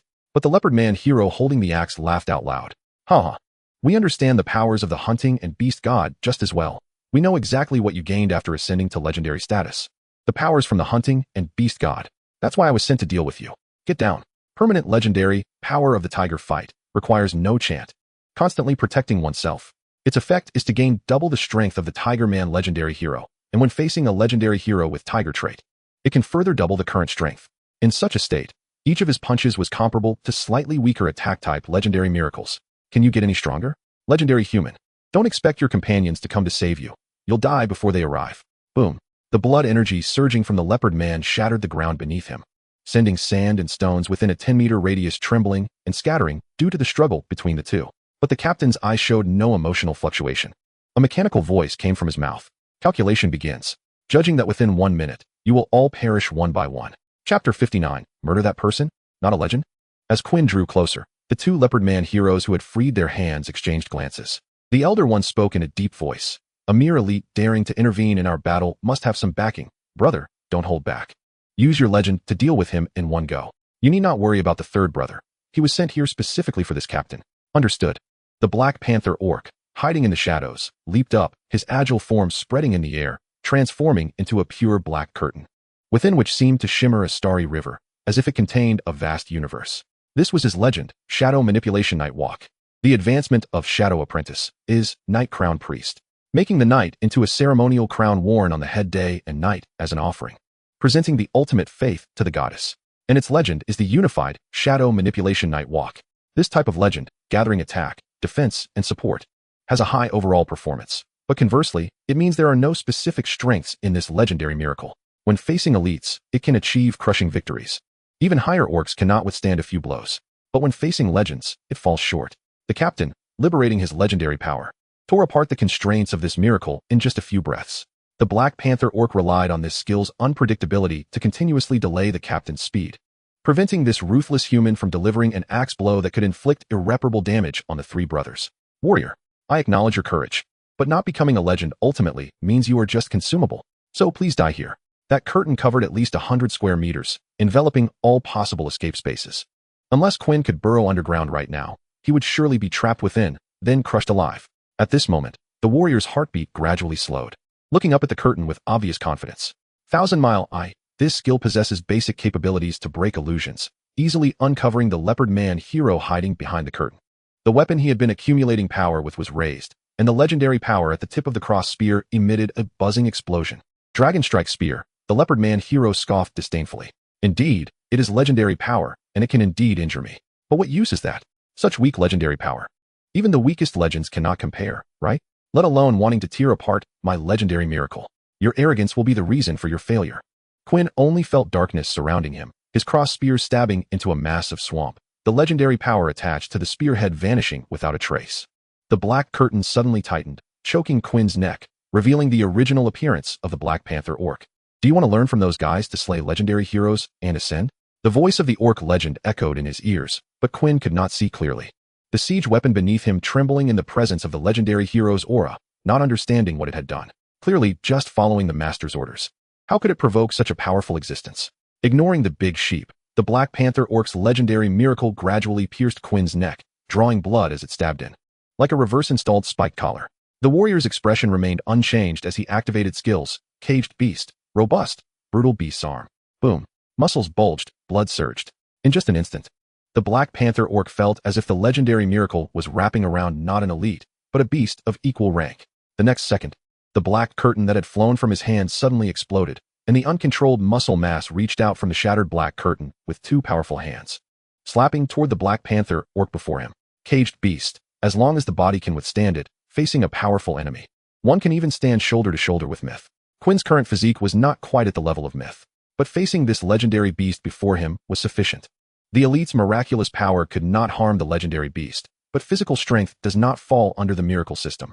The warrior's gaze suddenly sharpened, divine fingers transforming into claws, pouncing toward his prey like a lion. The Black Panther orc rolled on the spot, hurriedly covering his body with the black curtain cloak, avoiding close combat with the opponent. What kind of monster is this? He could fight with a legendary version of himself during the elite period. And he could even tear apart his legendary miracle with sheer physical strength. What kind of legendary monster's bloodline does this human possess? Unknowingly, he crashed into a soft, fluffy mass. Turning around, he realized it was the elite siege ram that had just come over. He didn't have time to think about why the siege ram had been tamed by humans. Because the Black Panther orc heard a faint chant ringing in his ears. Sharpen the wooden spear, drill wood to make fire, slash and burn, city-states rise. To this day, fire has become the turning point in human history. Sacred, pure, intense. Just the notes that reached his ears made him feel the weight of these 3 words. By the time he sensed something was wrong, a flame-filled maw, brimming with hope and the future, had already engulfed him. Legendary liberation, eternal burning earth furnace, crackle. The flame scorched his fur, flesh, bones, and organs. From body to soul, he felt an unbearable heat, as if he were pressed against the sun. No, the Black Panther orc felt as if he had been stuffed into the sun. Shadowy Nightwalker. In that moment, he made the correct judgment. Immediately retracting the power he intended to use to strangle Quinn, wrapping it around his own body to isolate the flames that could turn him to ash. Still not enough. Mother of Night, I offer you my light. Please bestow the starlight upon me. Starlight shimmered, the brilliant galaxy cascading like a waterfall, dousing the relentless flames. And in the eye sockets of the legendary panther, there was nothing but emptiness. The noble deity of the night does not dare to face the sun, yet yearns for light. Thus, she particularly favors those who offer light. Her followers are granted the opportunity to enjoy the starry night alongside the goddess. Of course, only with their eyes. This is the ability of the Night Crown Priest. It belongs to the same kind of ability as the captain's Fierce Tiger, which comes from hunting and the beast god. Even though he escaped the danger of death, the panther legendary's flesh had already been carbonized, large swathes of nerves exposed to the air. And even a slight breeze felt as if knives were cutting into his flesh. What a pity. If this were a battlefield in normal times, I would definitely have a one-on-one duel with you. But you chose to ambush, and you're strong, posing a risk of the fortress falling. So I have no choice but to resort to this desperate measure. I'm sorry, little kitty, I will remember you. Boom. A fist slammed into the Black Panther orc's chest, ripping out his heart and stuffing it into his mouth, sucking the thick blood. Brother. The call from not far away became the last voice heard by the Panther legendary as he was killed by Quinn. Explosive kill shooter system at your service. 100 until the next skill draw. Skill is being drawn, against magic, from a certain unorthodox archer. Enhances resistance to special energy and weakens energy damage on the body. Skill is being issued. Please give me a 5-star review, I beg you. Chapter 61 Minute Quinn felt the birth of a new skill within his body and clenched his fists. Another legendary hero was eyeing him. He smiled at that legendary figure. In the pitch-black night, the man stood tall like an iron tower, his eyes like light, piercing through the enemy's mind. If it were just him and the previous legendary beastman in a duel, perhaps he would win, or perhaps the opponent would win, the odds being 50-50. And it would take at least 10 minutes to determine life or death. Therefore, he had to show a flaw, give the opponent a chance to let down their guard, so that there could be a legendary liberation of Hessel. The female medic could no longer hold onto the woolly sheep's fur, rolling out from under its furry belly and falling to the ground, seeing Quinn, who was even weaker than her, revealing a helpless wry smile. She had strongly opposed this plan from the beginning, but for the safety of the fortress, they had to take the risk. It was too dangerous. A slight misstep, and Quinn could be killed in an instant by the opponent's attack. The one to be most grateful for was that elite orc, even though he had tried hard. He still underestimated this guy's defense, not using 100 of his legendary miracle right from the start. Otherwise Quinn would surely have had his neck snapped, instead of easily breaking free like earlier. But it's also understandable. No legendary hero would use their full strength against an elite they could crush with ease. It could be said that this was a gamble without any real danger, and the two of them were seamlessly conducting a sure-win gamble. Hessel used 20 of his legendary power to minimally liberate the legendary miracle, and in the end, Quinn delivered a finishing blow. The kill was completed. Now, their mission was accomplished. Even the nearly insane legendary orc in the distance did not want to pay them any mind. The oldest legendary orc clenched his fists tightly, kneeling and smashing the ground, using the force to unleash astonishing power. You villain! How dare you kill my brother? I will skin you and tear your bones apart, turning you into a war drum. Day and night, you will suffer beatings and tortures. Legendary liberation, unending warfare. Here I come. I see. I conquer. The iron hooves of the war god will crush all races. Charge with me. A common legendary. This is the power granted to the followers of the war god after they have demonstrated determination and perseverance in his presence. It is a Halo-type skill. This is a team battle skill, not very useful in one-on-one fights. The Panther hero was clever, never using this power, keeping it in hand, making the opponent unable to guess his legendary concerns. But now, The death of his brother filled him with rage, and he no longer cared about that armored giant. Only wanting to kill that man. Die? Those words were spoken by Quinn. Of course, he was just mouthing the words, unable to produce sound. Such a nonsensical action clearly wouldn't stop the opponent's attack. However, the confidence on Quinn's face was not feigned, because the crossbow, 100 meters away, had already lit up. Whoosh! A cold white light shot out like a dark night meteor, roaring and cutting through the void with an irrefutable iron law. In an instant, the white light traced a path of hundreds of meters, striking straight at the body of the Panther legendary. Snap! Blood splattered onto Quinn's face, and he licked it. The taste was quite good. Having been drinking his own blood to recover from injuries, Quinn felt a sense of drinking poison to quench thirst. Now he could finally drink fresh orc blood. The first orc to die was barely medium rare, with hardly any blood.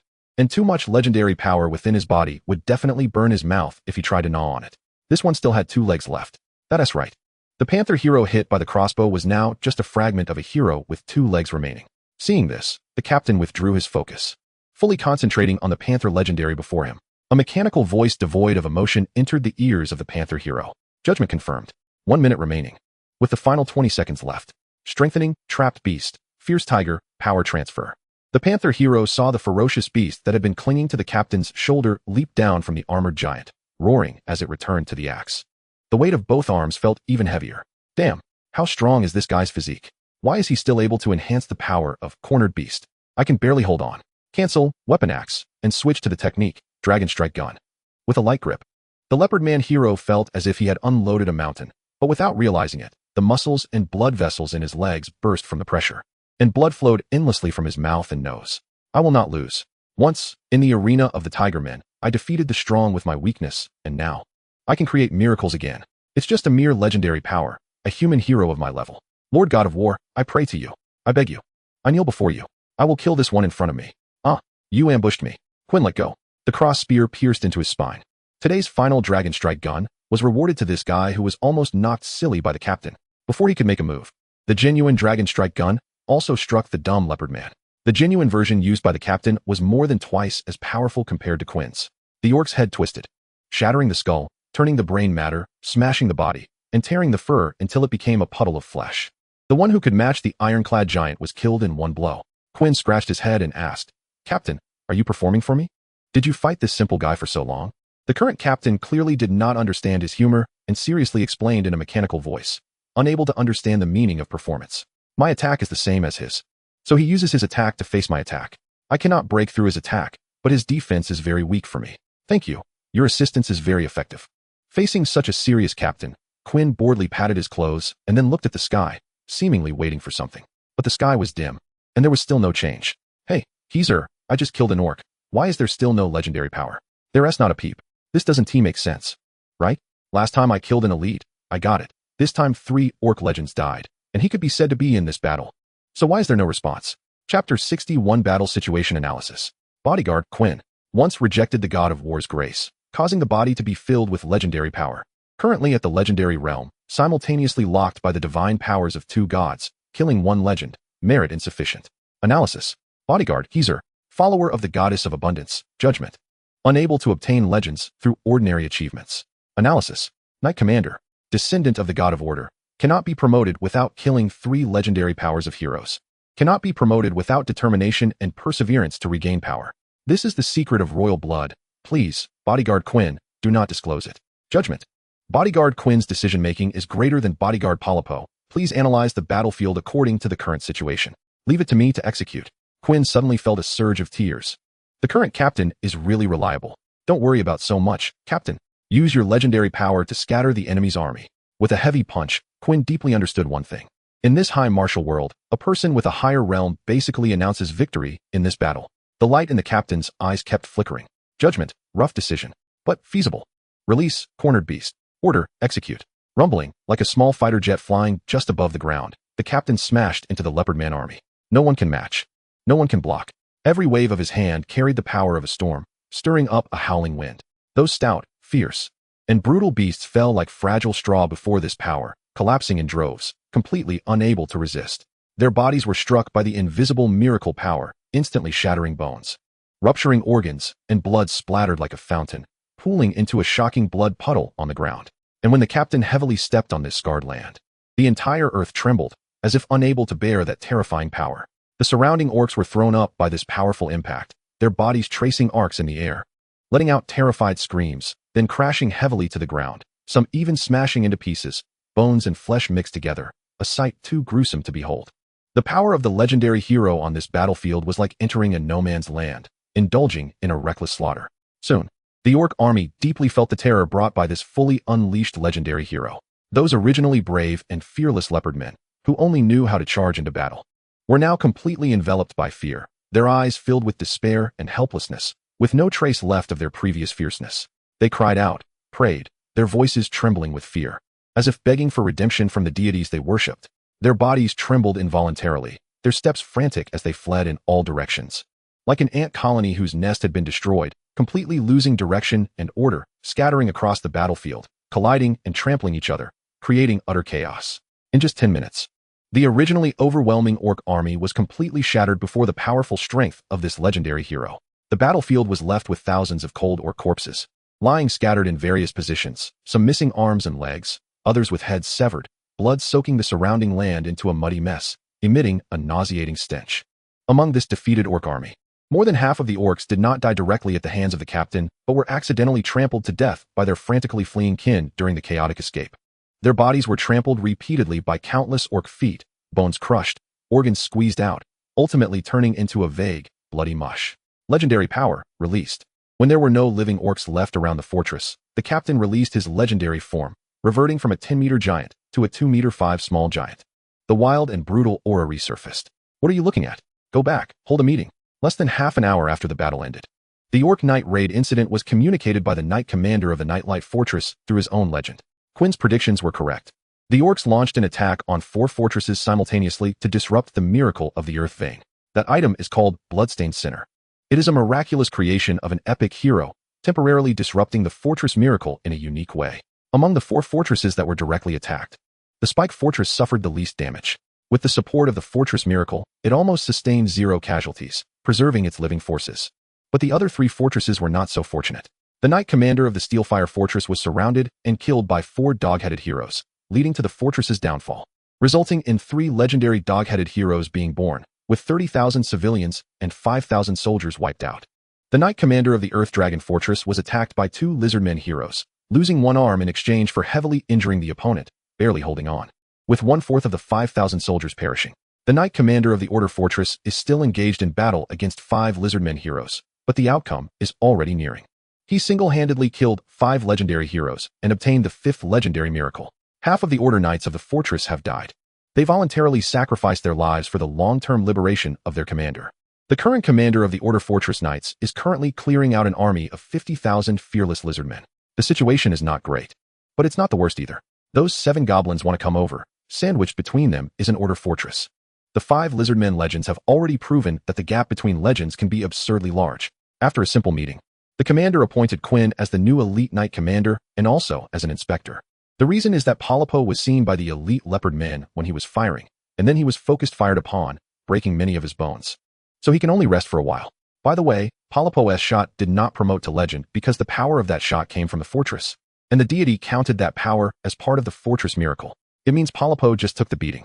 Now, the commander has to take care of the immobile knight Polypo. After all these years of leadership among his subordinates, only Hessel can be relied upon to take care of others. But Hessel is currently severely overdrawn in legendary power and needs rest. Melis can only kill and doesn't know much else. Many daily life matters rely on Hessel to solve. Lily is even worse. If she goes to take care of Polypo, his injuries would only worsen. As for Quinn, he specifically wants to bully the mid-level knights. The other elite knights make the commander uneasy, as everyone has more or less suffered from Polypo's temper. Although nothing serious would happen, human hearts are hard to read. Who knows what small moves they might pull? As for ordinary people, a knee-jerk reflex from a fainted Polypo could kick them away. The meeting was dismissed. And in front of everyone's eyes, Hessel once again restored her cold and aloof demeanor and ordered Quinn, carry me to the confinement room. Tonight I want to discuss fortress matters with you. The commander looked at that iceberg-like face and smiled slightly. This is the real Hessel. Quinn is definitely going to get beaten. Only Melis's face showed signs of not being able to hold back. She felt she shouldn't remind Hessel. She really wanted to see the military doctor reveal her relationship with Quinn in front of everyone. Quinn dragged Hessel up, found a suitable position, held her soft body with one hand, and strode out of the room. Seeing this, brothers here, please help me get a 5-star review. I'm begging you, there have already been over 20, and I estimate that a few more will get the rating. Thank you. Chapter 62.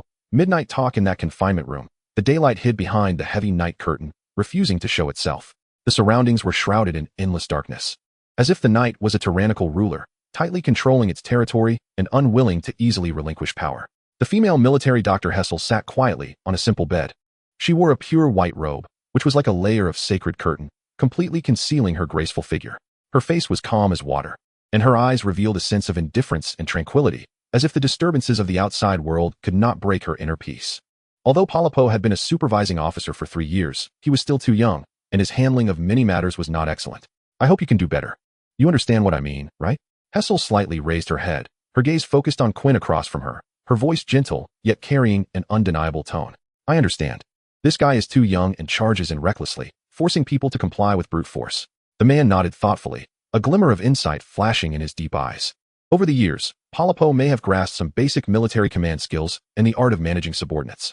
However, in Quinn's view, his execution always seemed so awkward and immature, like an innocent child trying to imitate the adults but unable to grasp the essence of it. Fortunately, the commander and several loyal guards were fully backing him up. Otherwise, with Palapo's style of doing things, he would have long been schemed against by those with ulterior motives. After all, the supervising officer is the most troublemaking position. In theory, Quinn and Palapo were at the same level. If he really wanted to seize power, relying on his own strength and strategy, he could isolate this mid-level knight in as few as 5 fierce battles, leaving him without a single subordinate to command. However, everyone was serving under the commander. Thus, Quinn had never entertained such thoughts. On the contrary, he would show goodwill toward Palapo every day, trying to ease their relationship. Unfortunately, this young and impetuous knight seemed to take no notice of Quinn's kindness. Hessel shook her head helplessly, sighing inwardly. The commander was 4 years younger than her, and Palapo was 12 years younger. She had watched both of them grow up and knew their personalities, strengths, and weaknesses very well. Thinking this, she reached out her hand and gently pulled Quinn closer. While tenderly stroking his head, she let out a soft sigh. I'm more at ease with your character. As long as you show your true self, they will not refuse your orders. Quinn, feeling overwhelmed from being patted on the head, displayed a shocked expression, his eyes wide open as if he had heard something unbelievable. Huh, you don't think the serious me is my true self, do you? Looking at Quinn's expression, Hessel was also taken aback. She hadn't expected him to react this way, until the man jumped up from the head of the bed like a mischievous child, waving his hands in the air, urgently explaining, my usual demeanor is the most real. You all forced me to be serious. In Quinn's heart, he was not some somber protagonist who always wore a tense face. He firmly believed that life should be lived happily every day. What was the point of pretending to be so tired? The military doctor only smiled faintly at these words and embraced the man again. Tilting her head slightly, she gently asked Quinn, in this orc action, did you notice? Are you talking about the pig-headed men? Before Hessel could finish her sentence, Quinn, as if seeing through her thoughts, stepped in and accurately stated what she was thinking. Yes, the pig-headed men who had been stationed at the front of the fortress have disappeared during this attack. Instead, other orc tribes have come to launch an assault. This unusual phenomenon undoubtedly cast a mysterious veil over the war. The military doctor frowned slightly, continuing to ponder. The pig-headed men's hero, Hetralu, is a powerful being with 3 legendary powers. In his legend, he has an exceptionally elite cavalry team, and it is said that under extreme circumstances when the fortress miracle fails, he can lead this cavalry to successfully charge up the city walls. This is not a fictional story, but a terrifying event that has happened in other countries. Quinn followed her words, his expression serious. They could not easily give up this piece of juicy meat, so there must be a larger scheme at play. Just by capturing a fortress, the goblins have birthed 3 new legendary heroes. How could the pig-headed orcs let such a profitable and glorious opportunity slip away to other beast races? However, even with all his thinking, Kuei couldn't figure out what kind of astonishing scheme the pig-headed orc clan was secretly plotting, and why they would make such a strange move of handing over such a tempting piece of meat. Chapter 63. Cavalry. The news that the fortress of the Crystal Defense Line was surrounded had come early. The pig-headed orcs used 3 epic miracles to seriously injure the commander, and the 5 high-ranking legendary leaders exhausted all their power, relying on a temporarily restored miracle of the Earth Vein to concentrate their strength onto one person, barely injuring the pig-headed orcs' epic heroes as well. But now, the 200,000 suddenly appearing pig-headed orc army had almost completely surrounded the fortress where the commander was located, and no troops could pass through. They had no intention of breaking through other fortresses, because the pig-headed orcs understood that capturing this crystal fortress meant the collapse of the entire crystal defense line. It represented the complete breaking of the high wall that stood between the barbaric and the civilized for the Golden Empire. All the pig-headed orcs could sense that. In the dark, divine light was casting upon their race, and in at most half a month, when the miracle of the earth vein could no longer support them, that would be the day they would break through the crystal fortress. At that time, the legendary heroes of the pig-headed orc clan would also experience explosive growth. Other fortress troops also wanted to take advantage of the pig-headed orcs' epic heroes being injured to break through this ocean-like military formation. But unfortunately, after leaving the fortress miracle, the soldiers of the Golden Empire found even a long walk to be a problem, let alone their most accustomed meat grinder mode. Each one was so exhausted they were on the verge of being canned by the pig-headed orcs. After taking action at 2 fortresses without achieving any results, the other fortresses could only stand by and watch. They could not unite together. This land was already filled with pig-headed orc scouts, and as soon as any fortress made a move, a legendary pig-headed orc would immediately come charging with cavalry. The Golden Empire was not good at field battles. The Orc Empire excelled in field battles. The outcome of both sides was naturally not worth mentioning.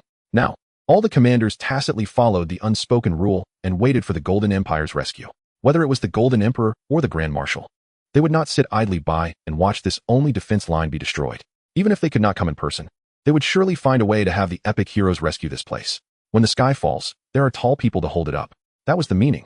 So, these 3 days, Kuei has been doing quite well. Every day he took the sheep for a walk, trained the Order Knights, exchanged cultural insights with Heezer, and occasionally practiced with his good brothers, living a very pleasant life. He and Heezer had not taken the final step, mainly because he felt embarrassed. It would make him feel guilty to have completely consumed someone just a few days after confirming their relationship. This was the naivety and reserve of a young cook. Kuei thought that if he had more experience, he would definitely eat first and then talk. Lord Kuei, look, we are all mounted. The obedient Order Knight reminded the man. From his eyes, it was not hard to see the fear of this new commander. If Bilibo was straightforward and would not have any issues as long as he obeyed orders, Kuei was the type who liked to do things in a fancy way. He not only wanted you to follow his orders, but also wanted to take responsibility if something went wrong. The Order Knights had also thought about resisting, but Kuei issued a stern warning, one-on-one. I alone will take on all of you. Want to try? A few of you are fine, if I win. You listen to me. The outcome was that after the 20th Elite Knight was trampled underfoot, no one dared to resist this new commander anymore.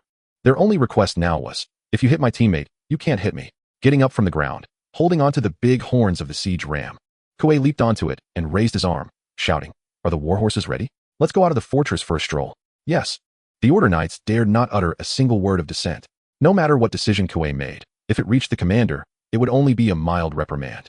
But Kuei's fist, when it fell on them, was truly painful enough to make them wish for death, especially since he had a good relationship with the military doctor. He wasn't worried about getting beaten to death, and even had the terrifying method of disinfecting his fists with iodine while beating them. Don't be scared. The leopard men have already been driven away by the commander. We are just going to circle around the fortress. We won't run out of the miracle range. Upon hearing this, the Order Knights finally breathed a sigh of relief. They were afraid to hear Kuei say something like, let's go support the commander.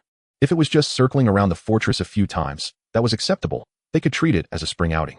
Although the new commander was a bit unreliable, the saddles and stirrups he installed for the warhorses were quite good and unexpectedly convenient. The Golden Empire did not have many cavalry, but that didn't mean there were no warhorses.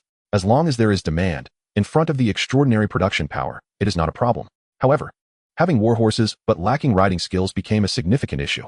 The orcs' riding skills came from their tacit understanding with their mounts. These mounts, treated like family, understood what to do with just one motion from their master. If the average combat power of the Golden Empire's cavalry, with warhorses and masters, could only reach 11, then the wild boar knights, long-toothed boars, and pig-headed orcs averaged a combat power of 0.808, but could reach 2. With even some wild boar knight captains reaching 25, the one that died in Chapter 3. But after putting on the saddles and stirrups, the compatibility between knights and warhorses almost jumped a whole level. Even slightly skilled human cavalry could wrestle with the pig-headed orc cavalry. Of course, the above was just the imagined combat power comparison from the Order Knights. In reality, there was still a long way to go. Just those elite-level wild boar knights were already a big problem. Their warhorses had demon bloodlines. But the elite-level long-haired boars could easily send the poor horses flying with just a slight bump. One could understand this by referencing Lily and the Horse King. Clop, clop, clop. The crisp sound of hooves raised dust as the orderly team, led by the big sheep, began to slowly accelerate around the fortress. This is great. I also want to ride a big horse. Lily stood on the city wall, gazing down with a dazed expression, mumbling to herself. But she was soon met with a powerful reprimand from the commander. Last time I didn't watch you. You almost killed that horse. It was useless on its own. Claiming to be the strongest warhorse, I didn't even use much strength. Crouching down while covering her head, Lily refused to admit that it was because of her excessive strength. Next time, I'll have Kuei keep an eye on you. If you do anything wrong, I'll have him give you a beating. Hee. Kuei made me a little cake yesterday. He is so nice to me. He wouldn't want to hit me. Then I'll come personally. The commander's large hand grasped Lily's head and lifted her straight up. Ah! Kuei, looking at the two knights play fighting on the city wall below, wondered what they were up to again. Everyone form up. With me as the spearhead, raise your lances. Charge. Rumble. The sounds of horses breathing, metal clashing, and hooves pounding on the ground filled the air. The war horses, with monster bloodlines, carried knights weighing 200 kilograms. Although there were only 50 of them, they created the momentum of an army of thousands. The armored cavalry was taking shape. Chapter 64, Leader of the Dusk. A group of order knights gradually returned to the fortress, welcoming the happiest time of their day. It's time to eat.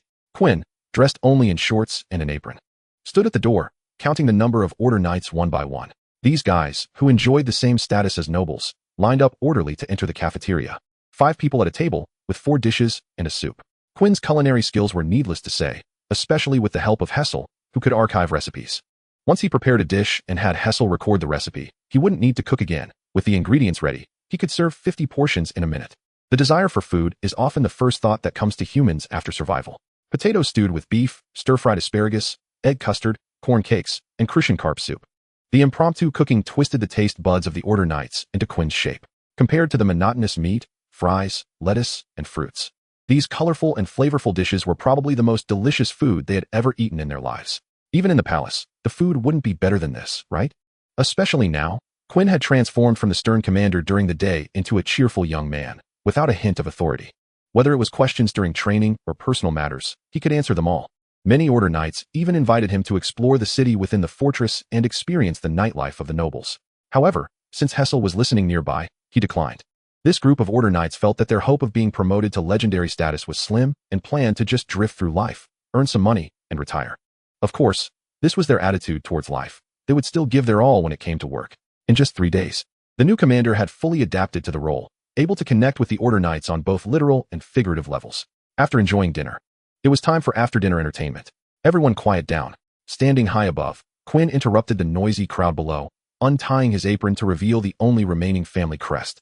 I'm about to perform. Ultimate water gun. Summer splashes. With a puff, he sprayed a cool jet of water that rivaled a household faucet, throwing it into the air and lowering the temperature in the cafeteria by a few degrees. But the atmosphere in the room grew even hotter. Oh, amazing. Is this the power of the gods? Do it again.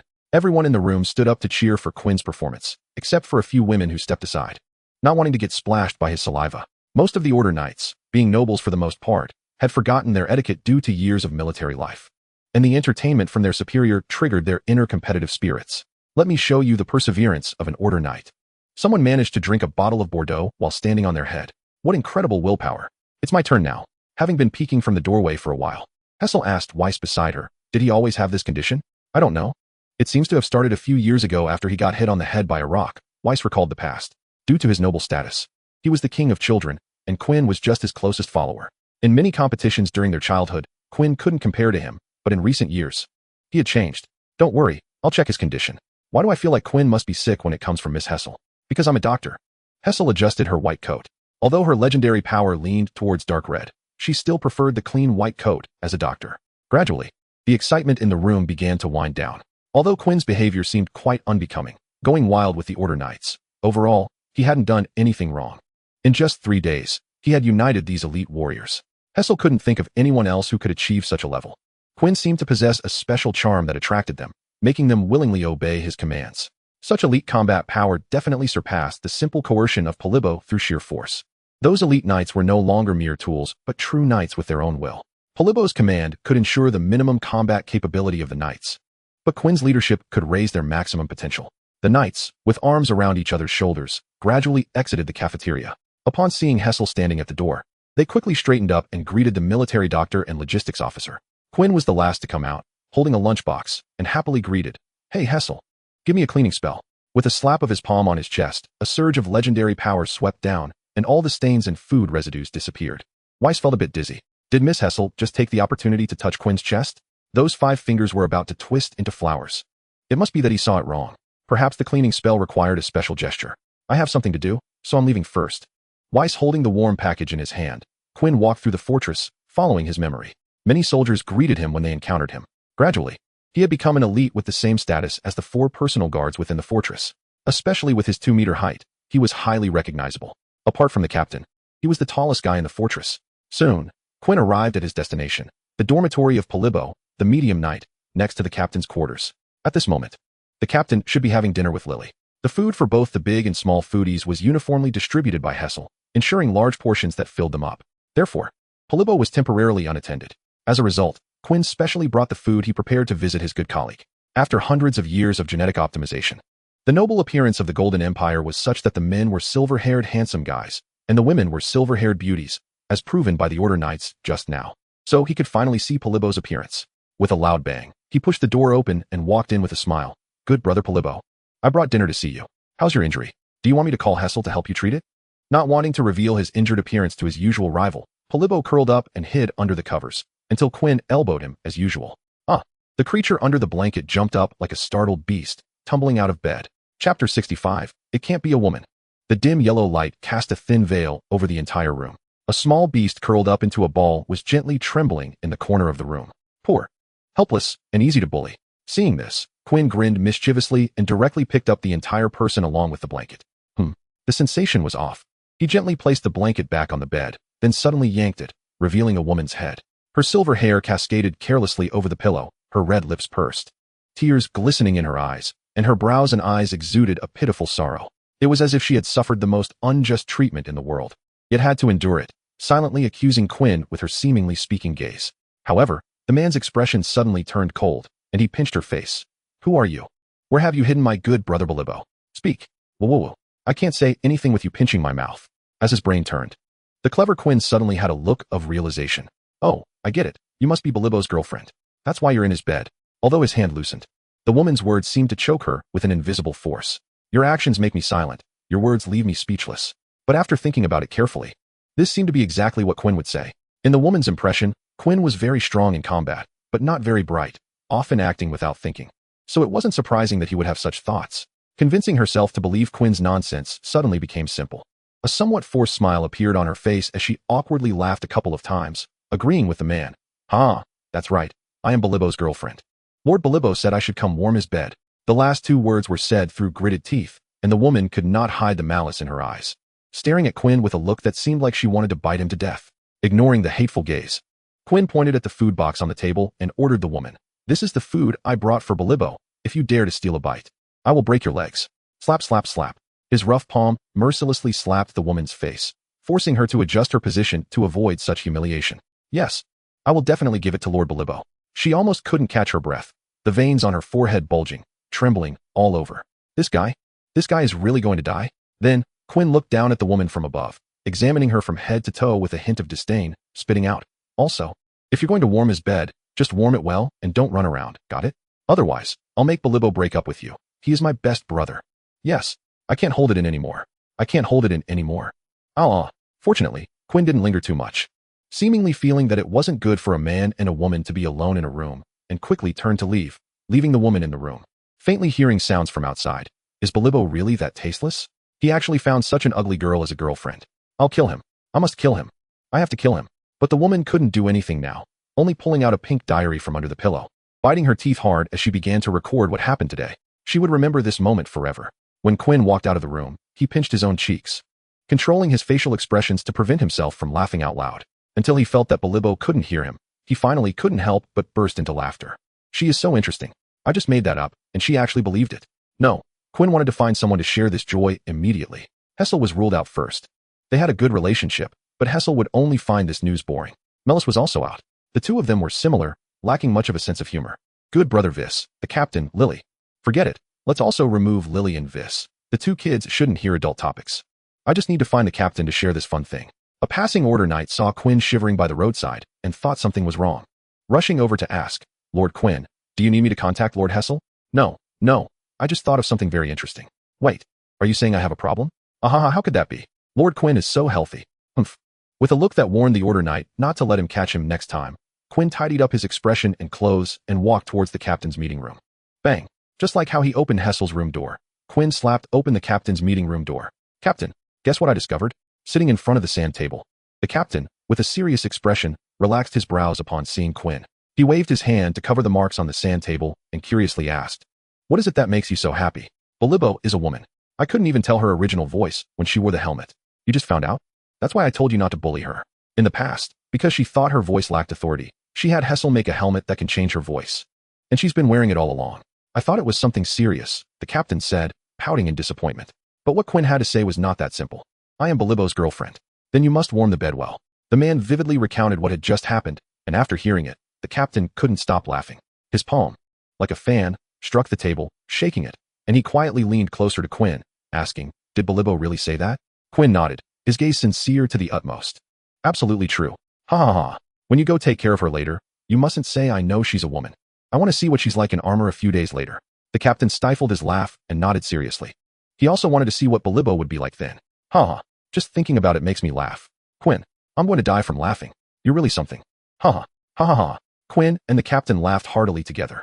However, the deep, hoarse male voice made Quinn feel increasingly uneasy. An uncontrollable thought arose in Quinn's mind. The helmet can change the voice. Stop. Shaking his head, he dispelled that terrifying thought. Quinn felt it was completely impossible.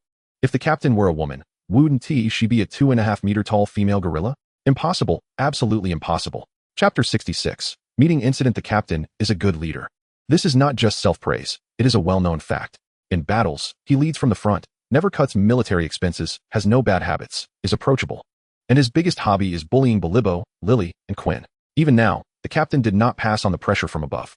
He chose to bear it silently by himself. Half an hour ago, Nightlight Fortress sent a message. In the capital of the Golden Empire, there were no signs of any epic figures heading to the Crystal Line.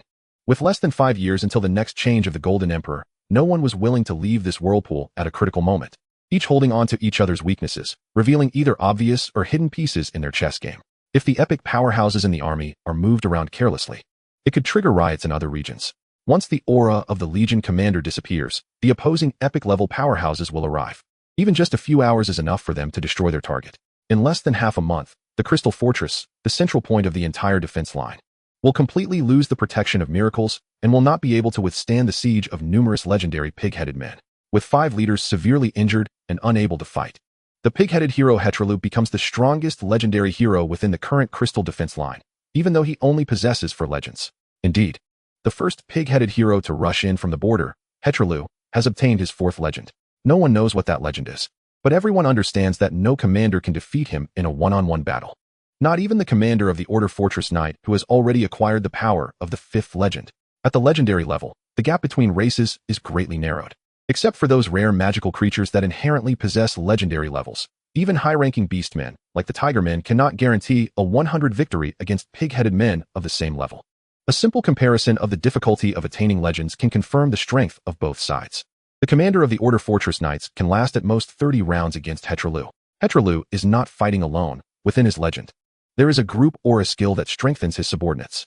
This is different from the standard miracles of the war god. That legend allows elite pig-headed cavalry to withstand the power of legendary heroes and even inflict damage on them. At least 5 knight commanders would be needed to defeat Hereditary, who currently possesses the power of 4 legends. But the pig-headed side has 6 legends. Almost every legendary figure can counter the power of more than 2 knight commanders. No, not just 6. The lizardmen and the dog-headed men have not yet revealed all their legendary heroes and could stab from behind at any moment. Furthermore, now that the movements of every fortress are being monitored, any side that dares to act will face disaster. Under such preconditions, how can victory be achieved? The commander of the Nightlight Fortress cannot think of it, nor can the commanders of other fortresses, let alone the commander of the Spike Spear Fortress. How could they possibly win? Should they take Polly and the others and flee first? Once the orc army arrives, the entire fortress will be bloodied. The next day, the Sunny commander looked in surprise at Polly, who attended the meeting. The original plan was to let her rest for another 10 days or so. But for some unknown reason, early in the morning, Lilith was sent to call Hessel to help with healing and accelerate recovery. Arriving in the meeting room before the morning meeting began, the commander said nothing, just inquired about matters as usual with the Order Knights, then disbanded the meeting. The Knights returned to their posts, leaving the commander and her personal guards in the meeting room for a small meeting. Polly couldn't wait to request the commander, "Commander, please reappoint me as commander. That man has no idea what commanding means." Polly, have you gotten itchy after not being beaten by me for 3 days? As mentioned before, Quinn is an advocate of gender equality. Whether male or female, he will not hold back. So he picked up Polly by the back of her shell like grabbing a hen. Lilith is a chick, and Polly is the hen. The two have a different feel. Polly, being restrained, still wouldn't give up and continued to petition the commander. The position of commander is not something he can bear. This is my duty and responsibility. I don't want it. You should ask the commander and see whose decision is problematic. Seeing the two throwing the point of contention onto himself, the commander scratched his head, feeling troubled. If he chooses Quinn, it would be unfair to Polly Polly, who has worked diligently for these years. But if he chooses Polly Polly, it would be awkward to lie outright. After all, Quinn has been recognized by his own legend release, while Polly Polly has yet to be acknowledged as the most rational commander under the state of legendary release. The commander's legendary miracle is to suppress all excess emotions and will stop at nothing for the goal. In that state, the commander is terrifyingly calm. The decisions made are undoubtedly correct. So, in the current state of the large night, he is not calm. Quinn, you 1T be the commander. Later, we will have a relay race with the little lamb. You and the little lamb will be one team, and Lilith and I will be another team. Let us see who runs faster around the fortress. Huh, why are you calling me? The drowsy little knight raised his head, and his head just bumped into Polly Polly's abdomen. Oof, a crisp sound rang out. The bones that had not fully healed showed signs of breaking again. However, Polly Polly still maintained a cold smile, raising her trembling arms above her head and striking a victory pose at Quinn. Quinn did not indulge her either. He punched her stomach again, satisfied with the sound of a fracture, then tossed her to Hessel. The relay race can be played at any time. But what if those order knights don't listen to you? Humph, you've only commanded them for 3 days. I've commanded them for 3 years. Whose orders do you think they will follow? Do I need you to remind me? Slap. The delicate yet strong little hand hit Polly Polly's helmet. Hessel had an indifferent expression, pressing her hot finger against the female knight's chin, gently yet terrifyingly saying, "Don't move while I'm treating you, or I'll make you my legendary experiment subject." After being reminded by the military doctor, Polly Polly looked like a child caught by her mother. Her position of being reprimanded was awkward, but the stubbornness in her eyes burned like fire. It wasn't until Hessel set her broken bones and applied a quick recovery legendary power that she was released. Then, Hessel pulled Quinn over with one hand. Gripping his ear, she began to spin him. You can beat her up and give her superficial injuries, but if you dare to break Polly Polly's bones again, I will twist your ears off, got it? Got it, got it. After becoming legendary, Hessel's temper seems to have worsened. But fortunately, she only displays her bad temper towards Quinn and not towards herself. The commander and Lilith sighed in relief simultaneously. As long as they are not the punching bags. Only Quinn knows that Hessel's grip is heavy as a form of revenge for the heavy grip he gave her last night. Of course, Quinn did not grab her ear. He specifically targeted the fleshier parts. This is an update for the continuation of the terrifying dream. Thanks to Kalon from the St. Yuan Palace for the reminder symbol. Chapter 67. Usurpation. The Order Knights, who had just been disbanded, were assembled again by a command. 50 knights lined up in formation, properly accepting the inspection of the new and old leaders above. Polly Polly looked at this batch of guys, who seemed no different from 3 days ago, a hint of pride flashing in her eyes. No matter how strong Quinn's combat power is, his importance in the fortress is not as high as hers. Unless one reaches legendary status, a mere elite cannot ultimately sway the battlefield. A wise talent like herself is the most crucial role on the battlefield. The first squad and the second squad are conducting practical exercises. The elite squad has been divided into 5 teams, each with 10 members. Now, Polipo wants to exert her command authority. The Order Knights below are just about to take action when they notice a pair of eyes staring at them with a half smile, half sneer. Those eyes contain little emotion. Only a physical intimidation known as whoever dares to move will be punished. Oh no. A few seasoned veterans almost immediately realize that the new and old leaders are vying for power. Oh, have you forgotten my existence in just 3 days? Borrow, come out. Polipo looks at the unresponsive elites below, draws her longsword, and points it at the most senior Order Knight. But even with the sword pressed against his neck, the elite knight named Borrow makes no move. Although Quinn will hold a banquet after dinner, it doesn't mean he won't use force to suppress. According to the Empire's laws, Polipo could never behead herself. At most, she could just give herself a beating. But Quinn is different. He knows the human body's vital points and weaknesses, and hanging himself up for half an hour would do him no harm, but it would hurt, and it would be humiliating. Just the day before yesterday, a troublemaker was beaten for an hour, crying out in pain, but when Hessel cast a healing spell, the previous pain felt like an illusion. Yet it was deeply etched in memory. After such a beating, who would dare to resist? More brutal than Polipo, yet more amiable. These contradictory traits are embodied in one person. When he is brutal, no one dares to step forward. When he is amiable, he can gather everyone's hearts together. As if this guy is a demon who can control people's minds, and toying with these Order Knights is his greatest pleasure. Even when the sword sheath strikes Borrow's helmet, his decision remains unchanged. Better to endure a beating from Polipo, a human, than to provoke the demon like Quinn. Bang! As expected, Polipo does not behead him and can only kick him angrily in the stomach. With his injuries not fully healed, Borrow simply sits on the ground without any resistance. Polipo realizes that the other party does not dare to offend her, let alone Quinn. That guy used a special method to make his pressure surpass hers. Captain, Please announce the order to them. I have regained my position, if you—" Just as Polipo was about to speak, Quinn had already gripped her head with one hand, and her words got stuck in her throat. The captain casually tossed her aside. The meaning was clear. If Polipo couldn't handle such a situation by herself and needed the captain to issue commands, then there was no need for her to be commander at all. If she had to rely on the captain every time, the position of commander would be meaningless. The captain leaned in and quietly asked Quinn, "Hey, how did you manage to do this in just a few days? These order knights are as obedient as lambs. I am harsher than Polipo." "I see." The captain snapped his fingers, showing a look of sudden realization. Polipo heard Quinn's words, but she disagreed. Quinn must have some other means. "Hey, why are you all standing there? Didn't you hear Commander Polipo ordering you to conduct practical exercises? Hurry up and get moving." No one spoke, but the sound of armor clanking gradually began to rise. No one dared to be the one to stick their neck out between the two. "Polipo, good buddy. I just remembered, hasn't today's training started yet? Doesn't count what just happened in the conference room?" The stubborn look in Polipo's eyes finally began to waver. Holding her stomach where the injury had just healed, she closed her eyes, steeled her heart, and stood directly in front of Quinn, shouting loudly, "Let's duel, eh?" Quinn crossed his arms, lifting her whole body like handling a rag doll and placing her beside the captain. "I'll let you off today. The power of the commander is in my hands. When you're healed, we'll play a game of opposition and see if you can take this honor from me." After saying that, the man turned and left, his large family crest rustling in the sunlight and dust, with his right fist raised above his head. Everyone's attention was drawn to that strong arm, focusing their gazes there. All personnel, cease action. Training in horsemanship at the training ground. In the conference room, woo-woo Lily. "Quinn is bullying me. I'm the commander. I'm the commander." The big knight and the small knight squatted beside the rolling and throwing Polipo, scratching their heads in the same motion, exchanging glances. Polipo can throw a tantrum too. Lily thought only the captain and she would throw fits, and she felt it was even more serious than when the captain stole her cake.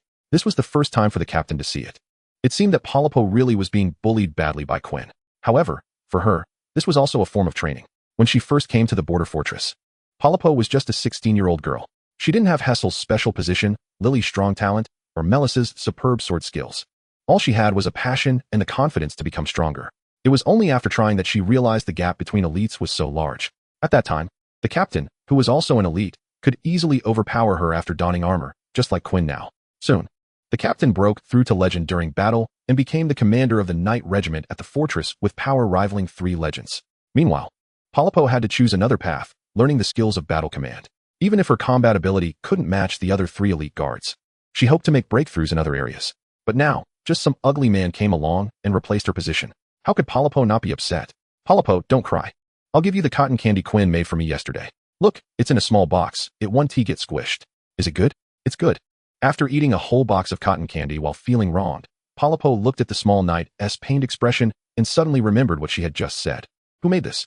"Quinn. He will also make me lollipops and lots of other delicious things." "Woo-woo, Polipo, why are you crying again?" "I won't give you cotton candy anymore. In the place where photos are posted, due to review restrictions, I will put the photos in the comments." Chapter 68. The reason for training in horsemanship. Captain, what should I do? Polipo knows very well that judging from the elite knight's reactions, Quinn's control over them is far greater than hers. Even when he just stands there doing nothing, the order knights look to him for guidance. The captain pats Polipo on the head and comforts her. "That guy is very cunning. It's normal that you can't outplay him. After all, you have many strengths that are not inferior to his." "Really?" Polipo lifts her head, her tone tinged with a hint of expectation. At this moment, she has taken off her helmet, her tear-streaked face looking pitiful, silver strands sticking to her temples, gently sobbing. Even Lily feels a pang of sympathy. She ate too much. "How despicable, Polipo." The leader looked at Polipo with a maternal gaze, gently stroking her head, and softly replied, "Of course it's true." For example, the air fell silent for a moment, and the atmosphere became somewhat tense. Seeing the leader not speaking, Polipo thought the other party was just overwhelmed by her many merits and didn't know which one to mention, so she reminded her again. "Leader, in what ways can I do better than Quinn? What can I do that he cannot?" After a long pause, the leader's eyes showed a hint of probing as she tentatively answered, "Having children?" "Wah." Polipo cried out even louder. "Don't rush, Polipo, think about it. How do we fight in war? Isn't it about using our advantages to attack the enemy's weaknesses? Just think." "I can't think of anything." Commander Polipo of the Order Knights at the front spiked gun fort already felt like her life had reached its end. The leader and Lily were too unreliable. She had to find Hessel. She remembered not long ago, Hessel also spoke ill of Quinn, and recently her attitude towards Quinn had worsened, almost to the point of getting physical after just a few words, while Quinn could only endure. She must have a way to deal with Quinn. "Raise your weapons. Don't move. Secure your weapons. It's simple for you." It was just 50 pounds of weaponry, easily manageable. Under the blazing sun, Quinn calibrated the stances of 50 Order Knights one by one. With stirrups and saddles, horsemanship for these elite knights was merely about getting accustomed to their mounts. Each one was a little Superman, capable of lifting great weights, and even if they fell off their horses, they would only get a bruise at most, recovering before sunset. So even if the Order Knights didn't quite understand Quinn's intentions, they wouldn't complain too much, mainly because they dared not complain. Initially, they thought it was just a new official making a show, but from Quinn's attitude, it was clear that this new commander genuinely wanted them to master horsemanship. The Golden Empire had few cavalry. 90% were infantry mounted for rapid short-distance support. Long-distance usage was rare. It wasn't that the Golden Empire couldn't afford cavalry, but rather that their cavalry quality was too poor, lacking excellent mounts. The enemy facing the Crystal Defense Line was the only cavalry power in the world. If cavalry clashed, a single elite Boar Knight could defeat them without much effort. Keeping them at bay with long spears and walls was the best choice, at least in their elite phase. With raised long spears and the order barrier activated, 50 Order Knights could block the attack of 100 Boar Knights. But if they charged on horseback against Boar Knights, 50 Order Knights would be routed by 30 Boar Knights. Many people understood this principle. Many also knew that Quinn understood it, but no one dared to ask. Quinn certainly had his plans. Riding on the back of a sheep, stroking the big treasure's head. This commander was now closing his eyes to feel the moisture in the air. He was training too, but no one knew. Summer Cool Water Splash, with the power of legends, he could now exert a bit of this skill. Besides serving as an artificial fountain, it could significantly enhance his own attack power. Physical strength, miracle power. These were Quinn's two types of attack damage at the moment. Skills represented by physical strength included Beast's Grand Bull, Trapped Beast, and Robust. Skills represented by miracle power included Dragon Strike and Summer Cool Water Splash. Physical strength represented brute force, while miracle power represented output skills. The two could be stacked, just like how the leader once used a fist to execute Dragon Strike, directly strangling a legendary hero. But Quinn couldn't do that. He still couldn't fully master the legendary power within him, and if he rashly used his fists, he might injure himself. He could only use weapons to perform his attacks. However, the damage wasn't significantly different. He had an idea, to combine the 3 daily uses of Dragon Strike and Summer Cool Water Splash, using the legendary power to unleash Dragon Strike, while incorporating Water Attribute Chakra into the Spiral Ball. He also wanted to merge the power of Summer Cool Water Splash into Dragon Strike, to unleash even greater power to penetrate the defenses of legendary heroes. Based on the previous ambush on the Leopard Man's legend, his Dragon Strike might be blocked barehanded by the opponent. Don't be fooled by the leader's nice words. The power of Dragon Strike was comparable to a small legendary miracle. In reality, Quinn, who had just grasped this power, could only produce damage similar to that of a legendary hero's normal attack. If the opponent consciously blocked or unleashed their legendary miracle, it wouldn't be effective. Just like the first Leopard Man Quinn faced, his legendary miracle completely nullified Quinn's skill, causing no damage at all. This made Quinn, who was used to elite battles, very uncomfortable. When he acquired a Shinryu, he could counterattack elites, but now, after obtaining several skills to enhance himself, he could only match the opponent's normal attacks. It was frustrating. So frustrating. For this reason, he couldn't pin all his hopes on this archer system. He didn't know what skills would come next. He needed to train his own attack methods. High damage attack methods. Moreover, time was pressing. Quinn looked up at the sky. The sun hung high, illuminating the earth. Yet it couldn't warm the chill in his heart. News from the Knight Commander of the Nightlight Fortress could only be received through Hessel, arriving every night when the moon rose and set. When passing on to the leader, the military doctor would casually mention it to her bed partner. Therefore, Quinn understood the current situation but had no way to change it. However, he knew that the cavalry duel would come sooner or later. As none of the remaining 19 knight commanders wanted to sit idly by, he could only use this last bit of time to exhaust all his knowledge to hone these elite knights' horsemanship. Then, as the vanguard, he would charge at the elite Boar Knights. Today there were several frustrating things. One was that my chapter 65 got reported for being inappropriate. I really can't hold back anymore. I explained the situation of this book in the first chapter. How can there still be people who don't like it? The other frustrating thing was that the ratings came out today. 69 points. I counted them one by one, 47 5-star ratings. And even counting the few bad reviews that were hidden from me by the officials, there were only 3 or 4. How could there be such an outrageous score? It's driving me crazy. Chapter 69. Distracted. It was currently dusk. Quinn had left Hessel's office for a while. Hessel, please, tell me Quinn's weaknesses. Or help me subdue him. Slap him hard in the face. This former knight commander was wholeheartedly focused on understanding Quinn's weaknesses, her entire attention on Hessel's face. That cold, frosty expression, as if everyone owed her money, indeed looked a bit like she wanted to laugh at this moment, using her legendary power to suppress her smile. Hessel dragged Polipo up. Although both of them are personal guards, their relationship isn't particularly close. This is mainly because Hessel has always had a distant expression since Polypo was a child, which made young Polypo too timid to initiate a conversation. Over time, their relationship has remained just short of being close friends, yet above ordinary acquaintances. No, perhaps it would be more accurate to say that Hessel is a strict teacher, and Polypo is the introverted student with poor grades. Please. When Polypo's face contorted into a pleading expression, even Hessel couldn't help but turn her head away. Her long, smooth, and beautiful hair, which flowed like a waterfall, looked slightly disheveled at this moment, with a few strands dampened by sweat, sticking to her pale, almost translucent cheeks. Her originally bright and lively eyes were now filled with grievance and reluctance, tears swirling in her eyes, ready to spill over at any moment, and her long, curled eyelashes were also wet with tears, clearly defined. Her cherry-colored lips trembled, losing their usual luster, resembling roses battered by frost. Only Quinn would be so harsh towards such a beauty, that insensitive beast. However, this kind of Quinn is actually a good thing for her. Beasts are very easy to tame. As long as she reveals her true feelings to him, he will respond without reservation. Hessel? Hessel? Are you daydreaming? Polypo called the medic twice before pulling her back from her fantasy. The medic straightened her posture slightly, crossing her legs, and replied seriously to the knight. I was thinking about how to deal with Quinn tonight. She wasn't lying. In fact, the dangers along the entire crystal defense line were not as important as her current thoughts. That was something the Empire needed to consider. After her promotion to legend, she naturally had ways to lead a small group to escape the borders. At the very least, her own people wouldn't just watch her die on the battlefield. From the records of the Goddess of Abundance, she had witnessed the demise of many national civilizations. The closer it got to a regime change, the more turbulent it became. Some sacrifices are inevitable, and the prosperity of civilization is also inevitable. After all, the profession of Dancer of Abundance is not one of violence, but rather a pioneer and lighthouse guiding civilization. Historically, among the followers of the Goddess of Abundance, those who became epic heroes were all saints. The 7 legendary achievements can only prove your strength. To become an epic, one must understand the weight of the term abundance. Among the many countries far to the south, there is a nation created by an epic hero of the Dancer of Abundance profession. Although there is no mythical hero stationed there, it maintains friendly relations with several large empires. This is not due to the rarity of his profession, but because, long ago, he solved a famine in an empire at the cost of losing his own light. He sought no reward, only out of compassion in his heart. The king of the rescued empire knelt before this saint in front of all his officials, sincerely thanking him for saving his people. That king was a mythical hero, who once killed a fallen priest, and could rank among the top, even in myths. Hessel, you daydreamed for the second time. Polypo's loud shout pulled Hessel back from her thoughts. Hessel's face radiated an unparalleled holiness as she reached out to touch Polypo's head. No need to worry, child. The gods will give you answers. Oh, how annoying. Why are you both so unreliable? Polypo felt bitter in her heart, but she couldn't say it and could only suppress her displeasure.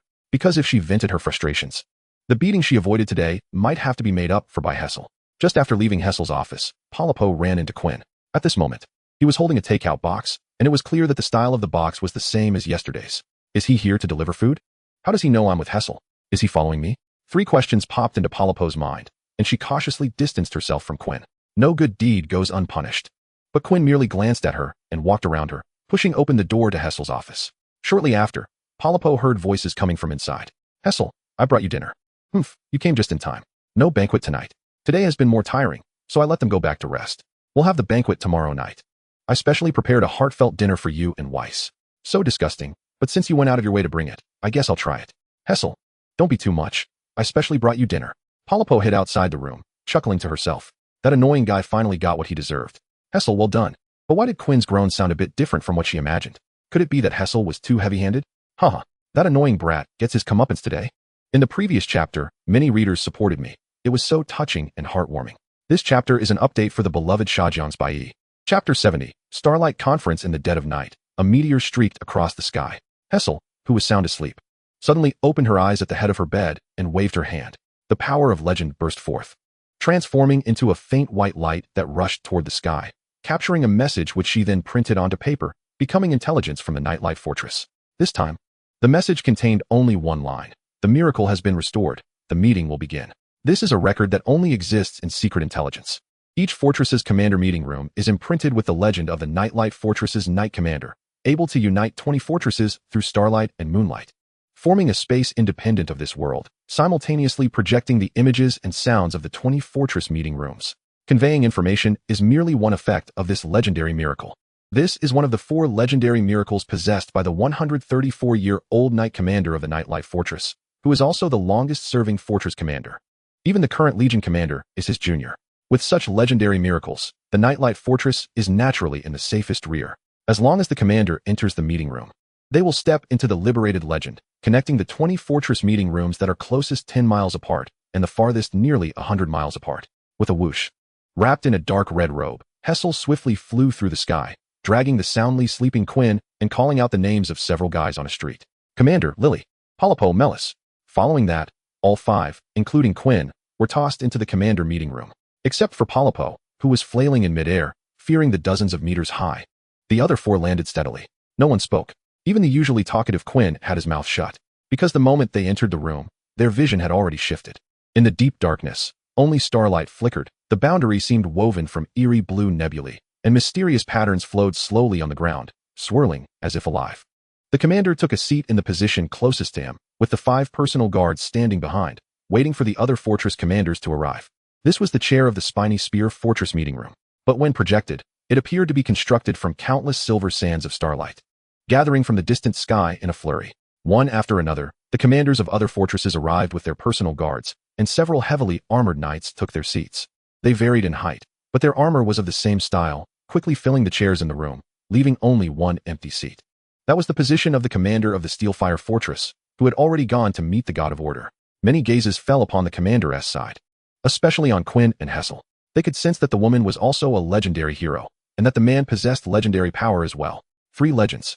No wonder only a commander with a single legendary spear could defeat 3 legendary orc heroes, with almost 0 casualties during the orc siege. In a short time, 2 elites were promoted to legend, just in time to assist in fending off the 3 legendary orcs.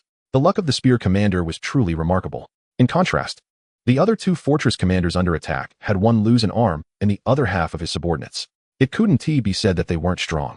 It was just that their information had been leaked before, and they had revealed their legends in front of the orcs, making them targets. Otherwise, both would likely have been able to retreat unscathed. Seeing everyone had arrived, Commander Nightlight raised his hand to signal and began to speak slowly. My intelligence agents in the Empire conveyed information to me through miraculous items. Order Monitor Cecilia refused to provide support on the grounds of previous battles against the deep forest dark elves and demons, citing lingering injuries. Golden Dragon King Dalagon declined support on the grounds of guarding the Dragon Tomb. God of Fighting Rigula refused support due to his duties making it inconvenient to move. Giant King Claire turned down support on the grounds of being unable to confront foreign epic heroes. The 3 Heavenly Kings Ralph, Raymond, and Raider cited their lack of mastery over epic power as the reason for refusing support. His voice was filled with a deep disappointment towards this country that had been loyal for over 100 years. No, he still held respect.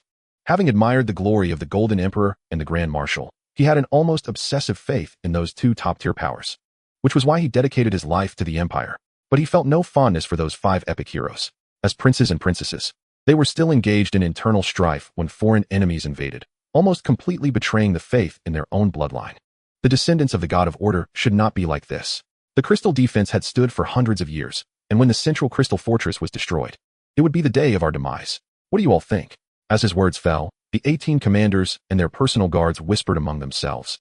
Assessing the current situation, only one commander fixed his tiger-like gaze firmly on Commander Nightlight at the main seat. After sensing the gaze, Commander Nightlight nodded to him, signaling to remain silent for now and quietly await the choices of the commanders and their think tanks below. A few individuals sat silently, their heads bowed, using their armor to conceal their hesitant expressions. The Crystal Defense being breached was undoubtedly a death sentence, but that was under the condition of holding the fortress. If they were to abandon everyone in the fortress and escape alone, even if caught, they would only face a few years of imprisonment.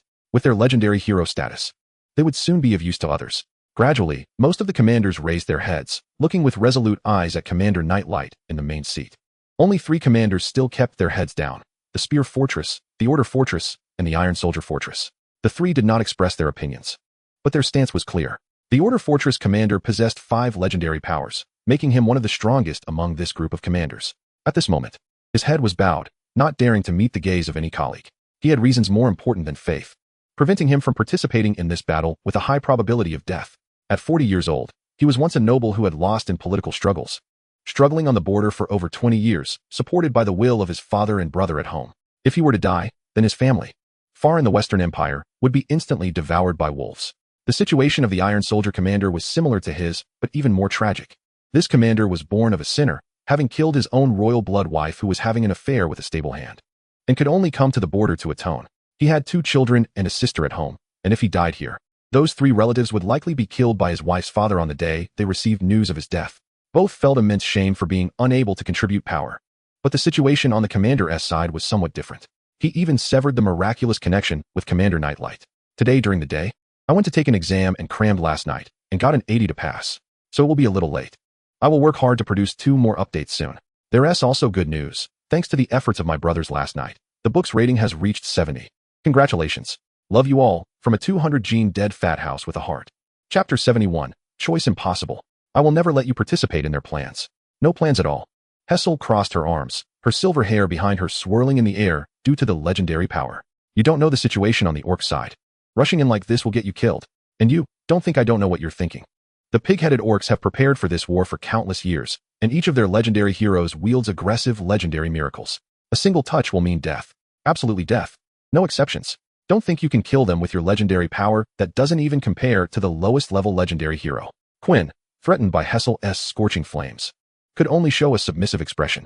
In his mortal days, he could defeat the elite level Hessel, but as an elite himself, facing legendary Hessel, it would be difficult to win even without using legendary miracles. As a follower of the goddess of abundance, she had too many means. Before the furious Hessel, the commander was also like a docile kitten. Even a 2'5" tall figure had to bow down and show a pleasing smile. But the senior really takes care of me. If it weren't for him, I would have. Before he could finish, the commander was interrupted by Hessel's voice. The military doctor took on the role of the elder sister, her usually cold eyes shimmering with trembling tears. Biting her lip to force herself not to show a pained expression, there is no choice. If even they cannot resolve this crisis, what use is it for you to go? The senior saved me. I must repay him. If the crystal defense falls, he will die too. The senior mentioned by the commander was the commander of the crystal defense, an epic hero known for hunting evil dragons. If the crystal fortress fell, he would definitely die. Especially in his currently injured state. He wouldn't be able to escape and would become the prey of many pig-headed legendary heroes.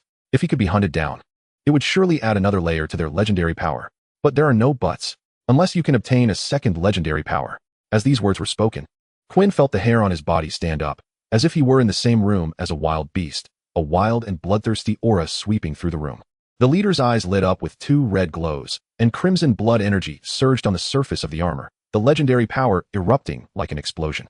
Those fierce tiger-like eyes fixed intently on Hessel, as if to say that if the other spoke another word, he would devour him alive. Hessel, who stood in stark contrast, despite being somewhat weakened in momentum, showed no fear. It was only when the 2 locked eyes that the leader noticed the tears brimming in the military doctor's eyes. Suddenly realizing what he had done, and immediately withdrew his instinctive aura. His tone softened by 3 points. Actually, I wasn't planning to go either. Because you are all my best family. You can only be considered half a family member for now, and your future performance remains to be evaluated. Quinn spread his hands, smiled, and said nothing. I will be responsible for you. I absolutely cannot let anything happen to you. But the senior is equally important. Hessel, you understand, right? He has saved our lives, more than once. Remembering the kind old man with a white beard, the leader became serious. Quinn, Melis, Lily, Polipo, Hessel. You all can choose not to go, but I cannot. He saved me. This statement had been repeated 3 times, each time more powerful than the last. The leader's values were simple. Repay kindness with kindness and revenge with revenge. Quinn provided the information to save the leader. So the leader offered him a chance for promotion to elite status, arranged for Lily to protect him, and also accepted him as a personal soldier. The epic hero who saved him could not be treated in the same way. His insignificant life was the only bargaining chip he could use. The leader's reason for wanting to escape the battlefield was not fear of death, but the need to take care of these 5 people and ensure his family was safe. However, the earlier meeting made this beast understand that he was not the only one with a family. All 18 other leaders in the fortress had families. Yet none of them complained. Only 2 leaders, who might bring their families to ruin, had to choose not to participate in this action. So I cannot run away. If there is real danger, I will take that step. The tall armor stood upright, bowing to the woman who barely reached his chest, ensuring their gazes remained parallel. Carefully patting Hessel's head, leaning his helmet against hers. Hessel, this is my promise to you. If danger arises, I will definitely use my final means. You will absolutely not die, you understand, right? The military doctor said nothing, tacitly accepting the leader's choice. But she grabbed Quinn and Melis by their collars, her gaze resolute. And with a slight sob in her voice, stated her condition. These 2 absolutely must not accompany you. This is my bottom line. Polipo and Lily were irrelevant, as they were very obedient. But Quinn and Melis had to be warned. One was a sword-wielding combat fanatic, and the other was a pure slaughterer. Both possessed strength beyond ordinary elites. A careless moment could lead them to be noticed by a legendary hero. I know you train cavalry to go to the battlefield with the leader, but you are not allowed to go. Let Polypo lead the team to clear the orc forces on the outskirts. Are you really not afraid that our Fortress S elite will be completely wiped out? Quinn's disdain for Polypo was evident in his words, but the mid-level knight could only grit his teeth and glare at the man like the leader. There would be no elite-level wild-born knights on the outskirts. They would concentrate all their strength around the Crystal Fortress. The leader nodded solemnly and turned to Quinn. Warning, you are not allowed on the battlefield. Stay in the fortress and practice well. Yes, looking into the eye holes of the other S helmet. Those blood-red eyes blinked, and Quinn immediately straightened his chest, responding positively to the leader's words. Hessel, still in an emotional state, was completely unaware of this small action. She was focused on repairing the leader's damaged armor, while once again connecting the group to the Starlight conference room. Many damages would not affect the armor's usability, but Hessel did not want her carelessness to lead to a disastrous outcome. Starlight Conference, connected to the local network. The leader raised his head, his gaze solemn and serious, staring at the luminous leader above. The last glance warmed the heart of this old leader slightly. Of the 17 leaders of the Crystal Defense Fortress Knight Corps, excluding one heroic death and 2 who were powerless, none chose to retreat. This war was not just an opportunity for the pig-headed people. It was also an opportunity for the Crystal Defense. Withstand the army that could break through the defense line for the first time in 500 years, and this dazzling legend would be imposed on all the leaders. There is one more chapter. Let me quickly type it out. Chapter 72, Order Chapter Mark. After this, only content that the leaders could participate in discussing remained. Each personal soldier had to exit first and wait for the leaders to leave the Starlight Conference. About half an hour later, the starlight gradually faded, and the leaders awakened from it. Quinn, you stay, the rest go out. Perhaps recalling something, the other personal soldiers left one after another. From Polypo's sulking expression, it seemed to her that this was some bad news, but Hessel gave Quinn an encouraging look. Soon after, a beam of starlight poured into the room from an unknown angle, colorful and soft, as if dying time, tranquil and profound. This was the legendary power of the luminous leader, still lingering, as if there was an unfinished mission. Step forward. The leader pushed Quinn's shoulder, and the man had no time to react, stepping into the profound starlight. Holy, majestic, magnificent, any positive term could not describe the pure white shadow. 3 eyes reflecting the 9-pointed star, standing in the sky's apex. 3 pairs of plump wings descending in radiance, tenderly caressing the man. The holy contract has been established. Hoo-hoo. Coming out of that unconscious state, Quinn's mind was filled with that pure white shadow. God of order. A triangle is a stable shape. The 9-pointed star represents the ultimate power of the divine. At the same time, it symbolizes the sun and daylight, possessing part of the authority of the sky. The 3 pairs of wings represent the crown and scepter, the body and will, the rules and justice. As vast amounts of knowledge were forcibly stuffed into his mind, Quinn finally understood what the leader had just given him. Order Chapter Mark, a means to prevent information leaks. It could be said that as long as he had this, even an epic-level powerhouse could not extract any information about the leader from Quinn by any means. Because this was a myth-level miraculous artifact. Although due to its special nature, the divine power was extremely weak to the point of being nearly unobservable.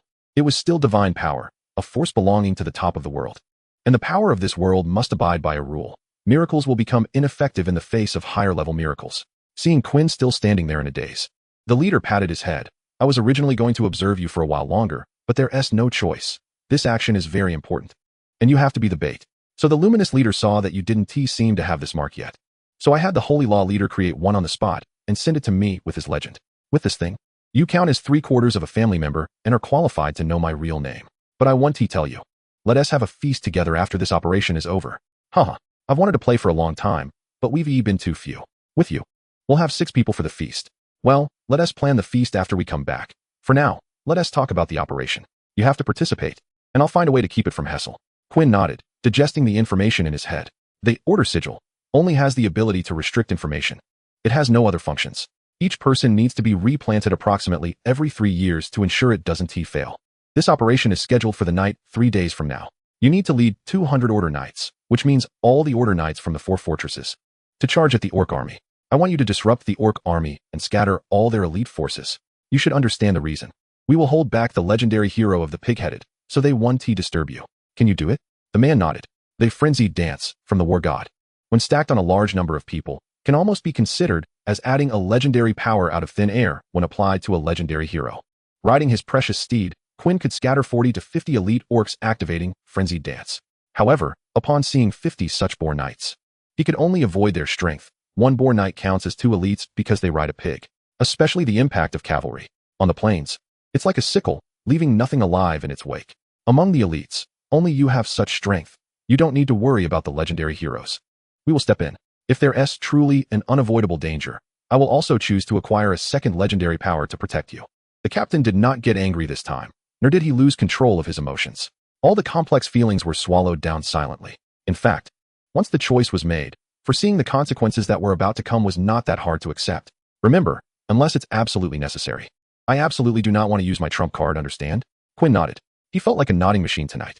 But this was a necessary process for accepting the order sigil, so he kept quiet. In truth, everyone was unsure if they could stop them. But this was the only plan we could come up with. The legendary combat power we can mobilize is still lacking by a lot. Otherwise, we wouldn't let someone like you, who doesn't even count as legendary, do such things. However, if you do well, it might not be impossible for you to be promoted. The captain knew that Quinn possessed legendary power, thus being classified as a legendary hero.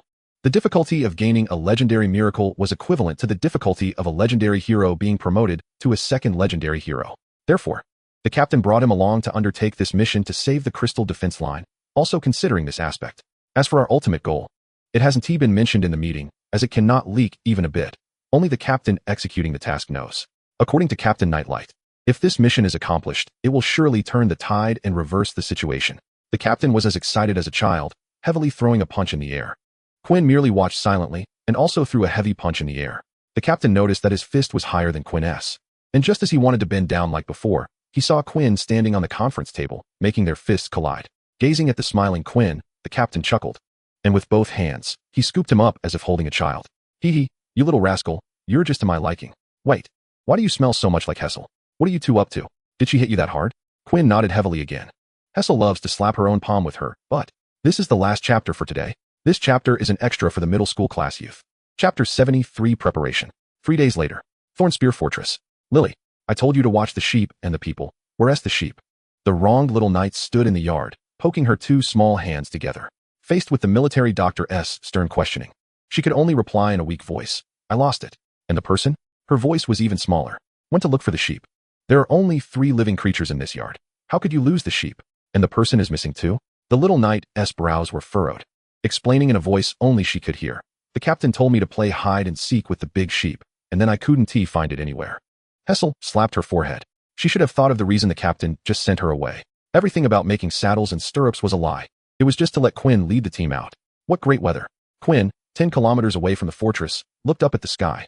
Night fell, and the sky seemed to be covered by a huge gray curtain. The dark clouds piled up like surging black waves, rolling endlessly and quickly spreading across the entire sky. The air grew heavier and more humid, and that oppressive atmosphere pressed down on the heart like a solid object, making it hard to breathe, with thunder rumbling deafeningly. Behind him, 50 order knights were fully armed, and even their warhorses were outfitted with armor. Not only 50 knights, but also hundreds of knights gradually joined this team. Hey, you're Quinn, right? Before seeing it with my own eyes, I absolutely wouldn't believe someone could tame a siege ram. Let me introduce myself. I'm Resso. From the Earth Dragon Fortress. A heavily armored order knight nudged his horse to Quinn's side, actively greeting him. Quinn, who was lowering his head to clean his gun, raised an eyebrow upon hearing someone more outgoing than himself and replied cheerfully. Hey there, buddy, your baby isn't too bad either. Look strong. The warhorse beneath him was sleek and shiny, with sturdy limbs and a thick mane, constantly exhaling steam from its mouth as it walked. Although it wasn't of elite level, ordinary soldiers would find it hard to tame. Is that so? Thanks for the compliment. Hearing Quinn praise his horse, the order knight laughed heartily, gently stroking the horse's back, his eyes filled with affection. But didn't we agree on 50 people? Why did you send for 100? The knight looked at Quinn with confusion, not expecting that the one who would follow orders on the battlefield didn't even understand this. Cannon fodder. They are our cannon fodder. We are the captain's cannon fodder. The captain is the Legion Commander's cannon fodder. And the Legion Commander is the cannon fodder of the Crystal Defense Line. Everything is for this defense line. I don't mind. But this kid is only 6 years old. It would be too unfortunate to die on the battlefield. Resso spoke naturally. No one, except Quinn, thought they would survive. Using cavalry to collide with the orc army? What kind of idea is that? Not to mention Resso himself. But many captains also had doubts about this aspect of the plan. But there was no other way. They had to select someone who could charge in front of the orc cavalry, or else the plan would come to nothing. Quinn was the only candidate besides the captains. Dragon leader, spiked gun leader, order leader, steel shell leader. The 4 leaders who have witnessed his power vouched for him, which led to his current position as the captain of the Suicide Squad's vanguard. It's fine, just follow me from behind, like them, activate the order barrier, and charge forward. Don't worry about anything else. I hope it's as simple as you say, I would like that. Resso shrugged. He didn't care about these things at all. Having a nonchalant attitude towards life and death. He only knew he needed to exert all his strength and exhaust this body for the leaders. Other fortresses sent quite a few people too. It feels like my fortress has the least personnel. Quinn was still looking around and couldn't help but sigh as he saw more and more teams gathering around him. Resso kindly explained, your fortress doesn't raise horses, so there aren't many war horses with monster bloodlines. Ordinary horses might get scared and tremble in front of elite Longfang boars. Only war horses with monster bloodlines can clash with elite boar knights.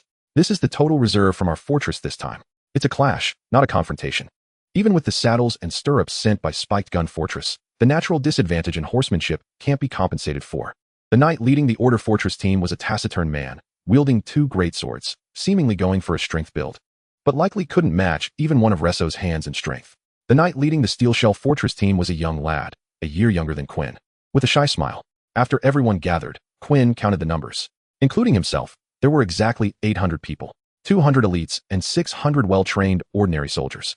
And the army of pig-headed men they were about to charge against numbered 200,000.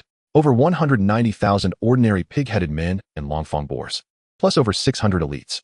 Such a disparity feels fantastic. What do you think of him? P.S. acceptable. In the distance, 2 leaders were discussing Quinn. During the Starry Conference, the leaders could only sense the legendary power emanating from him. But now, seeing him in reality, they found that the legendary power he possessed was quite weak. Clearly, there was a special situation, after Dragon Leader explained. They understood that this man had once rejected a divine blessing.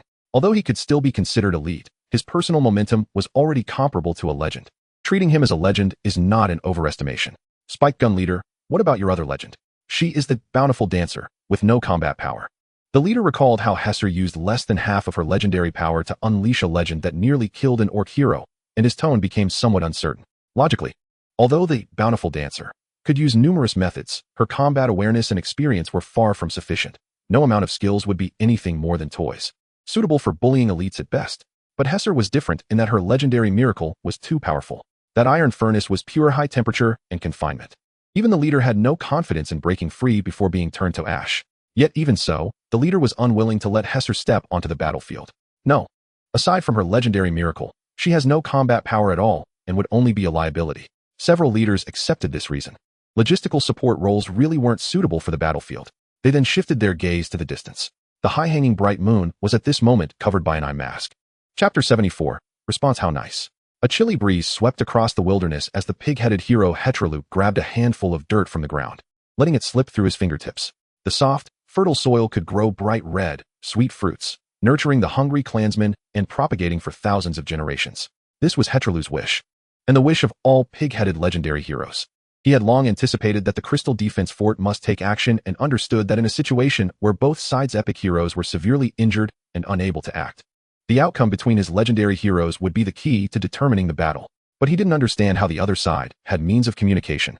He had blocked the ley lines, the birds and beasts, and the water sources, everything he could to prevent them from communicating, yet they still managed to unite. Indeed, a place that could withstand their tribe for hundreds of years is not so easily conquered. The reason he wanted to block their means of communication was to prevent the enemy from deploying troops simultaneously. Excluding the Crystal Fortress, there were 20 fortresses, each with 50 elites, a total of 1,000 people. Moreover, they were not a disorganized group. They were order knights who grew stronger with numbers. Even if some were replaced by orcs, they still constituted a force comparable to legends. If they united, he might not stand a chance. This was the advantage of the human side. The advantage of the pig-headed side was the power of legendary heroes, and they had allied with other tribes. Even if the attack on the frontline fort was not going smoothly, they still had nearly 20 legendary heroes. Therefore, he needed to use the 20 legendary heroes, including himself, to scatter these foes gathering from all directions. After taking one last look at the sleeping pig-headed epic hero Arlanza, Hetralu left the tent, gripping his weapon tightly against his chest. Brother, please bless me. As the commander, I am still far from mature, but I will achieve results that satisfy you. Around him, the prepared pig-headed legendary heroes cast confident glances at Hetralu. All the legendary heroes spoke one after another, sharing their plans to alleviate the pressure on this pig-headed hero. I have gathered the remnants of the Black Blood tribe and officially launched an attack on the Spiked Gun Fortress. The legends of the Toothblade tribe are willing to charge the fortress once more. Without legends stationed at the fortress, even with miracles supporting them, it is greatly inferior to before. The Steel Claw tribe agrees to mobilize again, this time We must break their fortress from the front. Gripping his twin daggers and resting them on his shoulder, Hetralu smiled broadly. It is this vibrant tribe that makes me willing to risk my life to protect and strengthen. The fierce aura filled the beastly head as pig-headed second hero Hetralu strode past his fellow legendary heroes to the hundreds of pig-headed elites crouching on the ground. My friends, I understand why the enemy chose to attack at night. Our clansmen have almost no night vision capabilities before becoming warriors. But our warriors will never fear the dark. The eyes of the god of war will pierce through the darkness, watching every warrior fighting to the death. The first prophecy has already been fulfilled. Our tribe has grown unprecedentedly. Even 1,000 years ago, when the son of the god of war ruled the continent, epic heroes were yet to be born. 1,000 years ago, the overlord of the continent was the orcs. 9 myths, pick any one of them, and they could suppress several alien myth heroes. Back then, pig-headed people lived far worse than now. They were lowly food, like rat-men and dog-headed men. They could only serve and amuse the high-ranking orcs. 1,000 years later, their tribe has reached the strongest period in history. Over 200,000 warriors, 7 legendary heroes, and 1 epic hero. The second prophecy has also been fulfilled. The soil beneath our feet is anything but false. Blood of the God's Black Net is a mythic beast that has survived for countless years. Even the most powerful elven dynasty in history could not successfully subdue it, only managing to inflict heavy injuries and barely drive it back. Therefore, this mythic beast despises the miraculous powers of the elven race the most. Coincidentally, the epic hero Arlanza of the pig-headed tribe obtained a treasure during an adventure. This treasure can disrupt the perception of this mythic beast and emit a scent that it loathes. This allowed Blood of the God's Black Net to disregard everything, enabling the 200,000-strong army of pig-headed warriors to quietly pass through its territory. After speaking the second prophecy, the elite troops below simultaneously looked up. Their fiery gazes were all focused on this legendary hero. The third prophecy is that tonight, an unparalleled powerful legendary hero will be born among us. Warriors, let us anticipate who that legend will be. In the name of war, in the name of war, in the name of war. The thunderous shouts pierced through the dark clouds, like surging waves, one after another, as if to break through the dome and reach the sky. Hetralu, seeing the timing was right, took a gem from behind. He tossed it upwards, and the gem swelled in the wind, resembling a great sun, forming a glowing sphere at several hundred meters in the sky, casting a soft light that illuminated the surrounding 10 kilometers of land, making every blade of grass and tree clear as day. Then, this mountain-like orc hero straightened his chest, raised his dual blades above his head, and shouted loudly. To the human heroes watching in secret, I had long anticipated your night raid. After all, your feeble bodies can only resort to such despicable means to steal victory. Come forth, clan of the bristled tusks, legendary hero Hetralu. Stand here. Ooh, the wind howls low, the clouds retreat. The sound waves reached 10 miles away, landing in the ears of the various commanders. No one was shaken by these words. Commander Nightlight stepped forward, releasing the aura of his legendary hero. As he raised his hand, the starlight reversed, the moonlight flowed backward, and thunder and rain accompanied him, blowing his gray hair beneath the helmet. Let us act. Chapter 75. Cavalry charged. The fields were filled with countless roars and gasps, as each pig-headed warrior bared their tusks, brandishing their bone blades, howling to the sky, performing a bloody ritual to give the most enthusiastic welcome to the impending hero. Looking around, the wild-boar knights, without any formation, gathered their kin, following closely behind the elites, rushing towards the only human army like a roaring tsunami. They wanted to achieve the first military merit. Seeing that the enemy was still some distance away, Quinn didn't mind, and instead prodded the nearest order knight with his cross spear. This one was from the Thorn Spear Fortress. He seemed a bit timid, feeling some fear at the sight of the pig-headed tide. Afraid? Just follow behind me, you few. The same goes for you, stay behind me. This was directed at a few other knights from the fortress. Their commander has gone ahead, we cannot fall behind. Keep your formation tight. This is my last reminder. If you die, don't blame me. Really ruthless, but it's better to not die, of course. Resso chuckled and responded to Quinn. Seeing the leading captain moving closer to Quinn, the other order knights also converged towards Quinn's team. The other two teams made the same movement. This guy is the leader, so as order knights, all we need to do is obey the orders. Alright then, everyone. Listen up. Activate order barrier. Buzz. Waves of white light flowed between the armors, connecting and reflecting each other, sharing glory and suffering. Until all the elite knights donned this layer of light, only Quinn remained at the front of the formation, raising his spear. You're not an order knight. Resso, realizing belatedly, exclaimed. He didn't know what Quinn would do to withstand the pressure from the first knight. Don't think so much. Second command, charge with me. The great ram received the command and began to run headlong. The few order knights behind, realizing they could not turn back, gritted their teeth and followed Quinn's figure. Clatter clatter, boom boom. The cavalry, like flowing water, gradually accelerated and surged forward. Third command, raise your long spears. In the next moment, the speed of 800 cavalry reached its peak, and the distance to the wild-born knights was only 200 meters for the cavalry. It was merely a few breaths of time. Glimmering light formed a faint protective shield around the order knights, breaking through the wind pressure, stirring up white waves. And the torrent of steel surged violently, making the foremost figure stand out prominently. Then, I'll go first, patting the great ram's head. The siege ram knew exactly what to do. Frenzied dance, its speed surged again, and the whole ram radiated a fierce aura. In an instant, the leaping siege ram crashed into the elite wild-born knight squad, smashing the closest one into a bloody pulp. Who? The warrior swung his long spear with all his might, disrupting the enemy formation. Thud, thud, thud. Immediately, 3 pig-headed elite heads were crushed, and in the next moment, axes and blades fell upon Quinn. Clang, clang, clang. Useless, useless, useless, useless. No matter how many ant-like attacks there are, they cannot harm the lion. The tide of blood erupted. Caged beast. The speed of the cross spear even created a sonic boom in the air, turning orc heads into a rain of blood that splattered in the sky. In less than 5 seconds, the elite wild-born knights were completely annihilated. Only the elite long-tusked boars remained, trampled to death by the order knights who rushed in afterward. There were also long-tusked boars attempting to resist, but their attacks could not harm the 200 elite knights who had activated the order barrier. Slow down, treasure. The great ram, having activated frenzied dance, slowed down with its master's reminder and gradually merged with the rear team. 7 elites. 7 elites were taken down by you in 2 moves? Without needing to look. Resso's expression was already shocked beyond measure. If not for the helmet supporting him, his jaw would have dropped. A small matter. Quinn, holding the corpse of a pig-headed elite, began to drink its blood directly from the hole he smashed. Strength flowed from his throat to his limbs, and then he tossed the corpse aside, instructing the knights behind him, don't fall behind. The next part is crucial. That's right. Quinn has already led everyone into the pig-headed army camp. Under the illumination of the light source in the sky, ordinary pig-headed warriors had visibility as clear as daylight. But this could only prevent them from howling in the camp and posed not the slightest threat to cavalry like Quinn. The galloping warhorses mercilessly brought down their hooves upon these ordinary soldiers. Skin and flesh tore, bones flew, and even a slight approach would result in being swept into the cavalry's triangular formation by the wind pressure, crashing against the order barrier, ultimately trampled over by hundreds of warhorses. The cries, wails, and sounds of resistance, whether ordinary or elite orcs, wherever that blood-colored siege weapon, the knife sheep, passes, it becomes a hell on earth. Without exception, the first 7 elite orcs died. 13 more elite orcs stepped forward, only to become fodder for the land. Their severed limbs scattered everywhere.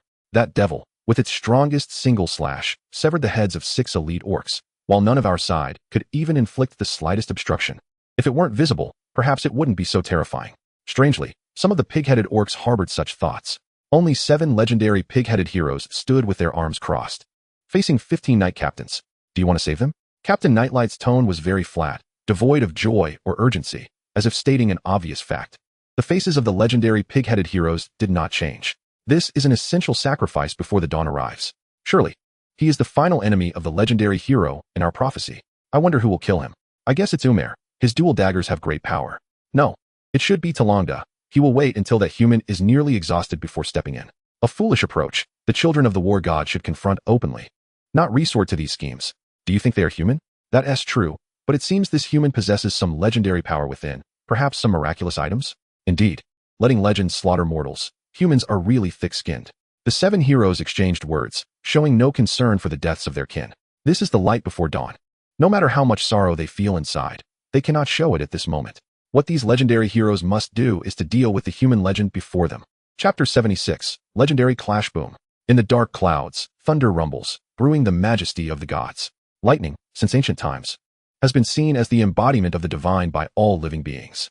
But among the pig-headed side, there is a hero, robed and covered in beast blood tattoos, who can communicate with the heavens through body and mind, bringing down divine punishment. High Priest. This is a unique position among the orcs, nearly an omnipotent role that once supported their dominance. Though it comes from the god of war, few orcs have ever attained this position. The 7 pig-headed heroes shielded her behind them, waiting for the opponent's move. In terms of pure attack power, this High Priest is the strongest among the orcs, with the only drawback being the long preparation time needed for her attacks. But the orcs are not short on time, as long as they hold their ground. Waiting for the day the crystal fortress falls, when miracles descend, their combat power will undergo a qualitative leap. It is the 15 knight captains who are anxious. Thus, the orc heroes saw the light. Legendary liberation. In the dazzling night, Beams of light burst forth, surging from within themselves, illuminating the surroundings in an instant, all lights intertwining. Vast and majestic, even dimming the great sun in the sky. Beyond the sea of clouds, a voice drifts, as if the ancient gods are recounting the miraculous past of human heroes. A massive armored figure stands on the ground, emanating a ghostly glow, with golden eyes shining brightly. Standing tall and proud, wielding a single-handed axe over 3 meters long, its blade gleaming coldly, like an immortal monument, standing at the forefront.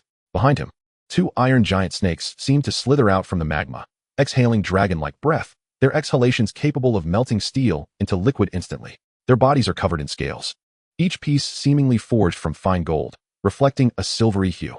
In the sky, an old man treads on starlight, floating gracefully, as if walking on a brilliant galaxy. The legendary power surrounding him visible to the naked eye, swirling like a vortex, each pattern inscribed with ancient and mysterious tales. Those are the witnesses of countless battles and legends of yore. Golden armored troops continuously stepped out from the shadows, 500 tall and stern-faced warriors, each resembling the other. Uniform and orderly, they bore sturdy shields and long spears, ready to spring into action at their commander's command. The human side planned a fierce assault, but the pig-headed heroes would not stand by and watch. Brothers and sisters, fight alongside me. Legendary liberation, boom. The resounding drumbeats accompanied by the shouts of battle wove the magnificent chapter completed by the orc heroes. The first to charge was the long-tusked boar, its body swelling against the storm. Its massive form, reminiscent of a mammoth, was already enough to shock the heart, and now, as the ancient legendary power surged from its bloodline, its shape instantly crossed limits, directly breaking through the towering barrier of 20 meters. Each step it took felt like a meteor crashing to the ground, immediately creating deep pits in the earth below. The heavy legendary power, like a sacred armor forged from divine iron, safeguarded its body. The unique legendary type of the orc race, if intimately connected with their domesticated creatures, would treat them as one when the legend descended, allowing them to surpass individual legends of the same level when combined. Dark clouds rolled back, and the wind howled. The high priest's legend disrupted the weather, bringing down a rain of blood. This blood rain, like the tears of a demon, poured down, carrying a scent of sweetness and madness. When that blood rain fell, striking the rough and resilient skin of the orcs, it seemed to awaken their ancient and savage beastly totem deep within their souls. The eyes of the orcs instantly filled with bloodlight. The miraculous power surged and roared through their bloodstreams, their combat power soaring dramatically. Haturu, the strongest legendary warrior among the orcs, let out a skyward howl, opening his powerful arms as if to embrace the world's madness, swallowing the blood rain within 10 meters of him, as if consuming rivers. The rainwater filled his belly, injecting him with immense power, causing his muscles to swell like a furious dragon, tightening and rapidly expanding. Behind him, 50 elite pig-headed warriors had already donned a layer of legendary power, their eyes fixed on Haturu's sturdy and resolute back, their gazes devoid of any fear or retreat, only filled with infinite respect and a vow of unwavering loyalty to this legendary hero. There was no probing, they charged in with all their might. The clash of flesh and steel, the confrontation of savagery and civilization, the battle between beasts and humans. The two sides of legendary heroes mixed in battle, and mortals could only see beams of legendary power colliding, unable to discern the superiority or inferiority among the heroes. Quinn, through farsight, could see that the captains seemed to collide with the 20-meter-tall long-tusked boar. With the support of legendary liberation, trapped beast, and fierce tiger, from the two other captains' unknown enhancement skills, they could only stand against it, and there was even a tendency to fall into a disadvantage. This is the combat power of the pig-headed legendary heroes. For the knight captains, only 2 against 1 could they hope to defeat these foes. The strongest pig-headed hero, Haturu, even fought 5 without losing ground. Withdrawing his gaze, Quinn grabbed the ram's horns and slapped it. Bah! The sheep reluctantly shook its head and returned to the ranks. It was also part of the orc side, benefiting from the blood rain, feeling a bit dazed. Even when the opponent activated Frenzied Dance, it could also gain benefits just by getting closer. Treasure, don't rush ahead, follow my lead. The first wave of charge almost tore through the orc camp. Most of this was due to the efforts of farsight.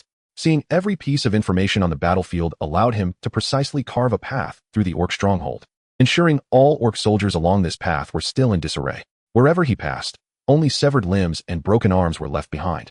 And the 800 men had not lost too many. There were still 720 left. Follow my orders, change direction. The cavalry unit did not turn directly 180 degrees, but followed Quinn's figure, slowly guiding their steeds' movements. The unusual hoofbeats caught Quinn's attention, and he turned to look in the direction of the sound.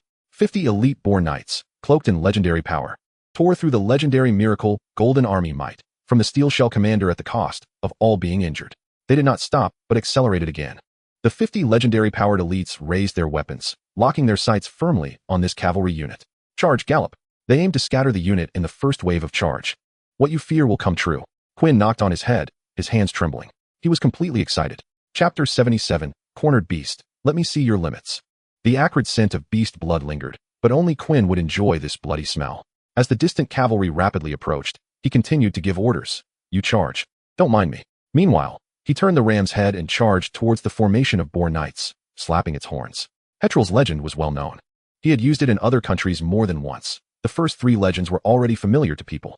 The feat of hunting snow giants allowed him to remove his 2 pairs of tusks and transform them into a pair of dual blades.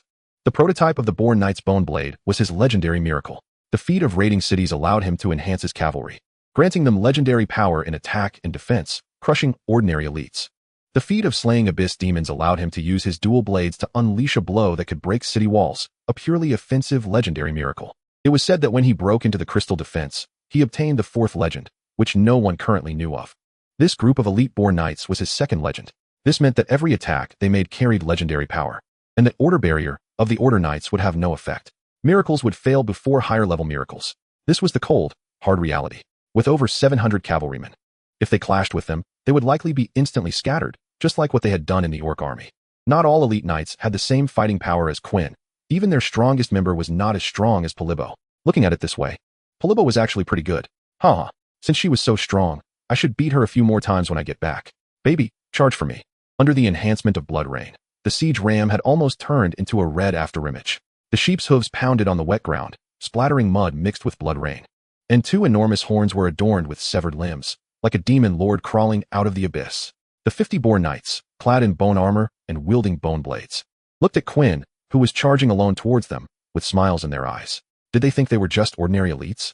Only you carry legendary power. And counting the mounts, we have a full 100. What you're facing is not 50 warriors, but a legendary hero's legendary miracle. I'll kill him. Poochie. Kill him. Poochie. Together. Poochie. The military might of the 50 elite boar knights was enough to tear apart an army of 10,000. This was not bragging. It was a goal they had truly achieved. The blood-colored air wave pushed away the raindrops in the air, and all of them activated frenzied dance.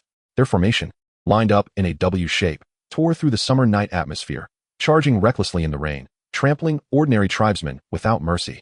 Finally, they were just 50 meters away from the warrior. Pay for your arrogance. In the span of a breath, the 2 sides clashed. Clang.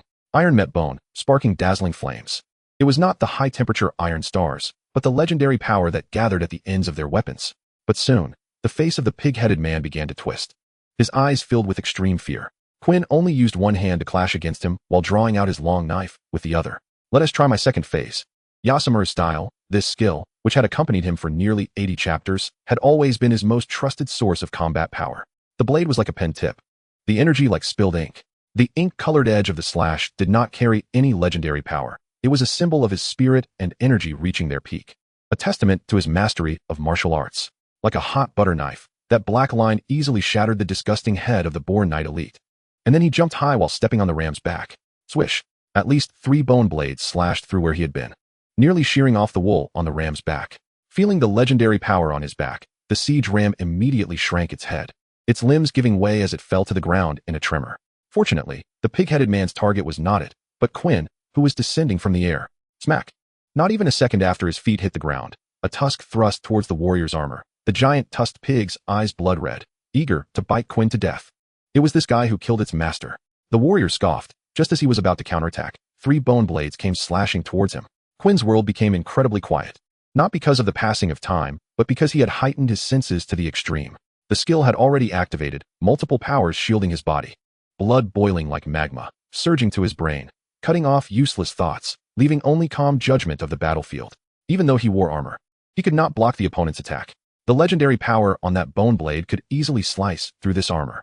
So, in a situation where enemies surrounded him from all sides and there was no escape, he should choose Cornered Beast.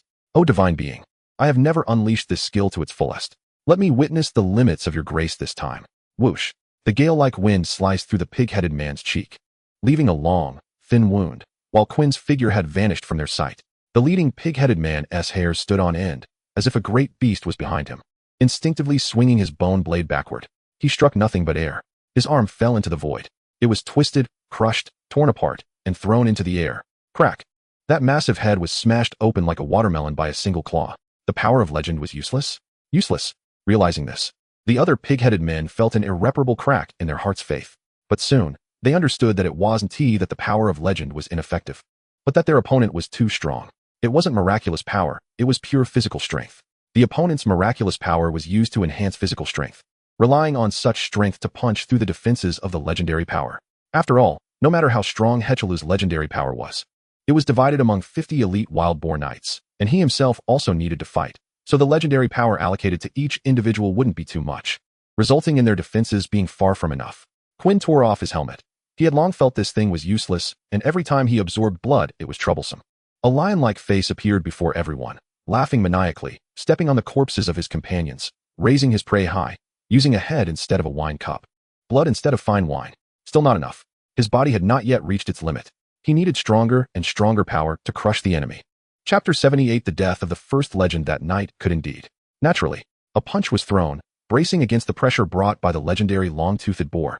The captain held on with all his strength to respond to the giant snake captain beside him. These two large figures were the most suitable to confront this legendary long-toothed boar. However, even with compatibility, both were exerting their utmost to resist.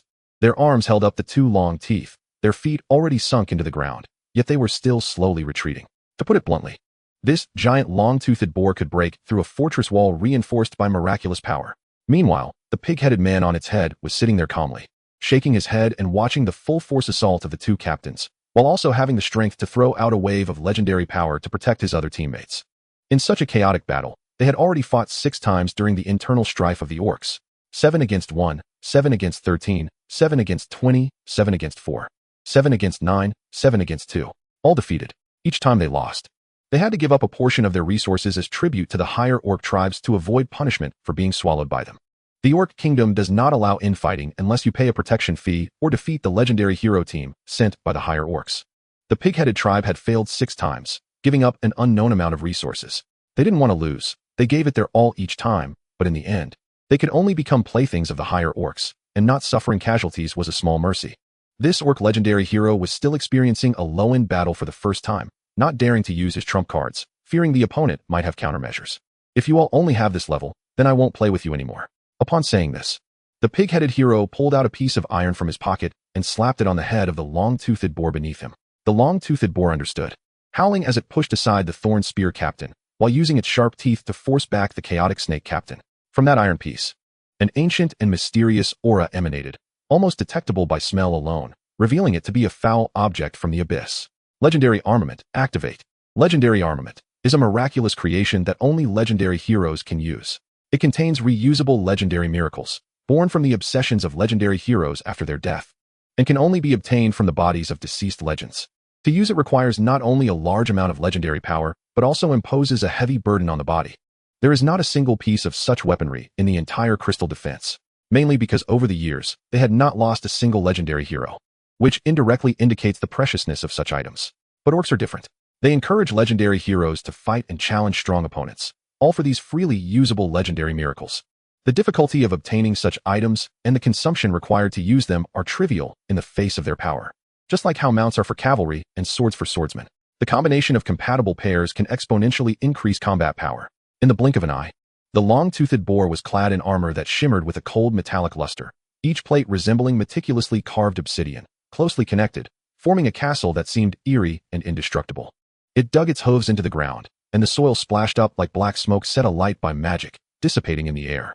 The pig-headed hero smiled broadly, gently stroking the obsidian beneath him, explaining his ability to the two captains. This legendary armament is called Nightmare Rider, a treasure given to me by my brother Hechelu after he killed the Abyss Lord. Today, I will use it to repay my brother. The two captains exchanged glances, and both saw the weight in each other's eyes. This unreasonable thing appearing in a battle at their level was indeed somewhat difficult for them. The snake captain transformed had 2 waves of legendary power, but the other was for reconnaissance and was not useful at this moment. The captain only had 1 wave of legend. Under the previous full allocation, they could not withstand their opponent, let alone now that the opponent's momentum had doubled. If they did not take unconventional measures, they would probably suffer. Judging. Caged Beast, Overload activated. 110, 120, 130, 140, 150. What is this? Alright, I understand. I can't fall behind either. The giant snake captain's elongated body coiled, and countless chains flew out from beneath its scales, as if numerous silver meteors were whizzing out, tightly wrapping around the massive and strong body of the long-toothed boar. This was the iron binding rope that Hazel once used to bind Quinn in a secret chamber, a unique ability of the executioner. It contained the power of order, capable of exerting a binding force far beyond its own. But the cost was that the chains were closely connected to the body, and if the chains were damaged, the giant snake captain, as the executioner, would also suffer equal harm. Boom. The armor capable of driving mortals mad braced against the thorn spear captain's arms, the special armor covered in countless cracks, emitting a piercing whisper. From the center of the collision between the two, ripples spread out. Even the earth could not withstand the clash of their legendary powers, creating fissures nearly 50 meters long. Boom, boom, boom. The shockwave from the collision of legendary powers continued to spread. Even Hechelu, who was 100 meters away, couldn't help but turn his head, astonished at the thorn spear captain who could contend with someone wearing legendary armament. It seemed that there were also warriors among humans who could match even the weakest of the bristly Fawn clan's legends. Casually shaking off an attack from one of the captains in front of him, Hechelu raised his hand and waved. The third wave of legendary miracle power poured out, sending one unprepared captain flying dozens of meters away. This was merely his smallest release of legend, requiring no chant to initiate the release process. Yet, such power rendered the 5 captains utterly powerless, only able to be suppressed by him. The situation for the other captains was no better. They were retreating step by step under the onslaught of the pig-headed hero, except for the oldest Nightlight commander, who stood in the air, locking eyes with the orc hero, High Priest.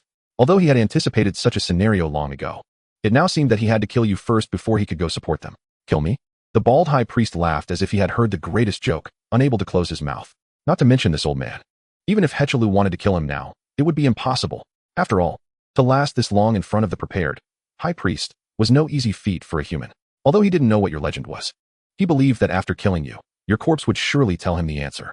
The High Priest raised his hand, summoning a golden lightning bolt from the rolling dark clouds. Gripping it in his hand, he was about to throw it at the Nightlight commander when he saw the figure he was staring at gradually dim, until it turned into a starlight and dissipated into the air. Then, a weathered voice rang out from behind. Die, Buzz.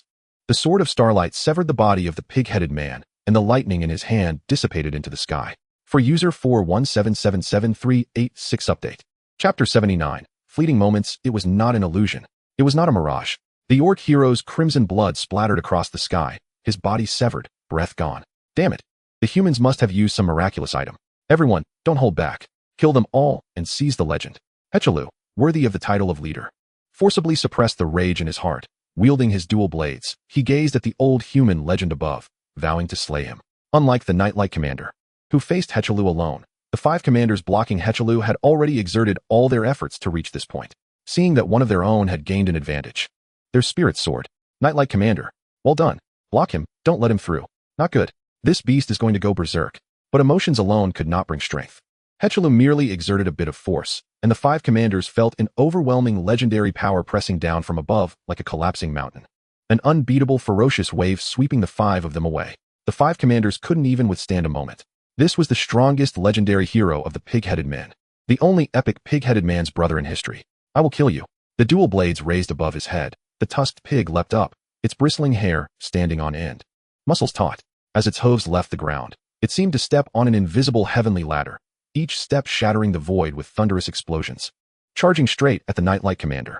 This was one of the effects of the second legendary ability, 100-mile charge. The Nightlight commander, however, was not in a hurry. He merely circulated his legendary power within his body, lifting the starlight in his hand and throwing it at Hechelu. A small point of starlight, yet containing extremely intense power. Boom. Before it even reached the pig-headed hero, it exploded, creating a dazzling firework in the air, illuminating the cold armor of the Nightlight commander. Do you know why I chose to attack at night? My legend, aided by starlight, can unleash several times the power at night. Even you. I am confident I can take down high-quality humans against medium-quality orcs. Medium-quality humans against high-quality orcs. Low-quality humans against low-quality orcs. This was one of the Nightlight commander's strategies. Because this was not some horse racing game, but a chaotic battle where positions could be adjusted at any time. Therefore, he had to initially pretend to be evenly matched with the opponent, waiting for the chance to kill the enemy in one blow. Just like the distraction caused by the full explosion of the Thorn Spear commander. Although this guy was the only commander who did not worship the god of order, he often caused unexpected benefits for his side. The elite cavalry commander was like this, and so was he. The Nightlight commander was unhurried. waving his hand to completely unleash his legendary miracle, the isolated star river. What are the stars? What is the sun? The god said that the stars are the sun. And the end of my gaze is that nine-pointed sun. The starlight pierced through the dark clouds, and a round of legendary power spun beneath his feet. Looking up, it seemed as if he could cover the entire sky. This was my fourth legend, isn't it interesting? The old man held the starlight aloft, and a shining galaxy continuously flowed from that starlight, expanding the rotating legendary power beneath his feet. This was the reward of his devout faith. Like a large barrier akin to castle, room, cage. Standing within this area, the Nightlight Commander could absorb the starlight power from the universe, achieving a continuous replenishment of legendary power while also interfering with the enemy's perception and using starlight power to kill. The place where the commanders were projected into was within the Nightlight Commander's legendary miracle. One could say that this barrier-like legendary miracle equaled the effects of several other legendary heroes' miracles, truly deserving of divine grace. Hechalu did not speak, only charging forward with his head down. The few commanders left on the ground exchanged glances, not pursuing Hechalu, but concentrating their fire on the black-armored tusked pig. They aimed to quickly kill off one of the enemy's low-quality horses, then restrain the opponent's high-quality horse, allowing their own low-quality horse to be freed. They would join forces with their medium-quality horse to deal with the orc's medium-quality horse. The Nightlight Commander's plan was simple. Any educated noble could think of it. And the most uncontrollable element in this plan was the comparison of fighting strength between the Nightlight Commander and Hechalu. Come, try your strength and see if you can break through my legendary miracle. This is the divine grace granted only to those who have the most devout faith in the God of Order. Provoking Hechalu was also part of the plan. He could not let Hechalu slaughter his low-quality horses. If they could maintain this, once their medium-quality horses finished the battle, and they managed to surround this hero with more than 10 commanders, they could end the crisis of the Crystal Defense Line without waiting for all the plans to be completed. A mere human, killing one of my kin, is so arrogant and unaware of death. Truly unaware of death. Hechalu's voice roared across the battlefield like that of an ancient beast, the sound waves shaking. Legendary power surging and exploding, mobilizing his internal strength in the most primitive way.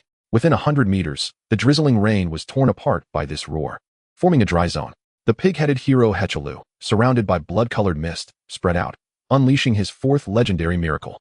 The savage shining in the Empire, breaking into the Crystal Defense Line was a miracle that could be recorded in history, giving the Tusk's tribe hope of wearing a crown.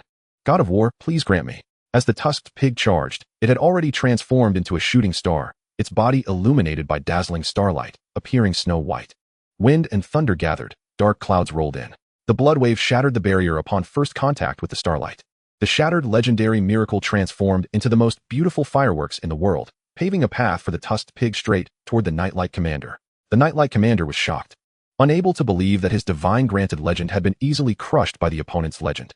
With both arms swinging, mobilizing the legendary power as vast as the sea, it was already too late. Like a comet striking the moon, or a rainbow piercing the sun, Hechalu raised his twin blades, cutting through the waves in the sea of stars, arriving before the commander of the Nightlight. The twin blades fell. The body that could not escape shattered into 4 pieces. Truly strong. If your legendary miracle were of another type, I might still need some time. But just so happens my fourth legend has an absolute restraint against barrier, defense, earth veins, type legendary miracles. While admiring the opponent's strength, Hechalu raised his twin blades and howled. The strongest human legend is dead. Thanks to the explosive updates from Gigu Waya, thanks to Yizhui for the like. Thanks to the always wild and lovely cat for the bubble milk tea and 2 update tokens. Thanks to the possible aggregation of Bobo Milk Tea. Thanks to user 417777386 for the Bobo Milk Tea. Thanks to Lingma for the 2 update tokens. Thanks to the coconut-flavored white rabbit for the lichen flowers. Chapter 80. Legend: The strongest human legend is dead. The strongest human legend is dead. The strongest human legend is dead. The sound waves spread across the entire battlefield, conveying this feat to every pig-headed man's ear. Oh, kill. Don't be afraid of him. He is just one person. The elite wild boar knights surrounding Quinn perked up. Their legendary hero had defeated the strongest legendary hero on the human side, and the scales of victory had already tipped. But this victory did not belong to them. Huff huff, the wheezing sound never stopped for a moment. In the crimson eyes, the sky and earth merged into one. Blood energy surged endlessly, and the power from the goddess was still increasing. Clap, easier than smashing an egg. The brains of the elite pig-headed men splattered, showering their comrades. Panic and fear had already filled their hearts. All the wild boar knights wanted to retreat, but they could not run. Even if they had suffered over half casualties, even if they had not dealt a single injury to this beast, they could not run. The determination to eliminate this team from the start had turned into a plea to hold this beast back, hoping that they could endure until the legendary hero arrived.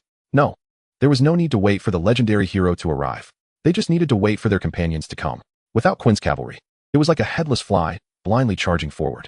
Looking back, only a little over 100 elites and more than 50 ordinary soldiers remained.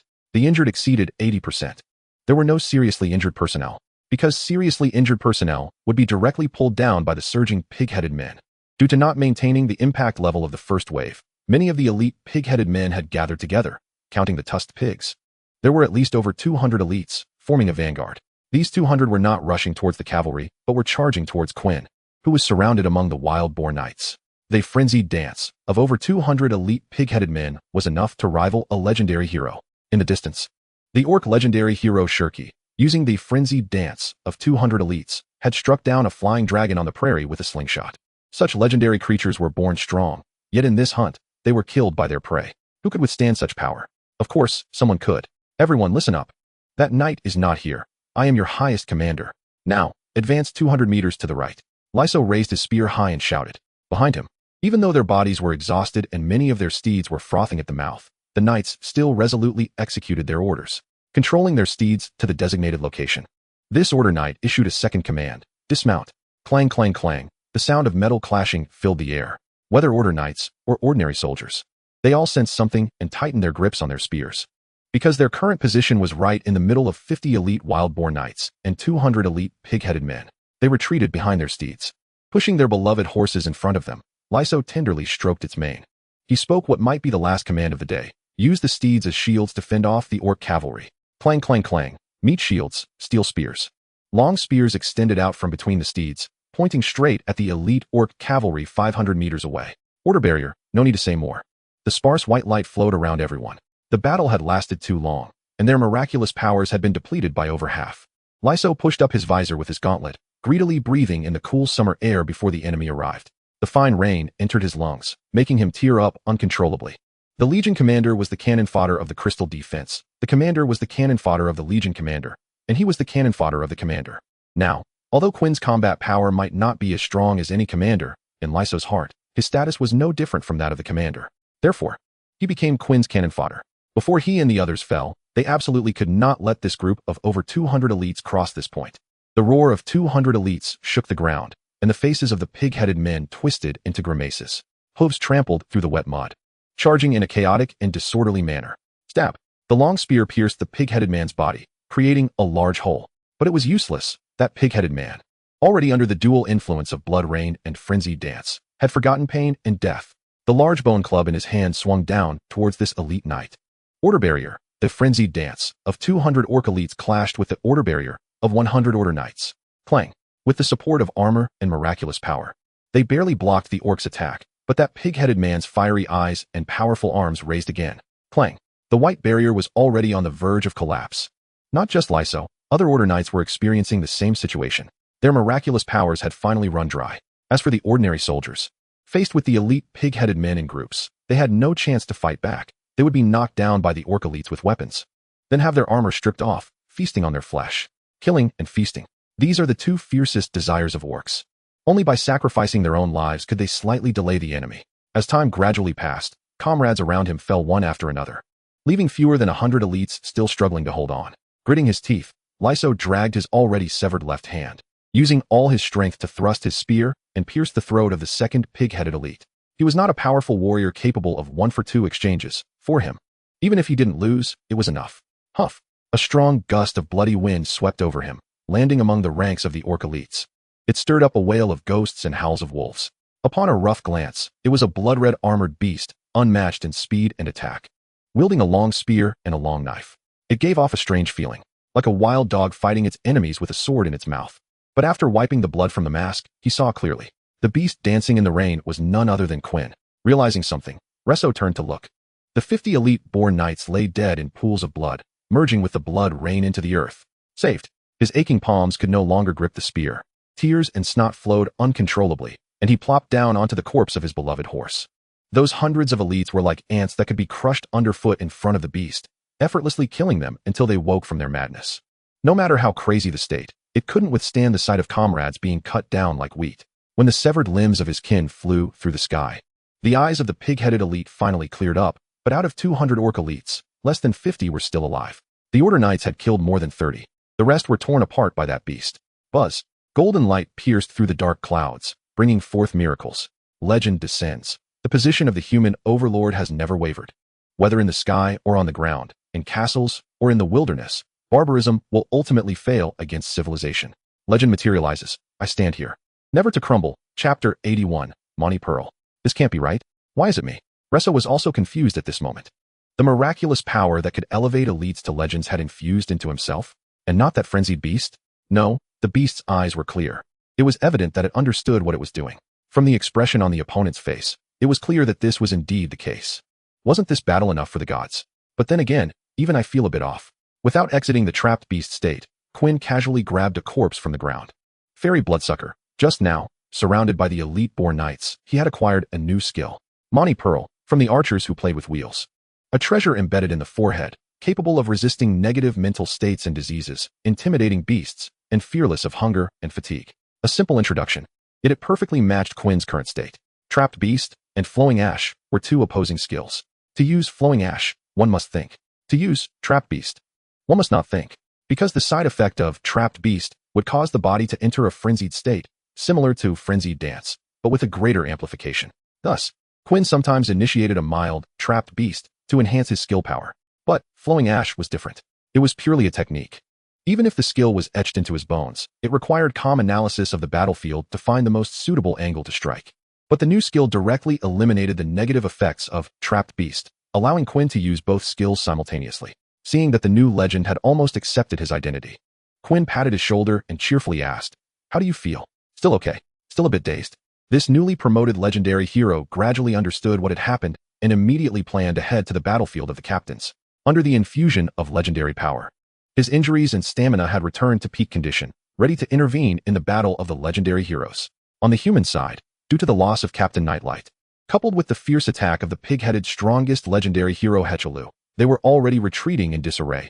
It wouldn't be long before another captain would die. "Don't go yet. Your legend is defensive. It probably won't change the situation much. Each of those guys has offensive legendary miracles, and as a newly promoted legend, you can't stop them. It's better to use your legendary power to tear apart their formation on the battlefield, clearing a path for other comrades." Quinn's 1,000-mile eye could see that in the distance, several batches of Order Knights were advancing in. But they weren't on horseback, they were marching in. Nevertheless, their speed was not slow, steadily moving forward, systematically slaughtering all Orc elites they encountered. These Orc elites, more than half of whom had been killed by Quinn, were no longer organized, scattered in the corners of the battlefield, and were no match for these elite knights in groups of 50. But even if the elites were few, the ordinary pig-headed ones were still pouring in endlessly. 200,000 troops, from a distance, almost connected the sky and the ground. A vast sea of black stretching as far as the eye could see. Although Captain Nightlight had already died, his arrangements must have deep meaning. "No," Resso shook his head. "Even if I die, I must go save the captain. You'd be better off. You can clear a path for them more efficiently than I can." His reasoning was simple. It was still that cannon fodder theory. The Order Knights, who usually joked around, were mostly single-minded on the battlefield, especially now that they had just gained explosive power. They were stubbornly trying to save important people. "If you want to die, I won't stop you. The remaining knights, obey the orders. Right towards the Crystal Fortress. Move right, everyone. Regroup with the team as fast as possible. Just 500 meters to Quinn S. Right, there was a unit advancing. Sending these elite Order Knights over would allow them to receive the reinforcements perfectly. Baby, come here." Hearing the Master's call, the big sheep lying on the ground pretending to be dead suddenly trembled, leaping up from its upside-down position, scampering towards Quinn. Its forehead bumped into Quinn's face, incessantly acting cute. That was terrifying. After Quinn jumped off its back, it didn't return, so the big sheep naturally lay down again and pretended to be dead. As no wild boar knights were paying it any mind. "Rest enough, let us go." Bah. It let out a fierce bah. The siege sheep trotting at the front of the unit. Quinn rode on the sheep's back, wielding the spear, stabbing the pig-headed men that rushed at them, occasionally lifting their bodies to drain blood and recover stamina until he encountered that elite unit. The leading knight patted his chest with one hand, bowed to Quinn, and asked, "Are you Lord Quinn?" "Yes." The knight did not sound young, at least over 40. After receiving Quinn's acknowledgement, he commanded his subordinates to surround the more than 80 injured who were nearly out of miraculous power. "Captain Nightlight has ordered that our unit is allowed to receive the injured, and we will definitely bring back all your surviving subordinates." "Thank you." Quinn casually said thanks. But his thoughts drifted to the legendary battlefield. As expected, that newly promoted legend Resso didn't even last a minute against the pig-headed hero before exhausting most of his legendary power to liberate the miracle. But it couldn't be said to be of no use. At least, he had protected a captain from serious injury. Quinn rubbed the spear in his hand, closing his eyes to think. The big sheep beneath him sensed something was off. Its master seemed to be planning something big. Sure enough, Quinn opened his eyes, patted the big sheep's head, and urged in a calm voice, "Baby, let us go." Quinn was somewhat jealous that the newly promoted legendary hero had obtained a legendary miracle, so he wanted one too. The ordinary battlefield could no longer satisfy this warrior's ambition. His target was the battlefield where over 20 legendary heroes competed. Chapter 82. Entering the battlefield, the miracle woven by legendary heroes contained immense power. Ordinary orcs and imperial soldiers below the legendary level would be suppressed merely by approaching due to that overwhelming aura. Unlike the miracle caused by Quinn and the Tiger Man, the miracles of the captains and orc heroes were themed around war. They would only be lifted when one side's entire force fell. The power of the miracle would accumulate with each death until a victor was determined, with the strongest of the victors gaining this miracle power, thereby adding another layer of legendary power. The moment Quinn approached, he understood the above information and also realized that his big sheep was deemed a mount, allowed to enter without being suppressed by the legendary aura. Boom. The sound of fists colliding with flesh accompanied by an invisible shockwave was oppressive and muffled. Just the residual impact of the captain and the pig-headed hero clashing made the big sheep somewhat unsteady. It wasn't that it couldn't handle it. It was just its legs felt weak. Its master told it to charge forward, so it really charged ahead without paying attention and unwittingly entered the battle between legendary heroes. "Quinn, how did you end up here?" The captain, after being knocked to Quinn's side, finally saw his subordinate. "I'm here to help you. Based on analysis, your combat power is far inferior to mine. You'll only hold me back." The cold mechanical voice expressed the captain's judgment. "But you are going to lose." He pointed to the battlefield. The spear captain had only been knocked back, which was relatively fortunate. The other captains all bore varying degrees of injuries as they retreated under the legendary release of the pig-headed hero, with no one having the upper hand. The worst off were those surrounding Hetrolu, who were like sandbags, being tossed around. Only their strong survival abilities allowed them to barely hold off this first legendary pig-headed hero. The captain had only 2 or 3 dents in his armor, without any other obvious injuries. Yet this was the most miserable sight Quinn had seen. Quinn was somewhat confused and asked, "Did you not say you had a trump card? Why aren't you using it?" Explanation. The final power requires my emotions to break through the suppression of the legendary release, which cannot be achieved at present. Then how can you reach that state? In a near-death state. Then go. I won't easily put myself in danger. The captain's explanation was very clear. The final trump card could only be used when the emotional breakthrough surpassed the rationality of the legendary release, and to reach that state of breaking through rationality, one must face the terror of life and death. But in a rational state, the captain would absolutely not easily attempt such a crisis. In other words, he had not been pushed to the final step yet. It wasn't that he hadn't exerted his full strength, but rather that he had fallen into a disadvantage after exerting his full strength and had not yet reached a point where he would be killed. But looking at the situation, it was getting close. A black shadow was slowly approaching, with a giant axe nearly as tall as she was. "Chirp chirp. What are you saying? I recognize you, human.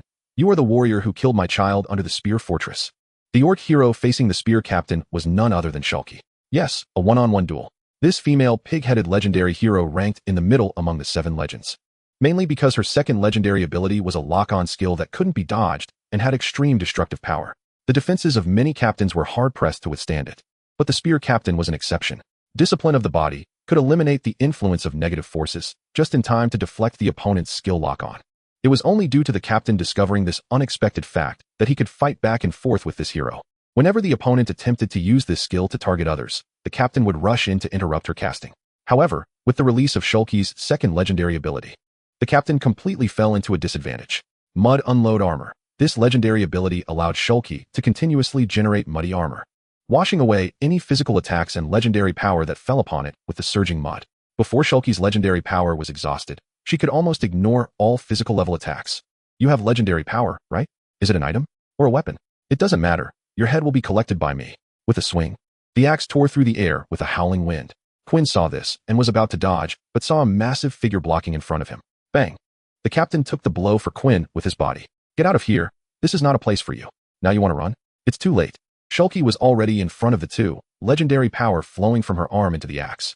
Intricate patterns growing and spreading until the entire axe was stained with a dark green hue, with a phantom of a 2-headed giant python faintly visible behind it. This axe was also a legendary weapon, once a miracle before a legendary Snake Man hero. The 7 legendary orcs all possessed legendary weapons that were highly compatible with themselves. "Die for me." Crack. The captain used his own axe to block the opponent's attack, even as cracks began to appear on the axe handle. He gritted his teeth and held on, not allowing the opponent's attack to make direct contact with Quinn. Whoosh. The residual energy from their battle sent the big sheep flying. Landing a distance away, the pig-headed hero looked at the captain, whose bones creaked under her oppression, and sneered. That person, is he important to you? Family. The weight of those two words struck a chord in Shulky's heart. So, it turns out he has family too. Just right. Enraged, Shulky's eyes widened, drool flying from her mouth. Two tusks faintly glowed as she abandoned defense and swung her axe towards the spear captain, letting out a frenzied roar. Then I will make him personally experience the feeling of losing family. Swish. The sharp axe cut through the air with sonic booms. Each strike lacking technique, relying purely on strength and speed to assault the captain. Seeing the captain immediately showing signs of decline, Quinn shouted from behind. Go for it, Captain. Hold on for a few more minutes. I'll take down that strongest pig-headed hero and come back to help you after I advance to legendary. Get away. Suddenly caught off guard, the captain's waist armor was cleaved by the axe, and he let out a low roar, retreating 3 steps. Human, dying under my axe is the same as dying at Hetralu's hands. You might as well die under my axe. You deal with my captain first. Quinn urged the big sheep. At this moment, it had already completely closed its eyes, the countless powerful auras surrounding it making it dizzy, and it could only blindly obey Quinn's command to move forward. Bah! The little sheep felt distressed, but the little sheep couldn't express it. Chapter 83, Fatal Strike. After passing through the battlefields of several other legends, under Quinn's superb riding skills, the big sheep arrived unscathed at the area of the strongest pig-headed hero, Hetralu. With a single slash, 6 explosive sounds erupted, and the 5 commanders, along with the newly promoted legendary Ryuo, were sent flying. What are you doing here? Ryuo's words were almost identical to those of the commander, but soon, a bitter smile appeared on his face. He had exhausted the legendary power within him, and even moving a finger was a struggle. The other 5 commanders were in similar situations. There were differences even among legends, depending on the legendary feats achieved. The legendary power obtained would vary. This was unrelated to talent or race. It was solely based on the feats accomplished, granting corresponding strength. Furthermore, for each additional legendary miracle obtained, the power within would condense further, and the legendary power would increase by 0.515 times on the original basis, which is about double. Under normal circumstances, a hero with 7 layers of legendary power would have a miracle power 64 times that of his first layer. The stronger the legendary power, the stronger the legendary miracles released.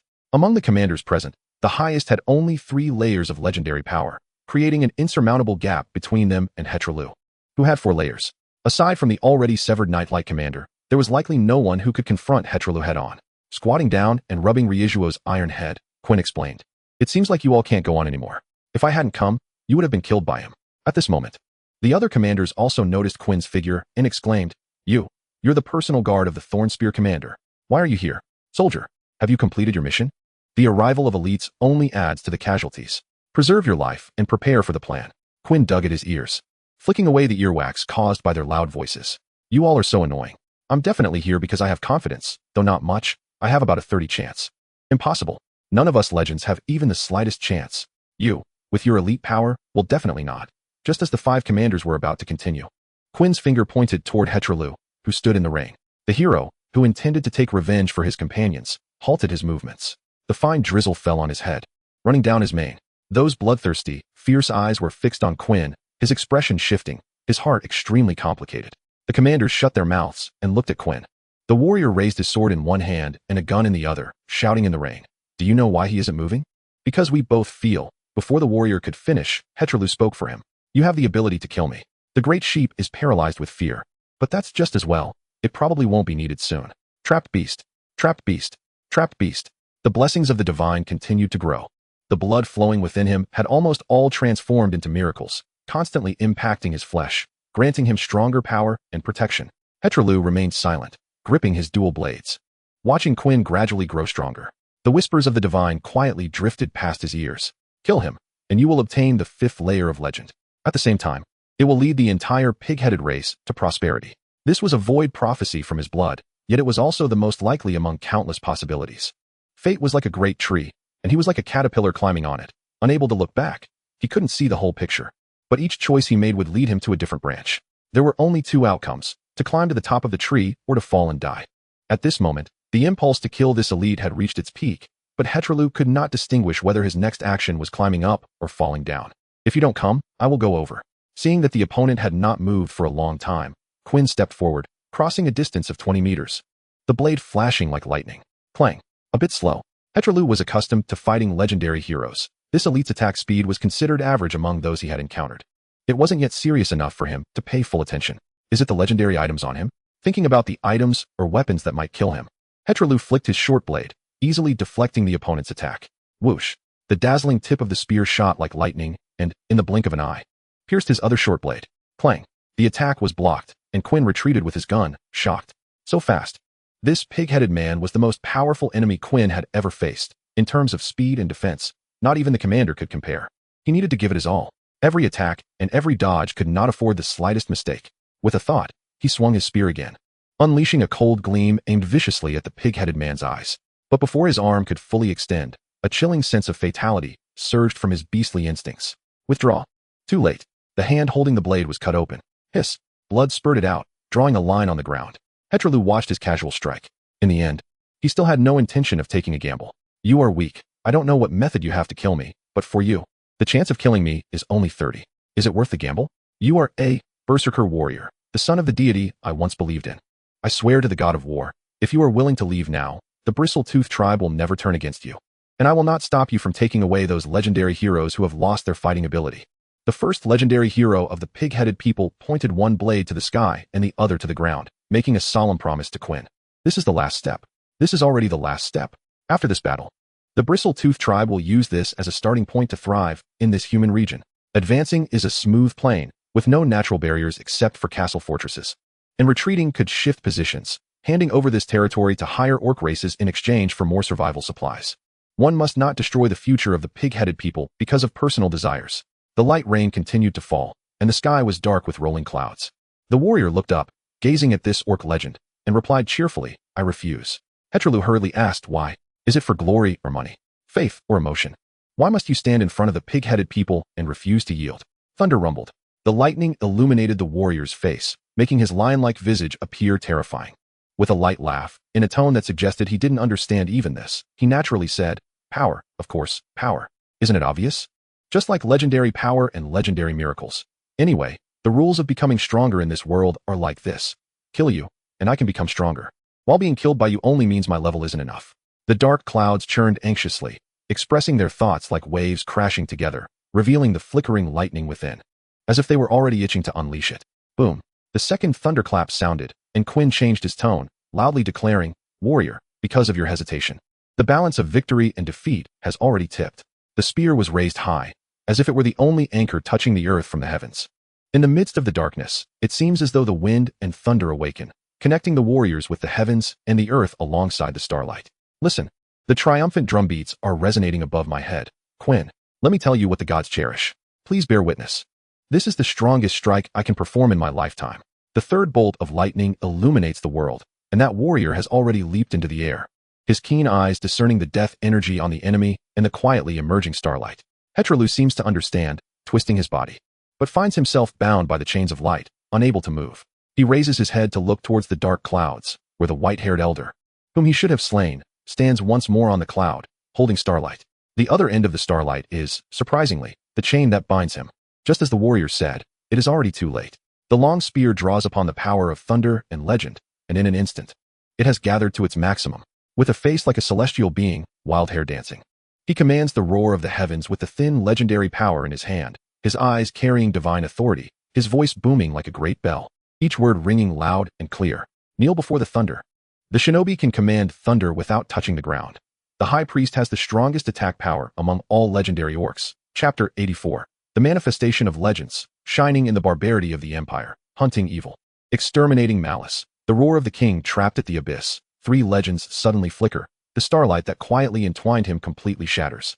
And Hetrolu finally understands the method by which his opponent intends to kill him. But it is too late. In less than half a second, he cannot unleash his strongest power in time. Legendary power surges from within, enough to tear apart city walls and shatter the wild aura of the earth. But before divine might, it is merely an illusion, easily broken in the blink of an eye. Boom. The third thunder finally resonates in his ears, mixed with the mighty, ocean-like legendary power, extending from the spear, shattering the legendary power on the twin blades, striking this first legendary pig-headed hero. Oh, pain, regret, unwillingness, helplessness, endless negative emotions surge within, yet he can only grit his teeth and endure. The 5 pig-headed heroes simultaneously turn their gazes, not knowing what has happened here. But upon seeing Hetrolu struck by thunder, They almost simultaneously want to rush back to save him. This time it's your turn to feel discomfort. The giant serpent commander is bleeding profusely, almost unrecognizable with barely a piece of skin intact, relying solely on sheer willpower to hold his body together. Seeing the urgency in the opponent's eyes, he disregards his own injuries and once again wraps himself in iron chains. Analyzing, you are anxious. I don't care if you are anxious. Get out of my way. Shirky attempts to bypass this armored giant before him, only to find that the opponent no longer uses weapons to resist, but instead relies on his most robust and solid body as a shield. He holds the opponent back at the cost of his severe injuries. Still, there is one last strength left.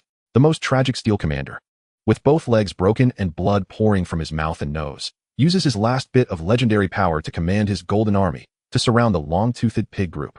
Gathering the last 100 men as strength, they drag this giant beast. The commanders are almost willing to exchange their lives to slow the steps of the orc heroes, buying time for the elite before the lightning to kill the strongest legendary pig-headed hero. Oh, legendary power. Spin for me. Boom, boom, boom. Undoubtedly deserving of the title of the strongest pig-headed hero. Even with his skin and hair charred, Hereditary can still unleash his final legendary power, repelling the last bit of lightning. But he is nearly out of energy himself. Not only are his muscles twitching from blood loss, but even his legendary power is nearly depleted. There is still one last chance. O divine being, you said, if I kill him, can I avoid the extinction of my race? Quinn, in place of his god, answers, no. In Hetralu's eyes, there is only endless regret. Why? Why didn't you promise me? Quinn's gaze remains so frivolous, filled with the pride of a victor. It sends a tremor through Hetralu's heart. A glimmer of hope surges from the depths of the legendary hero's eyes, like a dying person clinging to a breathing machine's tube.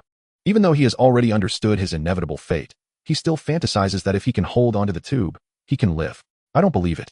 I don't believe it. We are the only race that has been able to breach the defenses in these thousands of years.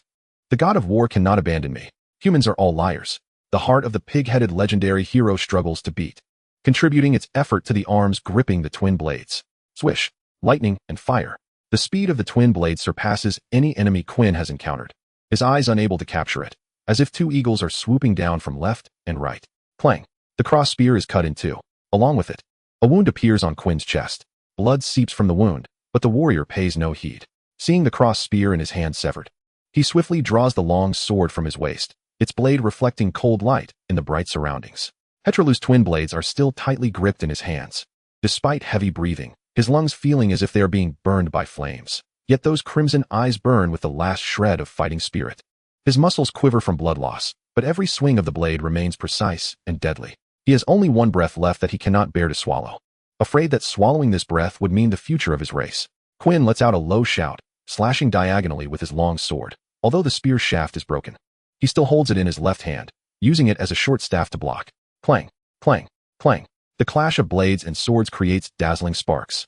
The pig-headed man's twin blades strike like a torrential storm, the left blade aiming for Quinn's throat, the right blade sweeping towards his waist. Quinn sidesteps to evade, raising his long sword to accurately parry the left blade, while simultaneously using the severed spear to block the right blade strike. Sizzle. The blade grazes the spear shaft, leaving a blood mark on Quinn's arm, while his long sword also cuts a gash on the pig-headed man's shoulder.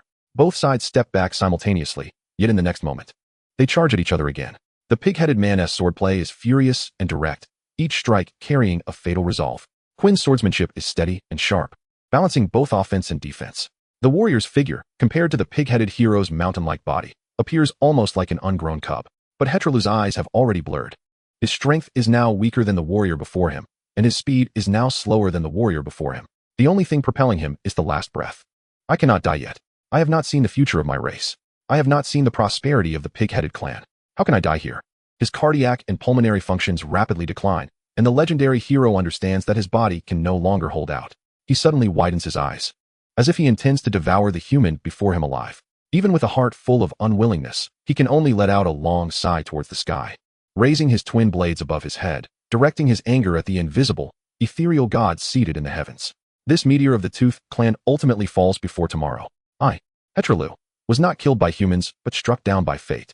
Quinn stepped forward, leaping onto the hulking figure, targeting the unguarded shoulder blade, and plunged his long sword into the defenseless body of the pig-headed man, countering his words. Wrong. You are the one I killed. Fate did not provide me the power to defeat you. Instead, it brought the true me capable of defeating you right before you. As the warrior's voice echoed, the mountain-like form collapsed with a thunderous crash, splashing into the mud, and sending water flying in all directions. It turned out that the corpses of such strong beings were no different from those of ordinary orcs, just a bit more muscular. Quinn sliced open Hetralu's chest, extracted his heart, and squeezed it forcefully. Blood flowed down his throat into his stomach, and Quinn felt the power within him gradually awakening as he gazed up at the sky. The dark dome above seemed on the verge of collapsing, with rolling clouds churning and thickening, becoming heavier. Wind and rain lashed down, thunder and lightning crackled. Hetralu, brother, second brother, eldest brother, master. 5 heart-wrenching cries came from all directions, as 5 legendary orc heroes simultaneously abandoned the human legendary hero they could easily kill, charging towards Quinn, who had slain Hetralu. 2 heroes of the second legend, 3 heroes of the third legend. They unleashed their remaining legendary power in the most extravagant manner, pouring it all out at this moment. Dragon Blood Fall, Beast Tooth Double Strike, Dance of the Great Hunter, Shatter, Flying Teeth, Sharp Stranglehold. As the gusts of wind generated by the tearing legendary powers roared through the air, countless streams of light zipped across the night, some wielding weapons, others brandishing tusks, as the 5 heroes charged fiercely. A golden light descended from the apex of the heavens, brighter than the sun, illuminating the battlefield belonging to the legendary heroes, as if time itself had stopped at that moment.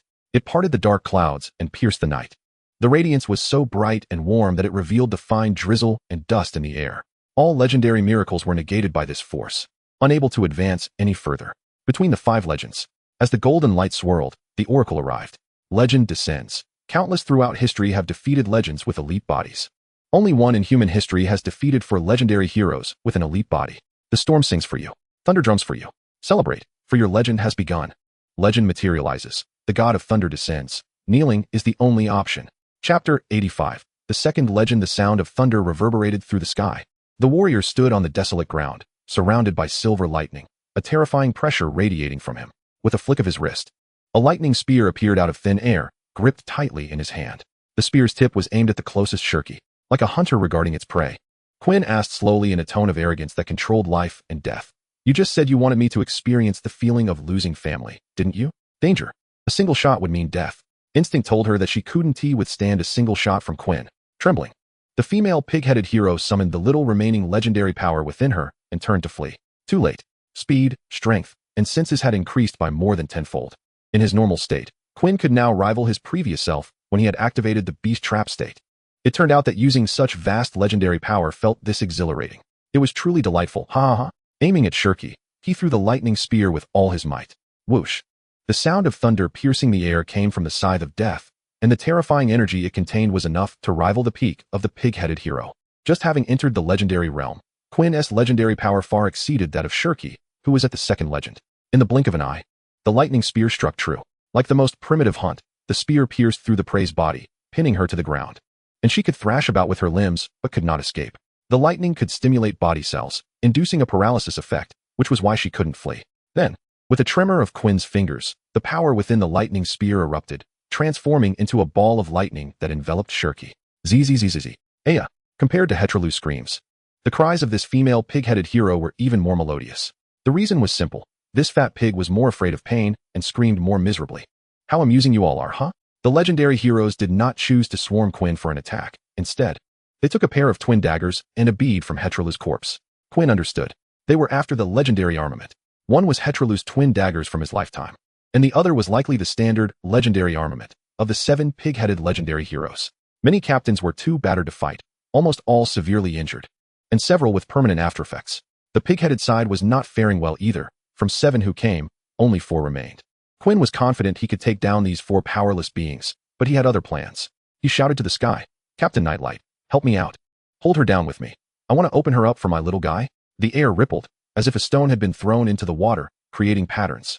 The old man's figure emerged from that pattern, standing behind Quinn, silent and still, without a sound. "How did you find me?" As the oldest and most experienced among them, he held great prestige in the hearts of the others, yet no one showed any emotional disturbance at his death, clearly indicating they had colluded in advance. Captain Nightlight's standing in the hearts of the captains was much higher than Hetralu's in the hearts of the pig-headed heroes. Even the Legion commanders were his juniors and would look after the newcomers. How could no one feel any emotional disturbance at his death and still choose their opponents methodically? Moreover, the miraculous pig-headed hero in the sky had never produced 2 consecutive thunderclaps before Quinn raised his spear. Quinn sensed that the legendary power within the dark clouds was ungoverned but maintained a stable state.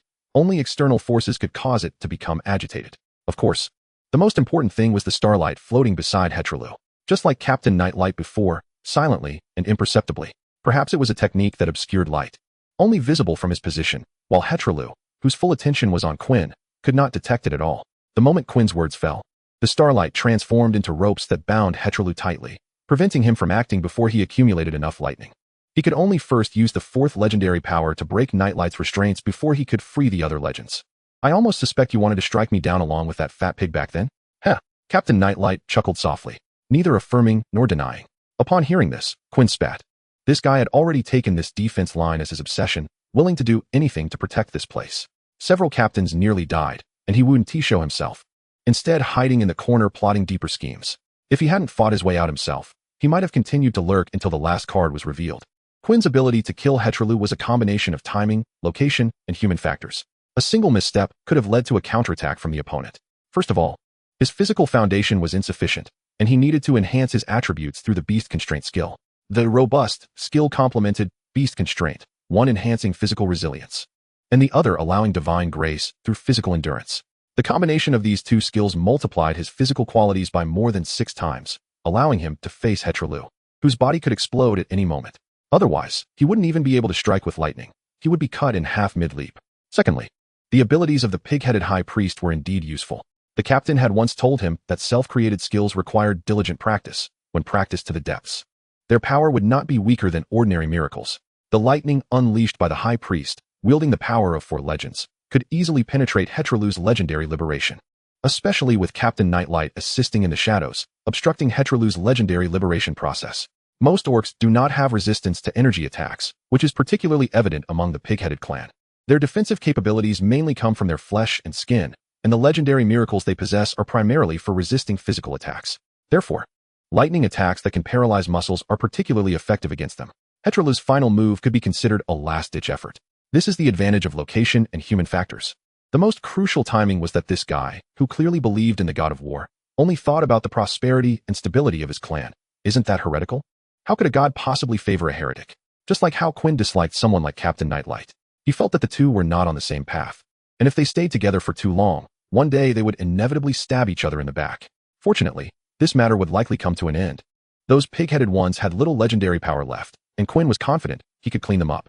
The reason he called out this captain was for another matter. Darling, come here, kill a legend, or else your little body won't be able to carry your father. The timid little sheep ran over, obediently standing beside Quinn. It could sense that its master's aura seemed different. But what did the master want it to do? Kill a legend? Are you insulting me, human? I would rather die at your hands than be a mere elite. Quinn simply stepped on the pig-headed creature under Shirky and heard her wail, interrupting that pointless resistance. Darling, did you see that? Your father carefully picked this soul beast for you. Kill her and get your first circle. What circle? The little sheep was somewhat confused by this statement until it saw a legendary powerhouse on the ground unable to resist. The genes from its bloodline stirred. Squeak. The 2 horns pierced through the pig-headed creature's body, not fatal. Bang. The hooves stepped on the pig-headed creature's flesh, not fatal. Crack. A big white tooth tore through the pig-headed creature's muscles, not fatal. Even Quinn found it hard to watch. Baby, give her a quick end. Huh. The little sheep looked innocent. It's not that I'm not trying. Isn't it normal that the orc legend's body is strong and difficult to break through? In the end, the orc hero Shirky died from excessive blood loss. A golden line fell from the sky, shooting down onto the little sheep's head. Legend descends, trample, torment, dominate.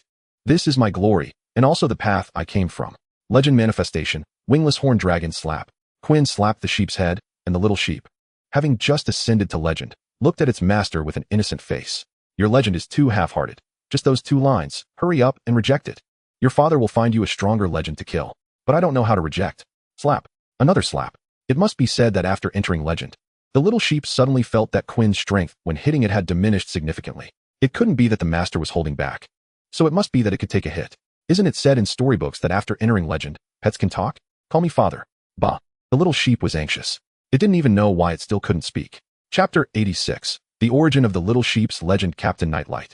Do you have a way to capture them alive? I want to create a few more legends for the fortress. If this method can succeed once, even if the gods favor you, do you really think it can work a second time? That is absolutely impossible. Quinn's proposal was directly rejected by Captain Nightlight. As a faithful follower of the god of order, he strictly prohibited such lowly actions.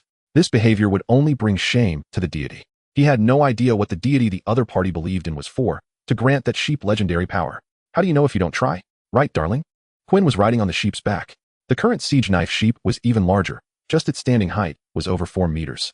And its weight had likely surpassed 15 tons, with rough and sharp horns, covered in wild patterns. However, Quinn found it somewhat strange. The divine protection I received is from the god of war, but the protection you received is from the god of hunting. Did the deities get it mixed up? Bah! The little sheep didn't understand. But it was very obedient, just rubbing its head against its master's face to show its submission. The soft, pink fluff felt especially comfortable, like silky velvet, soft and warm. Whatever, we both ascended to legend. Let's go take care of those escaping guys. It seems we won't be needing them anymore. Before Quinn finished speaking, he saw 4 orc legendary heroes standing in the distance, pouring all their remaining strength into the earlier sphere. But he wasn't worried at all. The stable Captain Nightlight had already arrived above their heads, unleashing his legend. The Starry River domain, independent of the world, with the full release of the legend. The exhausted orc heroes had no chance to struggle and were all bound and drawn into the legend. This old man talks about not using special means. Yet he moves so quickly. At this point, the battlefield could basically be considered completely over. The orc side's legendary heroes were all annihilated, 3 dead, and 4 captured alive. In the distant mortal battlefield, the tens of thousands of headless pig-headed soldiers were being systematically slaughtered by the orderly knights. Defeat was only a matter of time. Everything was developing towards a positive situation. Darling, let's go find the captain. I've also ascended to legend, and I must have a real fight with this guy. Quinn flipped onto the sheep, sitting on the large sheep's head and coming to the fallen knight's side.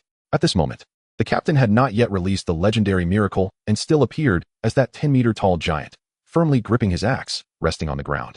Captain Nightlight's miracle was very powerful. A single legendary power was comparable to 3 legendary powers. Even after being beaten like this by Schwerke, he was slowly recovering his strength and healing his injuries. Without needing to squat down, Quinn used his finger to flick the captain's helmet, laughing heartily. Captain, look. I didn't lie to you, did I? I really killed Hechelu. Little did he expect, the captain did not lift the legendary miracle, but instead used all his strength to push Quinn away. A hoarse throat emitted a dangerous signal. The captain trembled all over, and his injuries were recovering at a visibly rapid pace, far exceeding what Quinn had observed from a distance. What does this mean? The man still didn't understand. Hadn't he already won? There were no enemies present, so why did the captain want him to run? But soon, a savage aura spread from the axe, dyeing the armored giant's body blood red. Years of power transformed into strands of red satin, tightly wrapping the armored giant's wounds, then going down on one knee, devoutly looking up at the sky to declare, with savagery and blood, honoring the hunt and the beasts. The legendary hero of the human race, Quinn, was about to visit the endless hunting grounds to meet the blood of the gods, executed by the temporary priest of the Son of Order, Clayton Jean, with the temporary assistant priest, the hybrid dragon without wings, the horned dragon. At this moment, the divine decree had been established. Quinn hadn't reacted yet when he was thrown off the back of the big sheep. The man then realized something. He uncertainly asked the captain, "Does that mean going to the endless hunting grounds is for me to be a guest?" Exactly. The captain's stern voice was deafening.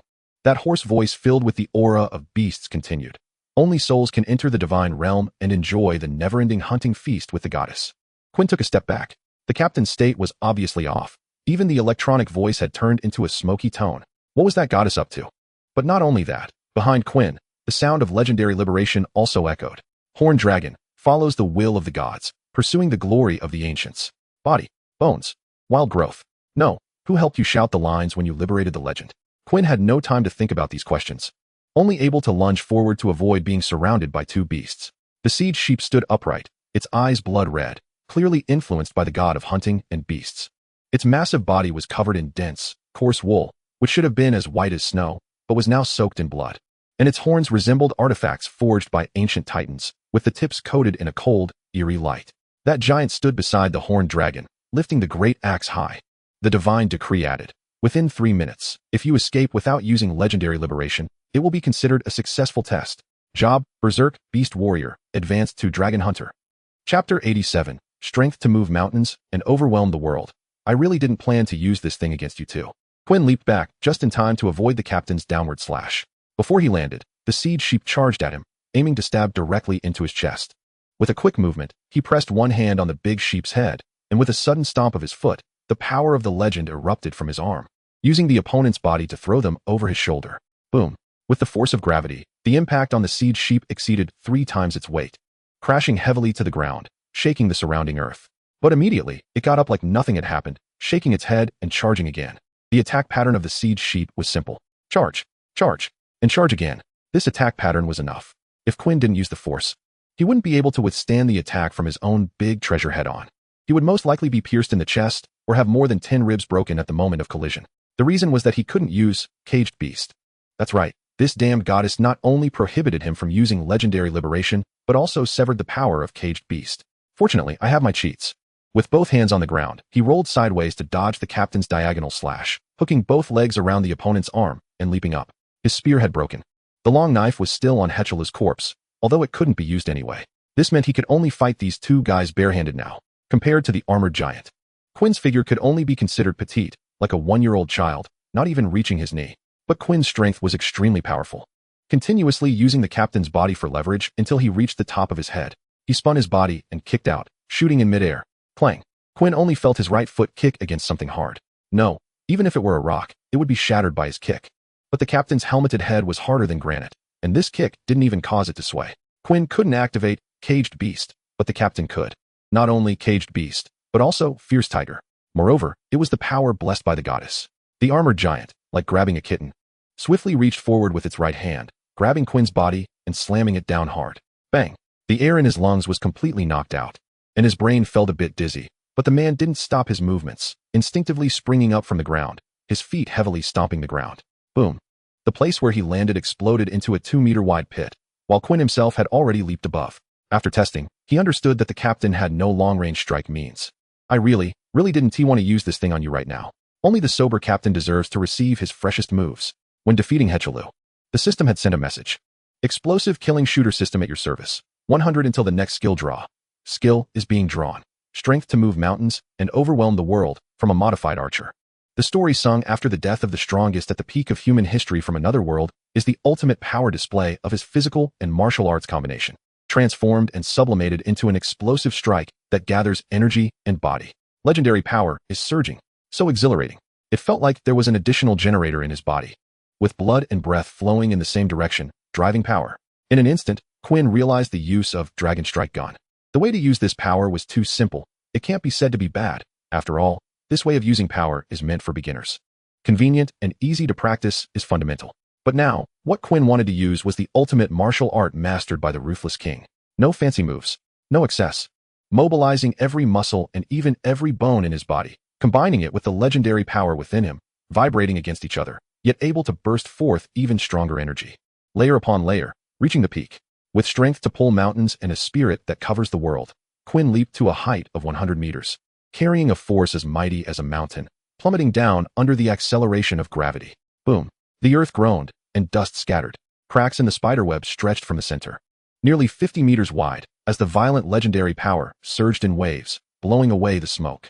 Grasping a head in one hand, Quinn took a deep breath, blew away the smoke, and raised 2 unconscious trophies high, displaying them to the sky. Has the trial ended? The trial has ended. A gentle voice sounded behind Quinn. Like the most loving elder brother, he explained to Quinn with a smile. The gods cannot interfere with this world through means other than the legendary power they bestow. But over the course of thousands of years, they have found some methods, and the trapped beast of the god of hunting and beasts is one of them. But there is no need to worry. Using a trial consumes a lot of power, and they must wait for at least 1 full moon cycle to use it again. Moreover, the gods are quite playful. The more exciting the story, the more worthy it is to be recorded. Therefore, the gods will not issue a trial that is certain to be fatal, but will leave a glimmer of hope within to compose a more magnificent hero's legend. The god of hunting and beasts has historically been a rather jealous goddess. She once started a conflict with the god of war for a human like you, and even wanted to use means to bring you into the divine realm ahead of time. There have been historical records regarding this. In the documents of the god Hand clan, there are records of 3 such children who were valued by the gods but abandoned their powers and were thus killed by the trial, entering the divine realm prematurely. It feels like collecting beloved treasures. I wonder if you can understand that feeling. Quinn released his grip, and the 2 unconscious bodies fell to the ground as he clapped his hands. So that is how it is. But wait, who are you, big brother? Thanks to Mingxin for the explosive update. This chapter is too short to count as an update. I'll continue writing tomorrow. The captain will make a public appearance tomorrow. Chapter 88, Epic Gathering Me? The gentle voice, hearing Quinn's inquiry, recounted in a reminiscent tone. I am the pioneer, the explorer of the plains, the conqueror of the wilderness, the dancer of the seas, singing with the sunset and rejoicing with the bright moon. And most importantly, I am Arlanza, the only hero from the main Tusk tribe to ascend to the epic. The figure of the man fell behind Quinn. He looked human but had 2 wild boar tusks, his eyes as deep as the ocean, devoid of any emotion, his presence towering, almost merging with the moonlight. I do not resent you for killing my brother. He merely took a step ahead in pursuing the footsteps of the god of war. If fate allows, we shall meet again in the divine realm. However, your attempt to disrupt the 20-year plan of my main Tusk tribe requires you to serve my tribe for 20 years. My request is not excessive, right? Quinn was dumbfounded. This is too terrifying. He isn't even 20 yet. He still has 2/3 of his previous life's mortgage to pay off. Wait, what did he just say? You're an epic? Does it not seem so? Arlanza smiled and reached out his hand to Quinn. But the next second, he sensed something was wrong. No matter how he reached out, he couldn't touch him. The human-like, pig-headed epic hero furrowed his brow, looking ahead. A suddenly appeared armored giant was gripping his hand, preventing him from moving forward. Cold, stern, brutal, ruthless. The terrifying might felt as if a fortress was bearing down on him. This is the enforcer of iron laws and order. The crystal defense line, the Legion commander, has appeared. The armored giant slowly turned his head, his emotionless eyes looking at Quinn. Knight, you did well. The battlefield ahead is up to me. As the words ended, Quinn felt the scenery around him rapidly retreating, ultimately crashing through the gates of the crystal fortress, landing on the ground. Inside the fortress, the oversized knight, without a helmet, squatted beside the fallen Quinn, placing a hand on his chest, activating the legend. Soldier, you seem to be in a dire state. Who are you? Oh, I thought you were missing. Quinn looked at the one-armed Dragon Earth Legion commander before him, a look of realization dawning on his face. The commander's legend could share damage, which is why he didn't appear in the assault against the pig-headed hero. This means that the knight-like commander never intended to win in a commander-level battle from the start. Those battles were merely to hold off the pig-headed legend. Even the cavalry he led was merely to cover for this guy, helping him enter the fortress and use the legend to share the damage the commander received. But how could the legendary power affect epic power? The Dragon Earth commander flashed a bright smile and gave a thumbs up. I selectively share the damage my body receives. As long as the commander has a moment of consciousness, he can rely on the miracles of the fortress to heal himself. Don't underestimate him. His achievements are quite famous. Although you may not know him personally, you must have heard of his story. What story? Travelogue of the Golden Empire, Chapter 6. The Prince at the End of the Road. That's quite famous indeed. Quinn couldn't help but exclaim. This book was the best-selling fairy tale in the Golden Empire, with almost every household owning a copy. Chapter 6 tells the adventurous story of the youngest prince from 100 years ago, culminating in his slaying of a wicked dragon and gaining the acknowledgement of all. But why do I feel like the commander is going to lose? On the epic battlefield, Arlanza exhaled a breath, a pure black pillar of light crashing down upon the commander's body, sending him flying. Even from 100 meters away, the high temperature of this force could be felt, and even the Dragon Earth commander, known for his defense, could not approach. The pig-headed epic hero still maintained a calm demeanor. Do you know why I was able to gain the conference's recognition? Goddess hand, goddess wing, goddess edge, goddess boot, goddess tooth. Each name sounds beautiful, yet they remain mired in past glories, clinging to pitiful memories, living in a dream from which they cannot awaken. Evade, block, defend. The armored figure was like a sandbag, utterly powerless to fight back. Each time the black pillar of light struck his body, it left a large gaping hole. The Beastman hero raised the sword in his hand. Display it to the sky. The clouds parted, and the bright moon hung high. Waves of epic power continuously washed over the earth, emanating a chaotic, dizzying aura. Even the legendary hero, merely by looking, seemed to be at risk of being assimilated by that chaos. I know clearly that within the miracle of the fortress, you can exert more than 10 times your own epic power. But do you know what I accomplished when I ascended to epic? Poo-poo. The commanders and the big sheep were thrown into the fortress. Without needing to think, it was obvious that this was the commander's doing. He seemed to dislike talking. As Arlanza spoke for a long time beside him without receiving a response, only silently increasing his power output. Stepping forward, the waves of his epic power began to gather. Cold metal continuously spewed from the ground, as if the entire land had come to life, twisting and shaking, baring its fangs in an attempt to bite down on the enemy. But the chaotic aura melted the metal with high temperatures, and the land stained by the orc hero transformed into a sea of magma. In the pure black sea of fire, Arlanza rode the waves, unleashing overwhelming power upon the steel land of the Legion commander. The outcome was already decided. In no more than 3 minutes, Arlanza, with a crushing advantage, captured the Legion commander alive. Then, with another wave of his hand, the magma roared and rolled, shattering the miracle of the crystal fortress. The strongest hero of the pig-headed clan, with the force of thunder, defeated the epic hero of the Golden Empire's crystal defense, landing before the fortress. I killed the epic hero of the elf race with 7 legendary powers, enduring a month of flame tempering to reach the epic realm. Don't even mention 10 times the power. With your level, even 20 times the power wouldn't be able to stop me. Among the 20 epic heroes in the council, I rank 3rd in pure combat power, which is why the council supports me. I'm not just saying this to him, but also to you. Arlanza landed before Quinn, extending his hand in invitation. As a hero who has hunted and seized followers from the beast god, Trial, your identity is unique throughout the Orc Empire. Those old fellows love mascots like you, and with your appearance, do you really have no orc blood? Forget it, bloodlines don't matter. But the legends and divine aura about you are certainly not fake. As long as you are willing to pledge loyalty to me for 20 years, I will forgive you for destroying my main Tooth Clan scheme. This is a gift from the strong, and also a choice that you, as a weakling, cannot refuse. But I still want to ask, could you please consider it? If it weren't for the fangs at the corner of his mouth, no one would think such a gentle tone could come from an orc's mouth. I refuse. This sentence was not said by Quinn. It was said by the commander. Quinn was already thinking about whether he could get used to living with a group of pig-headed people. After all, this guy's combat power was so strong that it was hard to look at, and he had no prejudice against orcs. Feeling just like a civil engineer going to Africa to work. A few years later, he could save up and come back, right? After all, he had a cheat. As long as he was careful, he was confident he could kill this pig-headed person in 5 years. But at some point, the commander, who had woken up, got up from the ground and, in a condescending tone, rejected the epic hero's invitation for Quinn. Arlanza observed the commander and extended his hand, intending to deal with him directly. Royal blood? Judging by your build, you must have inherited shell rather than body. After all, those who inherit body are giant kings. And you are just one of the many scraps who will never break through to the epic level in this life.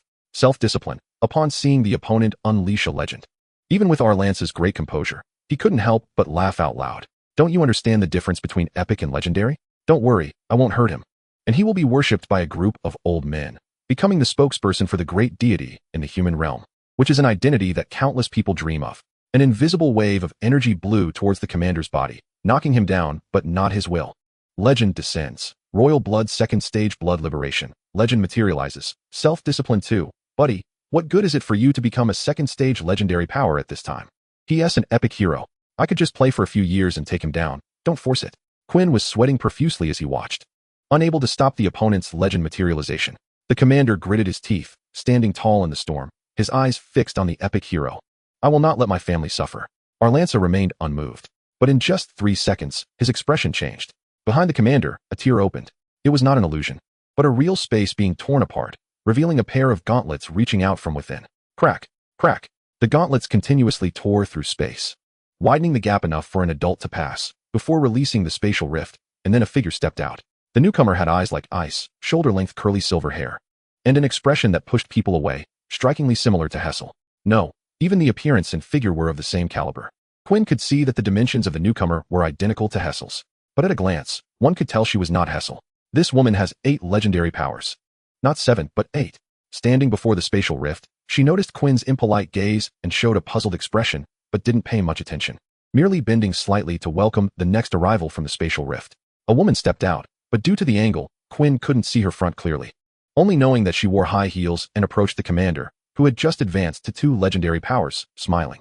Quinn didn't know the identity of the newcomer, but Arlanza recognized at a glance that this was an epic hero like himself. The giant King Claire. Why have you suddenly appeared here? The woman turned gracefully, every move perfectly embodying court etiquette, neither distant nor overly familiar, like a superior's benevolence to an inferior. If I hadn't come, my sister Clayton might have died at your hands. If she dies, my power will lose its source. Chapter 89 Sisters the Giant King. I heard that you were granted this epic title after defeating the epic giant titan's descendants, somewhat similar to me. Those old geezers should have died long ago. This era belongs to us. Arlanza looked down on the commander of the Crystal Defense, but had full confidence in this hero with the title of Epic. The smile on the giant king's face instantly vanished, replaced by a look of disgust as she coldly scolded. Lowly race, you truly disgust me. Even having 2 teeth after becoming human. This remark was not directed at Arlanza, but at the woman beside her, who looked exactly like Hessel. The woman's complexion was fair and pure, clad in silver armor, a silver cloak cascading from her shoulders like satin woven from moonlight, rustling in the night wind. Compared to Hessel's cold exterior and warm interior, she could freeze you into an ice block at a glance, emanating a coldness from the depths of her soul. She bore no weapon, and beside her floated a 6-sided crystal of 8 colors. The reason Quinn immediately recognized her as being at the realm of 8 legendary powers was that the crystal was her proof of legend. Can this thing even be removed? After being removed, is she still a legend? But soon, Quinn witnessed something even more astonishing. Her proof of legend began to spin, gaining the enhancement from its master. Infused with epic power, and charged towards Arlanza with her. The speed was so fast that Quinn couldn't even catch it. He only felt a gust of wind at the city wall's gate, and the 2 vanished. He could only vaguely see 2 meteors colliding in the sky, unleashing shocking aftershocks. As my twin sister, this is the second time I advise you to leave this country and never come back. With your strength, you could easily live a comfortable life in the southern barbarian tribes. Claire. Bang. The helmet exploded, revealing the full figure of the captain. Even with her hair in disarray from being pressed to the ground, it couldn't hide her innate nobility. Her delicate, jade-like cheeks were slightly flushed. Her brows arched like distant mountains, slightly raised, resembling two ink feathers ready to take flight, adding a touch of sharpness to her heroic face. Of course, more than that was the feeling of a domesticated evil little bear that wants to bite but is held down by its head. Pressing down on the captain with epic power, the woman revealed a proud smile, looking down at her sister lying on the ground. That was all that needed to be said. After that, she disappeared from the ground. Suddenly, a loud noise echoed in the sky, like a natural disaster. The storm shook everything that the fierce wind swept through. Legendary liberation. The immortal fortress standing forever. The towering walls concealed the crystal fortress, which was preserved under the legend of the dragon captain. Crack. A pig's head over 10 meters in diameter fell before the walls of the crystal fortress. Its eyes wide open in disbelief until the very last moment. A magnificent and solemn female voice came from the sky. The crisis of the crystal fortress has been resolved. Announcing the imperial edict of His Majesty the Emperor, 11th Prince Gerald, due to the invasion of the pigmen into the crystal defense line, causing damage to the reputation of the Golden Empire, will, after 1 month, lead all captains to hand over to the 6th Legion of the Southern Azure Ancient Forest, and be demoted to Deputy Chief of Staff, assisting the 6th Legion Commander. The position of Commander of the Crystal Defense Line will be temporarily held by the 19th Princess Claire. Once the voice completely faded away, the epic power suppressing the captain was finally lifted. I'm so mad. I'm so mad. That guy is so arrogant. Without the restraint of epic power, she completely went wild. Rolling on the ground, she gritted her teeth and cursed that epic hero. That bastard who was born with a mother, but raised without one. I must step on her hard. Captain, it seems you have the same mother as her. So what? Never mind. You keep cursing. Darling, come here for a moment. The clear-headed sheep timidly approached Quinn. The memory of being controlled by the deity was still fresh, and it feared Quinn would take revenge and hang it up for a beating. Hold her down. Don't let her embarrass herself further. Bah. Uft. Bring the medicine. Go away. Don't get your face so close. It's quite soft. Grasping the sheep's cheek, the captain began to play with it. The poor sheep could only huddle in place and let her have her way. What did your sister do to you? I feel like she is willing to come save you. She should be a good person, right? I'll tell you when I get back. The God of Order is a great existence. Its descendants founded the Golden Empire hundreds of years ago, establishing unbreakable rules. That descendant was the eldest child. Soon after, that descendant shared their power with their children. The strong gained wisdom, the weak gained will, the incomplete gained wings, and the blind gained a single eye. At the same time, it was announced that 100 years later would be the time of their death, as long as on that day the children could defeat each other, they could take each other's power. The final victor would become king. 100 years later, the second Golden Emperor was soon born. Also a mythical hero. Exactly the same, not a bit less. In fact, because of the trials they had undergone, they were even stronger than the last Golden Emperor. In just 3 days, they deterred the covetous gazes from the outside world. Centuries later, they used this method to select their own heir. The deadline was also 100 years. The Golden Emperor married the 13th wife and had a pair of twins with her. The elder sister was born strong and powerful, having killed an adult water buffalo at the age of 3. The younger sister was born weak and sickly, but her senses were different from ordinary people. Even before advancing to legend, she could observe the miraculous power floating in the air. The elder sister always protected the younger sister, and their relationship was very good until the year they turned 7. Both fell ill with a fever and suffered a severe illness. After that, the younger sister began to say strange things every day, as if cursed by a wizard. Finally, at the age of 10, she used her legendary power to pierce her sister's body, taking the portion of inherited power that belonged to her sister 20 years early. The elder sister lost all the miraculous protections belonging to the God of Order on the spot, due to her frail body. She could not use this part of the power but could manipulate it at will, bestowing it upon her own guards. The Golden Emperor learned of this and made her swear an oath. Until she reached myth, she must protect her sister and may not imprison, harm, or kill her in any way. If her sister died, all of the younger sister's power would disappear. The elder sister, having lost the power of order, obtained her mother's position with the help of the Golden Emperor. But the power of order could not be taken easily. Even under the protection of hunting and the beast god, her legend could not suppress the seed growing again within her body. The child of order wanted to advance to legend, but could only walk the path of order power, even if other divine powers could be added. Its essence could only be order power. Ultimately, that seed grew larger and intertwined with the power of beasts. Fearing that her sister, who had already become an epic hero, would take her power again, the elder sister never chose to advance to the second legend. The younger sister understood this and left a mark on her. As long as she increased a legendary power, her younger sister far away in the capital would sense it and understand that her sister was in irresistible danger. After hearing the story, Quinn patted the sheep's head and couldn't help but exclaim, "Then she's very bad. She is very, very, very bad." The captain corrected the mistake in her subordinate's words. "But, Captain, you are too gentle. Am I not fierce?" Gritting her teeth, she glared at Quinn, her noble eyes blinking, her nostrils flaring. It was as if she was flirting. Seeing this, Quinn's expression suddenly darkened, his eyes narrowing into a barely illuminated arc. Clenching his fists and placing them on his chest, he said, "Then, as the price for your humiliation in saving me this time, I swear by my own existence that I will help you kill that woman and deliver her head to you." "No, no, no," quickly grabbing Quinn's fist. She stopped his vow. "So, you're still too gentle, lacking that feeling. Once you take off your helmet, you become a different person. Put on the helmet. You'd be a bit fiercer." "Really?" The captain leaned closer to Quinn, carefully examining his eyes, wanting to see if he was lying this way. She had done this many times before. Neither Quinn nor she felt anything. She would even directly bump her forehead against Quinn's head, laughing heartily at the sight of him falling in pain. But once the helmet was off, their eyelashes could almost touch when those golden and brown eyes met. An unusual heartbeat surged from her chest.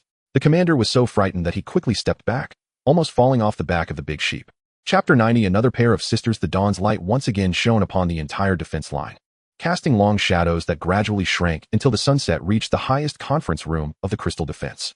In the spacious and bright conference room, the position of the Legion commander was occupied by the mysterious and noble 19th princess, with an elegant and dignified posture. Her fair and slender fingers gently picked up piles of documents, and the calmness in her eyes flickered with a strange light as she casually browsed through the mountain of reports that had accumulated over time, utilizing the power of Epic. Regarding the actions of the orcs, intelligence indicated that they launched this fierce attack within just 2 months. Initially, no one anticipated the outbreak of this war.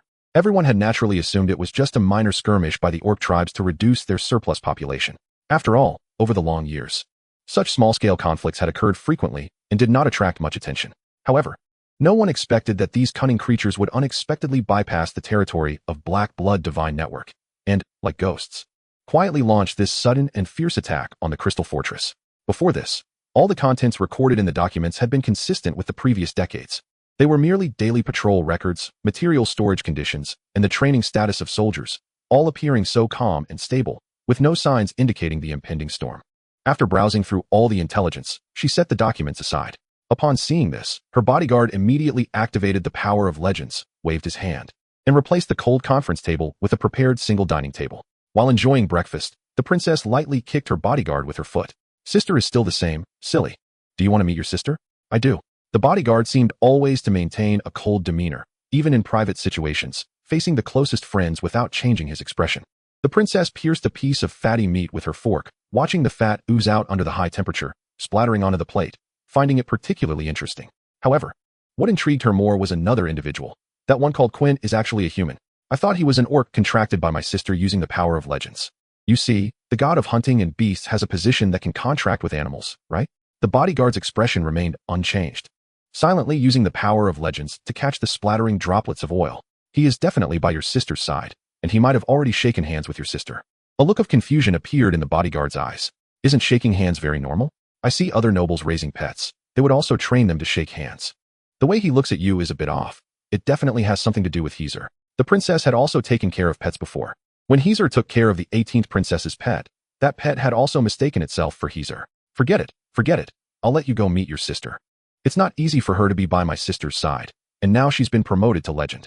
You need to be gentle. Don't hide everything in your heart." "Thank you, Your Highness." The bodyguard nodded, waved his hand again, and the dining table vanished, leaving the princess alone in the quiet conference room. Singing an unknown tune, the princess waved her fingers, drawing a circle in the air. Sparks flew from the tips of her fingers, encircling a space, projecting the scene of the royal capital.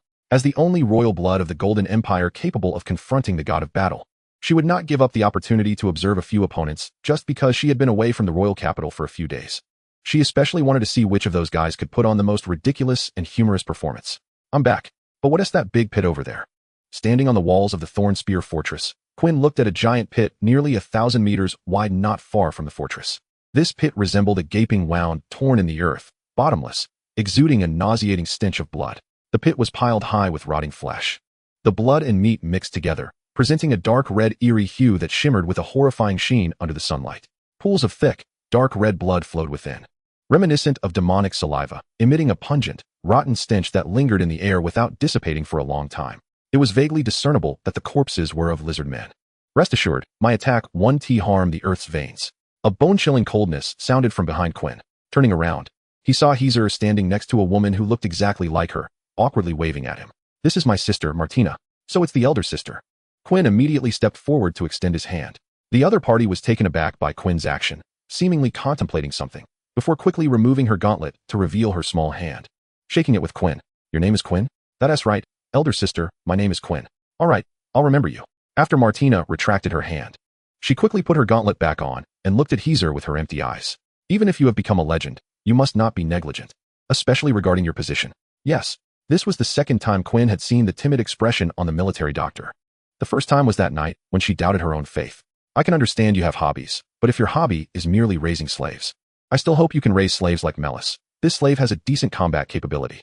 There was no hint of disdain or contempt. Her plain words merely stated a fact. Until Heezer quietly retorted, Quinn is not a slave. Not. Martina's brain was racing. A big guy like this, if not a slave. Could he be a groom? Grasping a flash of insight in her mind, Martina's gaze held an apologetic tone. Sorry, Mr. Groom, I mistook your profession. This time I won't miss it, right? This guy who looks like a barbarian can even tame siege rams. He must be an extremely skilled groom. Quinn made a face at Heezer, silently communicating with his eyes. Does your sister have a bit of a problem? You're the one with a problem. Heezer glared back fiercely. Sister definitely doesn't have a problem. Martina looked at the two exchanging glances in confusion, curiously asking, did you two get sand in your eyes? Where, elder sister? Are you going to stay for breakfast? Otherwise, I'm going to sleep. I fought all night last night, and I'm exhausted. Sorry. I didn't consider that. Nodding, the 19th princess's bodyguard grabbed Heezer's shoulder and vanished in a flash, leaving Quinn alone, standing on the wall. No. Beside him stood the obedient Lily and Melis, who also seemed to have a considerable psychological shadow regarding this military doctor's sister. Even deeper than Heezer. Has she been like this since before? That's right. It's super scary. Lily's little head was spinning quickly as she gestured wildly about the things Martina used to do, like getting dragged out of bed at 6 in the morning for training, or getting caught sneaking food in the kitchen and being made to face the wall for 2 hours, or being forced to attend a cooking training camp because her cooking was too terrible. She really didn't do anything wrong. Oh dear. With a clang, Lily bumped into Quinn's armor, knocking herself dizzy. You've bumped into me. Now it's my turn. The end of this volume is indeed a bit rushed. My original plan was to pay the price of having my 2 legs severed in exchange for the significance of the pig headman legend hero, and then have the little lamb appear to strike down lightning with the protagonist, both achieving legend status at the same time. This would at least require 3 more chapters to write. But since some readers felt it was too slow, I sped it up a bit. However, after I sped it up, some readers thought it was too rushed. It's the first time I've encountered such a situation where it's hard to please everyone. I haven't had this experience before. So from now on, aside from this, I won't modify the plot. Of course, if I really write something that I can't control and remain oblivious to it, please remind me sternly. This is supposed to be enjoyable. It absolutely cannot be pretentious. Chapter 91. Family Letter. The Order Knights of the Fortress returned. In this cavalry charge, everyone was injured and exhausted, with 5 elite members dead, compared to the other 150 riders who were not skilled in horsemanship. Their casualties were the least due to Quinn's prior training. After a simple meeting, they disbanded, and the next period would be a vacation. There are no immortal beings on the battlefield. Having fought a victorious battle, everyone's mood wasn't too low, although the friends of those 5 Order Knights were a bit downcast. However, with the encouragement of the other surviving comrades, they gradually recovered. They also agreed to hold a banquet with the captain after everything was settled 10 days later. From the day Martina arrived, Hazel firmly rejected Quinn's long-term affectionate requests. The reason was that in Martina's legendary item, there was one that had the ability to teleport, allowing her to appear beside her sister at any time to check if she fulfilled her responsibilities in assisting the princess. Quinn slowly realized that this woman was very pure. She had no elevated or contemptuous thoughts about anyone. Even when facing the captain, her attitude was cold and unyielding, neither servile nor arrogant, just doing her job well. She was like a coal machine. Whenever the 19th princess had a requirement, she could fulfill it completely. Cooking, painting, architecture, horse training, military training, combat command. There was almost no knowledge she didn't understand. This was a perfect humanoid machine. This was Quinn's final conclusion. As for the 19th princess, Quinn hadn't seen her for days, nor had he seen the captain meet with her. The conflict between the two was deep. Subsequently, Quinn, who became a legend, was promoted to vice captain but still belonged to the captain's command and was not allowed to lead a legion on his own. The reason was that the time was too short. He had to learn beside the captain for 6 months and would be assessed after that. This was given to him only under the strong recommendation of several captains. Otherwise, the 19th princess wouldn't bother to meddle. Hazel said that Martina's most important task every day was to prepare 3 meals for the 19th princess, while also listening to her talk about the power struggles in the capital. Although she herself was far away from the capital, she could return at any time through Martina's item, at the Spiked Fortress, in Quinn's room. Hurry up, give me a pen. I want to write a letter. A letter to my father. Weiss was bouncing around excitedly in the room, unable to contain his excitement for days. Finally remembering to write home to tell his father this good news. Do you have ink to write a letter? Quinn, let's go find Miss Hazel. Besides his childhood friend, Weiss only knew this high-ranking officer at Spiked Fortress, and for some unknown reason, the two had a decent relationship. Hazel hasn't been doing well lately. Is it because of her sister? That indeed is a very strict person, but also a very kind one. Weiss had also met Martina, and they didn't really have anything in common. Of course, the main reason was that he didn't dare to greet her. That icy woman naturally wouldn't say a word to strangers. Without further ado, Weiss immediately dragged Quinn to Hazel's office, when there were no patients. She mostly used her abilities to conduct research, and she had been planning to see if she could develop new products using the blast furnace. But seeing her frowning expression, it was evident that it wasn't going well. Another failure? I can't even think of what the next advancement direction for this item should be.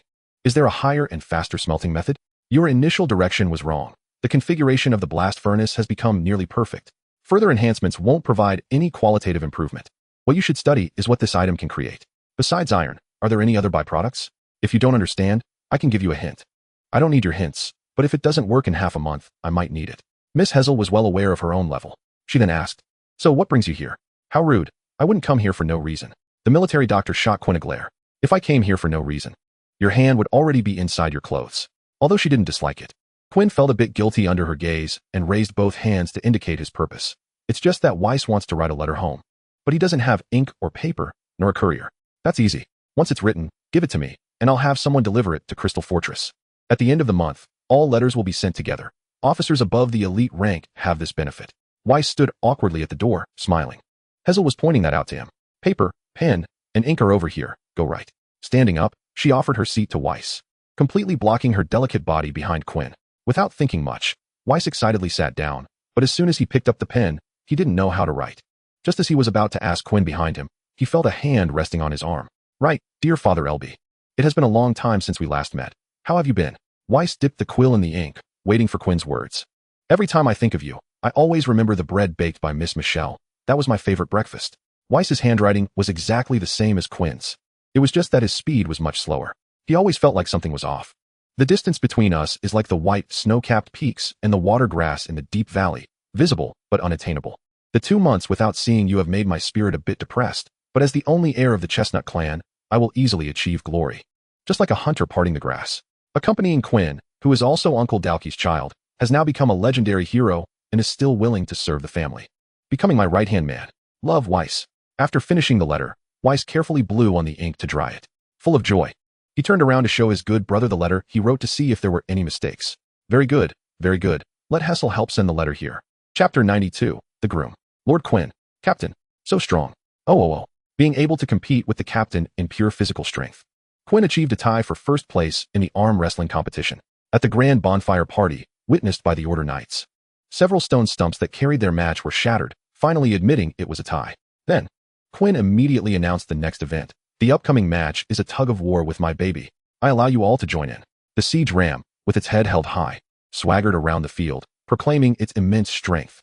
After being promoted to legend, it was no longer the 3-year-old's intellect. At least it was 6 years old now. Don't underestimate us. Even if we are legendary heroes, there are dozens of us. And me. I will also participate. The petite Lily, who jumps up to 1.80 m, is the main character of this tug-of-war. Unfortunately, even with more than 40 elite knights, plus a naturally strong knight like Lily, they could not withstand the brute force of the little lamb at the legendary level. With its legendary status, it can now be considered a hybrid dragon breed. Besides Quinn, it is hard to find anyone who can suppress it in strength within a legendary power. Slap. Habitually patting the little lamb on the head, Quinn laughed heartily to celebrate its victory. The banquet lasted about 3 hours before ending, and many Order Knights returned home drunkenly. Quinn, who originally planned to go back, was grabbed by the captain by the neck and dragged to her room. The captain's room is no different from an ordinary soldier's, except the proportions of the tables, chairs, and bedboards are larger, and the floor is covered with wool plush, which is extremely comfortable to walk on barefoot. Of course, there are other people in the room. Hazel, Melis, Lily, and Polypo, the captain's 4 personal guards. Do you want me to help you sober up? Hessel raised her reddened finger and lightly poked him in the waist. No, no, no, it's hot. Really hot. The somewhat dazed Quinn immediately sobered up, looking at the circle of people around him, knowing he could no longer pretend to be drunk. Snap. The armor was released. The captain's helmet fell off, revealing her face and the collar of her outfit. It was a simple training suit, plain-colored, without any flashy decorations, unlike her sister's luxurious long skirt. It was simple to the point of not looking like a royal outfit. Her handsome and beautiful face carried an innate charm, and the faint smile at the corner of her mouth added a touch of inscrutable quality, contrasting sharply with her usual carefree image. If the Hessel sisters were a snow lotus, cold on the outside but soft inside, and an ice flower, completely cold inside and out, then the captain is a tulip. Elegant, noble, yet not lacking in the pursuit of friendship, while also possessing qualities of cheerfulness and sunshine. Not only does she look beautiful, but her neck is also long and graceful, resembling an elegant swan, with smooth lines and no flaws, reflecting a pearl-like gentle luster under the light. Quinn then remembered that the armor he was wearing used to belong to the captain. So, does that mean I was wearing women's clothing on the battlefield? Then, the captain pulled Quinn close to her side, just like usual, putting him under her armpit, their heads bumping together. Captain in armor with head exposed. Tonight's second round is mainly to welcome Quinn as my personal guard. Polipo, Lily, you two take off your armor too. Snap. The little tin can's armor fell off piece by piece, revealing a cute nightgown with a big white rabbit's head printed on it. Her little feet bounced around the room, stepping on the wool plush carpet as she sat down. Polipo, however, tightly hugged her helmet, refusing to take it off no matter what was said. The captain still hadn't told her about what Quinn discovered that night, but since she was unwilling to take it off, there was no need to force her. The captain raised her other hand and announced, Quinn, from now on, you are my 5th personal guard. Do you know why other captains have accompanying servants? While it seems I have nothing. Without waiting for Quinn to answer, the captain began introducing. This is my cook, Tata. Lily, with her mouth full of snacks, made a peace sign to prove her identity as the cook. This is my servant. Humph. Polipo crossed her arms, her eyes full of pride. This is my slave, and the only one. I was trafficked when I was young, and being bought by Lord Clayton is also an honor for me. The swordswoman Melis was completely indifferent to her status as a slave, because the other 5 people in the room also did not care about her status as a slave. This is my steward. I don't need to introduce anymore. Hessel watched Quinn endure the captain's enthusiasm in a brain-padded pose, and the temperature in her hand was rising. No need, no need. Quinn, have you thought about what role you want to play among my family? Hearing this, Quinn recalled Hessel's sister, Martina. At that time, her judgment of him didn't seem too bad. A groom? The captain rarely thought hard. It must be said that the profession of a groom does seem quite suitable for Quinn. Not only is his horsemanship superb, but he also has the only legendary mount in the team. Most importantly, that big lamb's current size can easily accommodate 6 people without seeming crowded. Alright, considering your superb horsemanship, I have decided to grant you the position of the special groom for the 18th princess. Chapter 93, The Absence of Gods. The 6 of them chatted in the room until late, and with Lily climbing onto the captain's lap and yawning, the second half of today finally came to an end. The captain originally intended to let Quinn stay overnight, but Polipo and Hessel both firmly disagreed, which prevented her from carrying out her idea. Didn't get to stay? Are you very disappointed? Just as they left the room, Hessel pinched Quinn's ear. Obviously. You're jealous, huh? How could that be? TSK, spitting. Melis, who hadn't walked far, quickened her pace. She couldn't let the antics of this couple disrupt her sword practice. Until Melis completely left, Hessel's tiny voice sounded in the man's arms. Quinn is going to the confinement room. Understood. Many order knights had already lain down to rest, and the patrol shifts in the fortress were reduced. Plus, Martina had gone on a mission 2 days ago and wouldn't be back for at least 5 days, allowing Quinn to boldly carry Hessel on his shoulder, letting her sit on his shoulder. The right shoulder bore the pressing weight of the plump peach, and with every step, he could feel the full softness. The military doctor enjoyed this time alone together very much, closing her eyes and humming a tune, drawing random patterns on the man's chest with her heels. From the education she received since childhood, the first was theocracy, and the second was royal power. The meaning of living is to dedicate everything to the divine, assisting the royal family in achieving this ultimate goal. To this day, the notion has long been deeply rooted in her heart. Over more than 30 years, she has become accustomed to this reality. The followers of the divine are not allowed to have their own time. She must devote all her time to the divine in order to earn its favor. However, after the crack appeared in her soul that day, she filled the void of faith with a part of it. She allocated a little of her time to him according to the proportion of the crack. And the divine wouldn't mind. After all, apart from submitting new knowledge, the divine had never cared for her. A little more time wouldn't hurt. Yes, a bit more. Yes, a bit more. After all, the divine wouldn't notice me. It doesn't need my time as long as I submit new knowledge. Quinn. Let go of me. Oh, the military doctor, who had never felt her body so light, fell onto the street that only had the two of them. The footsteps of patrolling soldiers came from a distance. They had just patrolled this street. Barefoot, she silently put on a black and red robe. Her eyes shimmering like ripples stirred in an autumn pond, radiating endless gentleness and liveliness. The abundant dancer would dedicate her most passionate and vibrant dance to the divine for the faith in her heart. But tonight, the divine was absent. The sheer, gossamer-like skirt layered upon her body, like the velvet of the night being cut down, gently wrapped around her figure. As she danced, the skirt trembled violently as if alive, suddenly blooming, as if each piece of fabric was exalting a passionate melody. The scorching flames licked the ground continuously, waves of heat radiating from her body. The initial dance of the abundant dancer was a courtship dance to showcase her charm. This is the cornerstone of civilization. Breathing heavily, her nostrils slightly sweating. But in an instant, it was licked by the flames. That flame-like dance swayed in the night, her delicate waist twisting, scattering petals, wrapping around the man's body with deadly allure. Tap tap. The patrolling soldiers seemed to see the firelight here and turned back to investigate. But all they saw was an empty street. They thought they were hallucinating and scratched their heads before leaving. In the sky, the dancer grasped her spoils and flew towards the small black room. The next day, Quinn wanted to leap out of bed as usual, but found his limbs sore and somewhat weak, unable to help but wonder, did you cheat? I thought you were almost done after an hour, but why does it feel like you're getting stronger? Just the use of legendary power. The military doctor leaned against him, coiling around like a soft water snake. Radiant. The power of the goddess of abundance is indeed very useful. Whether healing injuries or restoring stamina, it's a piece of cake. If injured, just heal. After all, I am a doctor. No, is that how doctors use it? Exactly. Forget it. Quinn didn't mind such trivial matters. After all, it was within his capacity. In any case, the two who had broken through the last layer of their relationship felt no significant change. During the day, they mostly busied themselves with their own matters. Quinn was responsible for training those elite knights, while Hessel was in charge of the logistics of the fortress. In just over half a month, the Thornspear Fortress would collectively march to the southern Azure Ancient Forest. It would be enough for the captains to bring their elite knights. Ordinary soldiers were not required, though bringing 1 or 2 was fine. The reason for this was to prevent the enemy from sending legendary heroes that countered each captain as they did this time. This is an old tradition of the Golden Empire. Once a significant change occurs on one side, the legendary heroes of both front lines would alternate.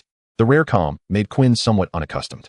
Now, if he wanted to kill an orc, he would have to run at least 200 kilometers north, all the way to the Bear Men's camp, facing at least 10 or more legendary heroes of the enemy, whose combat power far exceeded that of the pig-headed legendary heroes, as well as the epic heroes of the bear tribe. So he could only vent his energy on these elite knights. Stand up quickly. Anyone who dares to fall down will get a punch from me. You, especially you, Polybo, as the former commander, should set a positive example for them, not a negative one. I must say, training these soldiers is utterly pointless. But Polybo's stubborn little eyes are particularly amusing. Ever since Quinn was promoted to legendary, this Order Knight who was always discontented has been quite obedient in front of Quinn, except for secretly badmouthing him behind his back. As for how Quinn knew she was talking bad about him, she had no other friends besides the captain and Lily. As long as Quinn strolled around the captain's conference room with the new snacks he made today, he could find out even how many times Polybo wet the bed when she was a child. Chapter 94, The Days of Marching. July is blazing, and summer has already passed for a long time. The captains of the entire Crystal Defense Line, accompanied by their personal guards, set off on a large-scale migration spanning thousands of miles. Although it sounds far, it's only a 20-day journey in reality. This is all because of one person, the Earth Dragon Captain. He made significant contributions in this battle, so the higher-ups granted him a special, legendary weapon. The flute sound Earth Heart Great Wheel is literally what it means. More than 20 rumbling wheels allow his castle to move freely across the plains and receive supplies through the Earth Vein energy. That magnificent castle can comfortably accommodate over 1,000 people. Aside from this batch from Thornspear Fortress, Martina sent a luxurious carriage, also a legendary weapon. The fantastical Royal Emperor's Chariot appears to be a classic, understated ordinary carriage, but it contains over 100 square meters of living space. Even 10 people living inside wouldn't feel cramped. However, aside from the personal guards, all other Order Knights were sent to the Earth Dragon Captain's castle. More than the travel function, the most important aspect is that this carriage can transform into the Captain's exclusive armor, with a defense that even Quinn couldn't break through with bare hands, making it the first choice for home travel and eliminating threats. The only downside is that the carriage does not have the ability to absorb Earth Vein energy like the wheels above. It can only be driven by the Captain's legendary power, or by calling for Little Sheep to pull it. Quinn rode on the Little Sheep's back, directing it to keep up with the castle that resembled a small mountain ahead. On his back, he carried 2 swords. Hunt evil, eliminate threats. A legendary weapon left behind by Hetralu after his death was awarded to him. In fact, He could originally obtain 2 such items. But the higher-ups clearly wanted to share some credit with the captain, so they distributed these 2 exclusive equipment for the 2 of them. The captain doesn't need to use dual swords, and Quinn couldn't wear that armor either. Above is the only 3 legendary weapons in the entire original Crystal Legion. Even the Legion commander doesn't have such items. He mainly looks down on legendary arms and can't get epic arms. So he doesn't even have decent equipment on hand and gets beaten up by the epic hero of the pig-headed man. Don't be fooled by the fact that he is one of the princes. Except for their childhood, princes find it almost impossible to enjoy the emperor's favor. They must become one of the leaders of this country, without exception. This includes the captain as well. Apart from their positions, there are no benefits from the emperor. Hazel, come out to play, don't stay inside. The military doctor smiled helplessly, with an expression that showed she really couldn't do anything about him. Apologizing to everyone with a smile, as she slowly walked out of the carriage and sat on the other side of the sheep's head. Their relationship seems to be getting better recently. Weiss sat gloomily in his chair, feeling a bit unhappy. Although he was brought onto the carriage by Quinn, the people on the carriage didn't seem easy to get along with. Melis had been seen several times, and apart from her own sword, she seemed indifferent to everything else. If she was accidentally offended, she might even hit him. The knight named Polyp was also very arrogant, often ordering him to do meaningless tasks. The most reassuring one was the little girl named Lily, who looked younger than him but was actually his age. She would kindly share snacks. But her strength was a bit much. If she accidentally punched him, he could end up on the ground for a long time. The scariest one was the captain. Dressed in full armor, he looked like an armored giant beast, with arms thicker than Quinn's and fists larger than Quinn's. He could occupy the space of 2 people by himself. He even snatched snacks from children. Weiss, who was sitting in the chair and lost in thought, was quickly grabbed by the captain by the nape of his neck and lifted up, the captain's large eyes coming close to him, sniffing. There was a smell of blood, but it had been cleaned up well. Hey, Weiss almost panicked in an instant, his face visibly tensing up. Haha, don't be afraid. I know it was Hazel who helped you clean it up. She did the same for me in the past. If you don't smell carefully, I wouldn't even notice it myself. But you are too weak, aren't you? Not a bit of muscle. Your fists are soft and not strong at all. The captain gave him a similar feeling as Quinn. Capital of the Golden Empire, the royal capital. Once a dwelling place for evil dragons. The first Golden Emperor used his fists to turn this area into a dragon grave. Literally, he slaughtered all those evil dragons, turning their bodies into tombstones. Nourishing the earth veins, and using the energy from the earth veins for the power of harvest, establishing the first city of the Golden Empire. Due to the resentment souls of these evil dragons being protected by the dragon god and the god of death. Even the divine power of the god of order could not completely eliminate them. Therefore, the dragon grave needs to be guarded by someone, otherwise. If the souls of the evil dragons escape, it would cause great trouble for the current Golden Emperor. It is almost equivalent to having an epic powerhouse stationed here to ensure the royal capital continues to enjoy favorable weather.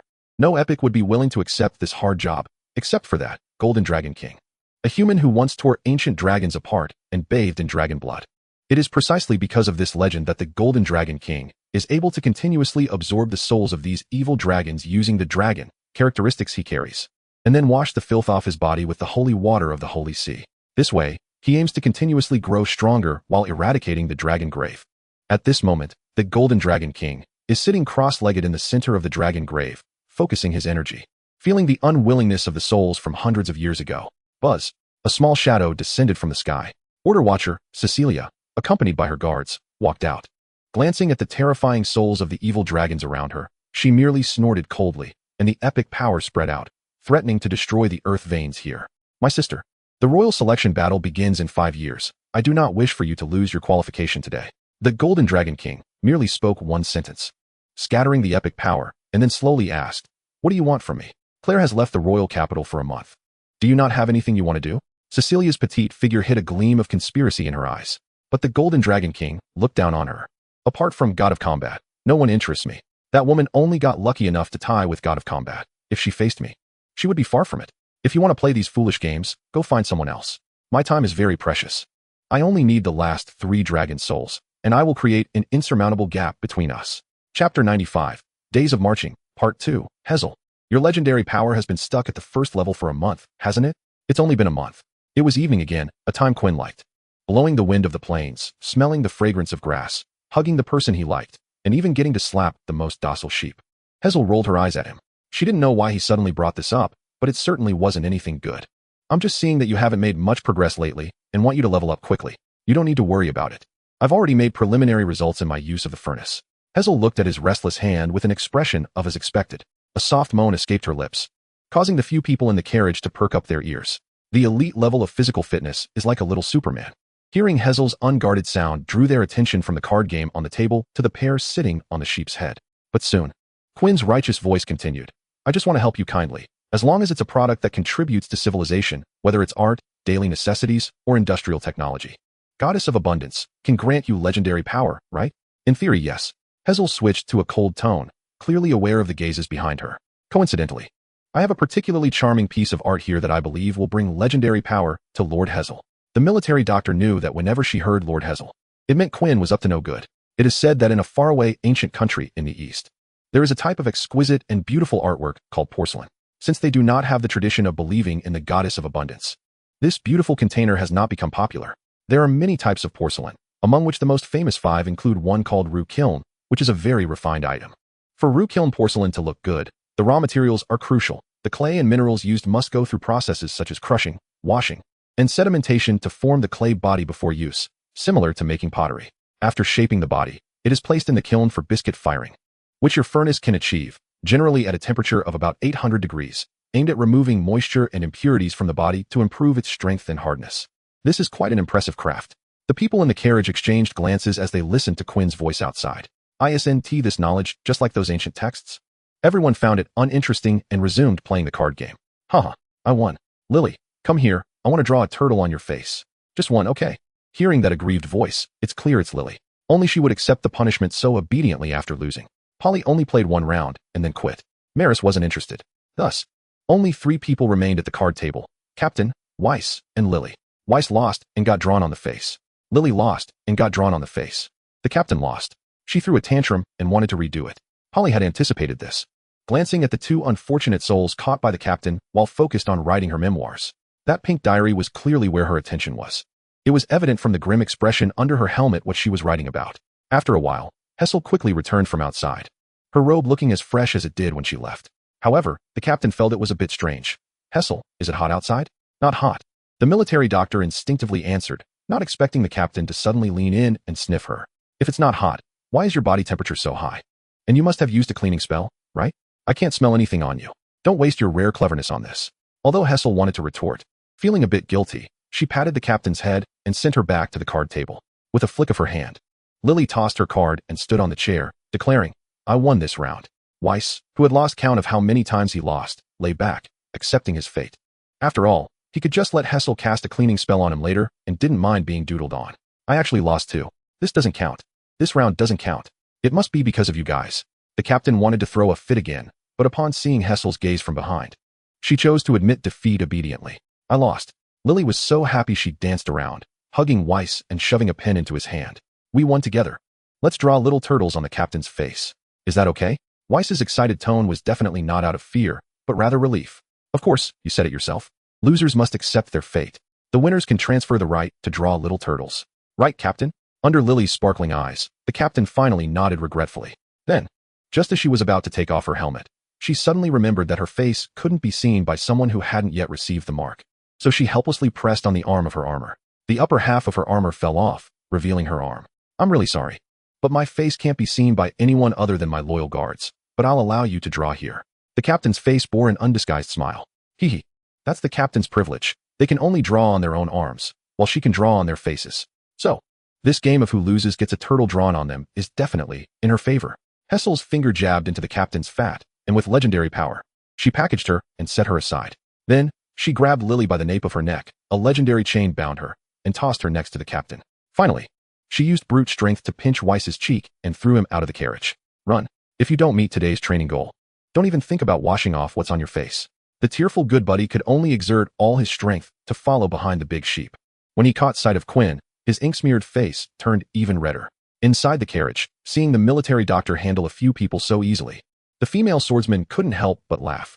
Our legendary hero Hazel has had her fun, but won't let others have a bit of joy. Maris, do you want to experience my legendary miracle too? Holding her sword, Maris merely raised an eyebrow, disdainful of engaging in a fight. But that didn't mean she was at a disadvantage. The legendary hero Hazel, whether she submitted the knowledge she learned to the goddess or not, was uncertain. No talking about that. Chapter 96. Days of Marching. 3. The entertainment activities inside the carriage decreased one after another. Eventually, it turned into a showdown between Polly and Quinn. Why did she have the courage to challenge Quinn? The reason was that Hessel had created a real-time sand table, with both sides having 5,000 troops. Commanded by Polly and Quinn, the only two who could strategize from inside the carriage. The Azure Ancient Forest was nothing like the Crystal Line. It was a standalone fortress with only 50,000 soldiers. It couldn't compare to the hundreds of kilometers of guarded areas on the Crystal Line. Those 50,000 soldiers were all concentrated in one fortress. Or rather, it was no longer just a fortress. It was essentially a large city with a permanent population of over 300,000, the only supply point within a 50-kilometer radius. This fortress had become a transfer station for many adventurers heading to the Azure Ancient Forest. The Azure Ancient Forest was once home to the elves, who were the most powerful lords on the continent thousands of years ago, on par with humans today.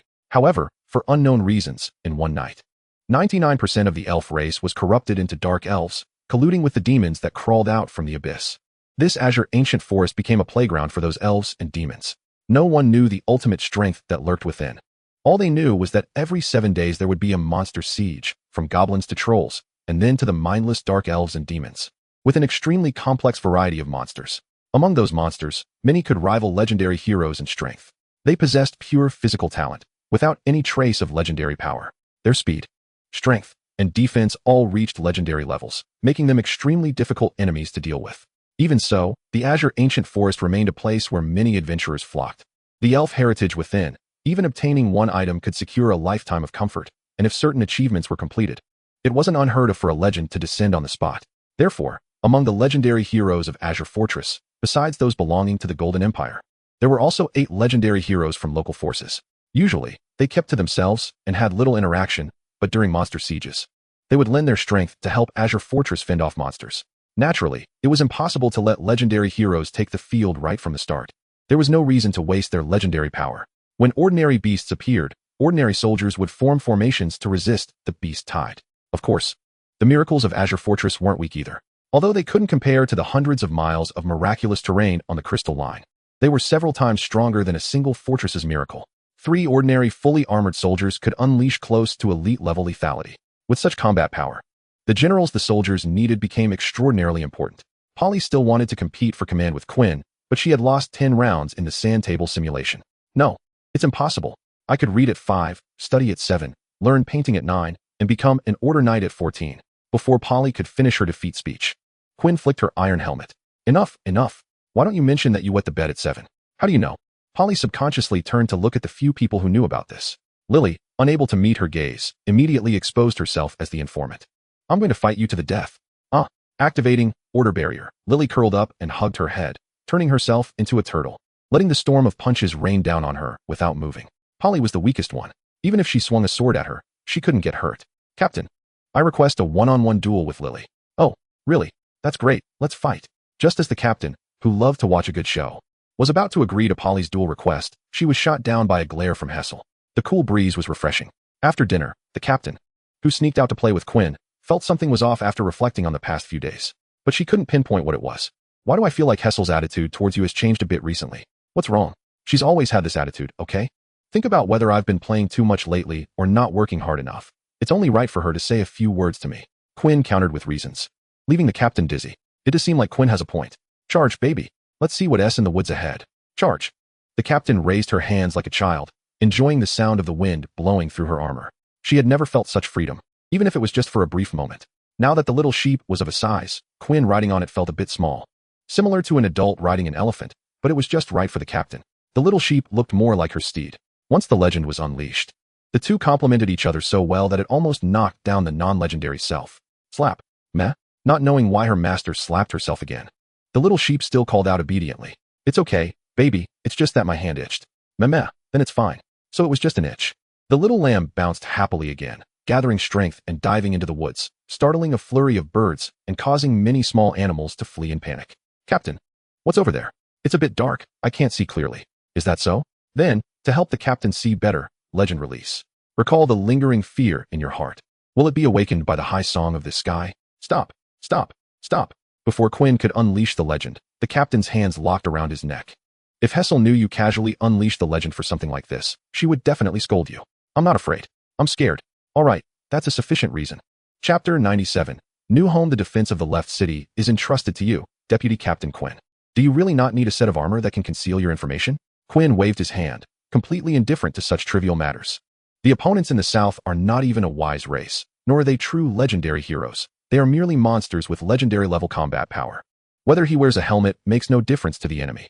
He didn't even feel embarrassed wearing just 2 pieces of cloth. In fact, wearing a helmet would hinder his movements, and every time he tried to recover by sucking blood on the battlefield, it was very troublesome. Seeing this, Knight Captain nodded. Compared to the captain, he had a bit more trust in Quinn. Whether it was the cavalry charge during the elite period, the capture of the pig-headed man after the legend, or the most dazzling scene of that night, various signs indicated that Quinn's reliability far exceeded that of the Thorn Spear captain, with extremely strong combat power and the ability to command a 1,000-strong unit. Such a soldier would have been a right-hand man to a grand marshal in the founding period. But now, never mind, every little bit I can help counts. Knight Captain had a very good impression of Quinn, and from the perspective of a superior, he saw him as a deputy captain capable of surpassing most captains. Among the 20 captains, only 3 had 2 legendary level combat powers. And only the Thorn Spear captain, no, it should now be renamed the 13th Knight Captain, had 3 legendary level combat powers. This place is no longer the former Crystal Defense Line. Knight Captain looked out, where the bustling streets were filled with a dense flow of vendors. And people from all corners of the world lived together in this area, known as a fortress, but essentially a city. Deputy Captain of the 13th Knights. You can move freely within the city, but when the beast tide strikes, you have only 1 hour to reach the battlefield. After that time, the miracle will be hard to maintain. Do you understand? Understood. Quinn nodded. A city with a population of 300,000 is not large. Even if he is in the farthest area, 1 hour is enough for him to reach the battlefield. Nightlight. No, the first Knight Captain of Azure Fortress. Then I will take my leave. Go, keep an eye on the 13th Captain, and don't let her cause any trouble in the city. Knight Captain was clearly familiar with the captain's style of conduct. As a living fossil on the Crystal Defense Line, he knew the details of every captain like the back of his hand.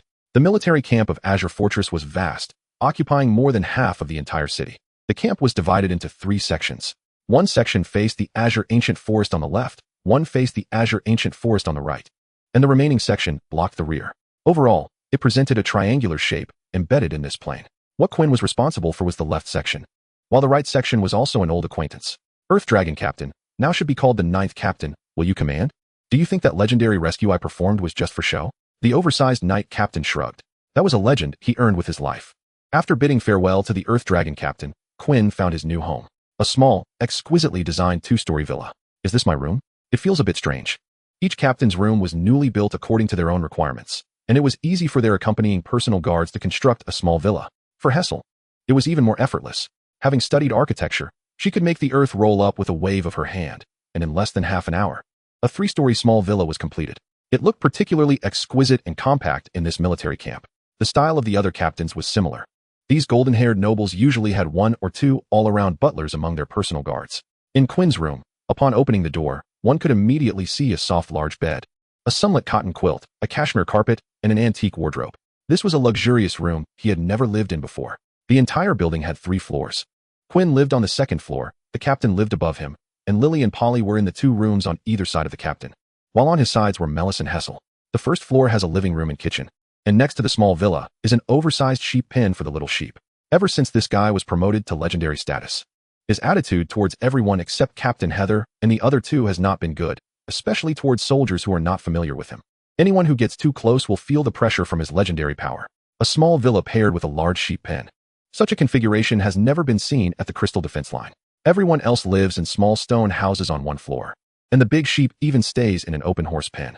The reason is that the miraculous energy of the Crystal Defense Line is connected to the buildings. So building tall structures would affect the power of the miracles, but the Azure Fortress is different. The miracle of this fortress floats about 50 meters above. So as long as you don't exceed that height, you can build anything without issue. Just as Quinn was enjoying his soft big bed, his good buddy Vis pushed the door open and happily called out to him.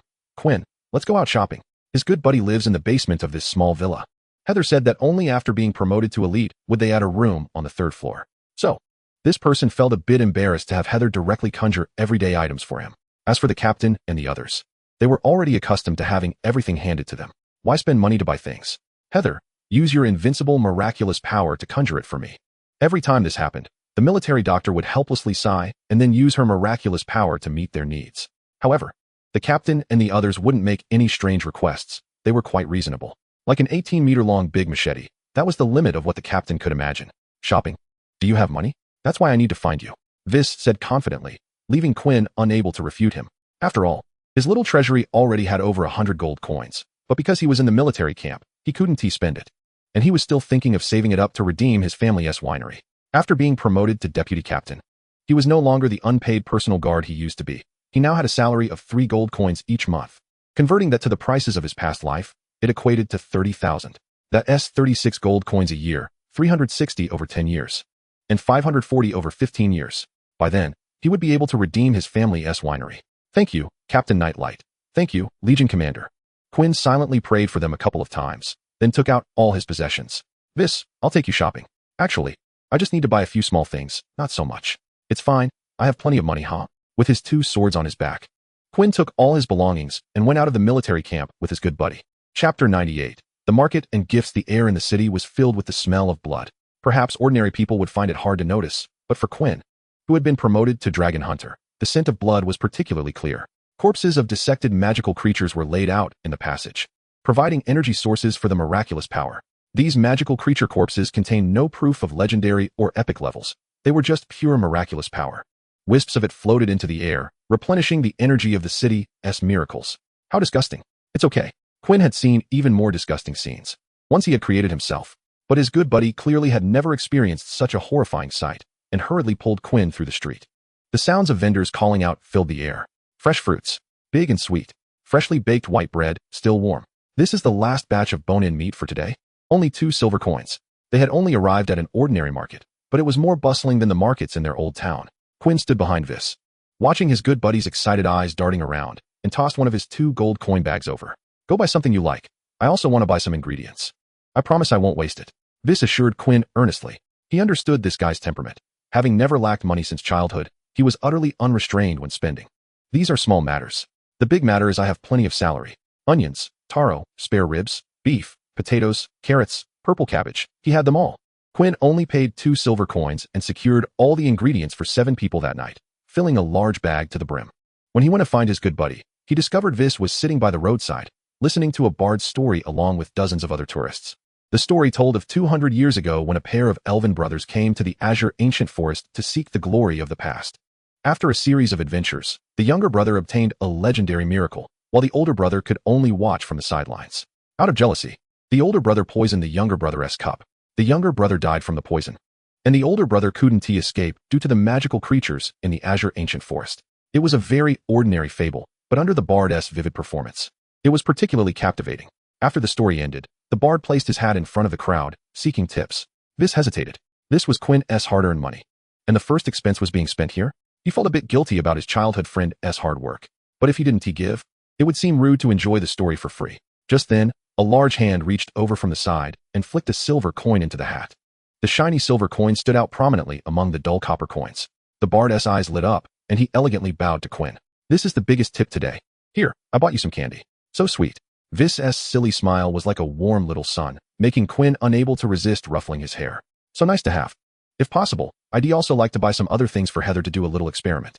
Vis, do you know where I can buy maps? Vis shook his head in confusion. He had just been listening to the story. If you want to buy alchemical materials, you need to go to Adventurer Street. That's the trading center of the entire city. It's said that even miraculous items with legendary power are sold there. The bard, hearing Quinn's question, quickly stepped forward to offer help. If this young master doesn't mind, I can guide you to and also help you find a suitable place to stay. The bard immediately recognized that these two had a master-servant relationship, and a very close one at that. Vis was wearing his casual clothes, with a family emblem at the collar. Quinn had directly hung the emblem on his chest, dressed in just 2 pieces of cloth. But this guy, who looked like a barbarian, held the financial power of the two and was the backbone for the inexperienced young master. Therefore, he spoke in a manner that conformed to noble etiquette while still respecting Quinn. His response quickly earned Quinn's approval, and another silver coin flicked into his pocket. No need to guide us. Just tell me how to get there, and we'll find a place to stay ourselves. Upon receiving the silver coin, the bard's smile grew wider, and he quickly pointed the two toward the direction of Adventurer Street, simultaneously advising them which shops were scams and which offered reasonable prices. Let's go over there and take a look. Thank you. Weiss politely thanked the bard, causing him to lower his head repeatedly in surprise. Quinn, why does he seem so afraid of me? When we were at home, no one was afraid of me. Because I'm fierce enough. Nowadays, Quinn's appearance could easily lead people to believe he was a mix of barbarian and orc. He looked like a muscular beast in human form, with fierce eyes that intimidated ordinary people from making direct eye contact. In contrast, Weiss, who stood beside Quinn and could communicate with him normally, was already considered quite remarkable in the eyes of others. Well, It really does seem like you're quite fierce. Oh woo. Haha. As the two joked and laughed, they arrived at Adventurer Street. This place was actually called Flower Forest Street because there were always many resilient wildflowers blooming along the roadside. It used to be a gathering place for passing merchants, but as adventurers began to frequent the area, people gradually forgot its original name. However, the wildflowers still thrived, blooming all year round. Alchemy materials, alchemy materials. Is that the one? Should I buy some souvenirs for Hester and the others? Upon hearing Hester's name, Weiss instinctively perked up his ears, but after realizing they were just souvenirs, he smiled. Miss Hester probably doesn't need them. She can make these things herself, so they aren't that important. Humph, see, Weiss, you're still too young. I'm only 2 months younger than you, but you really don't understand women. If I give her something she made herself, she'll slap me, but if it's a gift I've carefully chosen, she'll just say a few words, but will be very happy inside. TSK, Weiss spat lightly, showing the bad habits he learned from Maris. Quinn's eyes scanned the surroundings and finally spotted his target at a small stall, a copper necklace inlaid with green flowers. I think this one is pretty good. Boss, how much for this necklace? Little brother, you have good taste. This is an antique. It's been buried underground for thousands of years, and I spent 10 gold coins to acquire it. It's a precious heritage of the elven race. I'll give you a price, 1 silver coin. Deal, I'll pay. Weiss watched as Quinn tucked the necklace into his arms, feeling like it was still a bit of a loss. Chapter 99. A pleasant shopping experience. After wandering around the street again, they arrived at what looked like the largest chain supermarket. No, it should be called a guild. I want ores, several common ores that are fairly common but have little use. There aren't many shops selling them on the whole street. One was a pale yellow, brittle crystalline substance. The other was a colorless, transparent crystal that dissolves easily in water. The cheerful female sales assistant went to help Quinn find the ores that met these requirements, and the two of them just happened to sit down on a bench to rest for a while. Rather than a guild, it felt more like a large marketplace, with small stalls and vendors inside. They didn't need to shout, they just sat in their respective areas. However, as Quinn sat there, several different gazes turned toward him. The reason was simple. His imposing physique was too overwhelming. Many could tell this was a master-servant relationship. After all, it wasn't uncommon for nobles to have barbarian servants, but it was unheard of for a noble to sit together with a barbarian. Excuse me, may I interrupt? A middle-aged man who looked like the guild manager approached, greeted Weiss politely, and kindly asked, "Our chairs are not for barbarians, as this affects our guild's business. Could you please have your servant stand?" This old man is quite polite, Quinn thought sincerely, but he did not move. Quinn, Weiss tugged at his friend's clothing. He was not trying to get him to comply with the request to stand, but rather was afraid of what might happen next. It was likely to be very bloody. Weiss could hear Quinn's cheerful tone, but he could also detect Quinn's displeased tone. When Quinn was happy, he was happy too. When Quinn was unhappy, someone was going to be in trouble. The towering man closed his eyes, slowly saying, "Weiss, I clearly understand the rules and order that support the operation of this world. This cannibalistic world has divided humanity into several tiers, with a gap between them that is as vast as the sky and the earth. Therefore, I consider myself a very fortunate guy. Neither you nor the captain has ever regarded me as a subordinate or servant. It is precisely because of this that I can stand by your side." The guild manager maintained a polite smile, though his lips were beginning to twitch, as if an inexplicable pressure enveloped him, and beads of sweat were forming on his forehead. "We are the largest guild in Azure Fortress, and one of the 8 legendary heroes, Lord Gooden, is on the 3rd floor of the guild. Regardless of who you are, if you want to cause trouble, you need to think it through first." When the guild manager thought of the legendary hero above him, the pressure on his shoulders inexplicably eased a bit. But Quinn didn't care about that. Legendary heroes? How much legendary power do they really have? The guild manager thought that upon hearing about the legendary hero, the other party would consider backing down, so he raised his voice again. 2. A full 2 points of legendary power. One is a person who can move freely amidst the beast tide without ever being injured.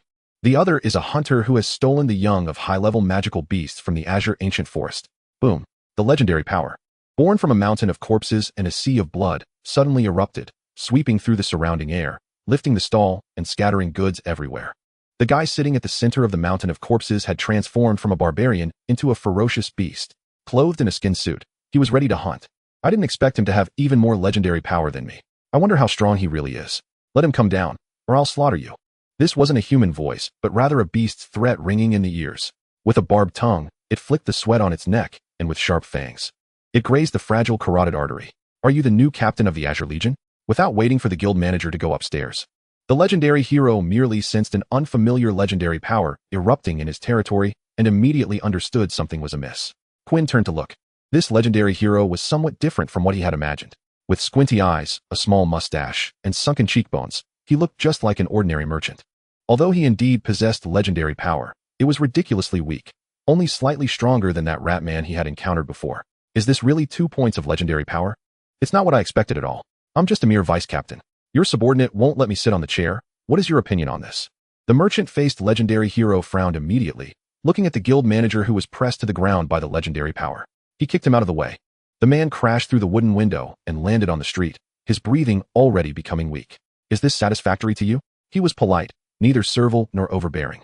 As if Quinn's aura had no effect on him at all. But only this legendary hero knows in his heart. It's terrifying. Is this the hero who can battle the orc legends? Just the sheer aura alone can overwhelm everyone below the legends. Is this even human? If it weren't for the miraculous items he wore, he would probably start trembling like the ordinary people around him. The gap between legends is astonishing. He knows that today is the time for the two legions of the Golden Empire to change shifts. And the legendary hero who has come here is most likely the commander of the legion coming from the north. But he didn't expect that someone with Quinn's aura would actually only be the vice commander. Quinn retracted his aura, grinned menacingly, and cheerfully asked, "Are you all right? Don't you have any good friends or something?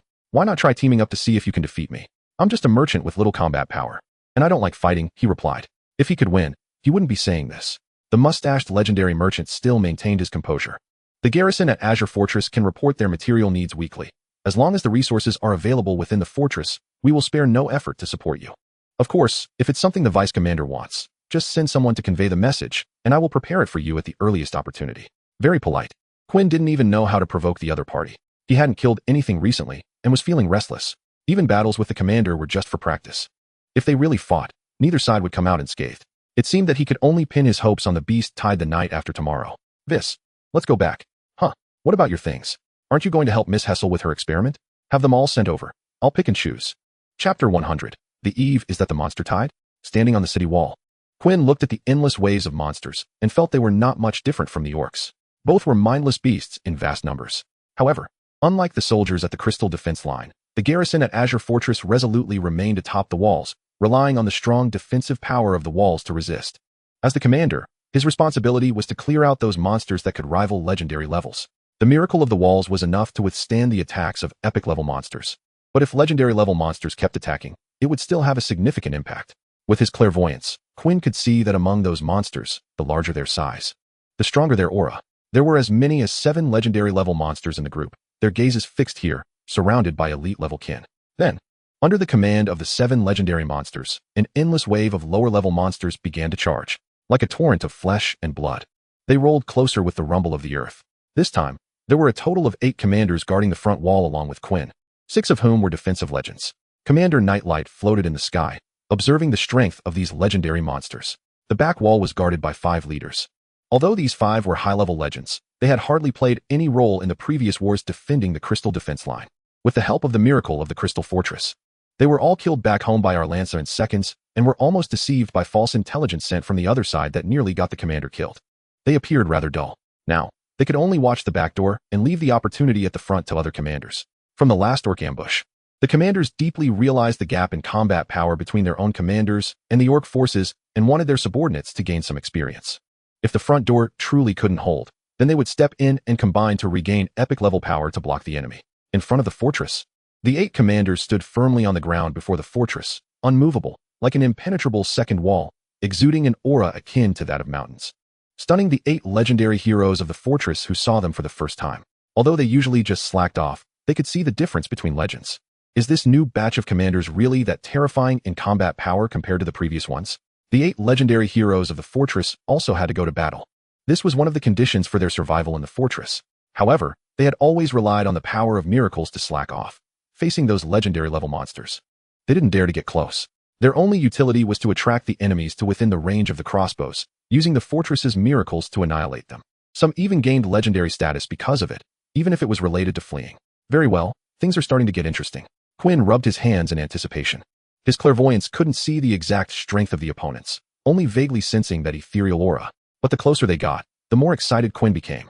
Based on current combat power estimates, the combat power of those legendary monsters would likely not be weaker than that of the female Ogre Shirky. Vice Commander of the 13th Night Brigade, please return to your command position. I repeat, Vice Commander of the 13th Night Brigade, please return to your command position.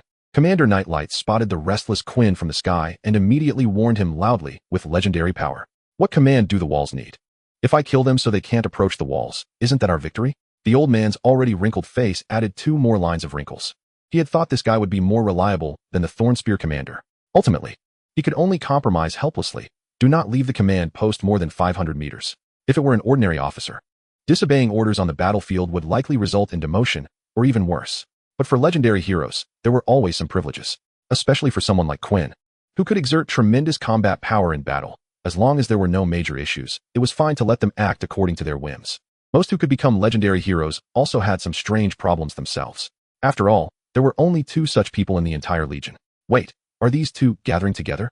Polybo, keep an eye on them for me. You understand the defensive battle of the walls, right? Really? The nearby medium knight was so excited, he almost jumped up on the spot.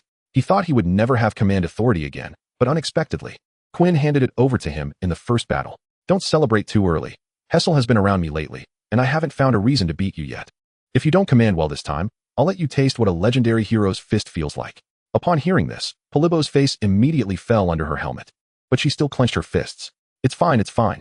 Since Quinn became legendary, he wouldn't just find reasons to beat her like before. But what if she really didn't command well? The future looks bleak.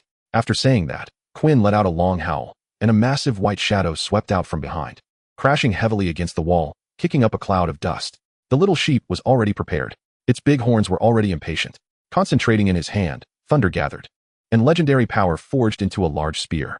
The spear was straight and long, resembling the trunk of a pine tree, its color dark, gleaming with a cold metallic sheen. And under the moonlight, it seemed to have lightning snakes coiling around it. Divine sound. This is Quinn's first incomplete form of legend. Due to the use of a long spear to summon lightning to kill orcs, his legendary manifestation in the first phase is the cross spear, which will inflict lightning damage upon attack. Combined with his summer splash, it's not a problem to create a conductive environment. He has never used his full legendary release even once. It is precisely because he wields the long spear that Hetralu's pair of dual knives has hardly been used. He can only wait for future skill draws to see if there are any red-haired dual knife archers. Quinn is coming. The captain stands ahead, reminding the distracted Quinn to focus. Bah! The little sheep is full of fighting spirit. So obedient, so obedient. The captain strokes the soft head of the little sheep with one hand while using the other to scratch its chin. After these 2 guys beat me up together, their relationship has been quite good. Slap. Quinn slaps the little sheep to wake it up and raises the long spear in hand. Charge! Charge! Without waiting for the monsters to approach, and while they are still a kilometer away, Quinn digs into the sea of monsters by squeezing the sheep's belly. The target is the legendary monster closest to him, the King of Giants. This tough-skinned, slow-moving creature is perfect for testing his current attack power. Treasure. The big sheep understands. The blood-red frenzy envelopes both of them. Frenzied dance, too. Chapter 101, Liberation. Monsters fill the field of vision. Monsters in front, monsters behind. Monsters to the left and monsters to the right. But, all of you die. The raging lightning snakes whip up a bloody storm at night. The spear tip flickering with dancing electric sparks, melting everything it touches. Quinn swings the great spear in his hand, creating a storm like a giant windmill. The distorted air turbulence mixed with dust tearing apart the battlefield. The legendary hero charges into the fray. It's a slaughter. Ugh. The speechless King of Giants spots this guy at first glance, swinging his fist. Standing 4 meters tall, completely naked without any reproductive organs. With a fat belly and thick limbs, it looks just like an upright gorilla. That fist, devoid of any miraculous power, stirs up gusts of wind in the air, piercing through the turbulent air mixed with lightning snakes in the blink of an eye, controlling the little sheep to make a sharp turn. Quinn simply presses his body against the sheep's back to dodge this attack. Then, various skills are activated on him. Swish. The cross spear, under his swing, has already surpassed the speed of sound. The sound hasn't arrived yet, but the spear has. A glimmer of cold light reflects in his eyes. And in this life and death moment, the massive body of the King of Giants erupts with incredible survival instincts. It opens its mouth and bites down. The incredibly swift blow is unexpectedly held by its teeth, and then it swings those fists capable of smashing city walls again. Bang, bang, bang. The powerful wind from its fists blows the warrior's hair, and the legendary power in hand flashes. Ming Shun transforms into thunder, directly affecting the King of Giants' brain through its saliva. The incredible pain drives it into a frenzy, its hands flailing wildly, relying on its own terrifying strength to dispel any potential attacks. But Quinn is not fooled by its little tricks. Perhaps against ordinary legends, such wild punches might be effective. But he seizes the opportunity as soon as he sees the opponent's centerline wide open. This is the battlefield capture ability brought to him by Ishinryu. With the strength to pull mountains and the aura to overshadow the world, gathers all the strength in his body for a single strike, stacking both legendary power and physical power together. In an instant, he coordinates his power. Die, boom. A punch lands on the opponent's chest, and Quinn can see the thick fat ripple like waves, gradually transmitting throughout its body, just like throwing a boulder into still water. The giant body over 4 meters tall flies backward, crushing a large number of ordinary giants. Defense surpassing the captain after legendary release. Attack power almost equal to the captain, and even faster speed. If the captain and the king of giants were to fight one-on-one under various buffs, the win rate would be around 60%. After all, even the captain cannot withstand his, with the strength to pull mountains and the aura to overshadow the world, and the opponent can only fall to the ground. Even its tenacious vitality beginning to repair the damaged areas. Such meat. No wonder those people are so afraid. Such weak legendary heroes would probably be knocked down by this giant with just one encounter, forcing them to flee on the battlefield, waiting for the artillery to strike. But Quinn is different. The reason he hasn't used his legendary release immediately is that he plans to kill one legendary monster with the strength to pull mountains and the aura to overshadow the world, and then use legendary miracles to deal with the second. But if the first one is this tough, treasure, release the legend, give me the head. Bah! The little sheep cries out, its body swelling in the night wind. Wingless Triceratops follows the will of the gods, pursuing the glory of antiquity. Body, bones, wild growth. Several other legendary monsters have already noticed this battlefield and are unhesitatingly switching targets, intending to eliminate the leading sheep charging at the forefront. An ancient aura descends. The 4 sheep hooves transform into dragon claws, crushing everything ordinary giants in front of them, piercing through the monster's body with their large horns, charging straight ahead. Unstoppable. This is the legendary power of the little sheep. Even against monsters below the legendary level, it crushes them. Finally, it reaches the side of the fallen king of giants, using its curled horns to pierce its chest, with Quinn following up with a shot. Explosive kill flow shooter system at your service. 72 until the next skill collection. So satisfying. Just like that, the progress bar is over 70%. Just killing one more is enough. Oh woo. 2 legendary monster wolves the size of mammoths have already led their kin to surround Quinn. The figures of hundreds of monster wolves using their physical advantage to move around, forming a strangulation formation on the large prey. 7 legendary monsters have already been split among Quinn. The remaining 4 monsters are facing off against the rest of the captains. Similar to that night when they clashed with the pig-headed hero, it takes 2 captains to hold off a legendary monster, but taking advantage of the fortress miracle. They are pressing the monster down. The trouble with these legendary monsters lies here. Each one is equivalent to a permanently enhanced legendary hero, and the captain's attack power is insufficient, making it difficult to even scratch them. Even the captain is desperately swinging her axe. Her enemy is a 2-headed ogre. A single axe strike only leaves a harmless wound, which almost heals the next second. Conversely, the legendary monsters cannot penetrate the captain's defenses. This makes the distant battle seem comical in the eyes of the unaware soldiers. The captain's style is one of hard-hitting masculinity, battling powerful legendary monsters for 300 rounds without losing ground while defending the city wall, truly embodying the aura of strength. But in the eyes of the Nightlight captain, it feels like children playing house, just performing without fighting, mainly because everyone is holding back, even using all their strength. They find it hard to harm each other. It's time to apply for some attack-type, legendary armaments, but such precious things are not easy to find. Quinn's dual daggers were directly issued on the way to report. Otherwise, even if he were to receive legendary armament due to military merit, it would not be this pair of daggers, but other auxiliary types instead. However, that guy indeed has his own confidence. The only one capable of inflicting effective damage on legendary monsters is Quinn. At this moment, 1 person and 1 sheep are dealing with 2 legendary magic wolves, and both Quinn and the little sheep are pressing the magic wolves hard. Compared to the king of giants, the defense of the magic wolves is evidently weaker. But in exchange, their speed is greatly enhanced, and there are constantly elite-level magic wolves coming forward to harass, making it difficult for Quinn and the little sheep to unleash their full power. Baby, hold on for me. I'll kill them all. Bah.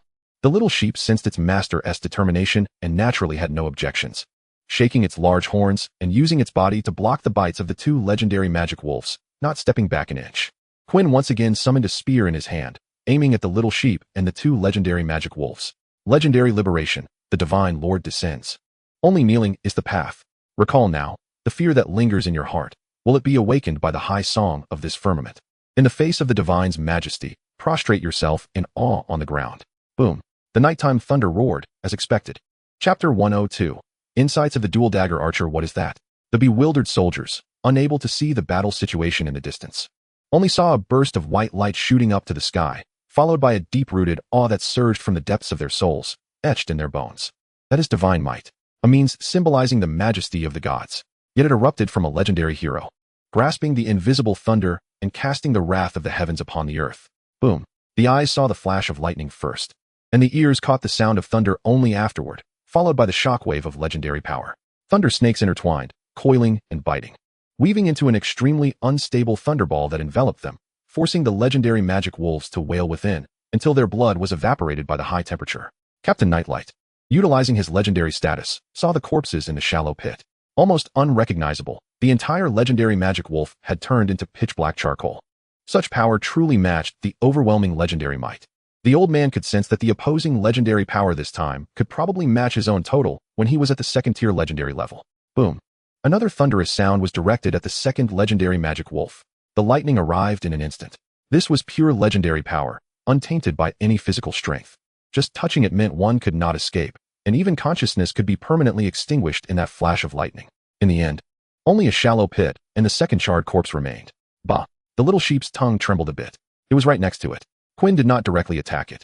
But after the lightning struck the body of the legendary magic wolf, it quickly spread towards the ground, and being the one standing closest, it directly suffered the residual shockwaves of the legendary liberation.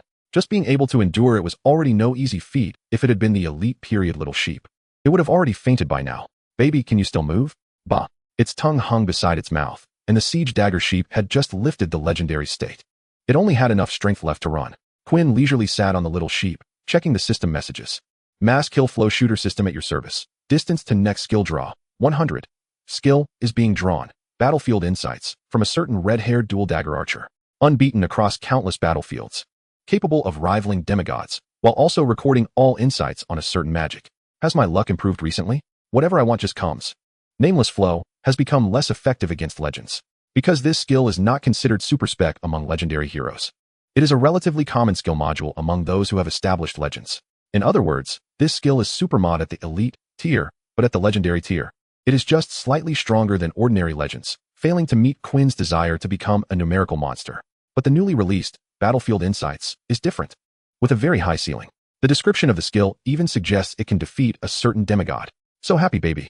Can you feel my joy? Bah! Hearing its master's call, the little sheep felt much lighter, breaking through the dense mass of monsters in front of them and carrying Quinn back to the city wall.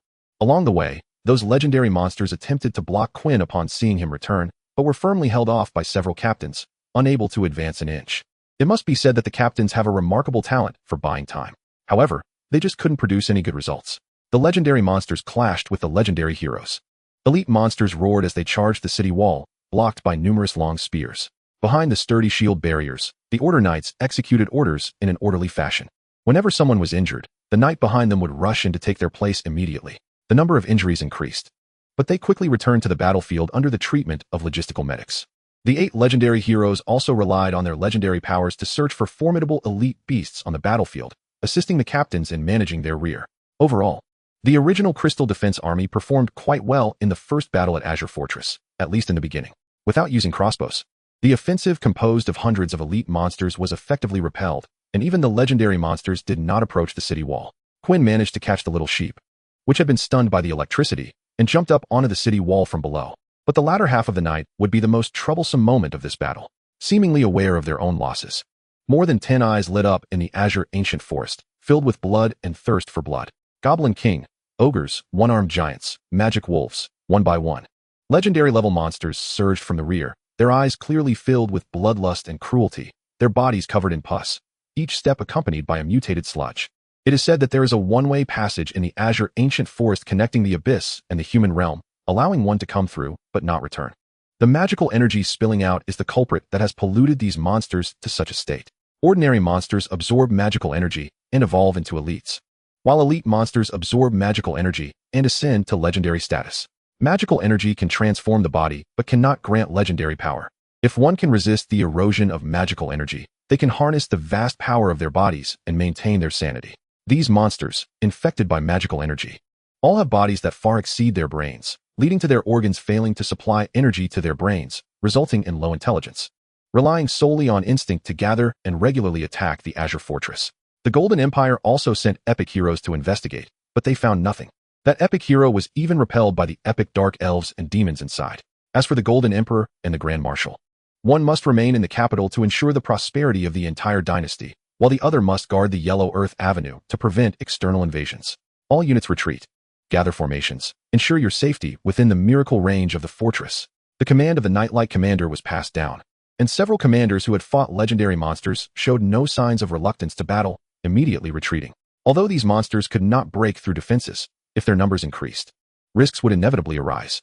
The Legion commander did not intervene. He remained in the operations room of the military camp, only ready to act if the opposing side's epic forces made a move. If he acted first, the enemy's epic forces would also respond. Most critically, the opposing epic forces were also heroes and could wield epic power.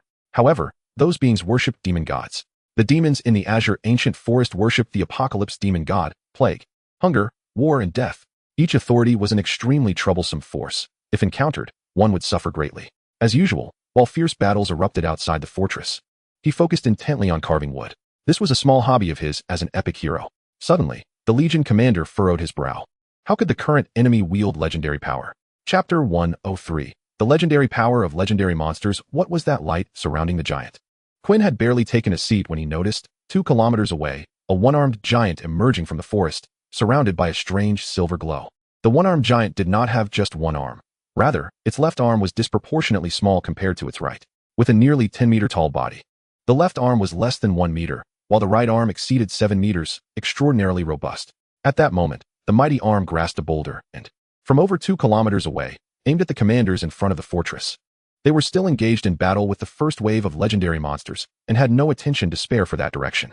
Even the Nightlight commander in the sky was extending her legend to assist the commanders and prevent them from being harmed. Normally, an attack range exceeding 2 kilometers would require legendary power to assist. However, those monsters were using pure physical strength, which made the Nightlight commander overlook the distant attack. And by the time the boulder approached, it was already too late. Boom. The legendary power of the one-armed giant struck the commander directly, igniting a burst of flames upon impact, and the latent legendary power exploded on the spot, causing secondary damage. Dust spread, and a large hand emerged from the cloud, clearing away the flying dirt. The commander had fully unleashed her legend. She was tough and resilient, and with the miraculous protection of the fortress, this attack only injured her. But it was enough for her to pull out her ultimate weapon. Vice Commander Quinn, please notify the Minister of Logistics of the 13th Night Brigade to send the Emperor's Ride of Imagined Glory to the front lines. I will use the ultimate weapon to eliminate the enemy. The difference between a commander with 2 legendary powers and one with only one was immense. The emotional barriers were significantly stronger, and the physical attributes were enhanced by more than twice, while the attacks would carry properties that negated legendary power, making them extremely troublesome. If paired with this legendary armament, Quinn would likely have to use legendary liberation to defeat her. Commander of the 13th Night Brigade, retract your orders. The enemy's ability to unleash legendary power signifies that they possess intelligence, or are followers of a certain deity, or have achieved feats worthy of divine recognition. The Nightlight commander in the sky halted the commander's intentions. With the current uncertainty in intelligence, they could not recklessly charge in. There was only one way to obtain legendary power in this world: determination, deeds, and legend. The sum of these 3 must reach a level recognized by the divine. The deity here was not a god of war, order, or abundance, but rather the sole God King who created the world.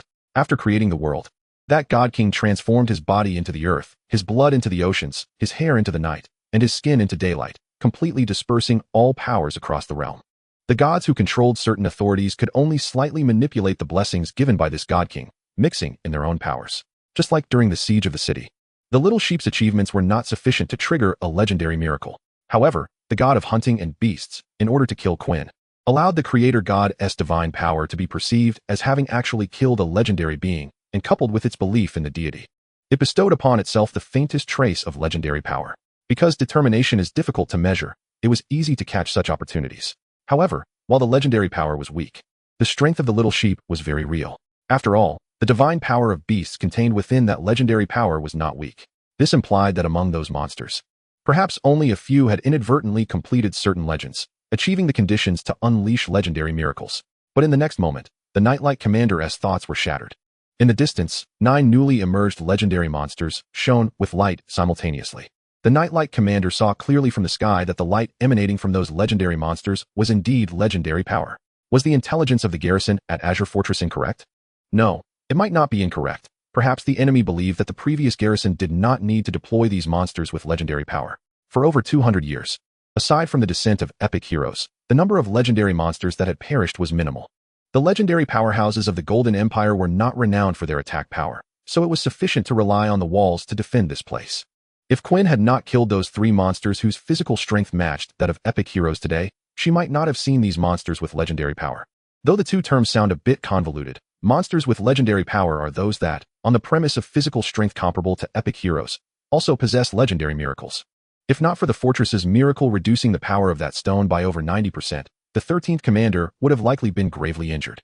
Such powerful attacking miracles absolutely must not allow the commanders to leave the protective range of the fortress. Honestly, she thought her days at Azure Fortress would be easier. It seemed no different from the Crystal Line. In the tranquil forest, terrifying monsters lay in wait. As long as their red lines were crossed, they would provoke a monster siege. Conversely, as long as the human side quietly remained on the walls, they would not attract powerful monster attacks. Was this a warning to us? Did those monsters also develop intelligence? It was very likely and required high attention. Azure Fortress was the only fortress within a 50-kilometer radius. Its status no less than that of the Crystal Line. If it fell to monsters, the rear would also be a flat expanse of wilderness. Therefore, no matter how many monsters you send, I will not allow you to cross this line of defense. The Nightlight commander recited the lines smoothly, shouting out the words line of defense together. However, the meaning was roughly the same. The isolated Star River region, countless starlights flickered and leaped, raining down like raindrops upon the legendary monsters below, stirring up clouds of dust and causing them to wail in distress. But the Nightlight commander could tell. It was of no use. Her legend was not a powerful attack. She had only been able to kill the pig-headed creature because it had placed too much emphasis on attack and neglected defense. Against such high-defense legendary monsters, it was difficult to have an effect. Thus, he turned his gaze towards Quinn, the only vice-captain with an offensive legendary ability. However, Quinn could only shake his head in regret. The power of legend had already run dry. Fairy blood-sucking could not purify the magical energy from the monster's blood. If he really absorbed it, it would probably lead to big problems. Therefore, he returned after killing those 2 wolf monsters. Otherwise, according to the previous plan, he intended to kill all 7 of the legendary monsters. Having killed 1 king of giants and 1 legendary wolf monster, he had enough for 1 skill. The second legendary wolf monster gave him 50, and he was only 1 short of gaining another skill. If he had the strength, he would have started killing long ago. Chapter 104 Good people are rewarded after a night of monster siege. The battle ended with only minor casualties. The legendary monsters did not continue to attack. They merely directed their subordinates to assault, and under the defense of the captains, those who did not reach legendary status were swept away like dust. It wasn't until the sun rose that the monsters gradually left. Several squads of soldiers emerged from the city gate, gathering the monster corpses and dragging them back to be processed into energy sources for the fortress miracle. The first battle yielded good results, and Quinn finally could get a good night's sleep, especially since the captain was called away for a meeting, leaving the vice-captain free to move, which made him very happy. Palapo was also very pleased. Although her role in this battle was minor, merely directing the elite knights to raise their weapons, thrust, and rotate. It was her first time commanding so many elite knights. There were as many as 200 elite knights on the left side of the city wall. Now, this medium-sized knight walked with a bit of a swagger, and upon returning to the small villa, she saw Weiss having breakfast and arrogantly instructed, "Weiss, you can only sleep in the basement, not on the second floor, understand?" Palapo was one of the 3 people in this house who did not know her good brother's true gender, and she was also one of the 2 weakest in this house. Weiss was startled by this not-so-familiar elite knight and curiously asked, "Huh? Why? You're a boy. Sleeping in the basement is already considering Heezer's feelings. Otherwise, I would have planned for you to sleep in the same room as it." Good brother followed Palapo's finger and discovered it was the siege sheep, who was munching away on food. Seeing someone pointing at it, the large sheep let out a fierce bleat. "Baba, I am a legendary powerhouse. You, a mere elite, dare to point at me? Do you believe I can knock you out with a headbutt?" Palapo was startled by the sheep's expression and quickly shrank back to the staircase, stubbornly shouting, "Anyway, you are not allowed to go upstairs. What about Quinn? He is a boy too. He is different. He let me command the troops today." Humph. Singing a happy little tune, Palapo quickly returned to her room, pulled out her memoirs from the locked drawer. "I commanded 200 people today. That is a full 200 elite knights. Order barrier. Could even be a team that the captain might not win against. The great commander Palapo has achieved the feat of commanding thousands of elite knights, just 1 step away from becoming a commanding general." Bang, bang, bang. The sound of knocking came from outside, followed by someone shouting, "Palapo." It's Quinn's voice. Fortunately, she hadn't taken off her armor yet. With a snap, Palapo quickly shoved her memoirs into the drawer, leaped off the bed, and opened the door. She saw a timid Weiss and a fierce-eyed Quinn. "Did you bully Weiss?" No. Feeling guilty, Palapo didn't dare to meet Quinn's gaze, her hands behind her back forming a Chinese knot. "Not yet. Weiss already told me you didn't let her go upstairs. What do you think he would do to you? Can't you even beat an ordinary person now?" "No, it's not like that. Let me explain." "Explain what?" "First, take a punch from me. Help me. Captain, Lord Heezer, Lady Lily, Lady Melis. Anyone, please save me." Teaser, since I became legendary, I rarely pick fights with Polipo. It's this guy who keeps provoking me. The military doctor sat on a chair, helplessly holding her head. Teaser, my back hurts. Go back. Don't provoke Quinn next time. Oh, Polipo nodded honestly and aggrievedly, rolling and crawling out of the room. Knowing Polipo was just playing the victim, Teaser still stopped Quinn. He is already 18. You can't keep arguing with kids. As for Weiss, he has been sent to train. Although this child has been training, there hasn't been much effect. It seems there is something repelling him from the power of the God of Order, and he hasn't been able to get close to the token of the God of Order. Every blonde inherits a part of the Golden Emperor's abilities. Lily has strength, so her monstrous strength can compare to Quinn during his elite period. But this ability is what our Lancer referred to as the scraps, unable to touch the core. God of Order, his body is incredibly holy, radiating the brilliance of the nine-pointed star, possessing 3 pairs of wings symbolizing crown and scepter, physique and will, rules and justice. This is the prophecy after the Golden Emperor dispersed his power. For the Golden Emperor, strength is merely a secondary attribute. What really matters are the following: nine-pointed star, brilliance, crown, scepter, physique, will, rules, justice. As long as one can inherit any of these, they are guaranteed to be an epic powerhouse. But there are exceptions. Like the 3 kings, the triplets inherited the empty shells of the 3 pairs of wings. But even this empty shell allowed them to advance to legendary status, completing all remaining miracles in 5 years and ascending to epic. Teaser values Weiss precisely because she hopes he can inherit one of them. If he truly inherits the core, he can assist the captain, becoming her right-hand man to withstand the political aftermath from above, and may even help the captain regain her strength in the future. If he inherits scraps, he can still become an elite with combat power far exceeding his peers. Either way, it's a win-win. But what she never expected was that this guy was still an ordinary person until now. He clearly worked hard every day. It seems they need to observe him for a while longer. Don't disturb me. I'm thinking. Teaser swatted Quinn's hand away, showing a girl's modesty. Then help me cast a cleaning spell. I sweated quite a bit this time. Don't you like things to be clean? No. Just feeling the binding sensation from her heart, the military doctor lost the ability to think about external matters, her body and mind immersed in the rich biological pheromones. It's this smell, filling her nostrils, making her want. Teaser, you're a good person. What do you mean? Good people are rewarded. Not fully understanding the implication of Quinn's words, she grasped it as his fingers continued their repetitive motion. Chapter 105. Eating purple eggs. Let's set a rule. We can't use legendary power to recover stamina, Quinn said seriously, his eyes filled with undeniable determination. Whatever you say, Hester replied, though a hint of a nonchalant smile appeared at the corner of her mouth as she secretly thought, whether to use legendary power to recover depends entirely on my mood. Do you want to eat something? Or should we continue? She raised an eyebrow, a touch of teasing in her tone. I'll eat something first, you're too slippery. Quinn shook his head helplessly, beads of sweat sliding down his cheek. As a follower of the goddess of abundance, Hester always maintained a youthful appearance. In the goddess's records, there were many secrets of her predecessor's eternal youth. At that moment, sitting in a chair, she laughed so hard that her silver hair, damp and clinging to her temples, became disheveled. She then mischievously said, "Don't act like a child who refuses to lose. I'm going to eat something to replenish my stamina. Come along." Quinn casually grabbed his family crest from the side and draped it over himself, the action somewhat careless after a bit of fatigue. Polly and the captain were still asleep. Lily was outside playing with the sheep, and Vis was still training. The only one awake was Melis, who was practicing swordsmanship in her room. Only the energetic Quinn, coming down from the battlefield, could still mix it up with Hester. In the kitchen on the first floor, Quinn gently opened the cupboard and took out yesterday's leftover pork leg. He squinted slightly, skillfully cutting it into pieces of pork chop, then washed it and carefully wiped off the moisture. He poured some peanut oil from the side, slowly heating it in the pan while adding garlic and onion. The flames licked the bottom of the pan happily, and the aroma of garlic and onion wafted through the air. Quinn still didn't like other seasonings from this world and could only choose the one he used most in his previous life.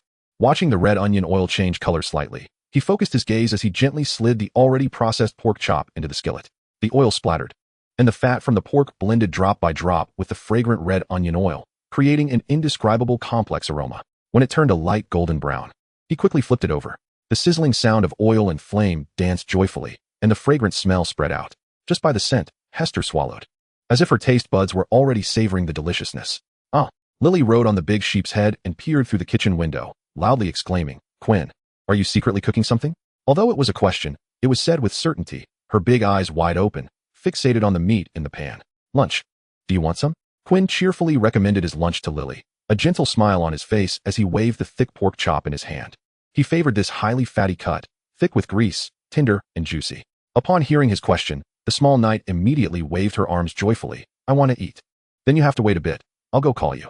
Okay. Lily maneuvered the big sheep outside to supervise her brother's training, humming an unknown tune. She was one of the elite knights and naturally knew how to train an orderly knight. At lunchtime, Hester, you're here too. The small knight always startled everyone, and they had all gotten used to it. After all, Lily was just a child, seemingly 2 months older than Quinn. But her innocent charm could really liven up the atmosphere within the team. What is that layer on you? It's all dark. Lily curiously leaned closer. Her eyes filled with confusion. It's a new material for clothing, not for children, Hester said seriously, her arms crossed. I wouldn't wear socks like that. Lily pouted, shaking her head like a rattled drum, as she was only interested in the big pork chop in front of her. By the way, Hester, I remember you were researching some or a few days ago. Is it for that weapon? After Quinn returned from the streets, more or had been sent over one after another. That night, she was informed of a method to create a certain weapon. According to Quinn's description, this weapon was invulnerable. Even if a mortal wielded it, it could potentially kill legendary strongmen. Moreover, if developed to the end, it could even one-shot epic strongmen. It couldn't kill mythic strongmen. But Quinn had never seen one. However, from his tone, even the lofty gods couldn't resist the power of knowledge. Yet, even he himself couldn't grasp this portion of knowledge. Thinking this way, Hester gathered legendary power according to the blueprints in her mind. Steel twisted, trees coiled. Under the influence of legendary power, 2 unrelated materials transformed into a trigger-equipped iron pipe.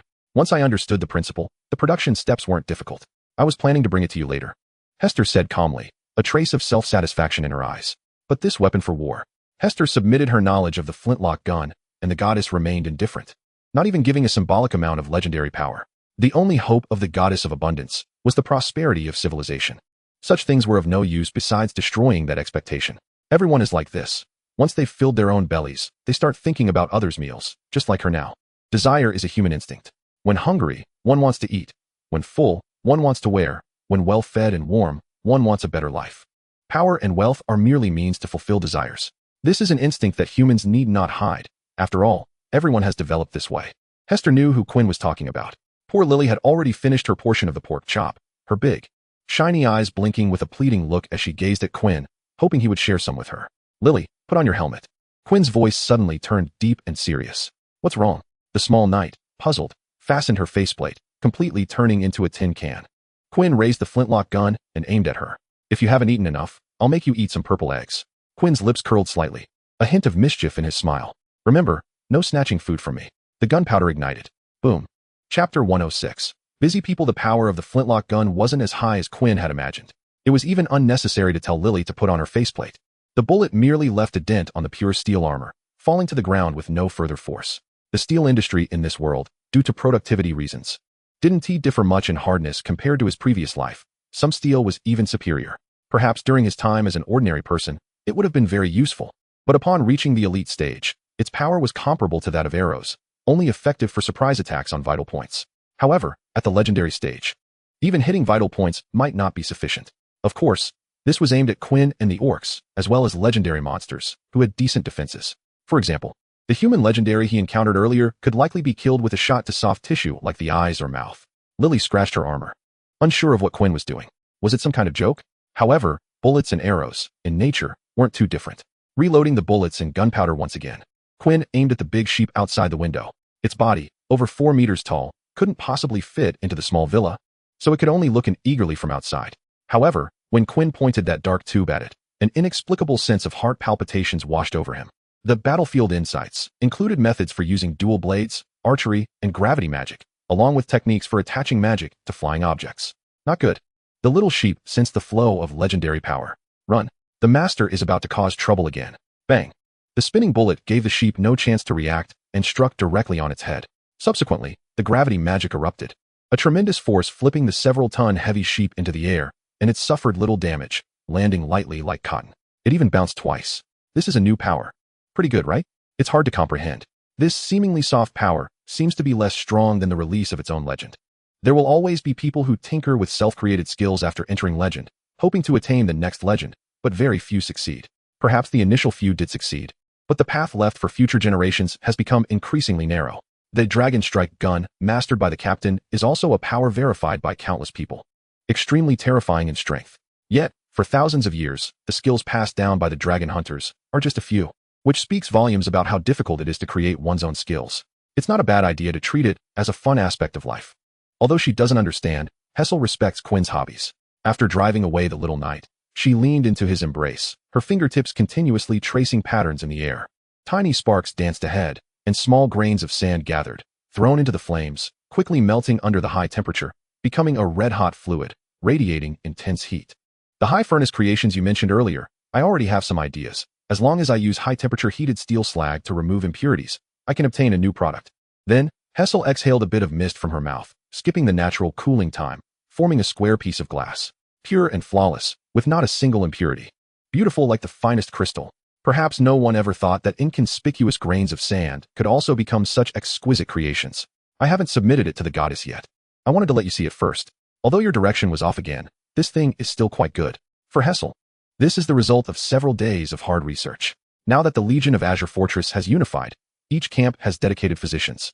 So her identity as the bountiful dancer is more about shining in logistics, unable to treat soldiers on the front lines. And in the logistics department, she is the only legendary level member. So basically, she has no work at all, and the elite knights from other orders scramble to help her with everything. The extraordinary level is fundamental. Even at the same level, there is still a deep gap between legend and elite. So, these past few days, she has just been tinkering with this in her independent office, and the results are very evident, directly producing this rare material, glass. But Quinn's original intention was for her to mess around and produce cement. Instead, she accidentally created glass, which is also a good thing. Wrong direction? What do you want me to do? A kind of powder that becomes sticky upon contact with water. After drying, it can be used as a building material. And mixing in forged steel rods can construct buildings over 100 meters high without relying on legendary power, and at a very fast speed. Just like the little house we live in, with just 10 ordinary people, it can be completed in half a month. Hessel listened to the description of that special material, only partially understanding. Does such a magical thing really exist? However, since Quinn said so, it must not be fake. I still need to work hard. But before that, she needs Quinn to praise her a bit. Vis was downstairs, struggling to lift weapons with his little arms, swinging with all his might under the supervision of the little knight. Just 5 swings, and the 10-kilogram-long spear drained all his strength. No, I can't do it anymore. He plopped down onto the sand, his good brother on the verge of tears. If Hessel were supervising, she would surely control the training dosage well, keeping it at just the right level without letting him overexert himself. But Lily had no concept of tiredness at all, chasing right behind him. And as soon as he stopped moving, she would butt him with her helmeted head. The main issue was that the helmet was too hard. It hurt so much. He couldn't even handle this little bit of training. Look at me. I'm also blonde. I'm not as weak as you. You're weaker than Polipo. At least Polipo didn't get exhausted after just a couple of moves like you did. That night? No, I'm just an ordinary person. But Lily didn't think so. Pointing her finger with an air of wisdom, the captain said that our blonde strength is all forced out. Once we reach our limit, we will naturally unleash our true power. Huh. Lily bounced around, smashing a large rock with a punch, then took off her gauntlets, striking a bodybuilding pose to show off her delicate little fists. Just like me. Impossible, I can't do it. Miss Hessel, save me. Speaking of which, what is Miss Hessel doing at this moment? This legendary hero must be a busy person, with lots of things to do every day, right? In the room. You must not use legendary power. I can see it. You recovered quickly, you must have used it. No. Did you or did you not use it? Absolutely. Chapter 107. An unexpected task. The captain of the 13th Night Corps. There's a task here that I'd like you to carry out. Please take a look and see if you're willing to accept it. Captain Nightlight sincerely invited the captain to a chair, taking out a task description and solemnly handing it to her. This was not a task from the upper military, but rather a private request. 3 days after their legion first faced the beast tide, the captain of the 1st Night Corps desperately searched the market for any potentially available attacking, legendary weapon. Even if it meant emptying his pockets, he would use public funds to buy it. If the entire legion only had one legendary hero capable of inflicting damage on legendary monsters, it would be too embarrassing, even though the last legion was like that. He didn't want to become like the last one. The orc attack left a deep shadow on Captain Nightlight. He feared that the Azure Ancient Forest would experience a similar event. However, he didn't go to find the legion commander. Such a trivial matter was not enough to bother that great person. After all, that esteemed commander had to conduct several hours of meditation daily to ensure the activation of their epic power, so they could respond to any potential dangers at all times. But what Captain Nightlight didn't expect was that once this request was sent out, news came back in less than 3 days. A seller holding a legendary weapon had been releasing a request for a long time to obtain dragon scales tainted with magical energy from the Azure Ancient Forest. Through connections with the Azure Chamber of Commerce, they quickly found Captain Nightlight, who was in urgent need of an attacking legendary weapon. The Fierce Fireball King is the legendary weapon being traded this time, possessing extremely powerful attack capabilities. If used by oneself, It could definitely burn down all the legendary monsters of that day, one by one. However, to obtain this weapon, one must exchange it with the items specified by the seller. The flying dragon itself is a social animal, a descendant of ancient dragons, and an adult flying dragon possesses legendary-level combat power. Moreover, flying dragons corrupted by demonic energy are even more formidable, with their dragon-scale defenses comparable to legendary miracles. Legendary heroes capable of piercing dragon scales do not value this weapon, while those who do value it cannot break through the flying dragon's defenses.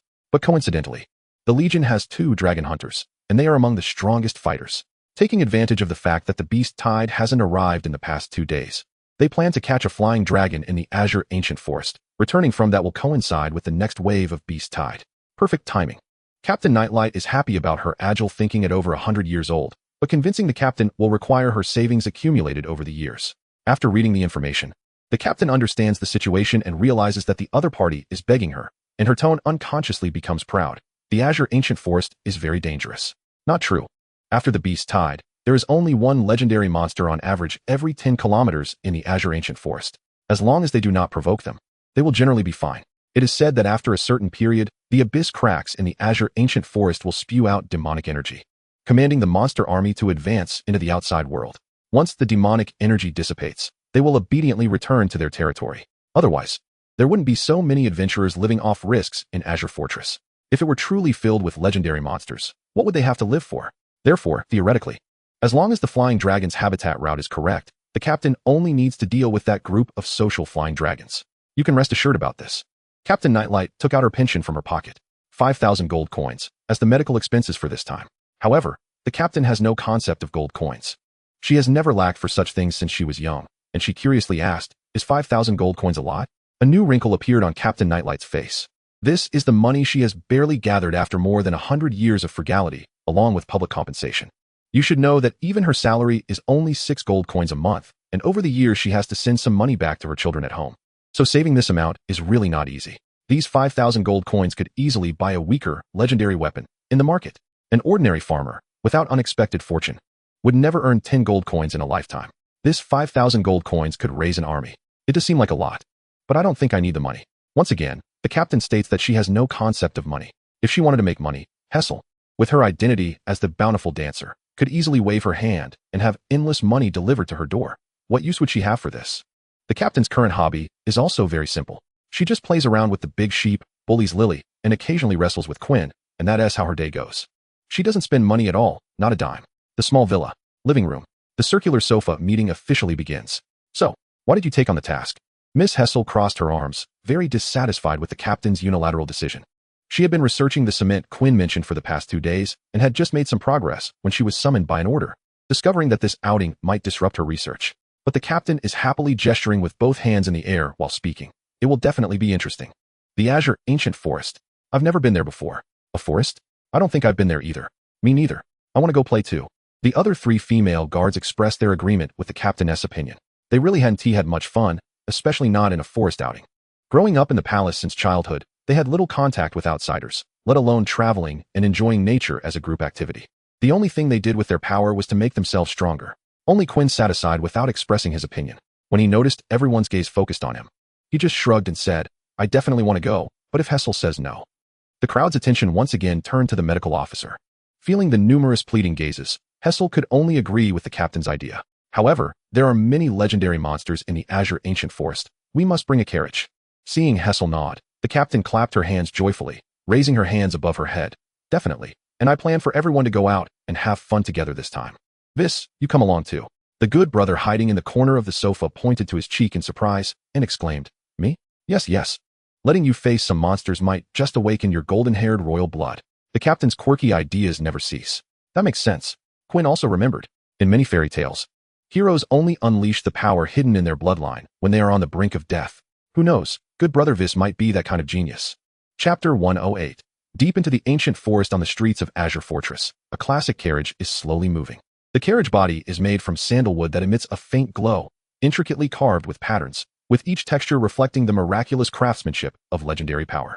The canopy is made of luxurious brocade, woven with complex golden thread patterns, gently swaying in the breeze. The carriage itself possesses the miraculous power of concealing its presence, making it not too conspicuous even while driving on the street. However, Both the driver of the carriage and the mount providing power for it are legendary heroes. Such a luxurious vehicle must also be a legendary artifact. So who exactly are they? You can't look. Legendary beings possess extremely high intelligence, and if they sense any disrespect, killing you would be a trivial matter. What? Hurry, bow your heads. Enjoying the curiosity and awe of countless people, the little sheep hopped along the street. It only obeyed and pulled the carriage after Quinn smacked it on the head. Even so, it was still very happy.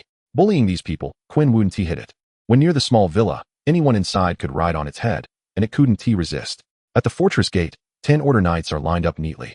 Having already cleared all obstacles from the road, Deputy Captain Quinn, the captain of the 1st Knight Brigade, has already instructed, wishing you great success in battle. The guarding order knight respects this deputy captain, who looks like a barbarian. That night, he was fortunate to follow the cavalry and personally witnessed how the elite Quinn slaughtered the pig-headed elite troops. To be able to follow such a killing god is his fortune. Sure enough, that deputy captain slayed the pig-headed hero and became a legendary hero that very night. And he, due to this qualification, became the captain of this elite 10-man squad. Quinn did not recognize the order knight, but since the other party smiled at him, he did not remain cold-faced and initiated an invitation.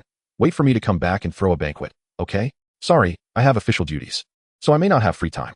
The order knight clearly had heard the stories from the spike gun fortress and felt a deep fear of such loss of decorum activities. After all, he was a noble. If you can't come, then at least invite me for a drink when you have time. Baby, let's go. Bah. The wheels of the carriage rolled over the ground, making a faint clatter sound as they moved farther away. Lily, come out and hunt rabbits. Hunt rabbits. The first thing Quinn did upon entering the forest was to go hunting. He raised his revolver and aimed at a rabbit about the size of an adult not far away. The principle of the revolver was not difficult, but its power was not much higher than that of a flintlock, mainly because Quinn's gunpowder formula had not been specifically researched. It was just ordinary black powder, not the modern smokeless powder. The elite-level magical creature raised its ears alertly, watching the carriage behind Quinn and emitting a series of growls. The legendary aura had already instilled fear in it, and the only reason it could not leave was the nest of young ones behind. But Quinn didn't care about that. The muzzle of the revolver was already aimed at the rabbit's head. Gravity magic, enhance. Poochie.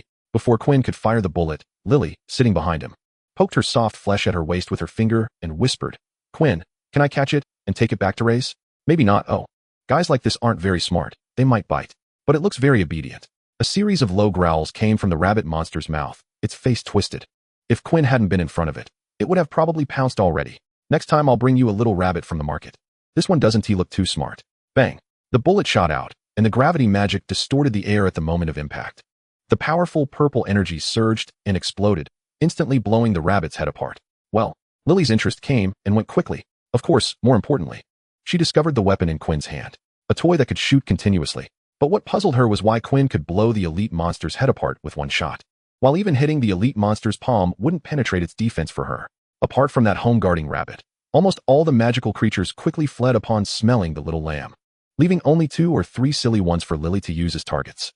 The carriage moved steadily through the forest, and Quinn estimated that this was at least something left behind by a strong person of legendary level or higher. The carriage had the ability to change its appearance and size at will while maintaining its interior space and a decent speed of movement, making its passage through the forest almost unaffected. The one slowing down was the little lamb. Its size was too large, and every few steps it would break a branch and trample a bunch of bushes. But because of it, few elite magical creatures attacked. As the vehicle slowly drove deeper into the azure ancient forest, everyone also got out of the carriage and sat in rows on the back of the little lamb. Sunlight filtered through the dense branches and leaves, casting patches of golden light, like dreamy fairies dancing and playing in the forest. Each leaf looked like it was meticulously carved from jade, shimmering with the luster of life, and the gentle breeze rustled softly. This was the origin of the name of the azure ancient forest. These were species of trees once cultivated by the elven race, beautiful as a painting, and they exuded a faint fragrance that invigorated the spirit. After thousands of years of growth, they had occupied most of the ancient forest. Upon seeing these tree species, they had officially entered the ancient forest. The distance to the fortress had exceeded 30 kilometers. At the same time, the number of legendary-level magical creatures began to increase. According to the map, about 6 kilometers ahead, there would be a legendary-level magical creature, a solitary ogre with only one head. If they wanted to hit it, they would have to put in some effort. If they wanted to take a detour, they would have to walk at least an extra 20 kilometers. Hester relayed the information to the team leader. She was just going through the motions, as the military doctor knew the result would only be one. Sure enough, when the team leader heard her information, he placed his hands on his hips and proudly raised his head to ask, Hester, how many legends do we have here? 4. Herself, the team leader, Quinn, and the little lamb. Then what are we waiting for? I'll hold it down, and Quinn, you take it out. Receiving the order, he began to execute. Baby, charge. Bah. The little lamb dashed through the forest, its horns crashing into ancient trees, its hooves trampling over bushes, with its target straight ahead. Chapter 109. Dragon Hunting Longbow. When the magical energy did not erupt, legendary magical creatures would only stay in their territory. Just like this ogre. Its almost non-existent intelligence only thought about how many pieces of meat to eat today and how to decorate its lair with shiny things from its prey. Just like a couple of days ago, it had discovered 3 creatures intruding into its lair and casually turned them into meat paste to feast on. It hoped for the same good luck today. Buzzing. The ground trembled. Although very slight, the legendary magical creature had an extremely strong perception. It sensed a huge prey rapidly approaching. Saliva quickly secreted in its mouth. And just thinking about the deliciousness of blood and flesh made the ogre pat its belly in glee. Grabbing a wooden stick from the side, it stepped out from its bloodied cave, one foot after another. There's killing intent. This was an instinctive warning from its body. In front of it, a snow-white shadow darted through the woods, emanating an ancient charm and aura, with a figure holding a long spear on its back. Almost at the same time, that person threw the long spear in hand, piercing its shoulder. The spear sank into the flesh, transforming into lightning that coursed through its body, paralyzing its muscles and making its movements stiff and unable to act for a short time. From the side, a giant stepped over the bushes, wielding a giant axe. Aiming it down at its head, the giant axe cleaved down from the neck but stopped at the shoulder, caught by the skeletal muscles, unable to go any deeper. Above, the black-red robe billowed in the wind, and a voice sang the legend. Sharpened wooden spear, drill wood for fire, slash and burn, cities and states rise. To this day, fire has become a turning point in human history. Legend release. Eternal burning earth furnace. The beast-faced furnace made its first complete appearance in the world. Gleaming with a scorching metallic luster, with intricately carved runes above, the lines smooth and profound, as if red-hot molten iron flowed within. That beast face opened wide, and the ogre below was swallowed whole. The ogre's entire body was engulfed by the furnace, and a shrill scream came from within. There was simply no escape. The moment the ogre entered the furnace, it lost its combat ability, and its 7 orifices and even all the holes in its body seemed to flow with magma, instantly suffering severe injuries. Hester, enough, save your legendary power. Seeing the ogre's screams gradually weaken, Quinn quickly spoke up to stop. He did not want to miss the progress bar he had grasped. Since Quinn has spoken up, the military doctor lady doesn't intend to hold back anymore. She throws out the almost charred legendary ogre and flings it to the ground for Quinn to deliver the final blow. How terrifying. I feel like I can't handle this right now. The captain looks at the power of this legendary miracle and realizes that even he, a secondary legendary, can't withstand it under the enhancement of legendary armament. How could Hessel's legendary miracle be so strong? Wasn't it said that Bountiful Dancer isn't good at combat? Only Melis, who has been quietly observing, seems to have noticed something and quietly approaches her good friend, gesturing teasingly in the air. I feel like your legendary miracle looks a bit like a certain face. Haha. What are you talking about? Where is it? Hessel crosses her arms, but the forced smile at the corners of her mouth is starting to crack. When she ascended to legendary status, her mind was filled with Quinn's knowledge. How could it not be similar? Do you really like it that much? You don't understand. Even Hessel doesn't know why she says this with such conviction, making Melis even more curious. How come I never noticed she was this kind of person before? On the other side, the captain kicks the belly of the very sturdy creature and turns to find Quinn heading into its cave. Quinn, what are you doing? I found something good. Saying this, the man pulls out a longbow from the ogre's cave that is as tall as he is. Explosive kill shooter system at your service. 100 draws until the next extraction. Extracting now. Dragon Slayer bow, from a certain archer whose eyes were sealed by dirt. In the ancient war, it was the weapon used by a godly archer who shot down ancient dragons, capable of piercing dragon scales and hitting vital points. It has extra damage against dragons. Distributing. Please wait. I found a legendary armament. Quinn lies without a flush of face or a racing heart. Holding up his new toy high, the beast bone longbow has a primitive and rugged design, made from 2 thick beast bones spliced together with a rough surface. The bowstring is woven from even thinner but highly resilient beast tendons, taut at both ends of the bow arms, like a coiled serpent ready to strike. The miraculous power emanating from the longbow leaves the captain stunned. Isn't this the right one? My cart relies on your merit, but you found it just like that? Even his speech becomes somewhat incoherent. Under Hessel's explanation, the captain understands just how precious 5,000 gold coins are. It could buy a legendary armament. Even if it's just an ordinary legendary armament, it represents a hero's lifetime. It's not something that can be mass-produced. Thanks to Quinn's merit, she was allocated a cart from above, and it wasn't even an offensive weapon, but a supportive and protective item. But this longbow, which looks like an offensive legendary armament, was casually pulled out by Quinn from the filthy ogre's den. The captain feels no wonder. No wonder these adventurers love coming to the Azure Forest. She wants an offensive, legendary armament of her own. Let me play with it. No, can you even shoot? Just let me touch it. I want to try it out. I promise I won't break it. Please, just let me play with it. I just want to see if it's good. I don't care, I want to play. At this moment, the captain is just a larger version of Lily. She throws a tantrum without regard for the situation. Only Hessel knows what to do. No, no, no. It's too hot, too hot. Just a slight push. And the military doctor lady takes advantage of the captain's opening. We are in the wild now. Don't make a fuss. We'll try it out at the training ground after we return. Be obedient. Oh, although her eyes are still reluctant to part from Quinn's longbow. At least she won't roll on the ground anymore. At this age, still acting like a child, you're not Lily. Hey, what is wrong with me? Peeking out from the cart, the small knight feels like someone is scolding her. But she can't make out the words. Chapter 110. Harsh conditions in the forest. The Azure Forest used to be the playground of elves, but after this race fell into decline, it was eroded by demonic energy, turning it into the territory of demons, dark elves, and legendary monsters. The forest is fraught with dangers. Mosquito bites, monster attacks, and food shortages can all pose life-threatening risks. Therefore, in such a dangerous forest, one cannot expect too much, and should try to make do with what they have, avoiding the use of reserve supplies in the cart. In a temporary dugout, the crackling of the campfire sounds as a few people gathered around it raise their large bowls in unison after a moment of silence. Let us start with some all-natural fruit juice to whet our appetites. Quinn holds a wooden bowl the size of a basin and gulps it down. Huh. The captain lets out a long sigh. Her wooden bowl is no smaller than Quinn's, and she drinks the last drop of juice with gusto. These berries have been tested by Hessel. They are sweet and sour, extremely appetizing, with a trace of poison. So only the good brother Weiss cannot drink. Hessel said she wouldn't waste legendary power on something trivial like diarrhea. Weiss can only squat beside Quinn, shaking his leather water pouch. This pouch has a strange smell, probably because the leather wasn't processed properly. Quinn looks at his good brother, shaking his head as if feeling disappointed in his actions. How could one expect good conditions for overnight camping in the wild? So dinner should also be something they can just manage to eat. Braised rabbit heads, spicy rabbit meat, smoked wild boar hind legs, and honey-glazed venison chops. Just make do with them for now, and eat more vegetables when they get back. The small knight nods vigorously. Hessel always tells her to eat more of the vegetables she hates during meals, so there are rare moments like this when she can eat meat heartily. With the military doctor lady around, as long as she slaps the raw meat, it will turn into a dish, and she doesn't even need to add seasonings.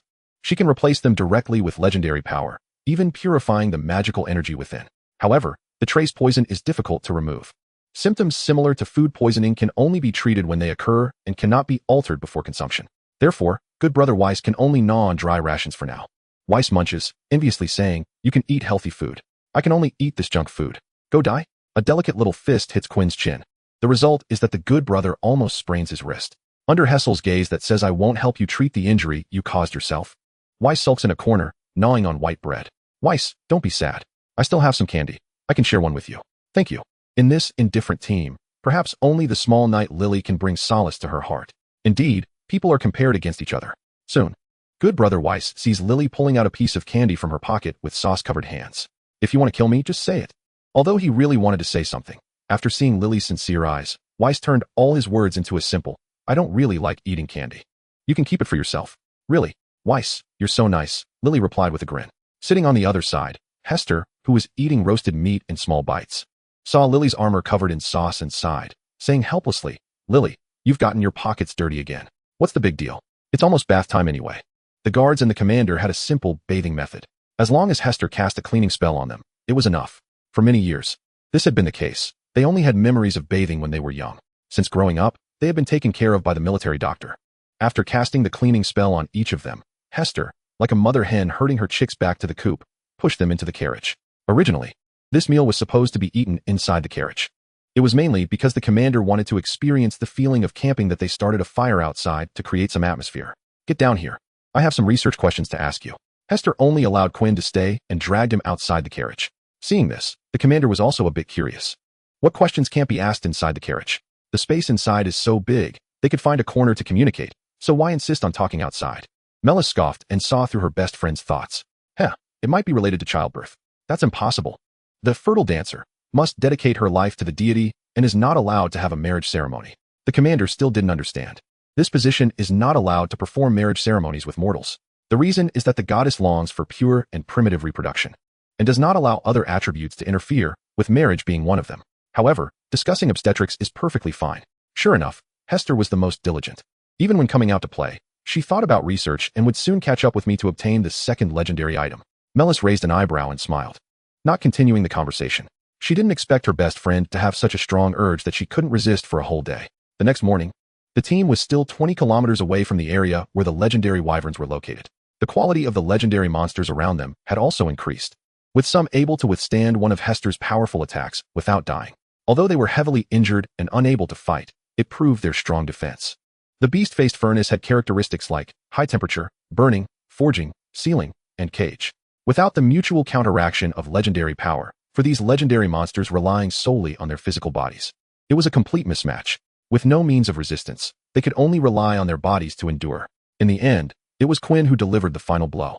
The commander then excitedly ran into the cave, only to come out disappointed after a quick search. She really wanted to find a piece of legendary equipment, like Quinn did inside the cave. Even the most ordinary one would be fine, but it was obviously impossible. The commander believed her luck couldn't be this bad and insisted on searching every house, dragging the journey that could have been completed in the morning into the afternoon. Not only did she fail to find any legendary equipment, but she was also exhausted. Perhaps the only one happy was Quinn, who followed behind collecting heads. There were differences in how easy or hard it was to kill legendary level monsters. It took him 5 monsters to gain his next skill. 3-star archer came from a top-notch hunter. The legendary ultimate archery skills surpassed all of his contemporaries, mastered by the strongest archer without a doubt. Archery proficiency. Hey, this thing is surprisingly suitable for me. He thought he had used up all his luck, but he ended up with a big treasure. Chapter 111. Wyvern 5 kilometers away from the wyvern's lair. It was just the limit of 1,000-mile eye. Quinn could see 4 wyverns playing by the pond. 3 large and 1 small, consistent with the information they had. The information they had was derived from some explorers who accidentally entered this area, speculating based on the wyvern's habits. After all, these legendary monsters had formidable combat power. Once they locked onto their prey, even elite or ordinary adventurers could hardly escape. And they could only sneak in to investigate when the wyverns were out hunting. Wyverns are social creatures, with 2 parents and their half-grown child along with a newborn. 2 legendary monsters, 1 ridiculously strong elite, and 1 average elite. This wyvern family should be no more than 50 years old, otherwise the half-grown child would have found another mate to form a small settlement with its parents. According to known records, wyverns can live up to 300 years, and their intelligence is no less than that of humans. However, the wyverns in the Azure Ancient Forest traded intelligence for greater strength, becoming bulkier but with brains reduced to mere instincts, spending their days eating and playing and sleeping when tired. After all, they are the strongest legendary monsters within a 20-kilometer radius, capable of finding prey anytime and anywhere. Since the information was correct, Quinn decided it was time to act. Can you shoot arrows? I've never seen you use one. The commander looked at the large bow Quinn held in his hands, feeling an itch of impatience. Watch closely. The steel arrows wrapped in gravity magic as Quinn raised the big bow and released 5 arrows into the sky. The arrows shot forth like lightning, disappearing into the clouds in the blink of an eye, while Quinn himself galloped away on a little sheep. Commander, don't fall behind. What are you doing? Forget it. Let's just go for it. I also want to buy a piece of legendary equipment.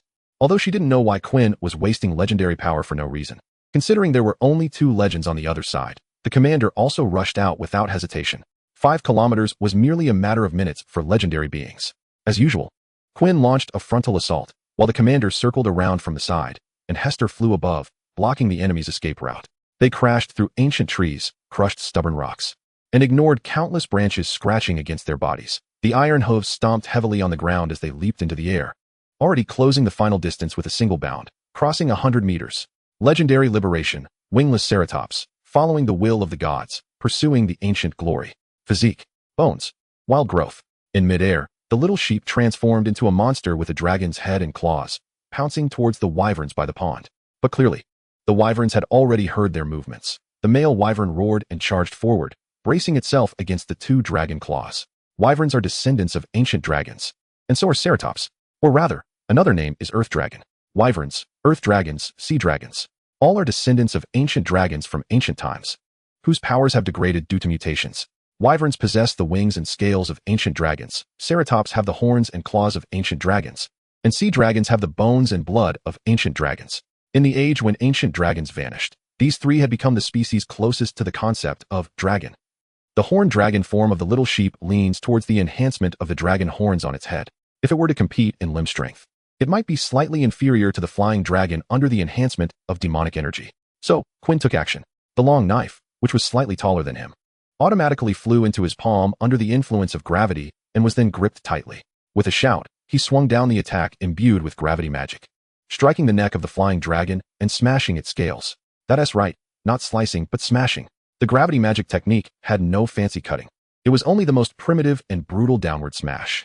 The powerful attack forced the flying dragon to retreat, while the little sheep took the opportunity to stab its curled horns into the dragon's chest.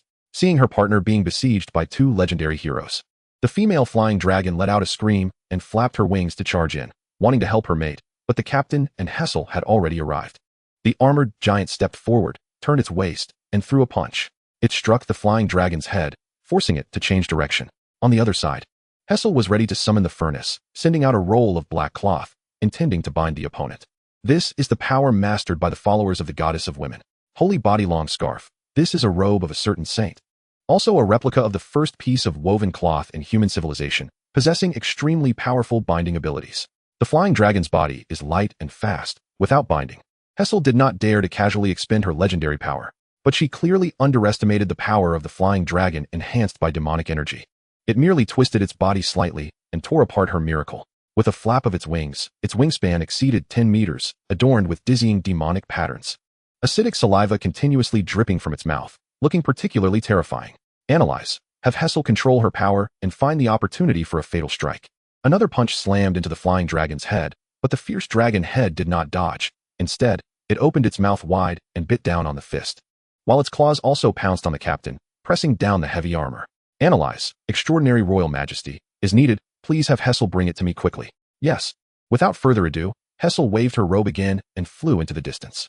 But at that moment, she felt a legendary power descending from above, and when she looked up, it was the arrow that Quinn had shot earlier.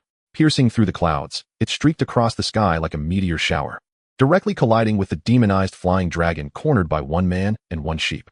The sound of wind whistled in her ears, and the power of the arrows was even stronger than the usual legendary miracle release. Boom, boom, boom. 5 arrows transformed into a rain of arrows. Rather, it was the gravity magic in the form of arrows, with absolute suppressive strength, bombarding the flying dragon's body, making it unable to lift its head. Then, for the final blow, Quinn raised his dual knives high, infused with overwhelming gravity magic, capable of smashing the opponent's head into a pulp. But just before it fell, Quinn seemed to hear an auditory hallucination. As expected, it is the powerful that was anticipated. A strange legendary power erupted suddenly. Chapter 112, Substitute Divine Attendant.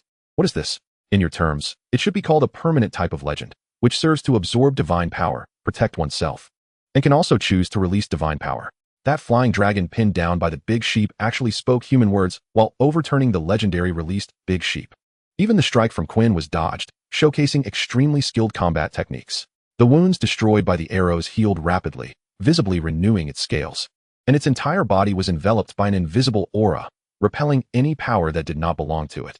In less than 3 breaths, the flying dragon healed from the injuries inflicted by Quinn, spreading its wings anew. The densely packed dragon scales shimmered in different colors, forming a pattern of eyes that flickered with a ghostly light. Surprised? The flying dragon landed on all fours, showing a proud expression to Quinn, slowly opening its wings. I have been granted wisdom by Lord You and power by the divine being. I am one of the substitute divine attendants in this ancient forest. You are merely a mere human, and it is normal for you to not understand. However, daring to enslave my kin is your crime. The wings fully spread again, and the demonic aura from the abyss blew towards him. It made his heart itch. Monty Pearl possesses the effect of resisting negative mental states. Thanks to the Pearl's effect, Quinn could clearly feel that within this aura was a power that could shake his spirit. The little sheep was blown around by this aura, swaying unsteadily, and actually took the initiative to the legendary release, collapsing to the ground and falling into a deep sleep. This is my first legend and also my symbol of faith, but it seems to have no effect on you. The flying dragon still spoke in a lofty tone, showing no fear in revealing its information. As if it had already secured its victory, Quinn leaped off the little sheep and landed on the ground, turning to look at the captain. The female flying dragon did not display her legendary power, and it was unclear whether she had it or had yet to use it, as she fought hand-to-hand with the captain. Don't worry about that side. In this area, I am the only substitute divine attendant. However, for you, it will be the end of your meeting with the divine. Quinn sighed, gripping his dual knives, his expression darkened, and he shouted angrily, "Are you going to keep babbling or fight?" Boom. Quinn, charging at full speed, was no slower than the big sheep, with his dual knives crossed in front of him, instantly locking onto the male flying dragon's neck. Gravity magic, pull. The flying dragon felt like its body was being tugged by some force, and its head could not stop crashing toward the blade. Its nearly 10-ton body was struck upward, as if hit by a 100-ton truck, flying backward into the dense forest. Immediately afterward, Quinn extended the knife blade. The legendary power surged, flowing through his arms into the dual knives, attracting and attaching the surrounding trees and rocks, forging a pair of dual knives exceeding 20 meters. The twin blades swept. The violent attack destroyed the forest and shattered the rocks, crashing down on the flying dragon's body. Scream. Go ahead and scream. What kind of madness is this? Try screaming again. Boom, boom, boom. Continuous swings of the rock giant blades smashed down on the flying dragon's body. That furious body seemed like an unwearied machine, continuously launching attacks on the flying dragon, trying to crawl out of the pit, just like hitting moles. As soon as a mole popped its head up, it would be smashed. In the end, the mole's side lit up. Legendary release. Three-headed evil dragon. As a divine attendant, one must fulfill divine duties. The bloodline of fantasy manifests accordingly. Under the clear sky, dark mist rolled, completely obscuring the central figure of the flying dragon. Crack. A head emerged from the black mist, bracing against the left long knife. Crack. The long knife on the right was bitten by another head. The black mist was dispersed by a pair of dark wings, and three-headed dragons rose from below, flying into the air. From the moment it got close, a strange feeling arose in its heart. No matter what, it couldn't defeat the opponent in close combat. Yes, whether it was that 20-meter-long dual blades or the opponent's terrifying skills. It couldn't think of a way to counter them and could only resort to its specialty, using long-range attacks to deal with the enemy. The dragon's body was light, and in hand-to-hand combat, it was not even a match for the Earth Dragon, but their advantage lay in those wings. Now, with two more heads, they could wield special powers. The newly grown two heads could spit out magical energy bullets, which could tear apart those legendary magical creatures. And the attack range even reached 200 meters. Humans, you have added another charge to your crimes. That is, you have angered me, a divine guardian. The air was inhaled, and the visible dark mist was compressed in the dragon's mouth, transforming into a high-speed rotating missile. Then, it was thrown out with full force. The warrior watched the trajectory of the attack, which was obvious, and merely tilted his head slightly as the missile grazed past his cheek. The gust from the missile blew the warrior's disheveled hair, with a few strands hanging down in the middle of his lion-like face. Boom. The missile shattered a giant rock, creating a pit over 10 meters deep in the ground.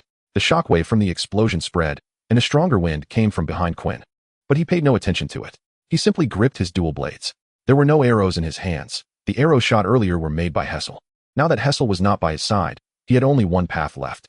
His legs slightly bent, and his whole body compressed like a spring to the extreme. The calf muscles tightened instantly, with veins bulging. Gravity magic, activate. 1 step forward, 2 steps leaping. The light-bodied Quinn erupted fiercely, like an eagle soaring through the sky, carrying a sweeping gale, and in the blink of an eye, he leaped 100 meters to kill before the dragon, swinging dual blades. Die for me. Too fast. Too fast, too fast. That was not a speed that a legend of humanity could possess. How could a body of that size have such agile speed? However, it was too late for regrets. The dual blades had already sliced into its neck, dark red blood and magical energy continuously leaking out. And the dragon's body fell with this warrior from high above, crashing to the ground. The legend was forced to be lifted, leaving only one dragon head spewing some blood foam. You will definitely not leave here alive. I have already sent out a distress signal. 3 candidate divine guardians are. The dragon head was severed, and Quinn dug out a scale from its neck. The explosive kill archer system is at your service. 60 until the next skill draw. After all this, it turns out you are both weak and love to shout.